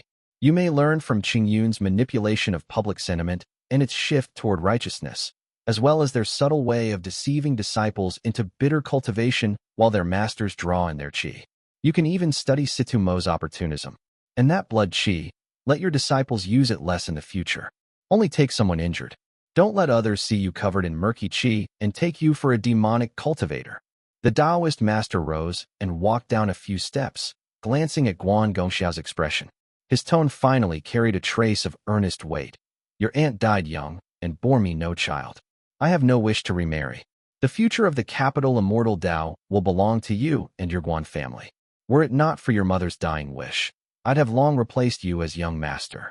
You'd better conduct yourself well. Tears welled in Guan Gongxiao's eyes. He kowtowed 3 times in deep respect and said, Uncle, I will remember every word of your guidance. You are the master of the capital Immortal Tao, whether for 100 or 1,000 years. I will serve faithfully without ever wavering. Ha! Yi Hui laughed twice and scolded, get out. You sure learn flattery fast. After Guan Gongxiao withdrew, Yi Hui sighed softly. Standing up, he murmured, a junior like Gongxiao may not be a bad thing. Perilous talents like Li Zhouwei, if they don't soar, will fall into the abyss. Mediocre ones like Kong Gushi are fated to collapse from being too unbalanced. Those like Zhong Qian and Li Shijuan are gifts of heaven, but too rare. Having just one who is willing to learn and listen is enough. Wilderness. As dusk deepened, Kong Gushi exited the hall and saw a group of people rushing up the mountain peak. They were led by his elder brother, Kong Guli. His face was filled with alarm and fear as he shouted, Ninth brother, the capital Immortal Tao has attacked. The situation was dire, and Kong Guli forgot all formality and called him Ninth brother outright. Kong Gushi had no time to mind it. His limbs went numb as he asked, how many have come? Kong Xiaxiang stood to the side, the pride between his brows long faded, as he said anxiously, it's said that capital Immortal Tao's young master Guan Gongxiao personally leads the force. More than 10 foundation establishment realm cultivators are with him, and the sky is filled with Dharma light. Our men caught a glimpse from afar and immediately retreated. I've already gone down to issue orders, telling each prefecture's direct disciples and cultivators to escort as many civilians to safety as possible. Most of them remain loyal. Guan Gongxiao has come. Kong Gushi was shocked and gritted his teeth as he said, we made evacuation plans years ago, but they've arrived so fast, and I doubt we can hold them back. Survival will be difficult. As he spoke, Kong Gushi immediately turned back toward the hall and called out, Qian, take everything with you. As soon as he finished speaking, Kong Qian responded and withdrew. But a deafening roar rang across the sky as blazing gray clouds billowed overhead, their white-red light reflecting across the heavens. Rings of cloud surged toward them. Boom! A torrent of overwhelming merging fire poured down, violently shaking the mountain's formations. The grand hall trembled as Kong Gushi was forced to rise into the air and rush beyond the formation. The man in the sky stood upon rings of clouds as he held up the merging fire command in a hand. Gray flames roared behind him. Who else could it be but Guahongjian? Kong family remnants. Come out and die. Chapter 1162, Retreat and Running, 2. As the master of Profound Peak Gate, Kong Gushi possessed many Dharma artifacts. Thus, he lightly waved his sleeve, and a pale jade-colored mountain and a deep black banner appeared. He grasped the banner in hand as the mountain rose to meet the incoming flames, calling out, Taoist Gua, why such fury? He had long hated Guahongjian bitterly, but Crimson Reef Island was not a power he could afford to offend. No matter how much rage filled his chest, he dared not voice a word of it. Just as he activated his Dharma artifact, a wave of scorching merging fire struck down upon him, making the artifact creak under the heat. The murmur of incantations came from above, and a streak of crimson light shot toward him through the blazing haze. Merging fire harmed the body and soul alike. It was one of the most venomous arts among all Dao lineages. Kong Gushi dared not take it head-on and hastily raised the black banner, trembling inwardly. But Kong Gushi had little innate ability, having lived a frivolous youth with almost no experience in battle. Guahongjian, though not particularly bright, had survived many life-and-death fights. He fainted once and then sent out a whip of fire, aiming to snare Kong Gushi's artifact. Clang! Fortunately, Kong Guli arrived in time. The old man was far more experienced in combat. He produced a spear and hooked the fire whip, sending sparks scattering through the air. Guahongjian was just about to roar a threat to boost his morale when a thunderous shout rose from below. Kerdog! A man in golden armor burst upward, wearing a mask that hid his face. One hand gripped a spear, while the other held an axe. Only his eyes that were veined with red showed as he bellowed, Do not harm my master of Profound Peak Gate. He shot upward in a streak of golden light and plunged into the flames. His axe struck the cloud rings, knocking Guahongjian backward in a stumble. Kong Gushi took the chance to break free and saw radiant light bloom in the sky as white brilliance descended. Chui Jian emerged and spoke softly. Gate Master, leave this to me. Take your people and retreat first. Kong Gushi hurriedly retreated, trying 3 or 4 times to extinguish the flames clinging to his Dharma artifact, but his robes had already begun to singe. Kong Guli stepped forward to help him smother the merging fire, and several Foundation Establishment Realm cultivators of the Kong family gathered around him.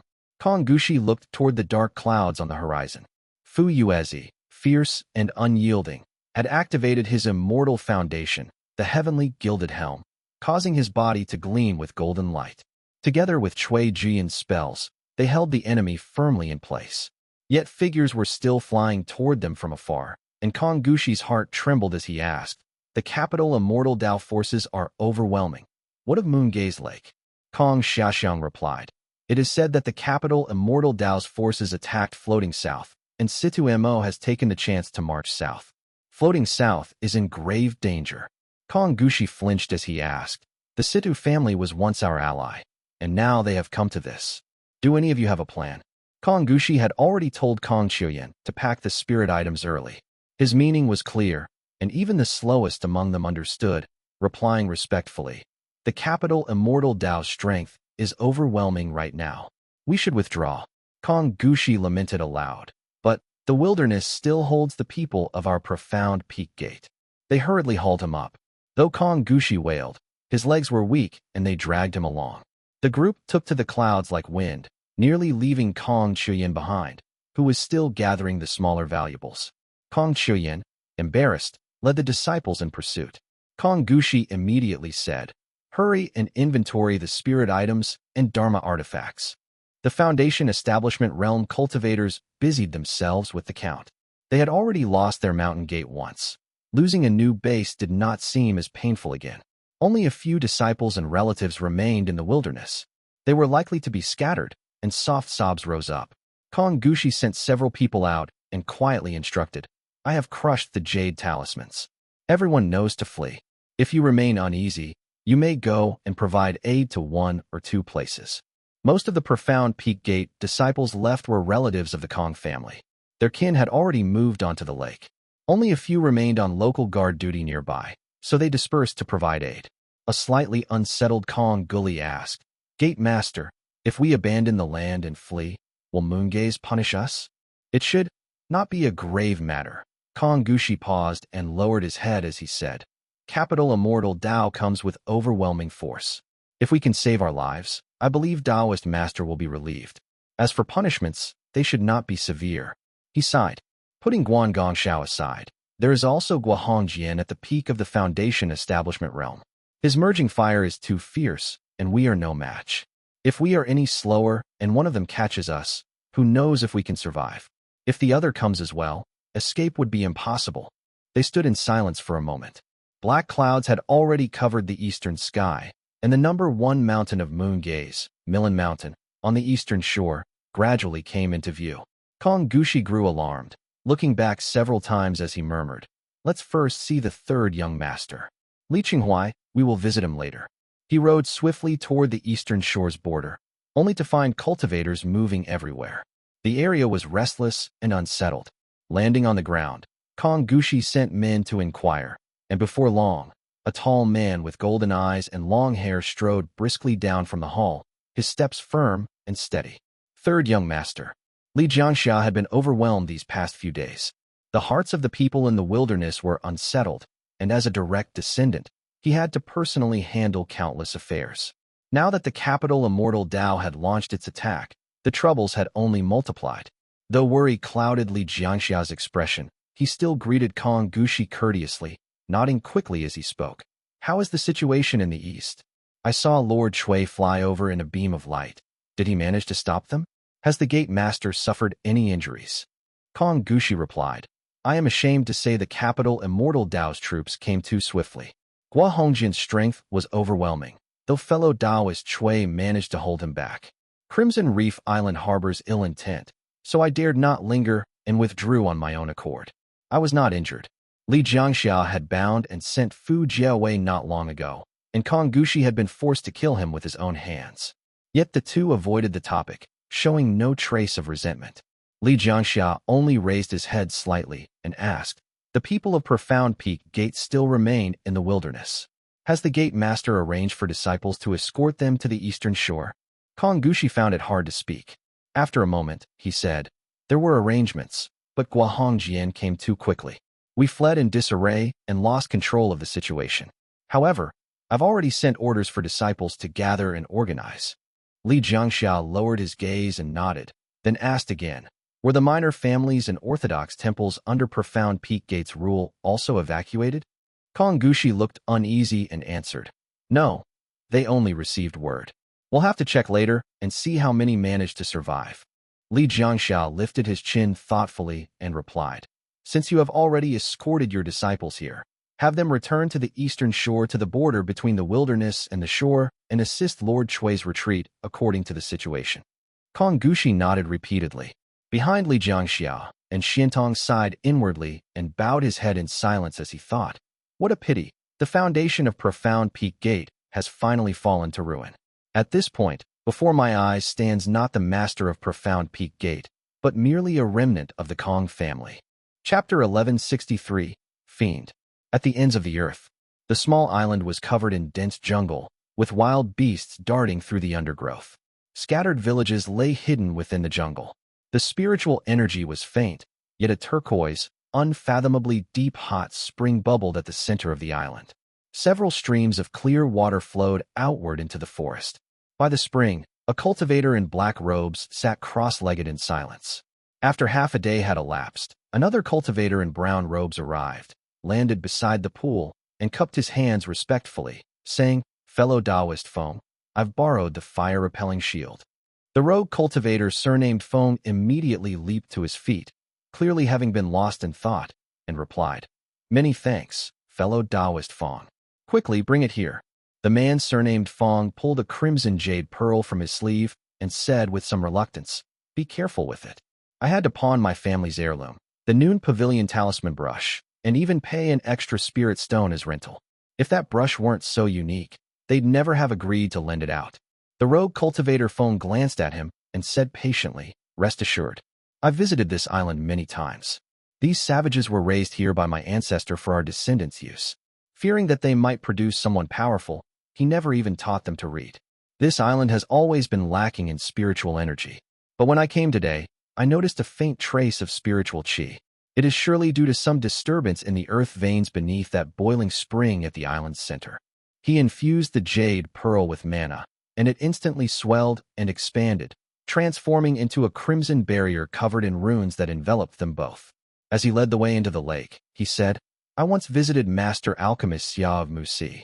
He mentioned that when a spring's water turns clear green and surges from deep underground with an ascending flow, it becomes a cavern spring. There exists a great Tao lineage within the mainland that cultivates this Tao. It is called pristine water. The cultivator surnamed Fong asked, Pristine water? What sort of water is that? And what level does one reach upon mastering it? Fong dusted his robe, pointed above, and said, Higher than the heavens, of course. The surrounding lake water grew increasingly hot, and the cultivator surnamed Fong cried out in alarm.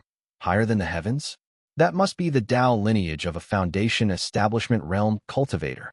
Fong merely smiled and shook his head. That's called the Purple Mansion realm.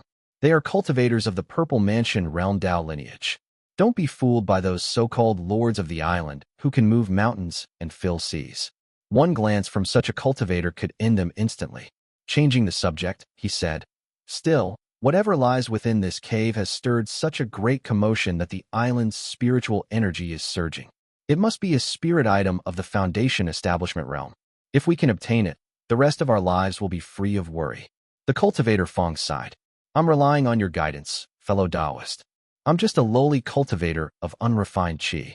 Even with a fine treasure, what could I do?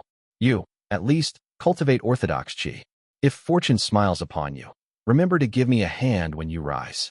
They entered the earth vein as they spoke. Scalding steam mixed with tongues of flame on either side, making their Dharma artifact buzz under the heat. The cultivator Feng's mana was clearly weakening, so he handed control to his companion and said grimly, So fierce. We haven't even reached the depth of the earth vein. What kind of terrifying earth fire is this? Fong clearly lacked his companion's Tao lineage experience and had never seen such earth fire before. He could only pretend to understand and nod. Feng's expression shifted several times before he gritted his teeth. How many pills do you still have? Fong muttered the count of the few pills left in his pouch, and Feng decided firmly, Our pills are enough. Since we've come this far, how could we return empty-handed? We must go deeper into the earth vein. Even if we gain nothing, at least we'll see what lies below. He gritted his teeth, pushed his mana to the limit, and flew for nearly 15 minutes. At last, the steam before them began to ease, and the flickering firelight seemed to reveal an open space ahead. The cavern floor was smooth and paved with slabs etched in countless intricate patterns. A jet-black flame leaped atop an altar-like platform at its center. Excitement surged through their minds. Before they could recover from the shock, Feng took advantage of a moment when the flame dimmed and peered ahead. Faintly, he saw a skeleton beside the fire. The skeleton sat cross-legged, seemingly long dead by the look of it. A golden storage pouch, metallic in texture, lay beside it, gleaming even brighter in the flickering flames. Feng's heart trembled violently, and greed flared within him, a cultivator's resting place. My fortune has come. He immediately retreated and whispered, I can't hold on much longer. We must go. Both men were at their limits, and the surrounding flames brightened with the pulsing rhythm of the earth vein. Fong already felt the soles of his feet burning. He nodded repeatedly, and together they vanished swiftly into the sea of fire. Once the two departed, only endless fire remained. The skeletal fingers twitched, flesh and skin instantly regrowing. A silver-white Taoist robe shimmered to life, revealing a dignified and handsome face. Li Shiming let out a long breath, feeling a rare sense of relief. Someone's coming. Trapped by Changxiao's Mulberry Concord ninefold profound method, Li Shiming could not leave this place. The flames within his body would flare up like a beacon the moment he stepped out, forcing him to suppress them with spirit items. Months had passed, and he had already consumed over a dozen drops of such treasures. His only hope now was that someone would arrive from outside. This spring is subtle and unassuming, likely formed from a shift in the earth vein. It won't draw much attention, but that's also the problem. Few come here. After waiting months, all that appeared was a first-stage Qi cultivation realm cultivator. A mere Qi cultivation realm cultivator was of no use. Had he not deliberately suppressed the flames within him, those two would never have even noticed his presence. So Li Shiming left them alone, casting a long line to lure in bigger prey. Qi cultivation realm cultivators won't do. At least a foundation establishment realm cultivator must come. Only then might there be a chance of escape. The only medicine he had capable of healing a purple mansion realm cultivator's wounds was a single true, profound heart-cleansing pill. However, his storage pouch still held several treasured panaceas and supplementary ingredients. As a purple mansion realm alchemist, he had gradually developed a treatment plan over the past few months. Unfortunately, the main ingredient required the flesh of a foundation establishment realm demonic creature, something impossible to refine while trapped here. If I can bait a few foundation establishment realm cultivators, have them gather a few spirit items for me, and then capture a valley water demonic creature, I can concoct a pill to temporarily suppress my injuries. After pondering briefly, he channeled his immortal mirror, sending his spiritual sense outward to watch the two men depart. Yet before they even left the island, the black-robed cultivator, surnamed Feng, seized the moment when his companion's mana was spent, drew his sword from his storage pouch, and sliced the man into pieces without hesitation. How decisive. Now he doesn't even have to return the Dharma artifact. He can just claim it for himself. Li Shiming watched coldly as the black-robed cultivator departed the island, a strange feeling rising within him.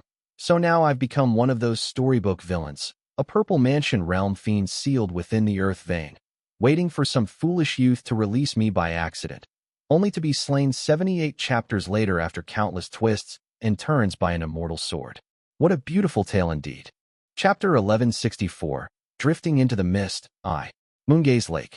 A black shadow flashed by as a man in dark robes sped through the wind. His feather-like garments left behind a trail of chilling frost in midair, and gray mist spread wherever he passed. His robe was adorned with clusters of long black tassels, each over a foot in length, their shimmering and subtly shifting in color. Empowered by these ornaments, the man grew quicker and quicker as he flew. Plainly put, the upper feather knight robe was the finest Dharma robe the Li family had ever seen. Li Shiji had gone to great lengths to obtain it, and among all cultivators below the purple mansion realm in Jiangnan, few could boast of possessing anything superior.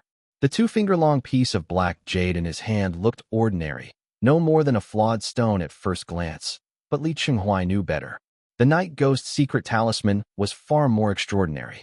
The Li family only knew that the Night Ghost's secret talisman could summon foundation establishment realm strength. But Li Qinghuai understood that this was in fact a genuine ancient Dharma artifact. It was capable of far more than merely calling forth a night ghost. His current cultivation, however, was far too shallow to unlock its full potential. Before long, the scenery of floating south arrived before his eyes. The sky blazed with intertwined red and white flames.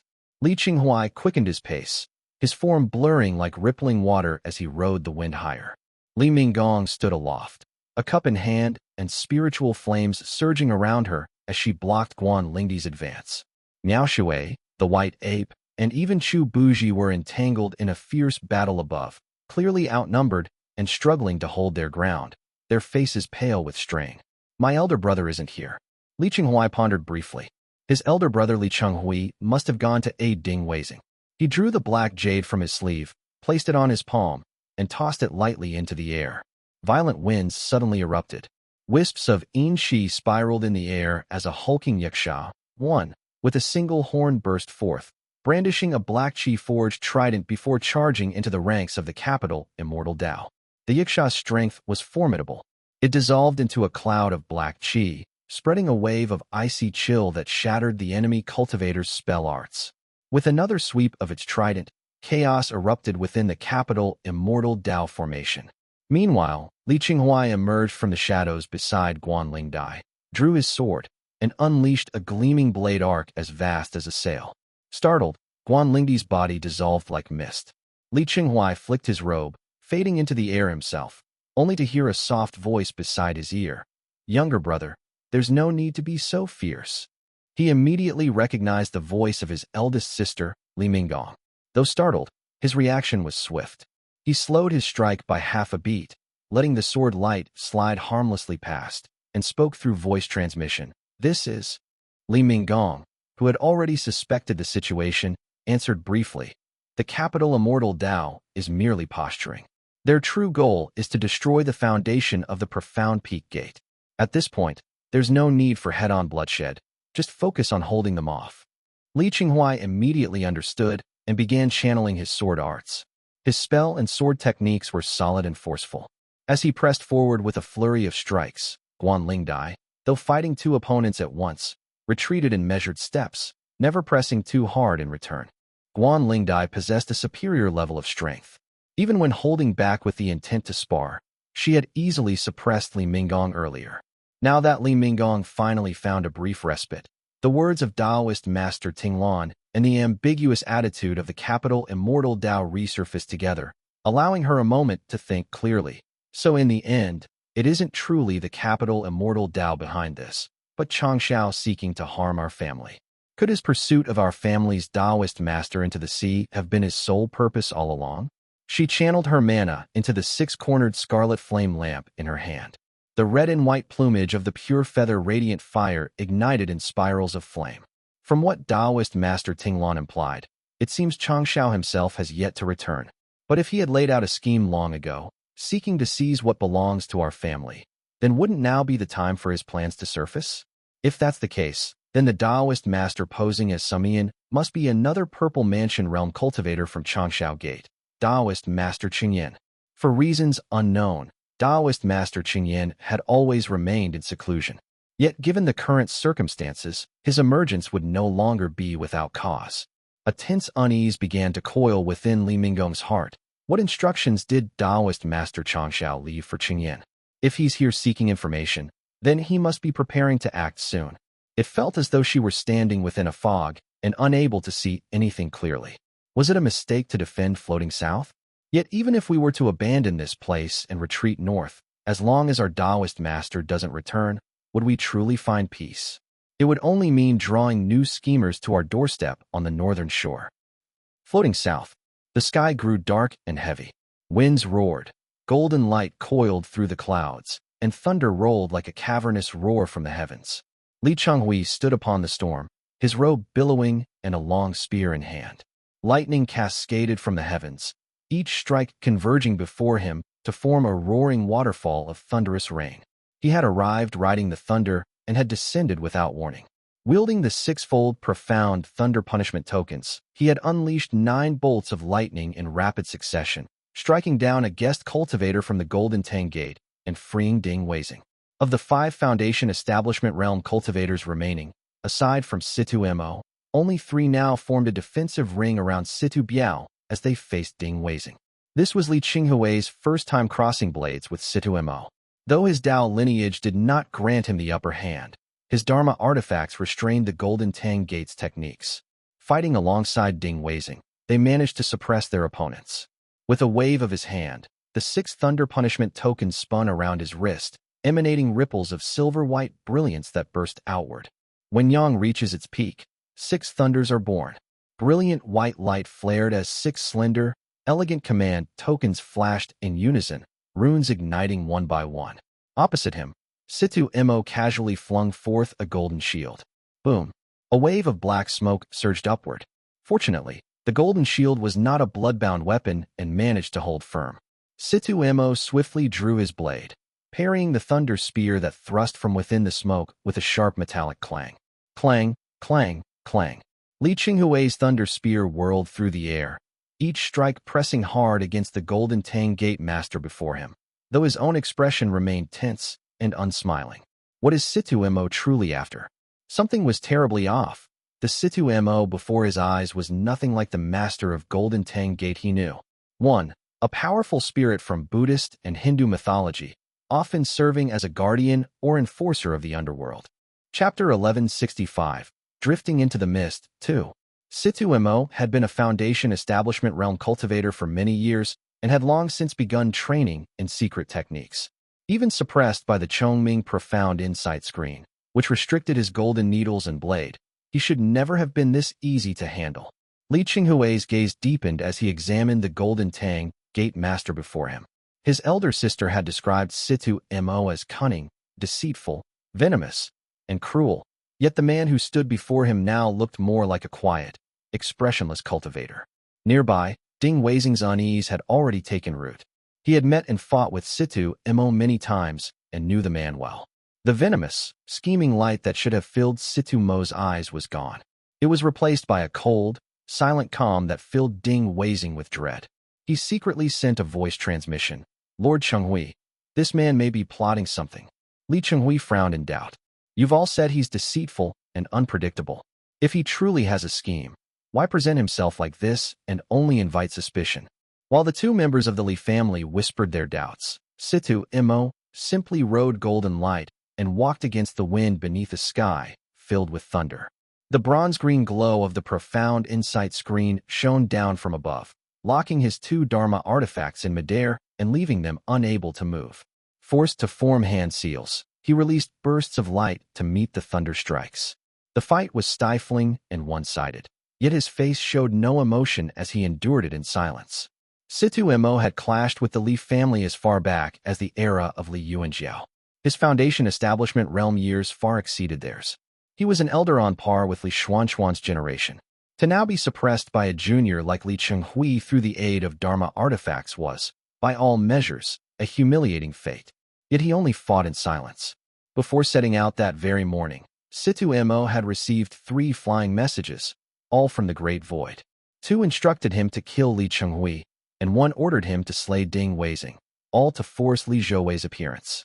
Along with the letters came a gray cord patterned with mountains and rivers, its edges gilded in pale light, and a purple talisman radiating an unfathomable aura like rippling violet water. When he touched it, it felt icy cold, and the chill pierced straight into his heart. He could not discern the talisman's details, but he knew that gray cord too well. He had read of it countless times in the records. It was the prized treasure of his own gate's Taoist master Situ Hua, a purple mansion realm spirit artifact. The mountain-dimming, peak-moving cord. His gate's Taoist master, Situ Hua, had long fled overseas, his life or death uncertain. Rumor had it that his Dharma body had been grievously wounded by Yuan Su and that he had lost an arm. He had not dared return inland since. Why, then, would he involve himself in this? What need did he have to stir muddy waters now? For all those years contending with the Li family, Situ Mo had always lingered on the edges of the unspoken rules. When Li Xianfeng waited offshore back at Golden Sack Island with bow in hand, Situ Mo had cowered on the island, trapped and unable to move. Yet even then, his fear had not been as great as what he felt now. Since its 3rd generation, the Golden Tang Gate had seen so many of its gate masters die violently, take their own lives, or be slain by their brothers that the count was now lost. Situ Mo himself had risen to power by killing his elder brother. Having survived so long in such a treacherous lineage, his insight was anything but dull, and he understood perfectly well. At present, the only one who can kill a direct descendant of the Li family, and do so within the bounds of the rules, is me, and me alone. The Li family had placed all their hopes on Li Shiming, who was beyond their borders. Likewise, the Situ family's survival hinged on Situ Hua, who also lived in exile. At this very moment, there was no one more suited for this task than Situ Mo himself. In terms of enmity, his feud with the Li family ran deep. In background, he too was descended from a Purple Mansion realm lineage. It was an inheritance as dangerous as it was burdensome, something one could neither hold on to easily nor cast aside. The only difference was that Taoist master Situ Hua no longer cared much for the Golden Tang Gate. Once he, Situ Mo, killed Li Chenghui, who would Li Shiming take revenge against? The few remaining disciples of the Golden Tang Gate, who could simply shut their gates and feign death. Changxiao, Yihui. Surely the ones who had sent him the spirit artifact and talismans had already considered this outcome. But could he truly return to the Golden Tang Gate and enter quiet seclusion? Impossible. The man clad in golden armor stood cold and motionless. Outwardly, he seemed trapped under his opponent's assault, yet within, it felt as though he were gripping a knife of pure frost, its edge biting into his bones as he hesitated, frozen. Yes, the Golden Tang Gate possessed a Purple Mansion realm formation, but what use was that now? The formation plate had been sealed by a divine ability and could not move. The Golden Feather Sect, as well as the Azure Pond Sect and the Yu Cultivating Sect, held formation-breaking talismans. No matter how powerful the formation, it could no longer shield him. If he unleashed this Purple Mansion realm spirit artifact and slew Li Chenghui, the Golden Feather Sect's Taoist masters would surely come. They would kill him, both to appease the Li family and to seize the mountain-dimming, peak-moving cord for themselves. They would show no mercy. But if I do not kill him, then after taking the treasures of 2 Purple Mansion Realm Taoist masters and disobeying the orders of 3, who under heaven would ever allow me to live? Situmo had once thought of offering the mountain-dimming, peak-moving cord to the Golden Feather sect in exchange for survival. But he knew all too well that at this moment, every detail of what happened atop Mount Tangdao would be visible to them. Their silence spoke volumes. Taoist Master Shaohui has been in seclusion these past years, and Taoist Master Tianhua now oversees the Golden Feather sect's affairs. His silence means consent. It's even possible that one of the messages came directly from him, thought Situmo. No matter what he told himself, he was still the Golden Feather sect's hound. Without their approval, who would dare act? Situmo gripped the spirit artifact hidden in his sleeve, his knuckles pale. Each passing moment felt like a grain of his life slipping away. At last, he raised his sleeve and murmured softly, "Li Chenghui." The man opposite glanced at him, his eyes gleaming like drops of black ink, sharp and profound. Thunder traced roaring arcs along his robe. Situmo stared, dazed, as his teeth ground audibly. There's only one path left, only one path to survive. Li Chenghui stared back at the man before him. Situmo's golden robes rippled in the wind, casting waves of radiant light. The man's emotions surged uncontrollably, and his white, sharp teeth bared as his body hunched inward, emitting strange, guttural sounds. Metal belongs to Qian and Xia, one, renowned, vast, and powerful. Earth forms the mountains, steadfast in nature. Yet bound by such forces, metal turns ominous under constraint. A sudden realization struck Li Chenghui. He stepped back instinctively just as the man before him lifted his head and let out a roar like a beast. Time seemed to slow. Li Chenghui saw with chilling clarity as a gray cord slithered out from the man's sleeve. Its surface was engraved with layered mountain and river patterns, lined in gold, and surrounded by a faint white glow. The world before him darkened in an instant. Boom! The Chongming profound insight screen in the sky shook violently as a deep, muffled bang rang out. It shot away like an arrow released from its string. Waves of golden needles rained down as fish-like blades darted outward, filling the air with shrill, cutting screams. In the next instant, the 6-fold profound thunder punishment tokens suspended in midair exploded in bursts of lightning. Scattered by the impact, they flew in all directions. Their thunderous power had held back the gray cord for a fleeting moment, but the resistance vanished as quickly as it came as the lightning was extinguished to nothing. A spirit artifact. Alarm flared in Li Chenghui's mind, but the spirit artifact was already upon him, swift as a gust of wind. Like a living serpent, it leaped forward and coiled tightly around his spear. Though Li Chenghui ranked among the foremost members of the Li family and wielded a spear that was a Foundation Establishment Realm Dharma artifact, it was still a conventional weapon that was far inferior to Li Qinghong's draw. Even if he had wielded that famed spear, it would have fared little better against a spirit artifact. With a sharp crack, the lightning along his spear was snuffed out. Its mana dissipated as the gray cord bound it tight, flicked once, and sent it tumbling helplessly to the ground. But in that very moment, Li Chenghui drew another Dharma artifact from his sleeve, a palm-sized bronze mirror engraved with 2 concentric rings of running beasts, its surface shimmering with ornate patterns. It was the Copperwing bright white mirror. This mirror had been acquired from the capital Immortal Dao. Though elegantly crafted, it was not of high grade, but still stronger than his spear.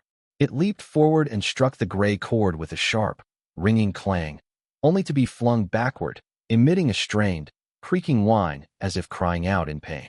Yet the resistance of those artifacts had not been in vain. Ding Weizing, standing nearby, had already swung his staff, while Li Chenghui seized the brief opening they created. He opened his mouth, drawing out a thread of white light from the thunder pool within his body. Purple Talisman Origin Light Secret Technique. 1 Geng, and Xin are the 7th and 8th heavenly stems, Tengan, in traditional Chinese cosmology, which are part of the 10 heavenly stems, for Tengan, system used in astrology, alchemy, and the 5 elements theory. Chapter 1166, Resolve and Bearing, I. Brilliant white motes swiftly swelled and transformed as a waterfall of lightning poured down, blocking the gray cord.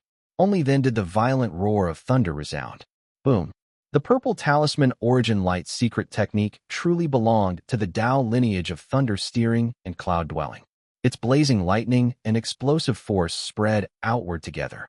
Its power far exceeded that of the previous Dharma artifact, clearly slowing the gray cord's speed and even sending it hurtling backward. Yet the thunderfall's might did not last long.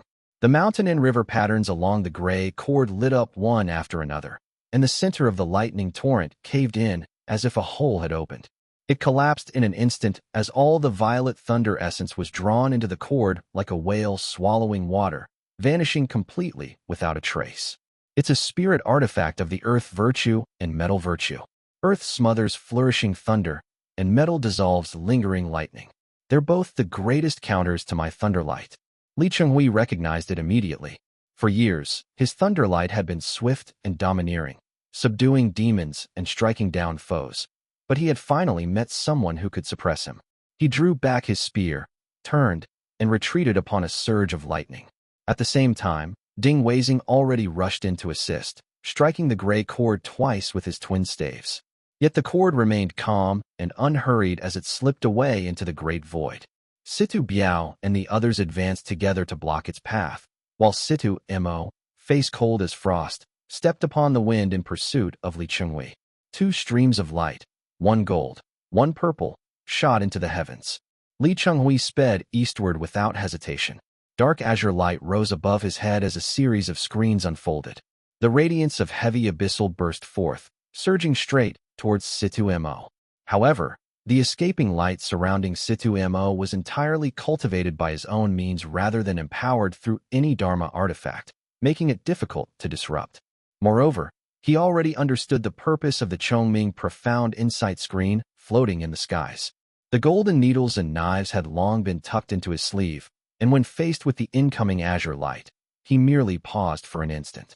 Fortunately, Li Chenghui's escape light was a shade faster, keeping him temporarily ahead. As the glow of the Chongming profound insight screen turned back, a golden radiance suddenly appeared before him. His opponent's spell art had secretly circled around to cut him off. Thunder gathered in Li Chenghui's palms, and he shattered the spell art with a powerful push. As he rode the lightning onward, a thought flashed through his mind like a bolt. Situ Mo possesses a spirit artifact. It must mean the Purple Mansion Realm cultivator has intervened. Li Chenghui felt little panic in his heart. There was only a deep, heavy solemnity. Who stands behind this? Situhua? The Golden Feather Sect? The capital Immortal Dao? Changshao? Perhaps more than one. The shared intent of several Purple Mansion Realm cultivators. This is all for my young heir. I am merely a cultivator whose Thunder Arts Dao has been severed. Why would they muster such a grand formation against me? It's to force Ming Huang to reveal himself. This isn't just Changxiao's doing. I've long known that none within the Purple Mansion Realm cultivator wish to see Ming Huang break through its boundaries, but I never imagined their actions would be so ruthless. Li Chenghui had always been deeply bewildered by Changxiao's abrupt hostility and reckless provocation, but now he finally understood. I once suspected that Changxiao's repeated strikes against the Son of Heaven's mandate were driven by hidden malice toward Ming Huang, but I didn't expect it to come so swiftly and decisively. It seems I underestimated the resentment all these factions bear toward my family. Changxiao merely followed the will of the many. Whether or not the cultivators wish for Ming Huang to fall into Changxiao's grasp, when it comes to forcing my family's heir to reveal himself, far too many interests have already aligned. After he revealed himself, some sought to capture him, while others wished for his death. Changxiao had calculated it precisely. As long as he forced Li Shiming into the sea and left him no chance to act, even if Yi Hui refused to intervene, many of the Purple Mansion Realm cultivators would still stir the waters. It was not just the Golden Feather Sect or Crimson Reef, but even the Sea family of the Azure Pond Sect, which stood behind the Li family, could hardly resist the thought of driving them into despair. It was the perfect moment to push the Li family into the Azure Pond Sect. Though Li Chenghui knew nothing of the events at Mount Luoxia, he regarded all these persecutions as born from fear of his family head. The conclusion he drew was no different, and his thoughts gradually pieced the truth together. As thoughts flashed through his mind, Situ Mo's face twisted with ferocity behind him. He reached down and seized a gray cord. The bright mountain and river patterns upon it shimmered as his voice rolled like thunder. Li Chenghui, prepare to die. The shout jolted Li Chenghui out of his thoughts. What kind of situation did Situ Mo find himself in? The records in the family history described Situ Mo in clear detail. He is a crafty and poisonous character. My elder sister had dealings with him and confirmed he is a fierce hero. A person like him, even when using some spell art or unleashing a Dharma artifact, would normally keep silent, wear a calm expression, and avoid alerting others. He would not show the ferocious countenance he wears now, nor roar like thunder as if afraid that I would be unaware. In that instant, Li Chenghui's mind cleared and he grasped one thing. Even if he rages to kill me, the more I keep fleeing and making a commotion, the more it serves his purpose. He wants to force Ming Huang to appear.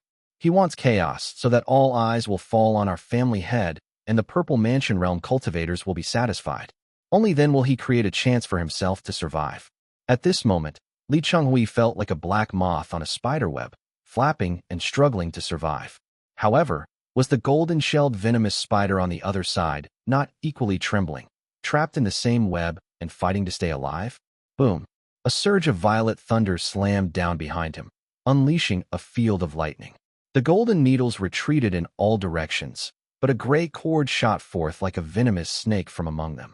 Although Situ Mo appeared desperate and furious, speaking harsh words that trembled with warning, he knew very well about what must be done and what must not.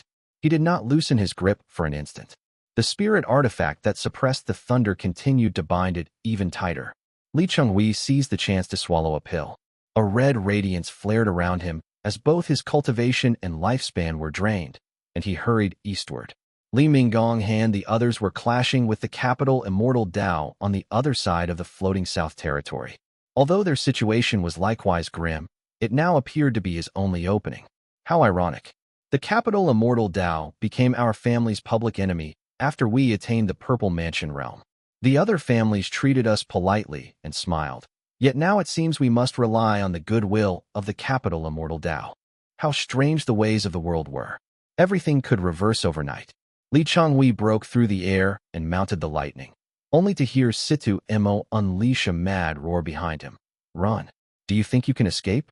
The cry, driven by mana, rang across the sky and entered Li Chenghui's ears. The young man's expression flickered with a moment of hesitation as thoughts raced through his mind. Can I get away? If they merely used Situ Mo to pursue Li Chenghui in order to force Li Zhouwei to appear, the small floating South Territory, barely the size of the north shore of Moongaze Lake, was far too limited. Thunder moved swiftly, and if there was the slightest delay while capital Immortal Dao lent its aid, it would waste a precious opportunity. It is not mere pursuit. It is my life. Situ Mo likely means that he wields more than one spirit artifact. If pressed, they will strike first. When Li Chenghui's thunder subsided, the gray cord dropped and blocked the road ahead. He forced himself to take a step, feeling his entire body grow 3 parts heavier, then changed course toward the river. Beyond the river lay Moongaze Lake, the very place where Li Zhouwei was secluded for cultivation. Situ Mo immediately understood that his opponent had seen through the plan. He felt an extreme relief, yet sweat still broke out across his brow as he thought. Thank heavens the Li family is clever. He never would have imagined such a thought would arise in his mind, and yet it had clearly surfaced. Head south, force Li Zhouwei out onto the lake, and both of us may live. If not, you die and I too shall be cooked alive. Chapter 1167, Resolve and Bearing, 2. Situ Mo's face remained fierce and agitated, his eyes still frantic. The hand forming his next spell art stuttered for a moment from a breath of relief, and even the gray cord slowed. Li Chenghui took the chance to ride the lightning several steps forward, compelled by Situ Mo's spirit artifact to cross the river. Boom! As the broad expanse of the river appeared ahead, the brows of the master of the Golden Tang Gate slowly rose. The gray cord in his hand burst into dazzling light as streams of runes flowed from the mountain and river patterns engraved upon it. They gathered in the air into strands of pale golden radiance that descended like silk. Clearly, a wondrous mechanism had been set in motion. It was not too rare for Foundation Establishment Realm cultivators to wield spirit artifacts in battle.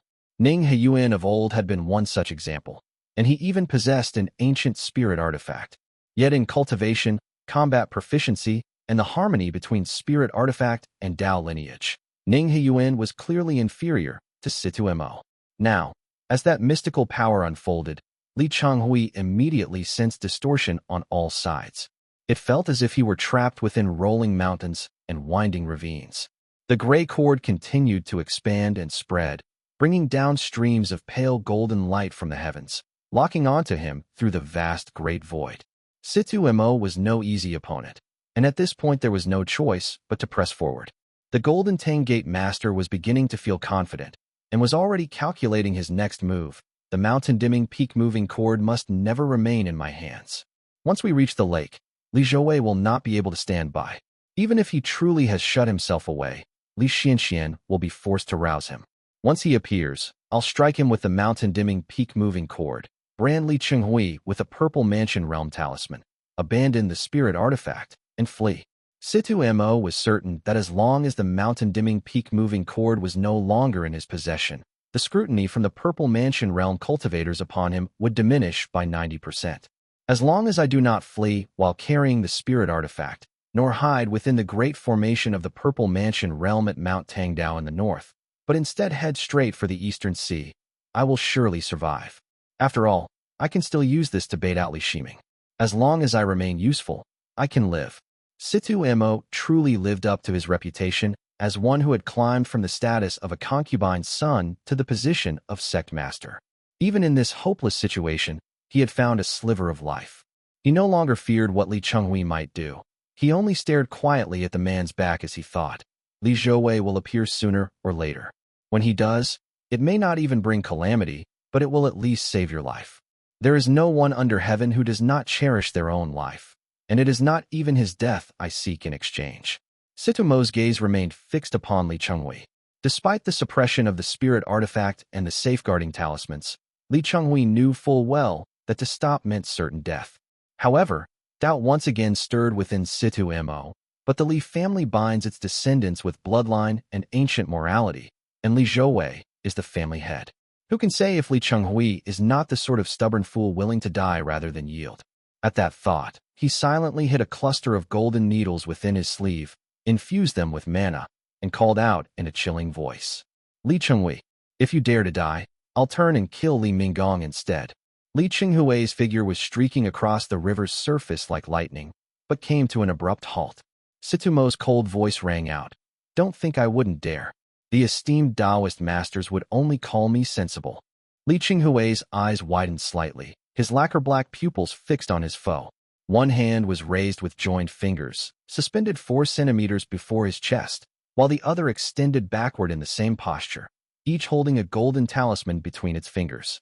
The talisman before Li Chenghui suddenly flared, blasting out deep azure light that was weighty as stone and as solemn as an ancestral temple. It was none other than the earth virtue and azure manifestation Tao's blessing art. Meanwhile, the talisman behind him shone with intense black light, shadowy as a forest shade and as eerie as a shaman's temple. It was concealment of the shamanic talisman Tao. Shamanic talisman, Tao golden talisman. The stack of shamanic talisman, Tao golden talismans brought back by Li Xianfeng from the Great Ning Palace was counted among the Li family's prized treasures. Several of the Li family's direct descendants carried them. Li Shijuan had once used the transformation talisman to take on the guise of Guohan Yao, and now the remaining 2 kinds had finally found their use. Once the earth virtue azure manifestation blessing art was activated, it immediately turned into a heavy golden radiance that flowed across his body. The transformation was not drastic, but when paired with the black light of the shamanic talisman Tao's concealment art that surged from Li Chenghui's form, it halted the gray cord suspended above in midair. Normally, once a spirit artifact locked onto a foundation establishment realm cultivator through the great void, escape would be utterly impossible. Yet at this moment, Li Chenghui seemed to vanish from the world, slipping free from the golden radiance and rising aloft upon lightning. Good. I've shaken it off, thought Li Chenghui. Li Chenghui clearly remembered the purpose of the shamanic talismans. When Li Shiji had brought them back, he had explained that the concealment talisman was derived from the purple mansion realm divine ability known as untraceable presence, and its greater function was to evade the purple mansion realm cultivator's divinations. They can no longer calculate my whereabouts.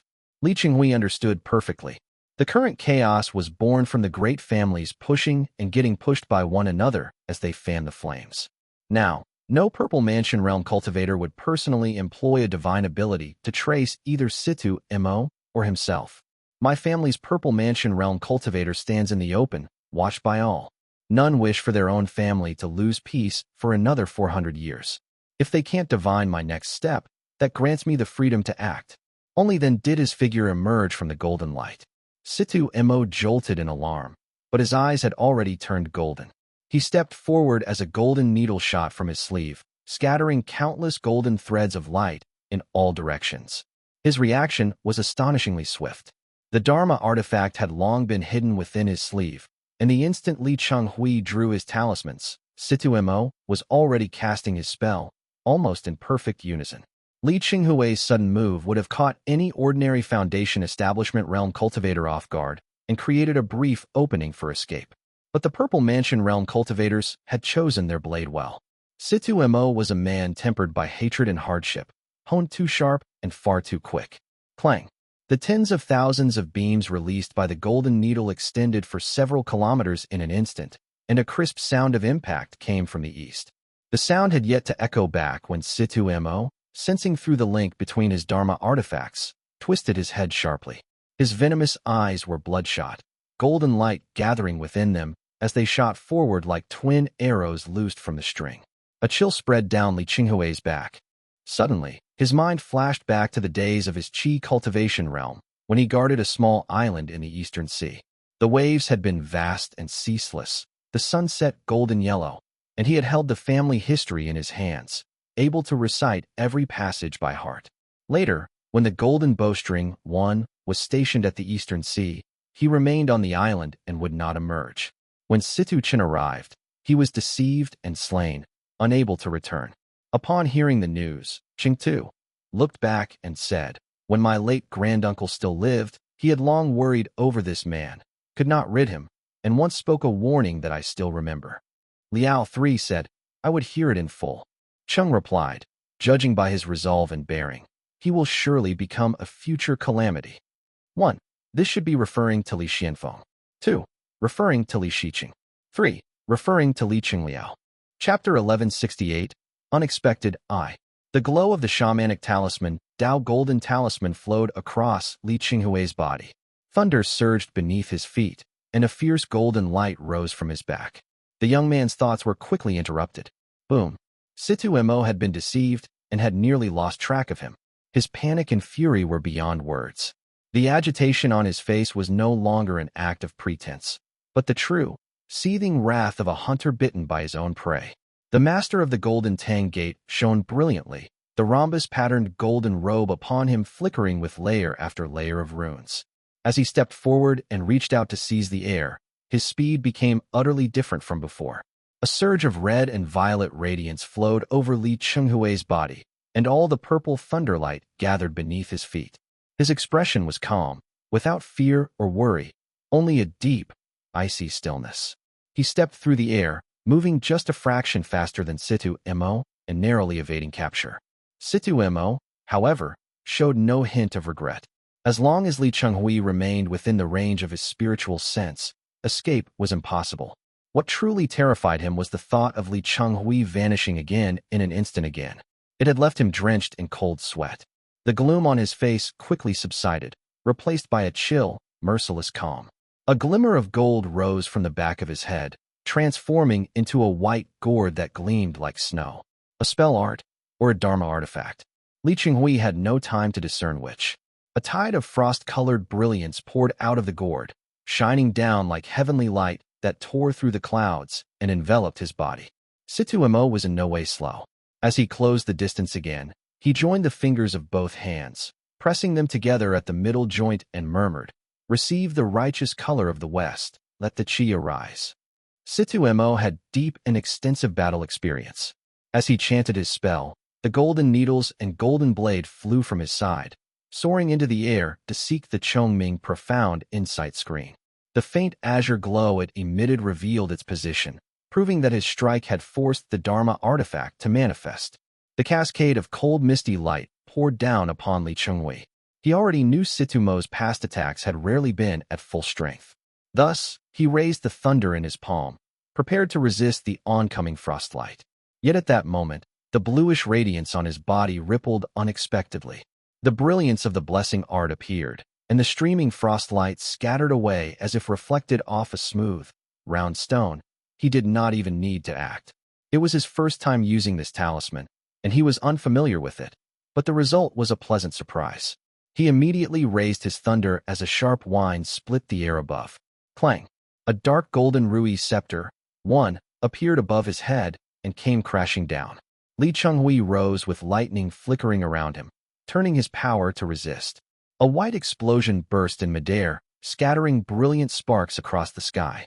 Unfortunately, gold was born of earth yet different from it, and was able to restrain thunder. The Rui scepter easily shattered the lightning, striking the bluish light on his body and producing a crisp crack. Crack! Li Chenghui knew that the protection of the blessing art had reached its limit. Seizing the last remnants of its glow, he took several hurried steps forward, forming a hand seal and uttering, "Yang arise." Before the spell seal in his hand was even completed, he felt a wave of chill coming from behind. The gung metal's cold, fiendish energy surged in, striking the dark glow of the shamanic talisman Dao on his body. The black radiance rippled like the rising and falling of tides and vanished in the blink of an eye. The power of concealment had been invaded by the cold fiend energy and shattered completely. PFF. Li Chenghui spat out a mouthful of blood that turned into searing lightning as it scattered. His cultivation was far inferior to his opponent's. His years of training could not compare, and his lightning arts were countered by the enemy's elements. To even speak of fighting back with spell arts was futile. Enduring the pain, the young man continued to ride his lightning forward. Situ Mo's eyelids twitched as he saw him persistently flying east, his expression growing darker and more vicious. He still refuses to end it. The snake-like gray cord slithered up his sleeve. As soon as Li Chenghui gained a bit of distance, Situ Mo hurled the spirit artifact forward. Since Li Chenghui's talismans were now destroyed, the spirit artifact slipped into the great void and locked onto him once again. The golden-patterned mountain and river light curtain of the gray cord descended from the heavens, sealing the eastern path completely. Hatred surged through Situ Mo's chest as he watched Li Chenghui trapped like a bird in a cage within the curtain of light. Yet even so, a faint sense of powerlessness welled up in him, and he muttered under his breath, You fool! You would throw your life away? How many of your Li family do I have to kill before you understand?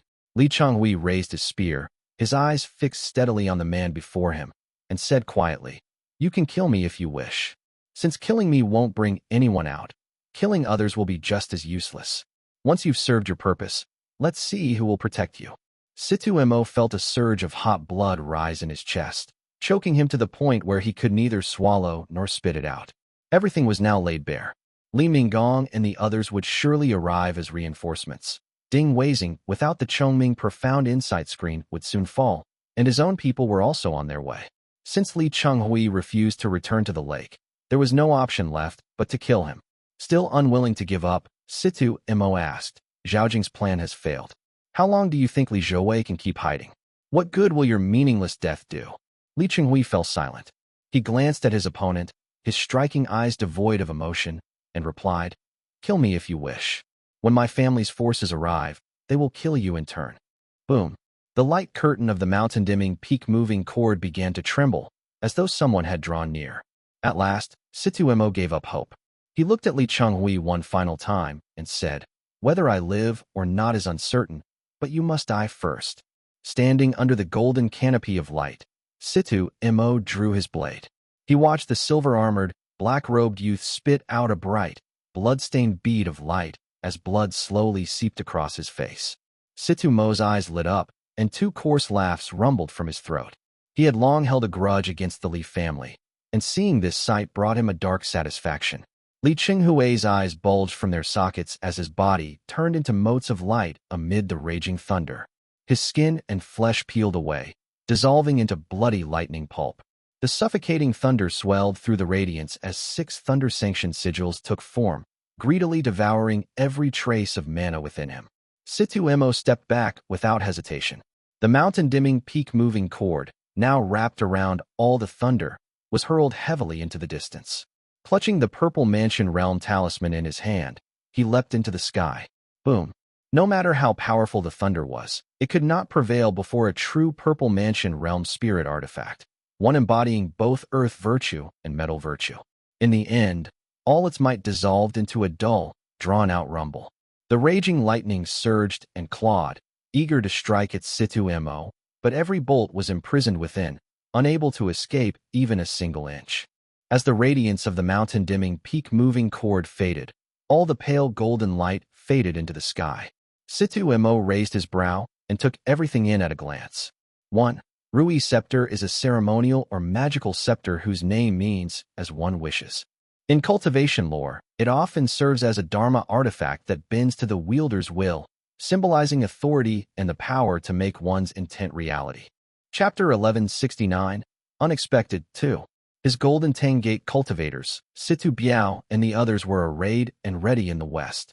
1 or 2 bore some wounds, but none were seriously injured. Ding Weizing's fate remained unknown. On the other side stood a woman in a red dress holding a 6-sided lantern. Red and white flames flickered gently around her. Her bright eyes were full of tears, and as the rest of the Li family stood behind her. Will they continue fighting? Situ Mo had his answer in an instant. The Li family possessed talismans that could evade the divinations of Purple Mansion realm cultivators. It stands to reason that Li Zhouwei can avoid their gaze without difficulty. If it were me, I would have slipped away in secret as well.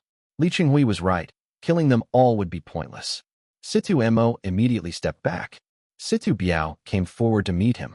The head of the Situ family produced a purple talisman from his sleeve and placed it into the old Situ Biao's hand. Boom! Thunder suddenly flared in the sky.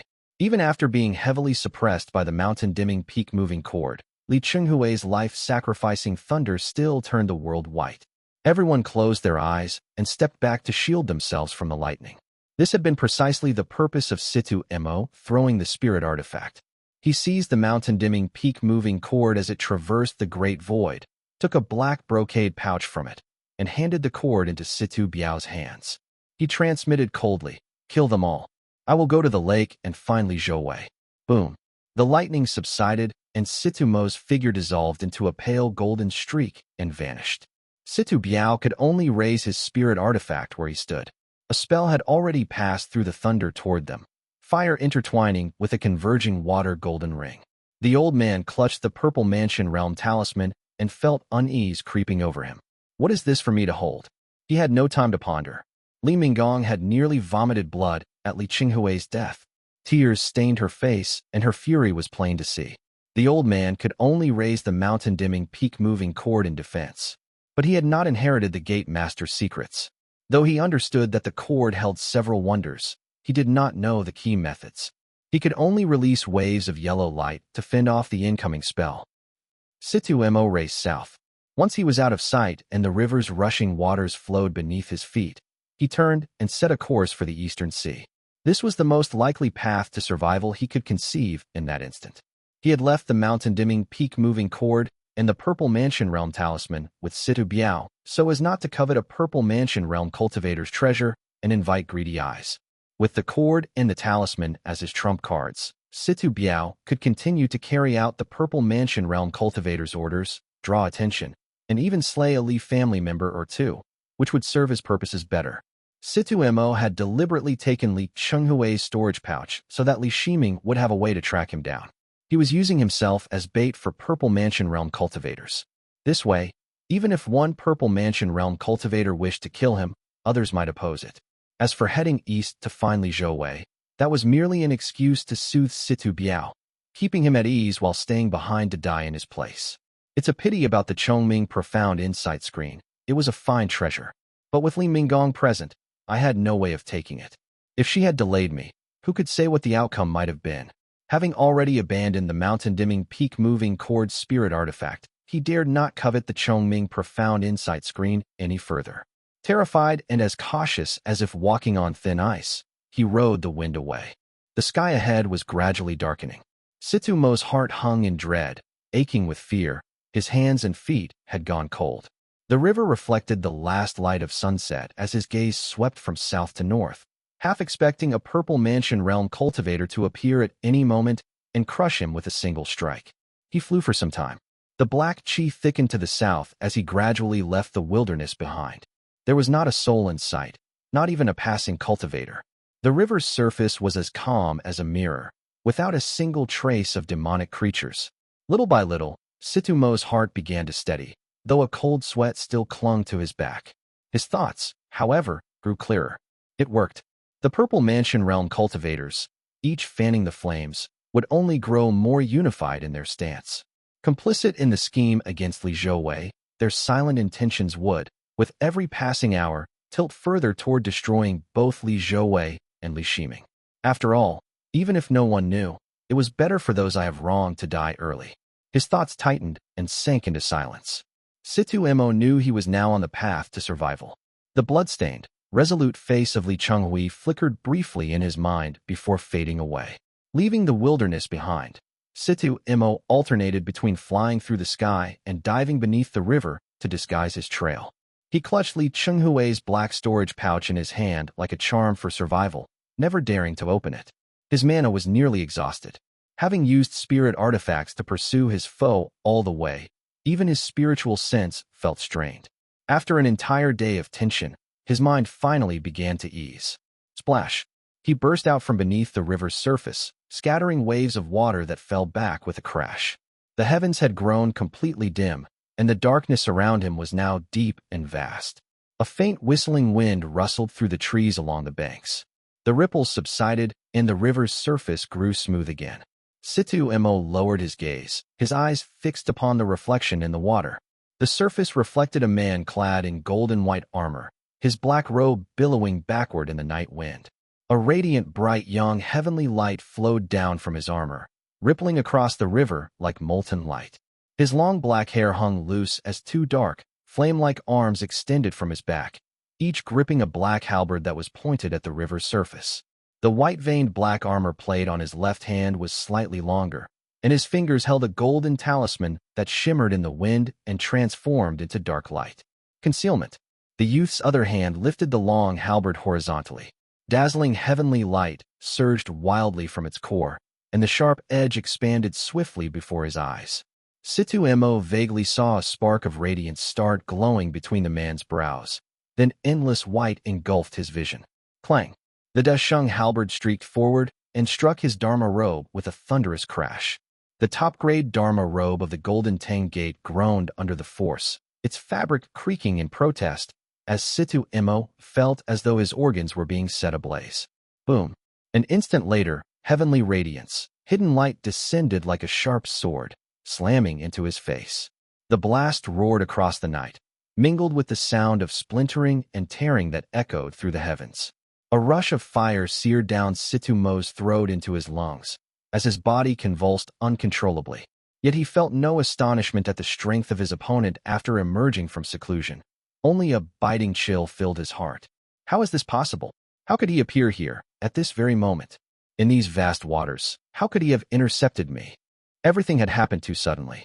Situmo had never imagined that a direct descendant of a Purple Mansion Realm cultivator would appear right before him.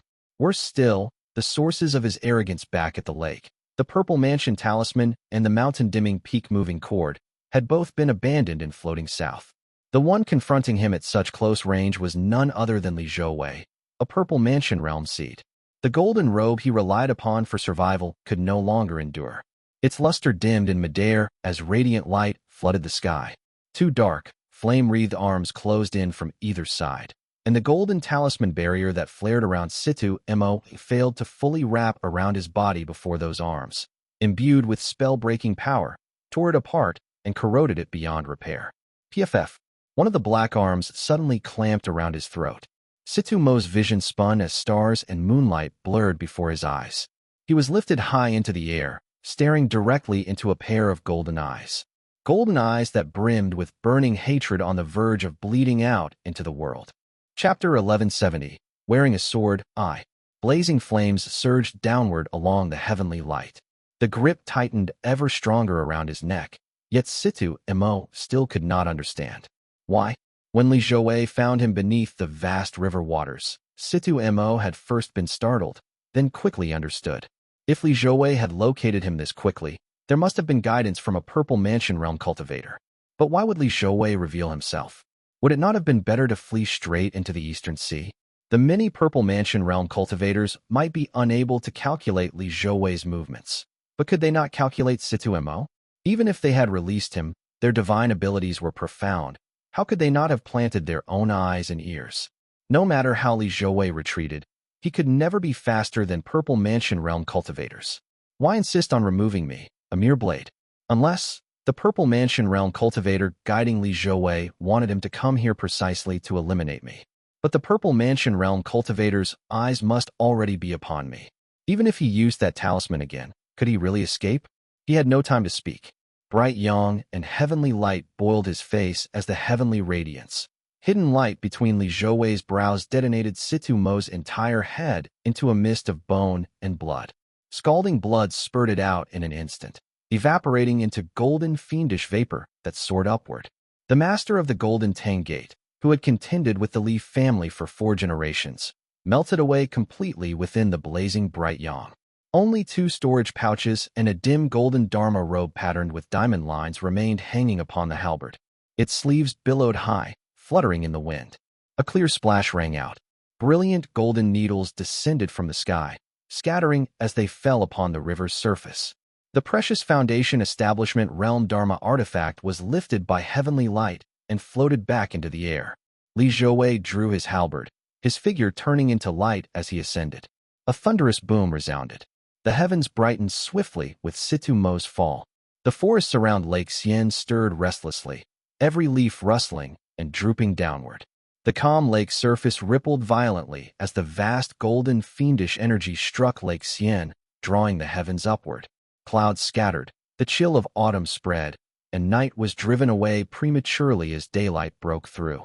Situmo, a Peak Foundation Establishment Realm cultivator who had mastered secret techniques and stood at the threshold of the Purple Mansion Realm, had fallen. His death had been sudden, violent, and grand.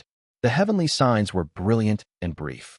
The golden fiendish energy reached the heavens, then descended to touch both the surface and bed of Lake Qian. Gold, being the child of earth, made the sight 100-fold more resplendent. The lake's surface shimmered in hues of green, blue, and red, while the earth veins beneath quaked, revealing that mineral veins were forming underground. Li Zhouwei made no attempt to suppress the celestial phenomenon of his opponent's death. The changing sky and trembling earth drew countless gazes from every direction. Yet instead of fleeing toward the eastern sea, he let his dharma light blaze, radiant brilliance flashing as he appeared upon the horizon by the river. With 2 fingers pressed before his chest, he began channeling his mana. Boom! The river murmured as it flowed, and the sky grew hazy from the glow of dawn.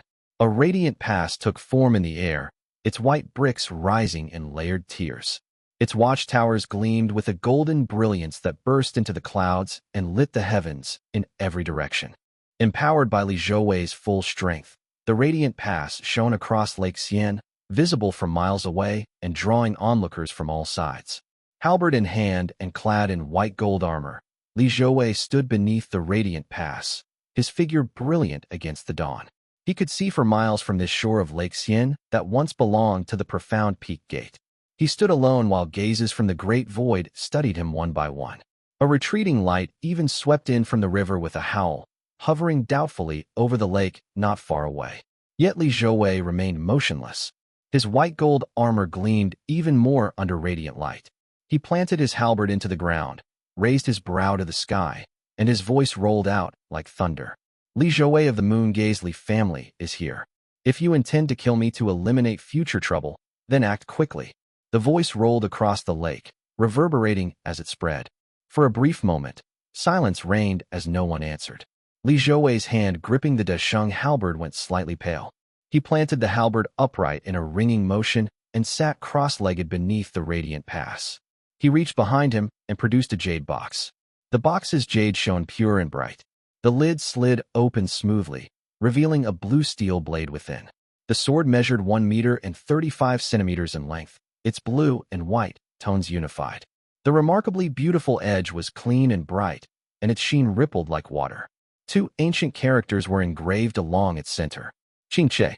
The sword seemed to pulse faintly as it lay enclosed in the deep chill of its light. The hilt was wrapped in plain black cloth, finely tailored by its original owner with rounded edges. Then, Characters faintly appeared along the hanging tassel. Zhupa 1. The 7-foot Qingming copper was the metal of supreme and lesser Yin, and had been carefully maintained for years, allowing its blue-white hue to deepen. Even beneath such brilliant radiant light, the sword's brightness still shot up toward the heavens. Li Zhouwei placed the jade box on his knee and waited in silence. A faint retreating light quickly appeared on the river, approaching from afar. After 2 breaths, 6 cultivators in ash-white robes rode the wind toward them, drawing ever closer to the lake. Their garments were grayish-white with golden trims, the attire of Changsha Gate. The leader was handsome and dignified, tall with eyebrows meeting his temples, the very image of an immortal sect disciple, though his expression was somewhat complicated. Seeing the young man sitting unmoving beneath the radiant pass, he merely adjusted his sleeve and did not strike immediately. Instead, he turned his head and asked, "Where's the Taoist master?" He fled to Lake Qian and left us empty-handed. Now that we have come to this place, why do we not see the Taoist master? A cultivator beside him cupped his hands in reply. Uncle Yunnan too, Zhaojing is away. Within the mainland, Purple Mansion Realm cultivators would not privately harm Foundation Establishment Realm cultivators.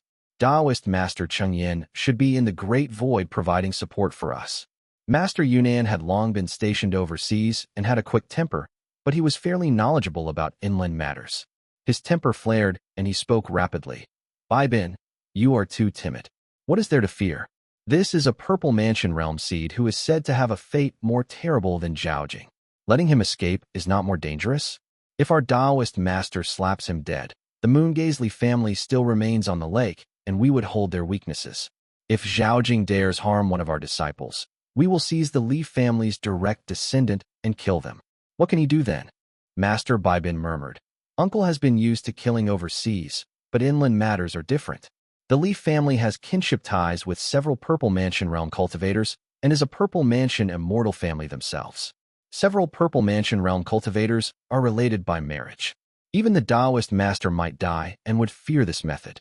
Brazenly slaughtering the direct lineage of the Purple Mansion Realm is something the families cannot tolerate. Cowardice only leaves hidden troubles behind. Layers of ambushes on the lake, yet he slipped away. The mountain-dimming peak-moving cord isn't here, and now we've lost another Situ Mo.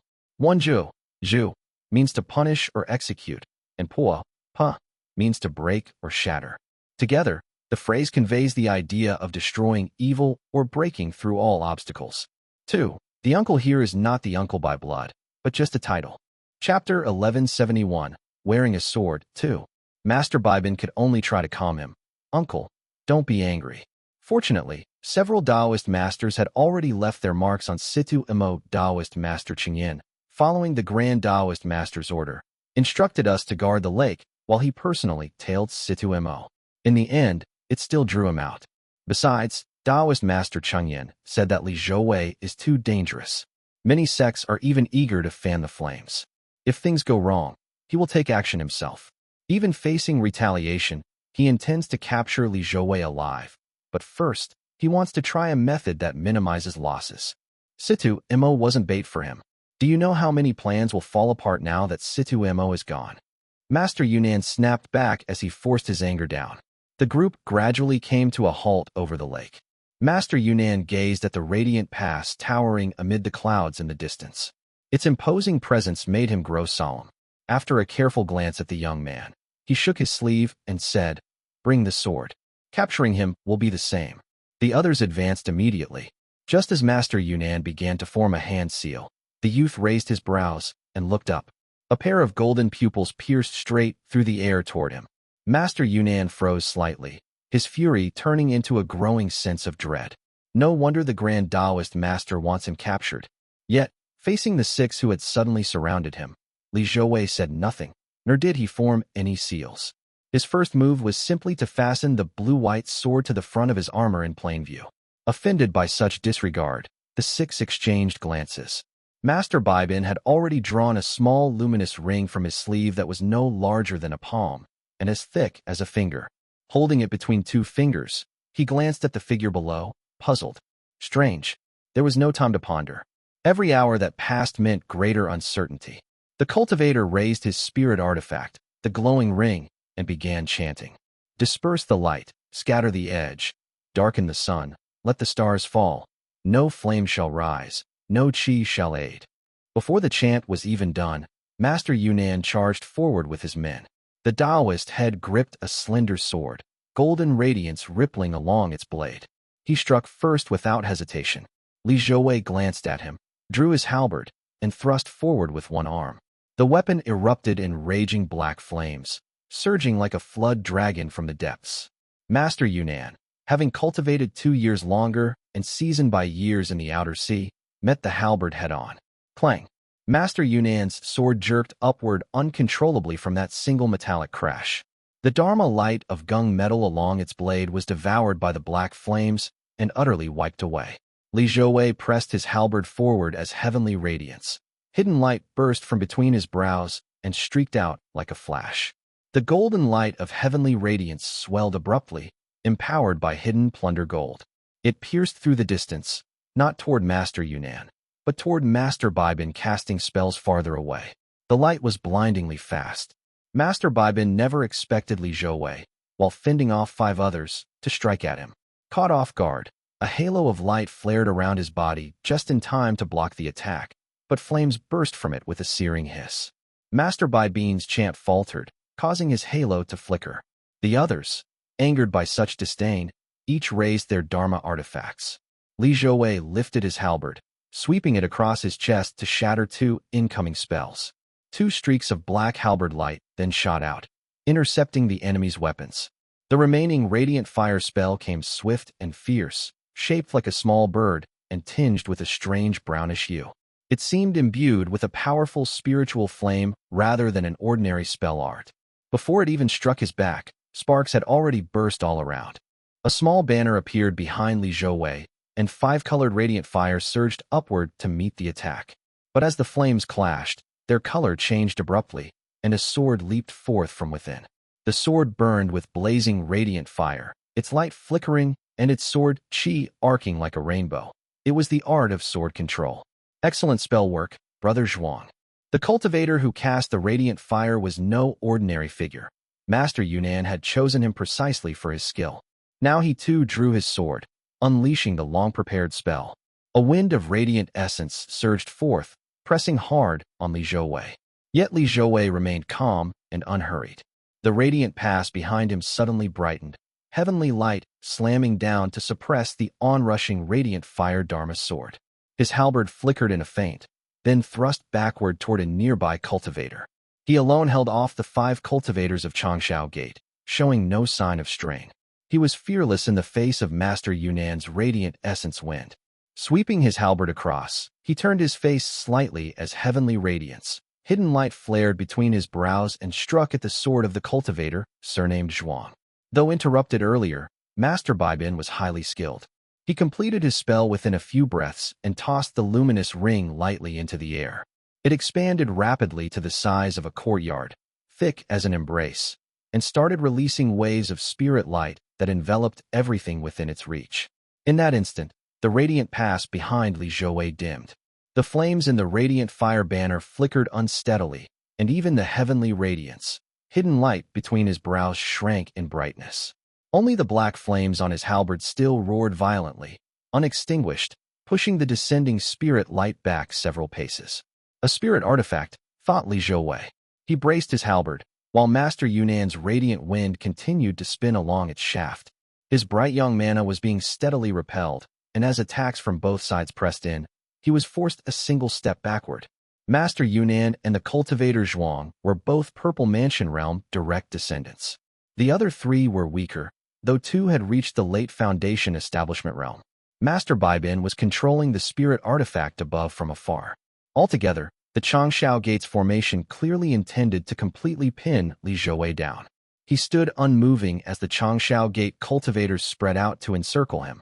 Overhead, Master Baibin maneuvered his spirit artifact, observing closely. Yet a shadow of doubt lingered in his mind, refusing to fade. There's still no order from the Taoist master. How strange. Whether to kill or capture, there should at least be an order. The northern wind whistled through the vast sky. Master Baibin grew distracted, raising his brows as a faint trace of cyan appeared far above, drifting northwest. As a high-ranking cultivator of Changsha Gate, he instantly recognized the cyan hue. It was the treasured cluster spring breeze of the Sword Sect, rising from the peak of Sword Mountain and flowing all the way to Lake Qian to merge with the daylight, sea wind to nourish Jiangnan. A precious phenomenon, yet none dared harvest it within the Sword Sect's territory. Before merging with the sea breeze, the treasured cluster spring breeze passes through the Sword Sect's lands. Could this be its route? But why is it blowing all the way into profound peak gate territory? His expression stiffened. White light flared in his hand as he suddenly snatched someone from midair, a rogue cultivator who had been watching the fight. The man was caught off guard and nearly coughed blood in terror. Master Bibin seized him by the throat and said coldly, "Whose territory is this? Wasn't profound peak gate swallowed by Yi, by the capital Immortal Dao?" The man, a local rogue cultivator, stammered in fright. "Esteemed Taoist, profound peak gate no longer holds any lakeside territory. I heard that the area around Lake Qian was secretly returned to the Sword Sect. It's long been their territory. Even Xuanmiao Temple hurried to hand over more land. From here all the way north, even half the lake's surface belongs to the Sword Sect. My lord, they say that from here, if a sword cultivator looks up, he can even see the sword light atop the peak." These cultivators from Changshao Gate had been in seclusion for years and had been summoned for this ambush scarcely a day or two after emerging. They knew only that the profound peak gate had been absorbed by the capital Immortal Dao. None had heard these new developments. A sudden shock rippled through their hearts. So that's it. No wonder he walked straight into our trap of his own accord. Chapter 1172, The Falling White Cranes, I. That azure-white sword at his waist must be the legendary Jiangque. Bibin sighed inwardly as he watched the man battling within the Yongjing, one profound ring's spiritual light. Li Cheijing was never a man of the Sword Gate, nor had he reached the Purple Mansion realm. 100 years had passed, and any bond tied to that sword immortal had long since faded. There had been no contact between the Sword Gate and the Li family in all of the years since either. Most likely, the Gate had only felt regret over that young sword immortal's early death, not lingering affection. Back when Bibin was only at the early Foundation Establishment realm, assigned to guard Changshao Gate's holdings in the Changshui, a tomb market, he had once heard of another man, the sword immortal's elder brother, Li Tongya. Li Tongya, the celestial moon sword, had slain Maha and caused a great stir. His deed had been recorded in the Sword Gate's Changhua Hall as a model for all disciples, and was praised throughout the sect. Bibin understood then that the man before him, Li Zhouwei, was not only the head of the Li family and a descendant of a sword immortal, but the direct and rightful bloodline of Li Tongya himself.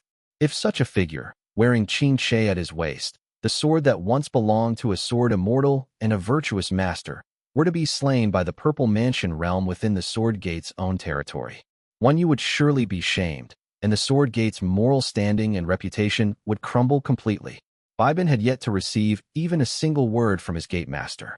It was not hard to guess that the Taoist master must be in some trouble within the Great Void.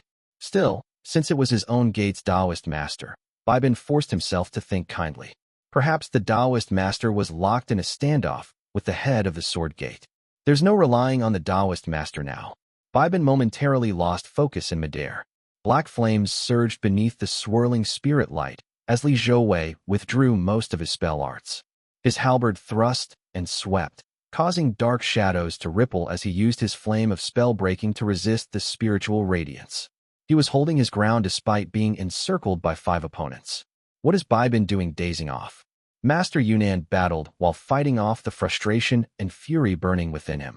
The young man before him had almost no weaknesses to speak of.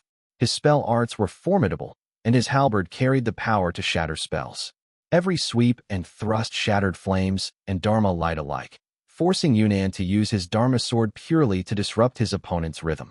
Taoist Zhuang beside him was renowned for his skill in spell arts. In the Eastern Sea, his raging radiant fire usually subdued all foes with ease. But against one who feared no flame and wielded a spell-breaking flame that eroded techniques, he could not even exert half his full strength. Master Yunnan finally gave in to his fury.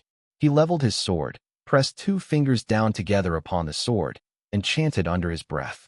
Talisman slips shook free from his sleeve.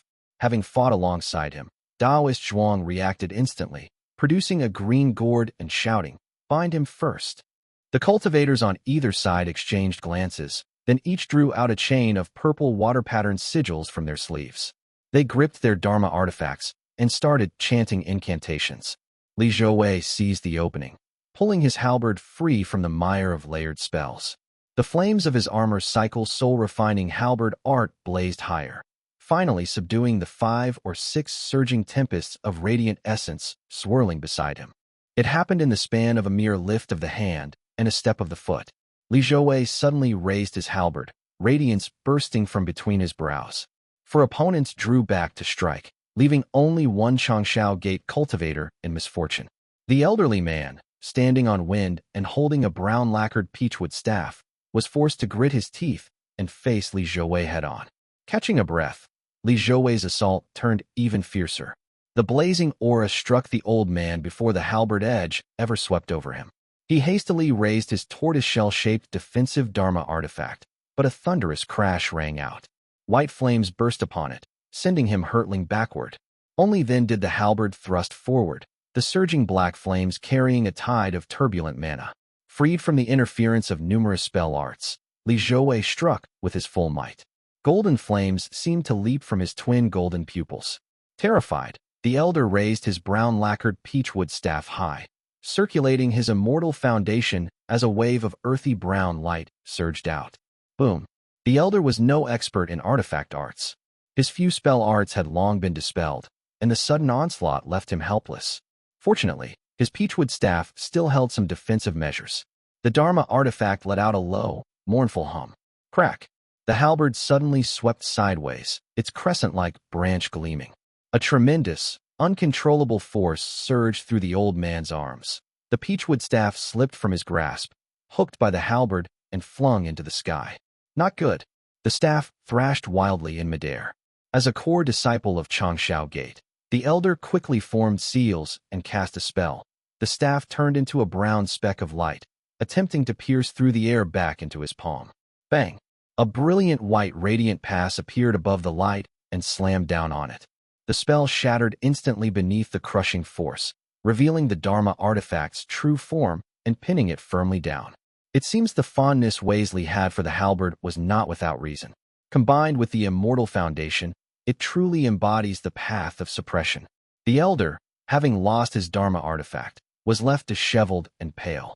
Luckily, Taoist Zhuang had already raised his green gourd. A torrent of white water infused with surging mana poured out into the air.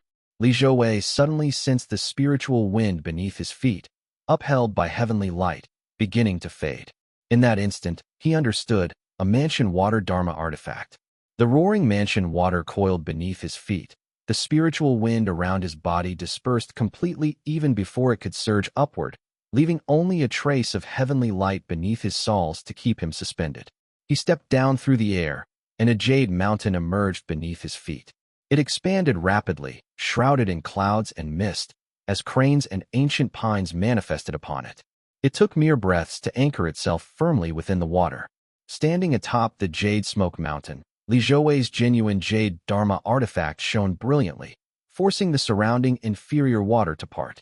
Yet 2 purple-patterned chains came flying toward him, twining to bind him.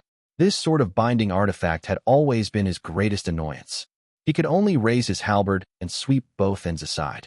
Huh! A loud shout echoed through the air.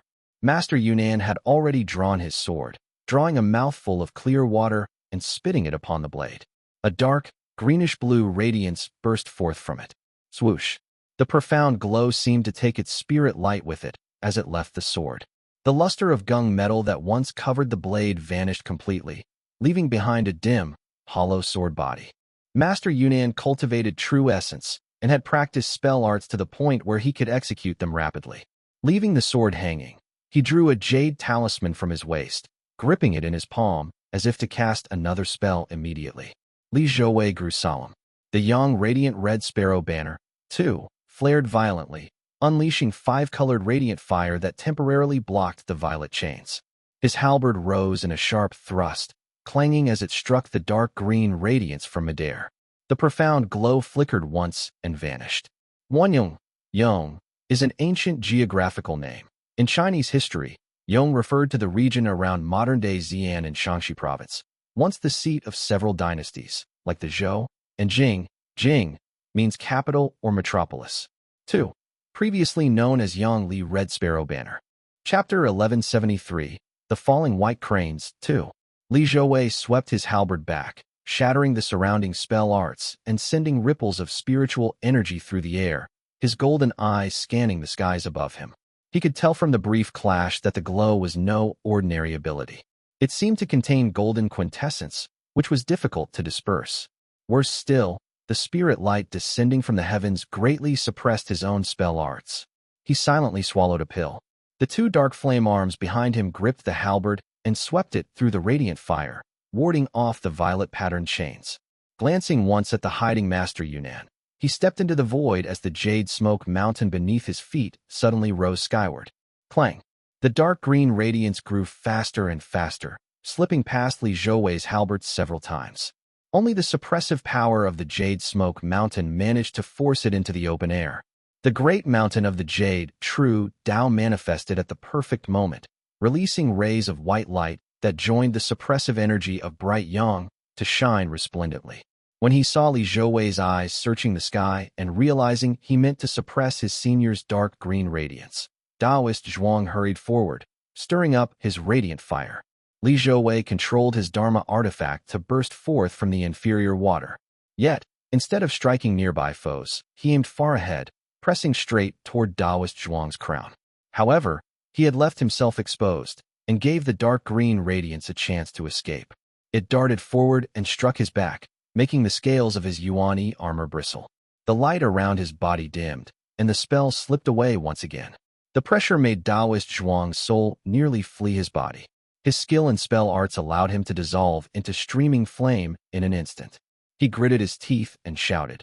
Had senior brother Yufu Wan not fallen overseas, how would this fiend dare act so arrogantly? But instead of pursuing, the jade mountain behind him came crashing down on the green gourd with a roar. The true key lies in Taoist Zhuang's mansion water Dharma artifact. The heavenly spirit light above already suppresses my spell arts, and that Dharma artifact disperses my spirit wind, leaving me trapped atop the jade smoke mountain to be surrounded. The gourd was never a defense-type Dharma artifact. Crushed beneath both an immortal foundation and another Dharma artifact, it let out a mournful wail that surpassed the peachwood staff before as it was swiftly crushed beneath the radiant pass in the sky. Li Zhouwei broke free in one stride. 3 spell arts detonated across his body, his armor flashing brilliantly as each scale hummed and trembled. However, in the next instant, he turned into dazzling heavenly light, moving as swiftly as a fish plunging into water and vanishing within the golden brilliance. It was the Yuan armor's light-shifting and traversal ability. A sudden sense of peril surged through Master Yunnan. The jade talisman in his palm had barely begun to glow when blinding heavenly light flashed before him, igniting his face in flame. Forced to abandon his spell, he swept his sleeve outward, releasing a ring of black light. Crack! A moment later, the halberd pierced through the dark halo. The hastily formed shield offered little resistance, shattering into scattered motes of light as the halberd thrust through. It was followed swiftly by the radiant pass streaking out from behind Li Zhouwei. Master Yunnan's hurried spell left him drained. His feathered robe rang with a metallic clatter as sparks hissed along its edges. He dared not wait for death, so, taking advantage of the brief delay in attacks, he vanished from his spot and reappeared several feet away. Yet the halberd pursued relentlessly, curving through the air like a crescent moon as its branch struck again. This time, Master Yunnan had steadied himself and flung forth a jade pearl from his sleeve to block the strike. But the halberd hooked the pearl and flicked it aside. Li Zhouwei ignored the Dharma sword spell approaching him from behind. His 2 black flame arms instead drove the halberd forward again. Demonic fiend, how dare you remain so vicious? Though Master Yunnan shouted in both fear and anger, his legs had already moved. His immortal foundation's strength lay in spell arts, and Changshao Gate was a Dao lineage devoted to spell arts, not artifact forging. The only sword he wielded was for spell casting. He had no means to fight at close range. He turned to flee as the roar of flame and spiritual water thundered behind him. Spirit lights flashing in all directions, it was clear that Li Zhouwei was fending off several attackers at once. Then, an explosion rang out as Li Zhouwei tore through a sea of fire and charged straight toward him. The golden-eyed man was now wreathed in flames, the scales of his Yuan armor glowing red from the heat and emitting a faint light as it was taxed to its limit. Using Yuan's light transformation ability to close in, Li Zhouwei murmured an incantation long in motion, the heavenly radiance, hidden light between his brows blazing to its utmost. Shine upon all directions. Let all kings bow before me. Let all spirits look up in awe. Heavenly radiance reigns as the divine God above. After 3 relentless attempts, the heavenly radiance, hidden light finally erupted in a blinding white pillar, as thick as a barrel. Master Yunan's pupils were instantly drowned in boundless brilliance.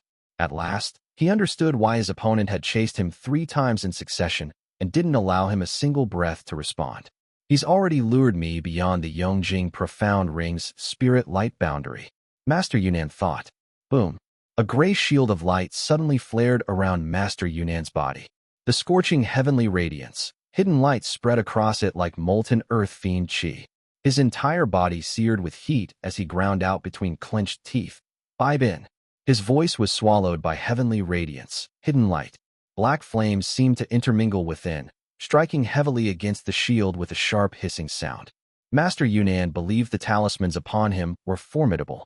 He felt no fear, only anxious fury that such precious talismans were being wasted. A venomous, cold grin crossed his face. But when he raised his brows, he faintly glimpsed a streak of gold within the dazzling light. That is, Master Yunan's vision cleared for an instant.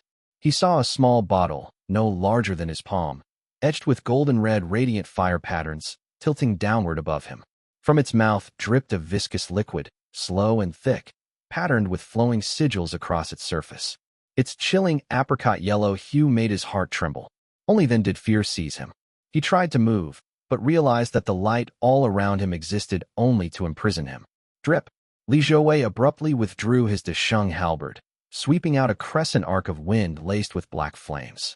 The blow scattered both the radiant fire and mansion water into a sky full of glimmering light. As his halberd spun back into form, the 5 pursuers behind him all staggered a step backwards. Boom! A dazzling apricot yellow radiance shot into the heavens.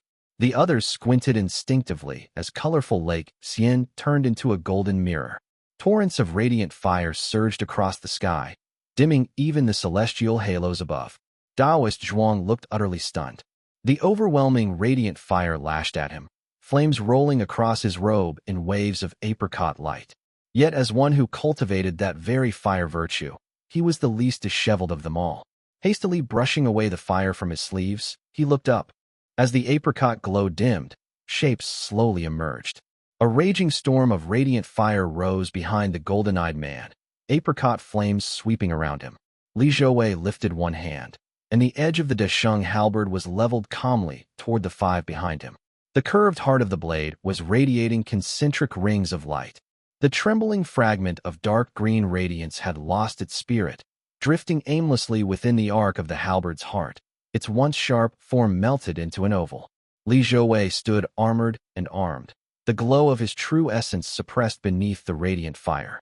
Behind him, the falling phenomena took shape as graceful immortal cranes that fluttered briefly in the sky before turning into flames and falling to ashes. Master Yunan, he's dead. The direct disciple of a Purple Mansion realm cultivator.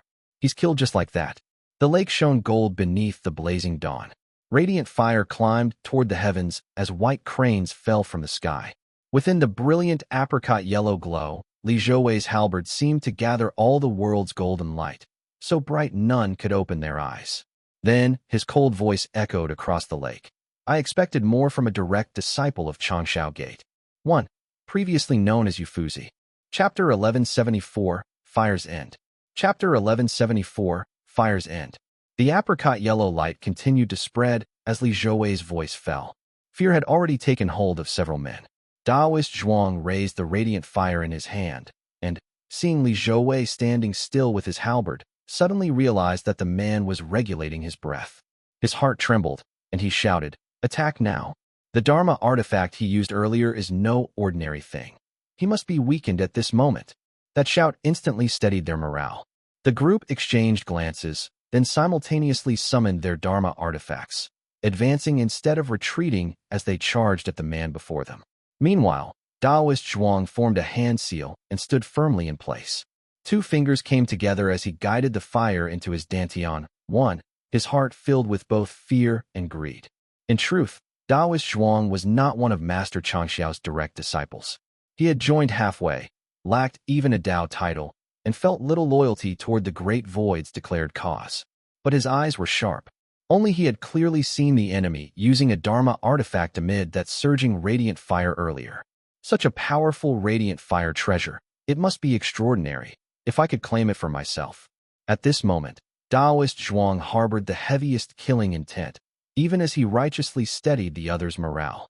On the other hand, Li Zhouwei smiled for the first time. He thrust his halberd sideways, causing a metallic clang as it blocked 2 Dharma artifacts, while the radiant fire banner rose once more behind him. The fighters clashed again. After the earlier fierce battle, Li Zhouwei indeed appeared to be running low on mana. The spirit light from above poured down once again, suppressing the fierce man once more. While the battle raged below, Master Bai Bin's eyes filled with tears as he stood in the sky, his teeth gritted hard. A wide-range spirit artifact like the Yongjing Profound Ring consumed immense concentration, and driving it with merely a foundation establishment cultivation made it even harder. Maintaining the ring had already drained so much of his spiritual sense that he could scarcely spare any focus elsewhere. Yet overwhelmed by grief and fury, he no longer cared whether it was proper for a Taoist master to intervene. Eyes wide with rage, he poured all his mana, and even his origin essence into the spirit artifact. Empowered by a tempestuous surge of mana, the Yongjing Profound Ring finally revealed its true might. The suppressing spirit light grew denser and denser until it forced the black flames along Li Zhouwei's halberd down bit by bit. He grew increasingly strained and took several wounds in succession. Master Bai Bin felt a surge of satisfaction and channeled even more mana into the ring. But suddenly, the small gray pouch at his waist leaped of its own accord. It seemed that a talisman inside had activated and burst into flames with a loud pop. Azure light flared brightly, and a stream of golden light shot out from the crown of Master Bai Bin's head. He regained clarity in an instant, his mind going blank for a heartbeat before all confusion vanished. Not good. When he saw the excitement on the faces below, a chill crept up his spine. He struck the Yongjing Profound Ring with his palm, while the talisman's effect had yet to fade. The spirit light in the sky shifted at once, and the spirit artifact reverted to its original form, falling into his hand. Master Bai Bin's face darkened as weakness spread through his body. He quickly formed a seal and descended. When he saw the spirit light cease its descent, Li Zhouwei realized the opponent had not fallen for his trick. Regret flickered in his heart, yet the halberd in his hands suddenly changed. Its black flames surged several-fold, and heavenly radiance, hidden light burst forth from between his brows once more. The old man, too, before him was just about to retreat, when the supreme Yang resonance radiant art suddenly flared, transforming into several white beams that dragged him back. Delayed for just that instant, the halberd came crashing down with violent pressure to strike him. Boom! The old man's hands were smashed to pulp in an instant. The heavenly radiance, hidden light shot forth, blasting open a fist-sized hole in his head that flickered with flames. No doubt his brain had been cooked through. A pity. That heavenly radiance, hidden light strike had been released too hastily, and was far weaker than before. The few survivors quickly retreated, and Li Zhouwei did not pursue them. He withdrew his weapon and simply hovered in midair. Master Bai Bin descended on the wind. Daoist Zhuang, furious that he had withdrawn his spirit artifact, was about to lash out when Master Bai Bin said coldly, "The talisman given by the Taoist master has taken effect. We were either deluded by fate or beguiled by divine abilities and spirit artifacts just now. Retreat at once." Daoist Zhuang felt a chill rush up his spine and thought in horror, how could I have coveted his belongings? Master Bai Bin stepped back a few paces, yet unwillingness still surged in his heart. The original plan had never been as simple as using a single Yongjing Profound Ring. That ring was a spell-breaking, formation-toppling spirit artifact. It had been meant to counter a vast number of Leaf family cultivators and over a dozen Foundation establishment experts. Its role was to shatter formations at the crucial moment and prevent Li Zhouwei's escape. What had truly been prepared for Li Zhouwei was the mountain-dimming peak-moving cord, an ensnaring spirit cord designed to restrain artifact arts. Combined with the Yongjing Profound Ring, it was meant to leave Li Zhouwei with no chance of escape. Who would have thought it would come to this, muttered Master Bibin. As he gazed upon Li Zhouwei standing still with his halberd, Master Bibin slowly lowered his gaze, bitterness flooding his heart. Was the affair today only for our Changshao faction? There were more than one or two who wished to see Li Zhouwei dead. He could only keep those words in his heart, not daring to speak them aloud. The Yongjing Profound Ring in his hand gleamed faintly. His lips trembled, but in the end, he said nothing and flew off with the wind. High above, the immortal crane continued to circle, crying mournfully amid the surging radiant fire. Li Zhouwei steadied his halberd, slowly closed his eyes, wiped the blood from the corner of his lips, and began descending step by step toward the ground. A glimmer of moisture shone in the corner of his eye, then vanished instantly, evaporating against the red-hot soft armor of Yuan. Great void. Darkness stretched endlessly within the great void, shifting like waves. Amid that darkness glimmered a faint light, revealing a low table and a middle-aged man in a Taoist robe seated cross-legged beside it. His hair and beard were half white, and his demeanor kind and composed. A sword rested upon his back, sheathed in gung metal and radiating a faint brilliance. Opposite the swordsman sat an honest-looking and deferential man in brown robes. He waited quietly with his head lowered, as though awaiting instruction. "Seniorly, what do you think?" Though the brown-robed man spoke respectfully, his expression was uneasy as he spoke after a moment's hesitation. The swordsman lifted an eyebrow, glanced at him, and replied, "What's there to see?" The brown-robed man fell silent at once, sitting aside in quiet frustration. The swordsman lowered his gaze, observing the great void for a while. Only after the surrounding Purple Mansion realm cultivators dispersed did he speak again. "Fellow Taoist Qingyan, I don't care how freely you act on your own turf, but you came all the way to my Sword Gate's territory, threw your weight around, and even tried to kill one of my Sword Immortal's descendants. That's overstepping. Was that my doing alone?" Bitterness filled Qingyan's heart, but he replied, "This matter was certainly poorly handled on my part. I merely wished to invite the young man to our Changshao Gate and inquire through him about our Grand Taoist Master's whereabouts. I never thought it would escalate into such a conflict. It reflects poorly on us. It was indeed the fault of us juniors. I offer my apologies here, and beg the senior not to take offense." Taoist Master Ling Mei raised an eyebrow. When his brows arched, they instantly took on a razor-sharp edge. The swordsman answered in one word. "Nonsense. 1. Dantian is the body's core energy center where a cultivator gathers and refines qi. 2. This is not referring to Master Bibin, but one of the other Taoists that's fighting."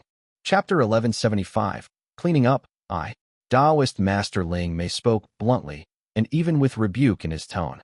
Qingyan did not dare to show the slightest displeasure and stood there with bowed eyes and a meek manner.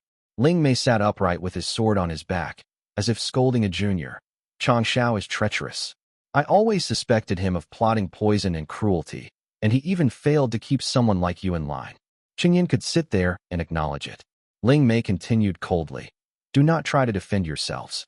You outsiders from the outer sea are unscrupulous, making a great commotion and taking spirit artifacts one after another. The mountain-dimming peak-moving cord belongs to Sidu Hua. How did it end up in your hands?" Qingyan shook his head and replied, "Senior, that spirit artifact was either given by Sidu Hua or found by the Sidu family somewhere. It truly has nothing to do with my gate. How could it be a spirit artifact from Changshao? Who can say?" Ling Mei sneered. "The mountain-dimming peak-moving cord is not like the Yongjing Profound Ring, which is Changshao's trademark. If it truly came from you, who would know? What are you going to do with it now?" Qingyan looked at him awkwardly for a moment and said quietly, "Taoist Master Tianhua should now retrieve the item. After all, it was meant to be handed over to others." The moment the mountain-dimming peak-moving cord appeared, it fell into the hands of the Golden Feather sect. If it had indeed been obtained by Changshao Gate, it would be a serious loss. Ling Mei, however, remembered clearly and said, "Changshao made quite the bargain. Years ago, Situ Hua pawned the mountain-dimming peak-moving cord to the Golden Feather sect. Later he was driven away by Yuan Su, failed to keep his appointment, and stayed to recuperate, so the spirit artifact remained in his possession. Perhaps Changshao was entrusted with it, profited from it, and planned to return it later. The item cannot be used more than once while held, and associating it with Situ Huo would invite many questions. Tossing it to Situ Mo cleared their hands while still letting them use it for a time. Although Taoist Master Ling may belong to the conservative sword gate, he was not rigid in thought and was rather shrewd. What he said was conjecture, but likely true. Still, he dared to say it, while Chengyan did not dare to respond and only replied, "Senior, you jest. This matter is so complicated. Our Taoist master has not returned from the Eastern Sea and his whereabouts are unknown. How could we have arranged such a scheme?" Seeing him play dumb, Ling Mei snorted. "I will not speak further. I fear you will simply linger and then get killed by Hung Li. Then the blame falls on my sword gate. This matter ends here. Do not stir trouble near my sword gate again." Qingyan felt like he had been pardoned and immediately took his leave. Ling Mei resumed sitting in the great void, feeling somewhat relieved as he thought. Li Zhouwei provided a convenient pretext and was not truly implicated, yet he now owes a favor. It was merely a show of deterrence. As long as Qingyan is contained, others will be less inclined to fan the flames.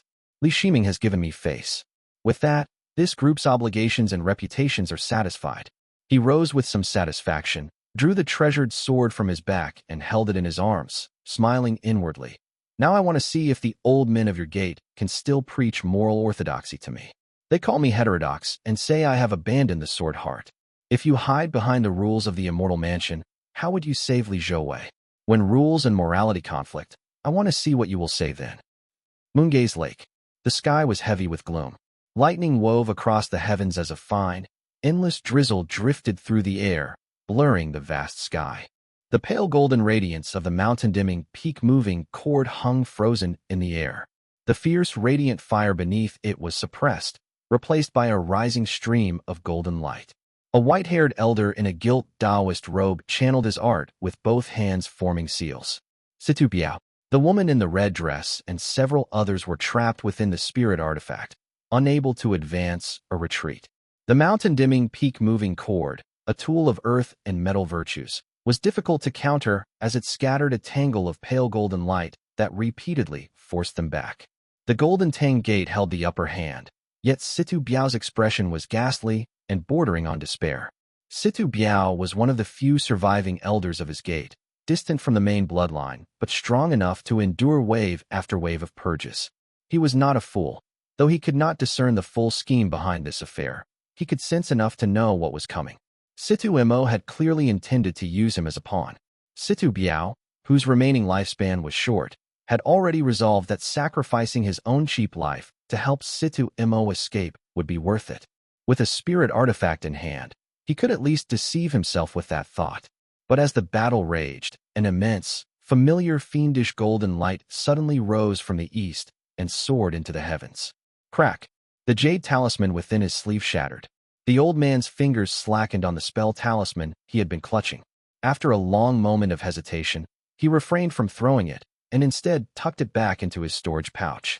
With Situ Mo dead, there was no point in holding out any longer. Pooh! Not far away, Li Minggong spat a mouthful of blood, then lifted her eyes toward the surging golden light in the distance. Tears welled anew as she realized through the blur that the cursed glow of the mountain-dimming, peak-moving cord had frozen in place. All the spells in the air had been frozen. Even the rolling, radiant fire hung motionless like a sculpture. The mountain and river patterns on the cord dimmed, and a single hand and half a sleeve extended out of midair. The sleeve was embroidered with patterns of golden flame, its cuff stitched with motifs of stone and sand. The hand itself was pale and smooth, and its fingers long and slender. The hand gently pinched the mountain-dimming, peak-moving cord. The once arrogant gray cord twitched like a dead snake, then vanished before the stone-still gazes of all who watched. It was a full breath later that the flowing patterns of mountains and rivers faded from the sky. Besides Situ Biao, everything vanished. The old man now trembled in midair like a plucked chicken. Clang! Tears glimmered in Li Minggong's eyes. One hand held her lamp as she summoned the capital Dao bell. The other drew the sword at her waist as she shouted, "Even the Taoist master cannot bear to watch your Golden Tang treachery." Situ Biao's scalp prickled as the wind howled beneath his feet. He hastily pulled out his talisman again, clutching it close as he shouted amid the surging radiant fire rushing toward him, "Go!" The Chongming Profound Insight screen still hovered above. Without the mountain-dimming peak-moving cord to support them, the Golden Tang Gate's spell arts were half-crippled. There was no fight left to give. The old man raised his talisman high and roared, "Li Minggong, don't force me." Li Minggong quickly called out tearfully for the others to stop, allowing Situ Biao to retreat several miles away. Still wreathed in true fire, she cast him a furious glare but then froze in surprise. It was not just her. Even the white ape, Li Wan, and the others paused midair. In the distance, Situ Biao had frozen in place as the light around him stilled once again. From the great void, that same hand, sleeved in golden flame and stone-colored fabric, emerged once more. The fingers spread lightly, and with a soft whoosh, it plucked the talisman straight from Situ Biao's grasp.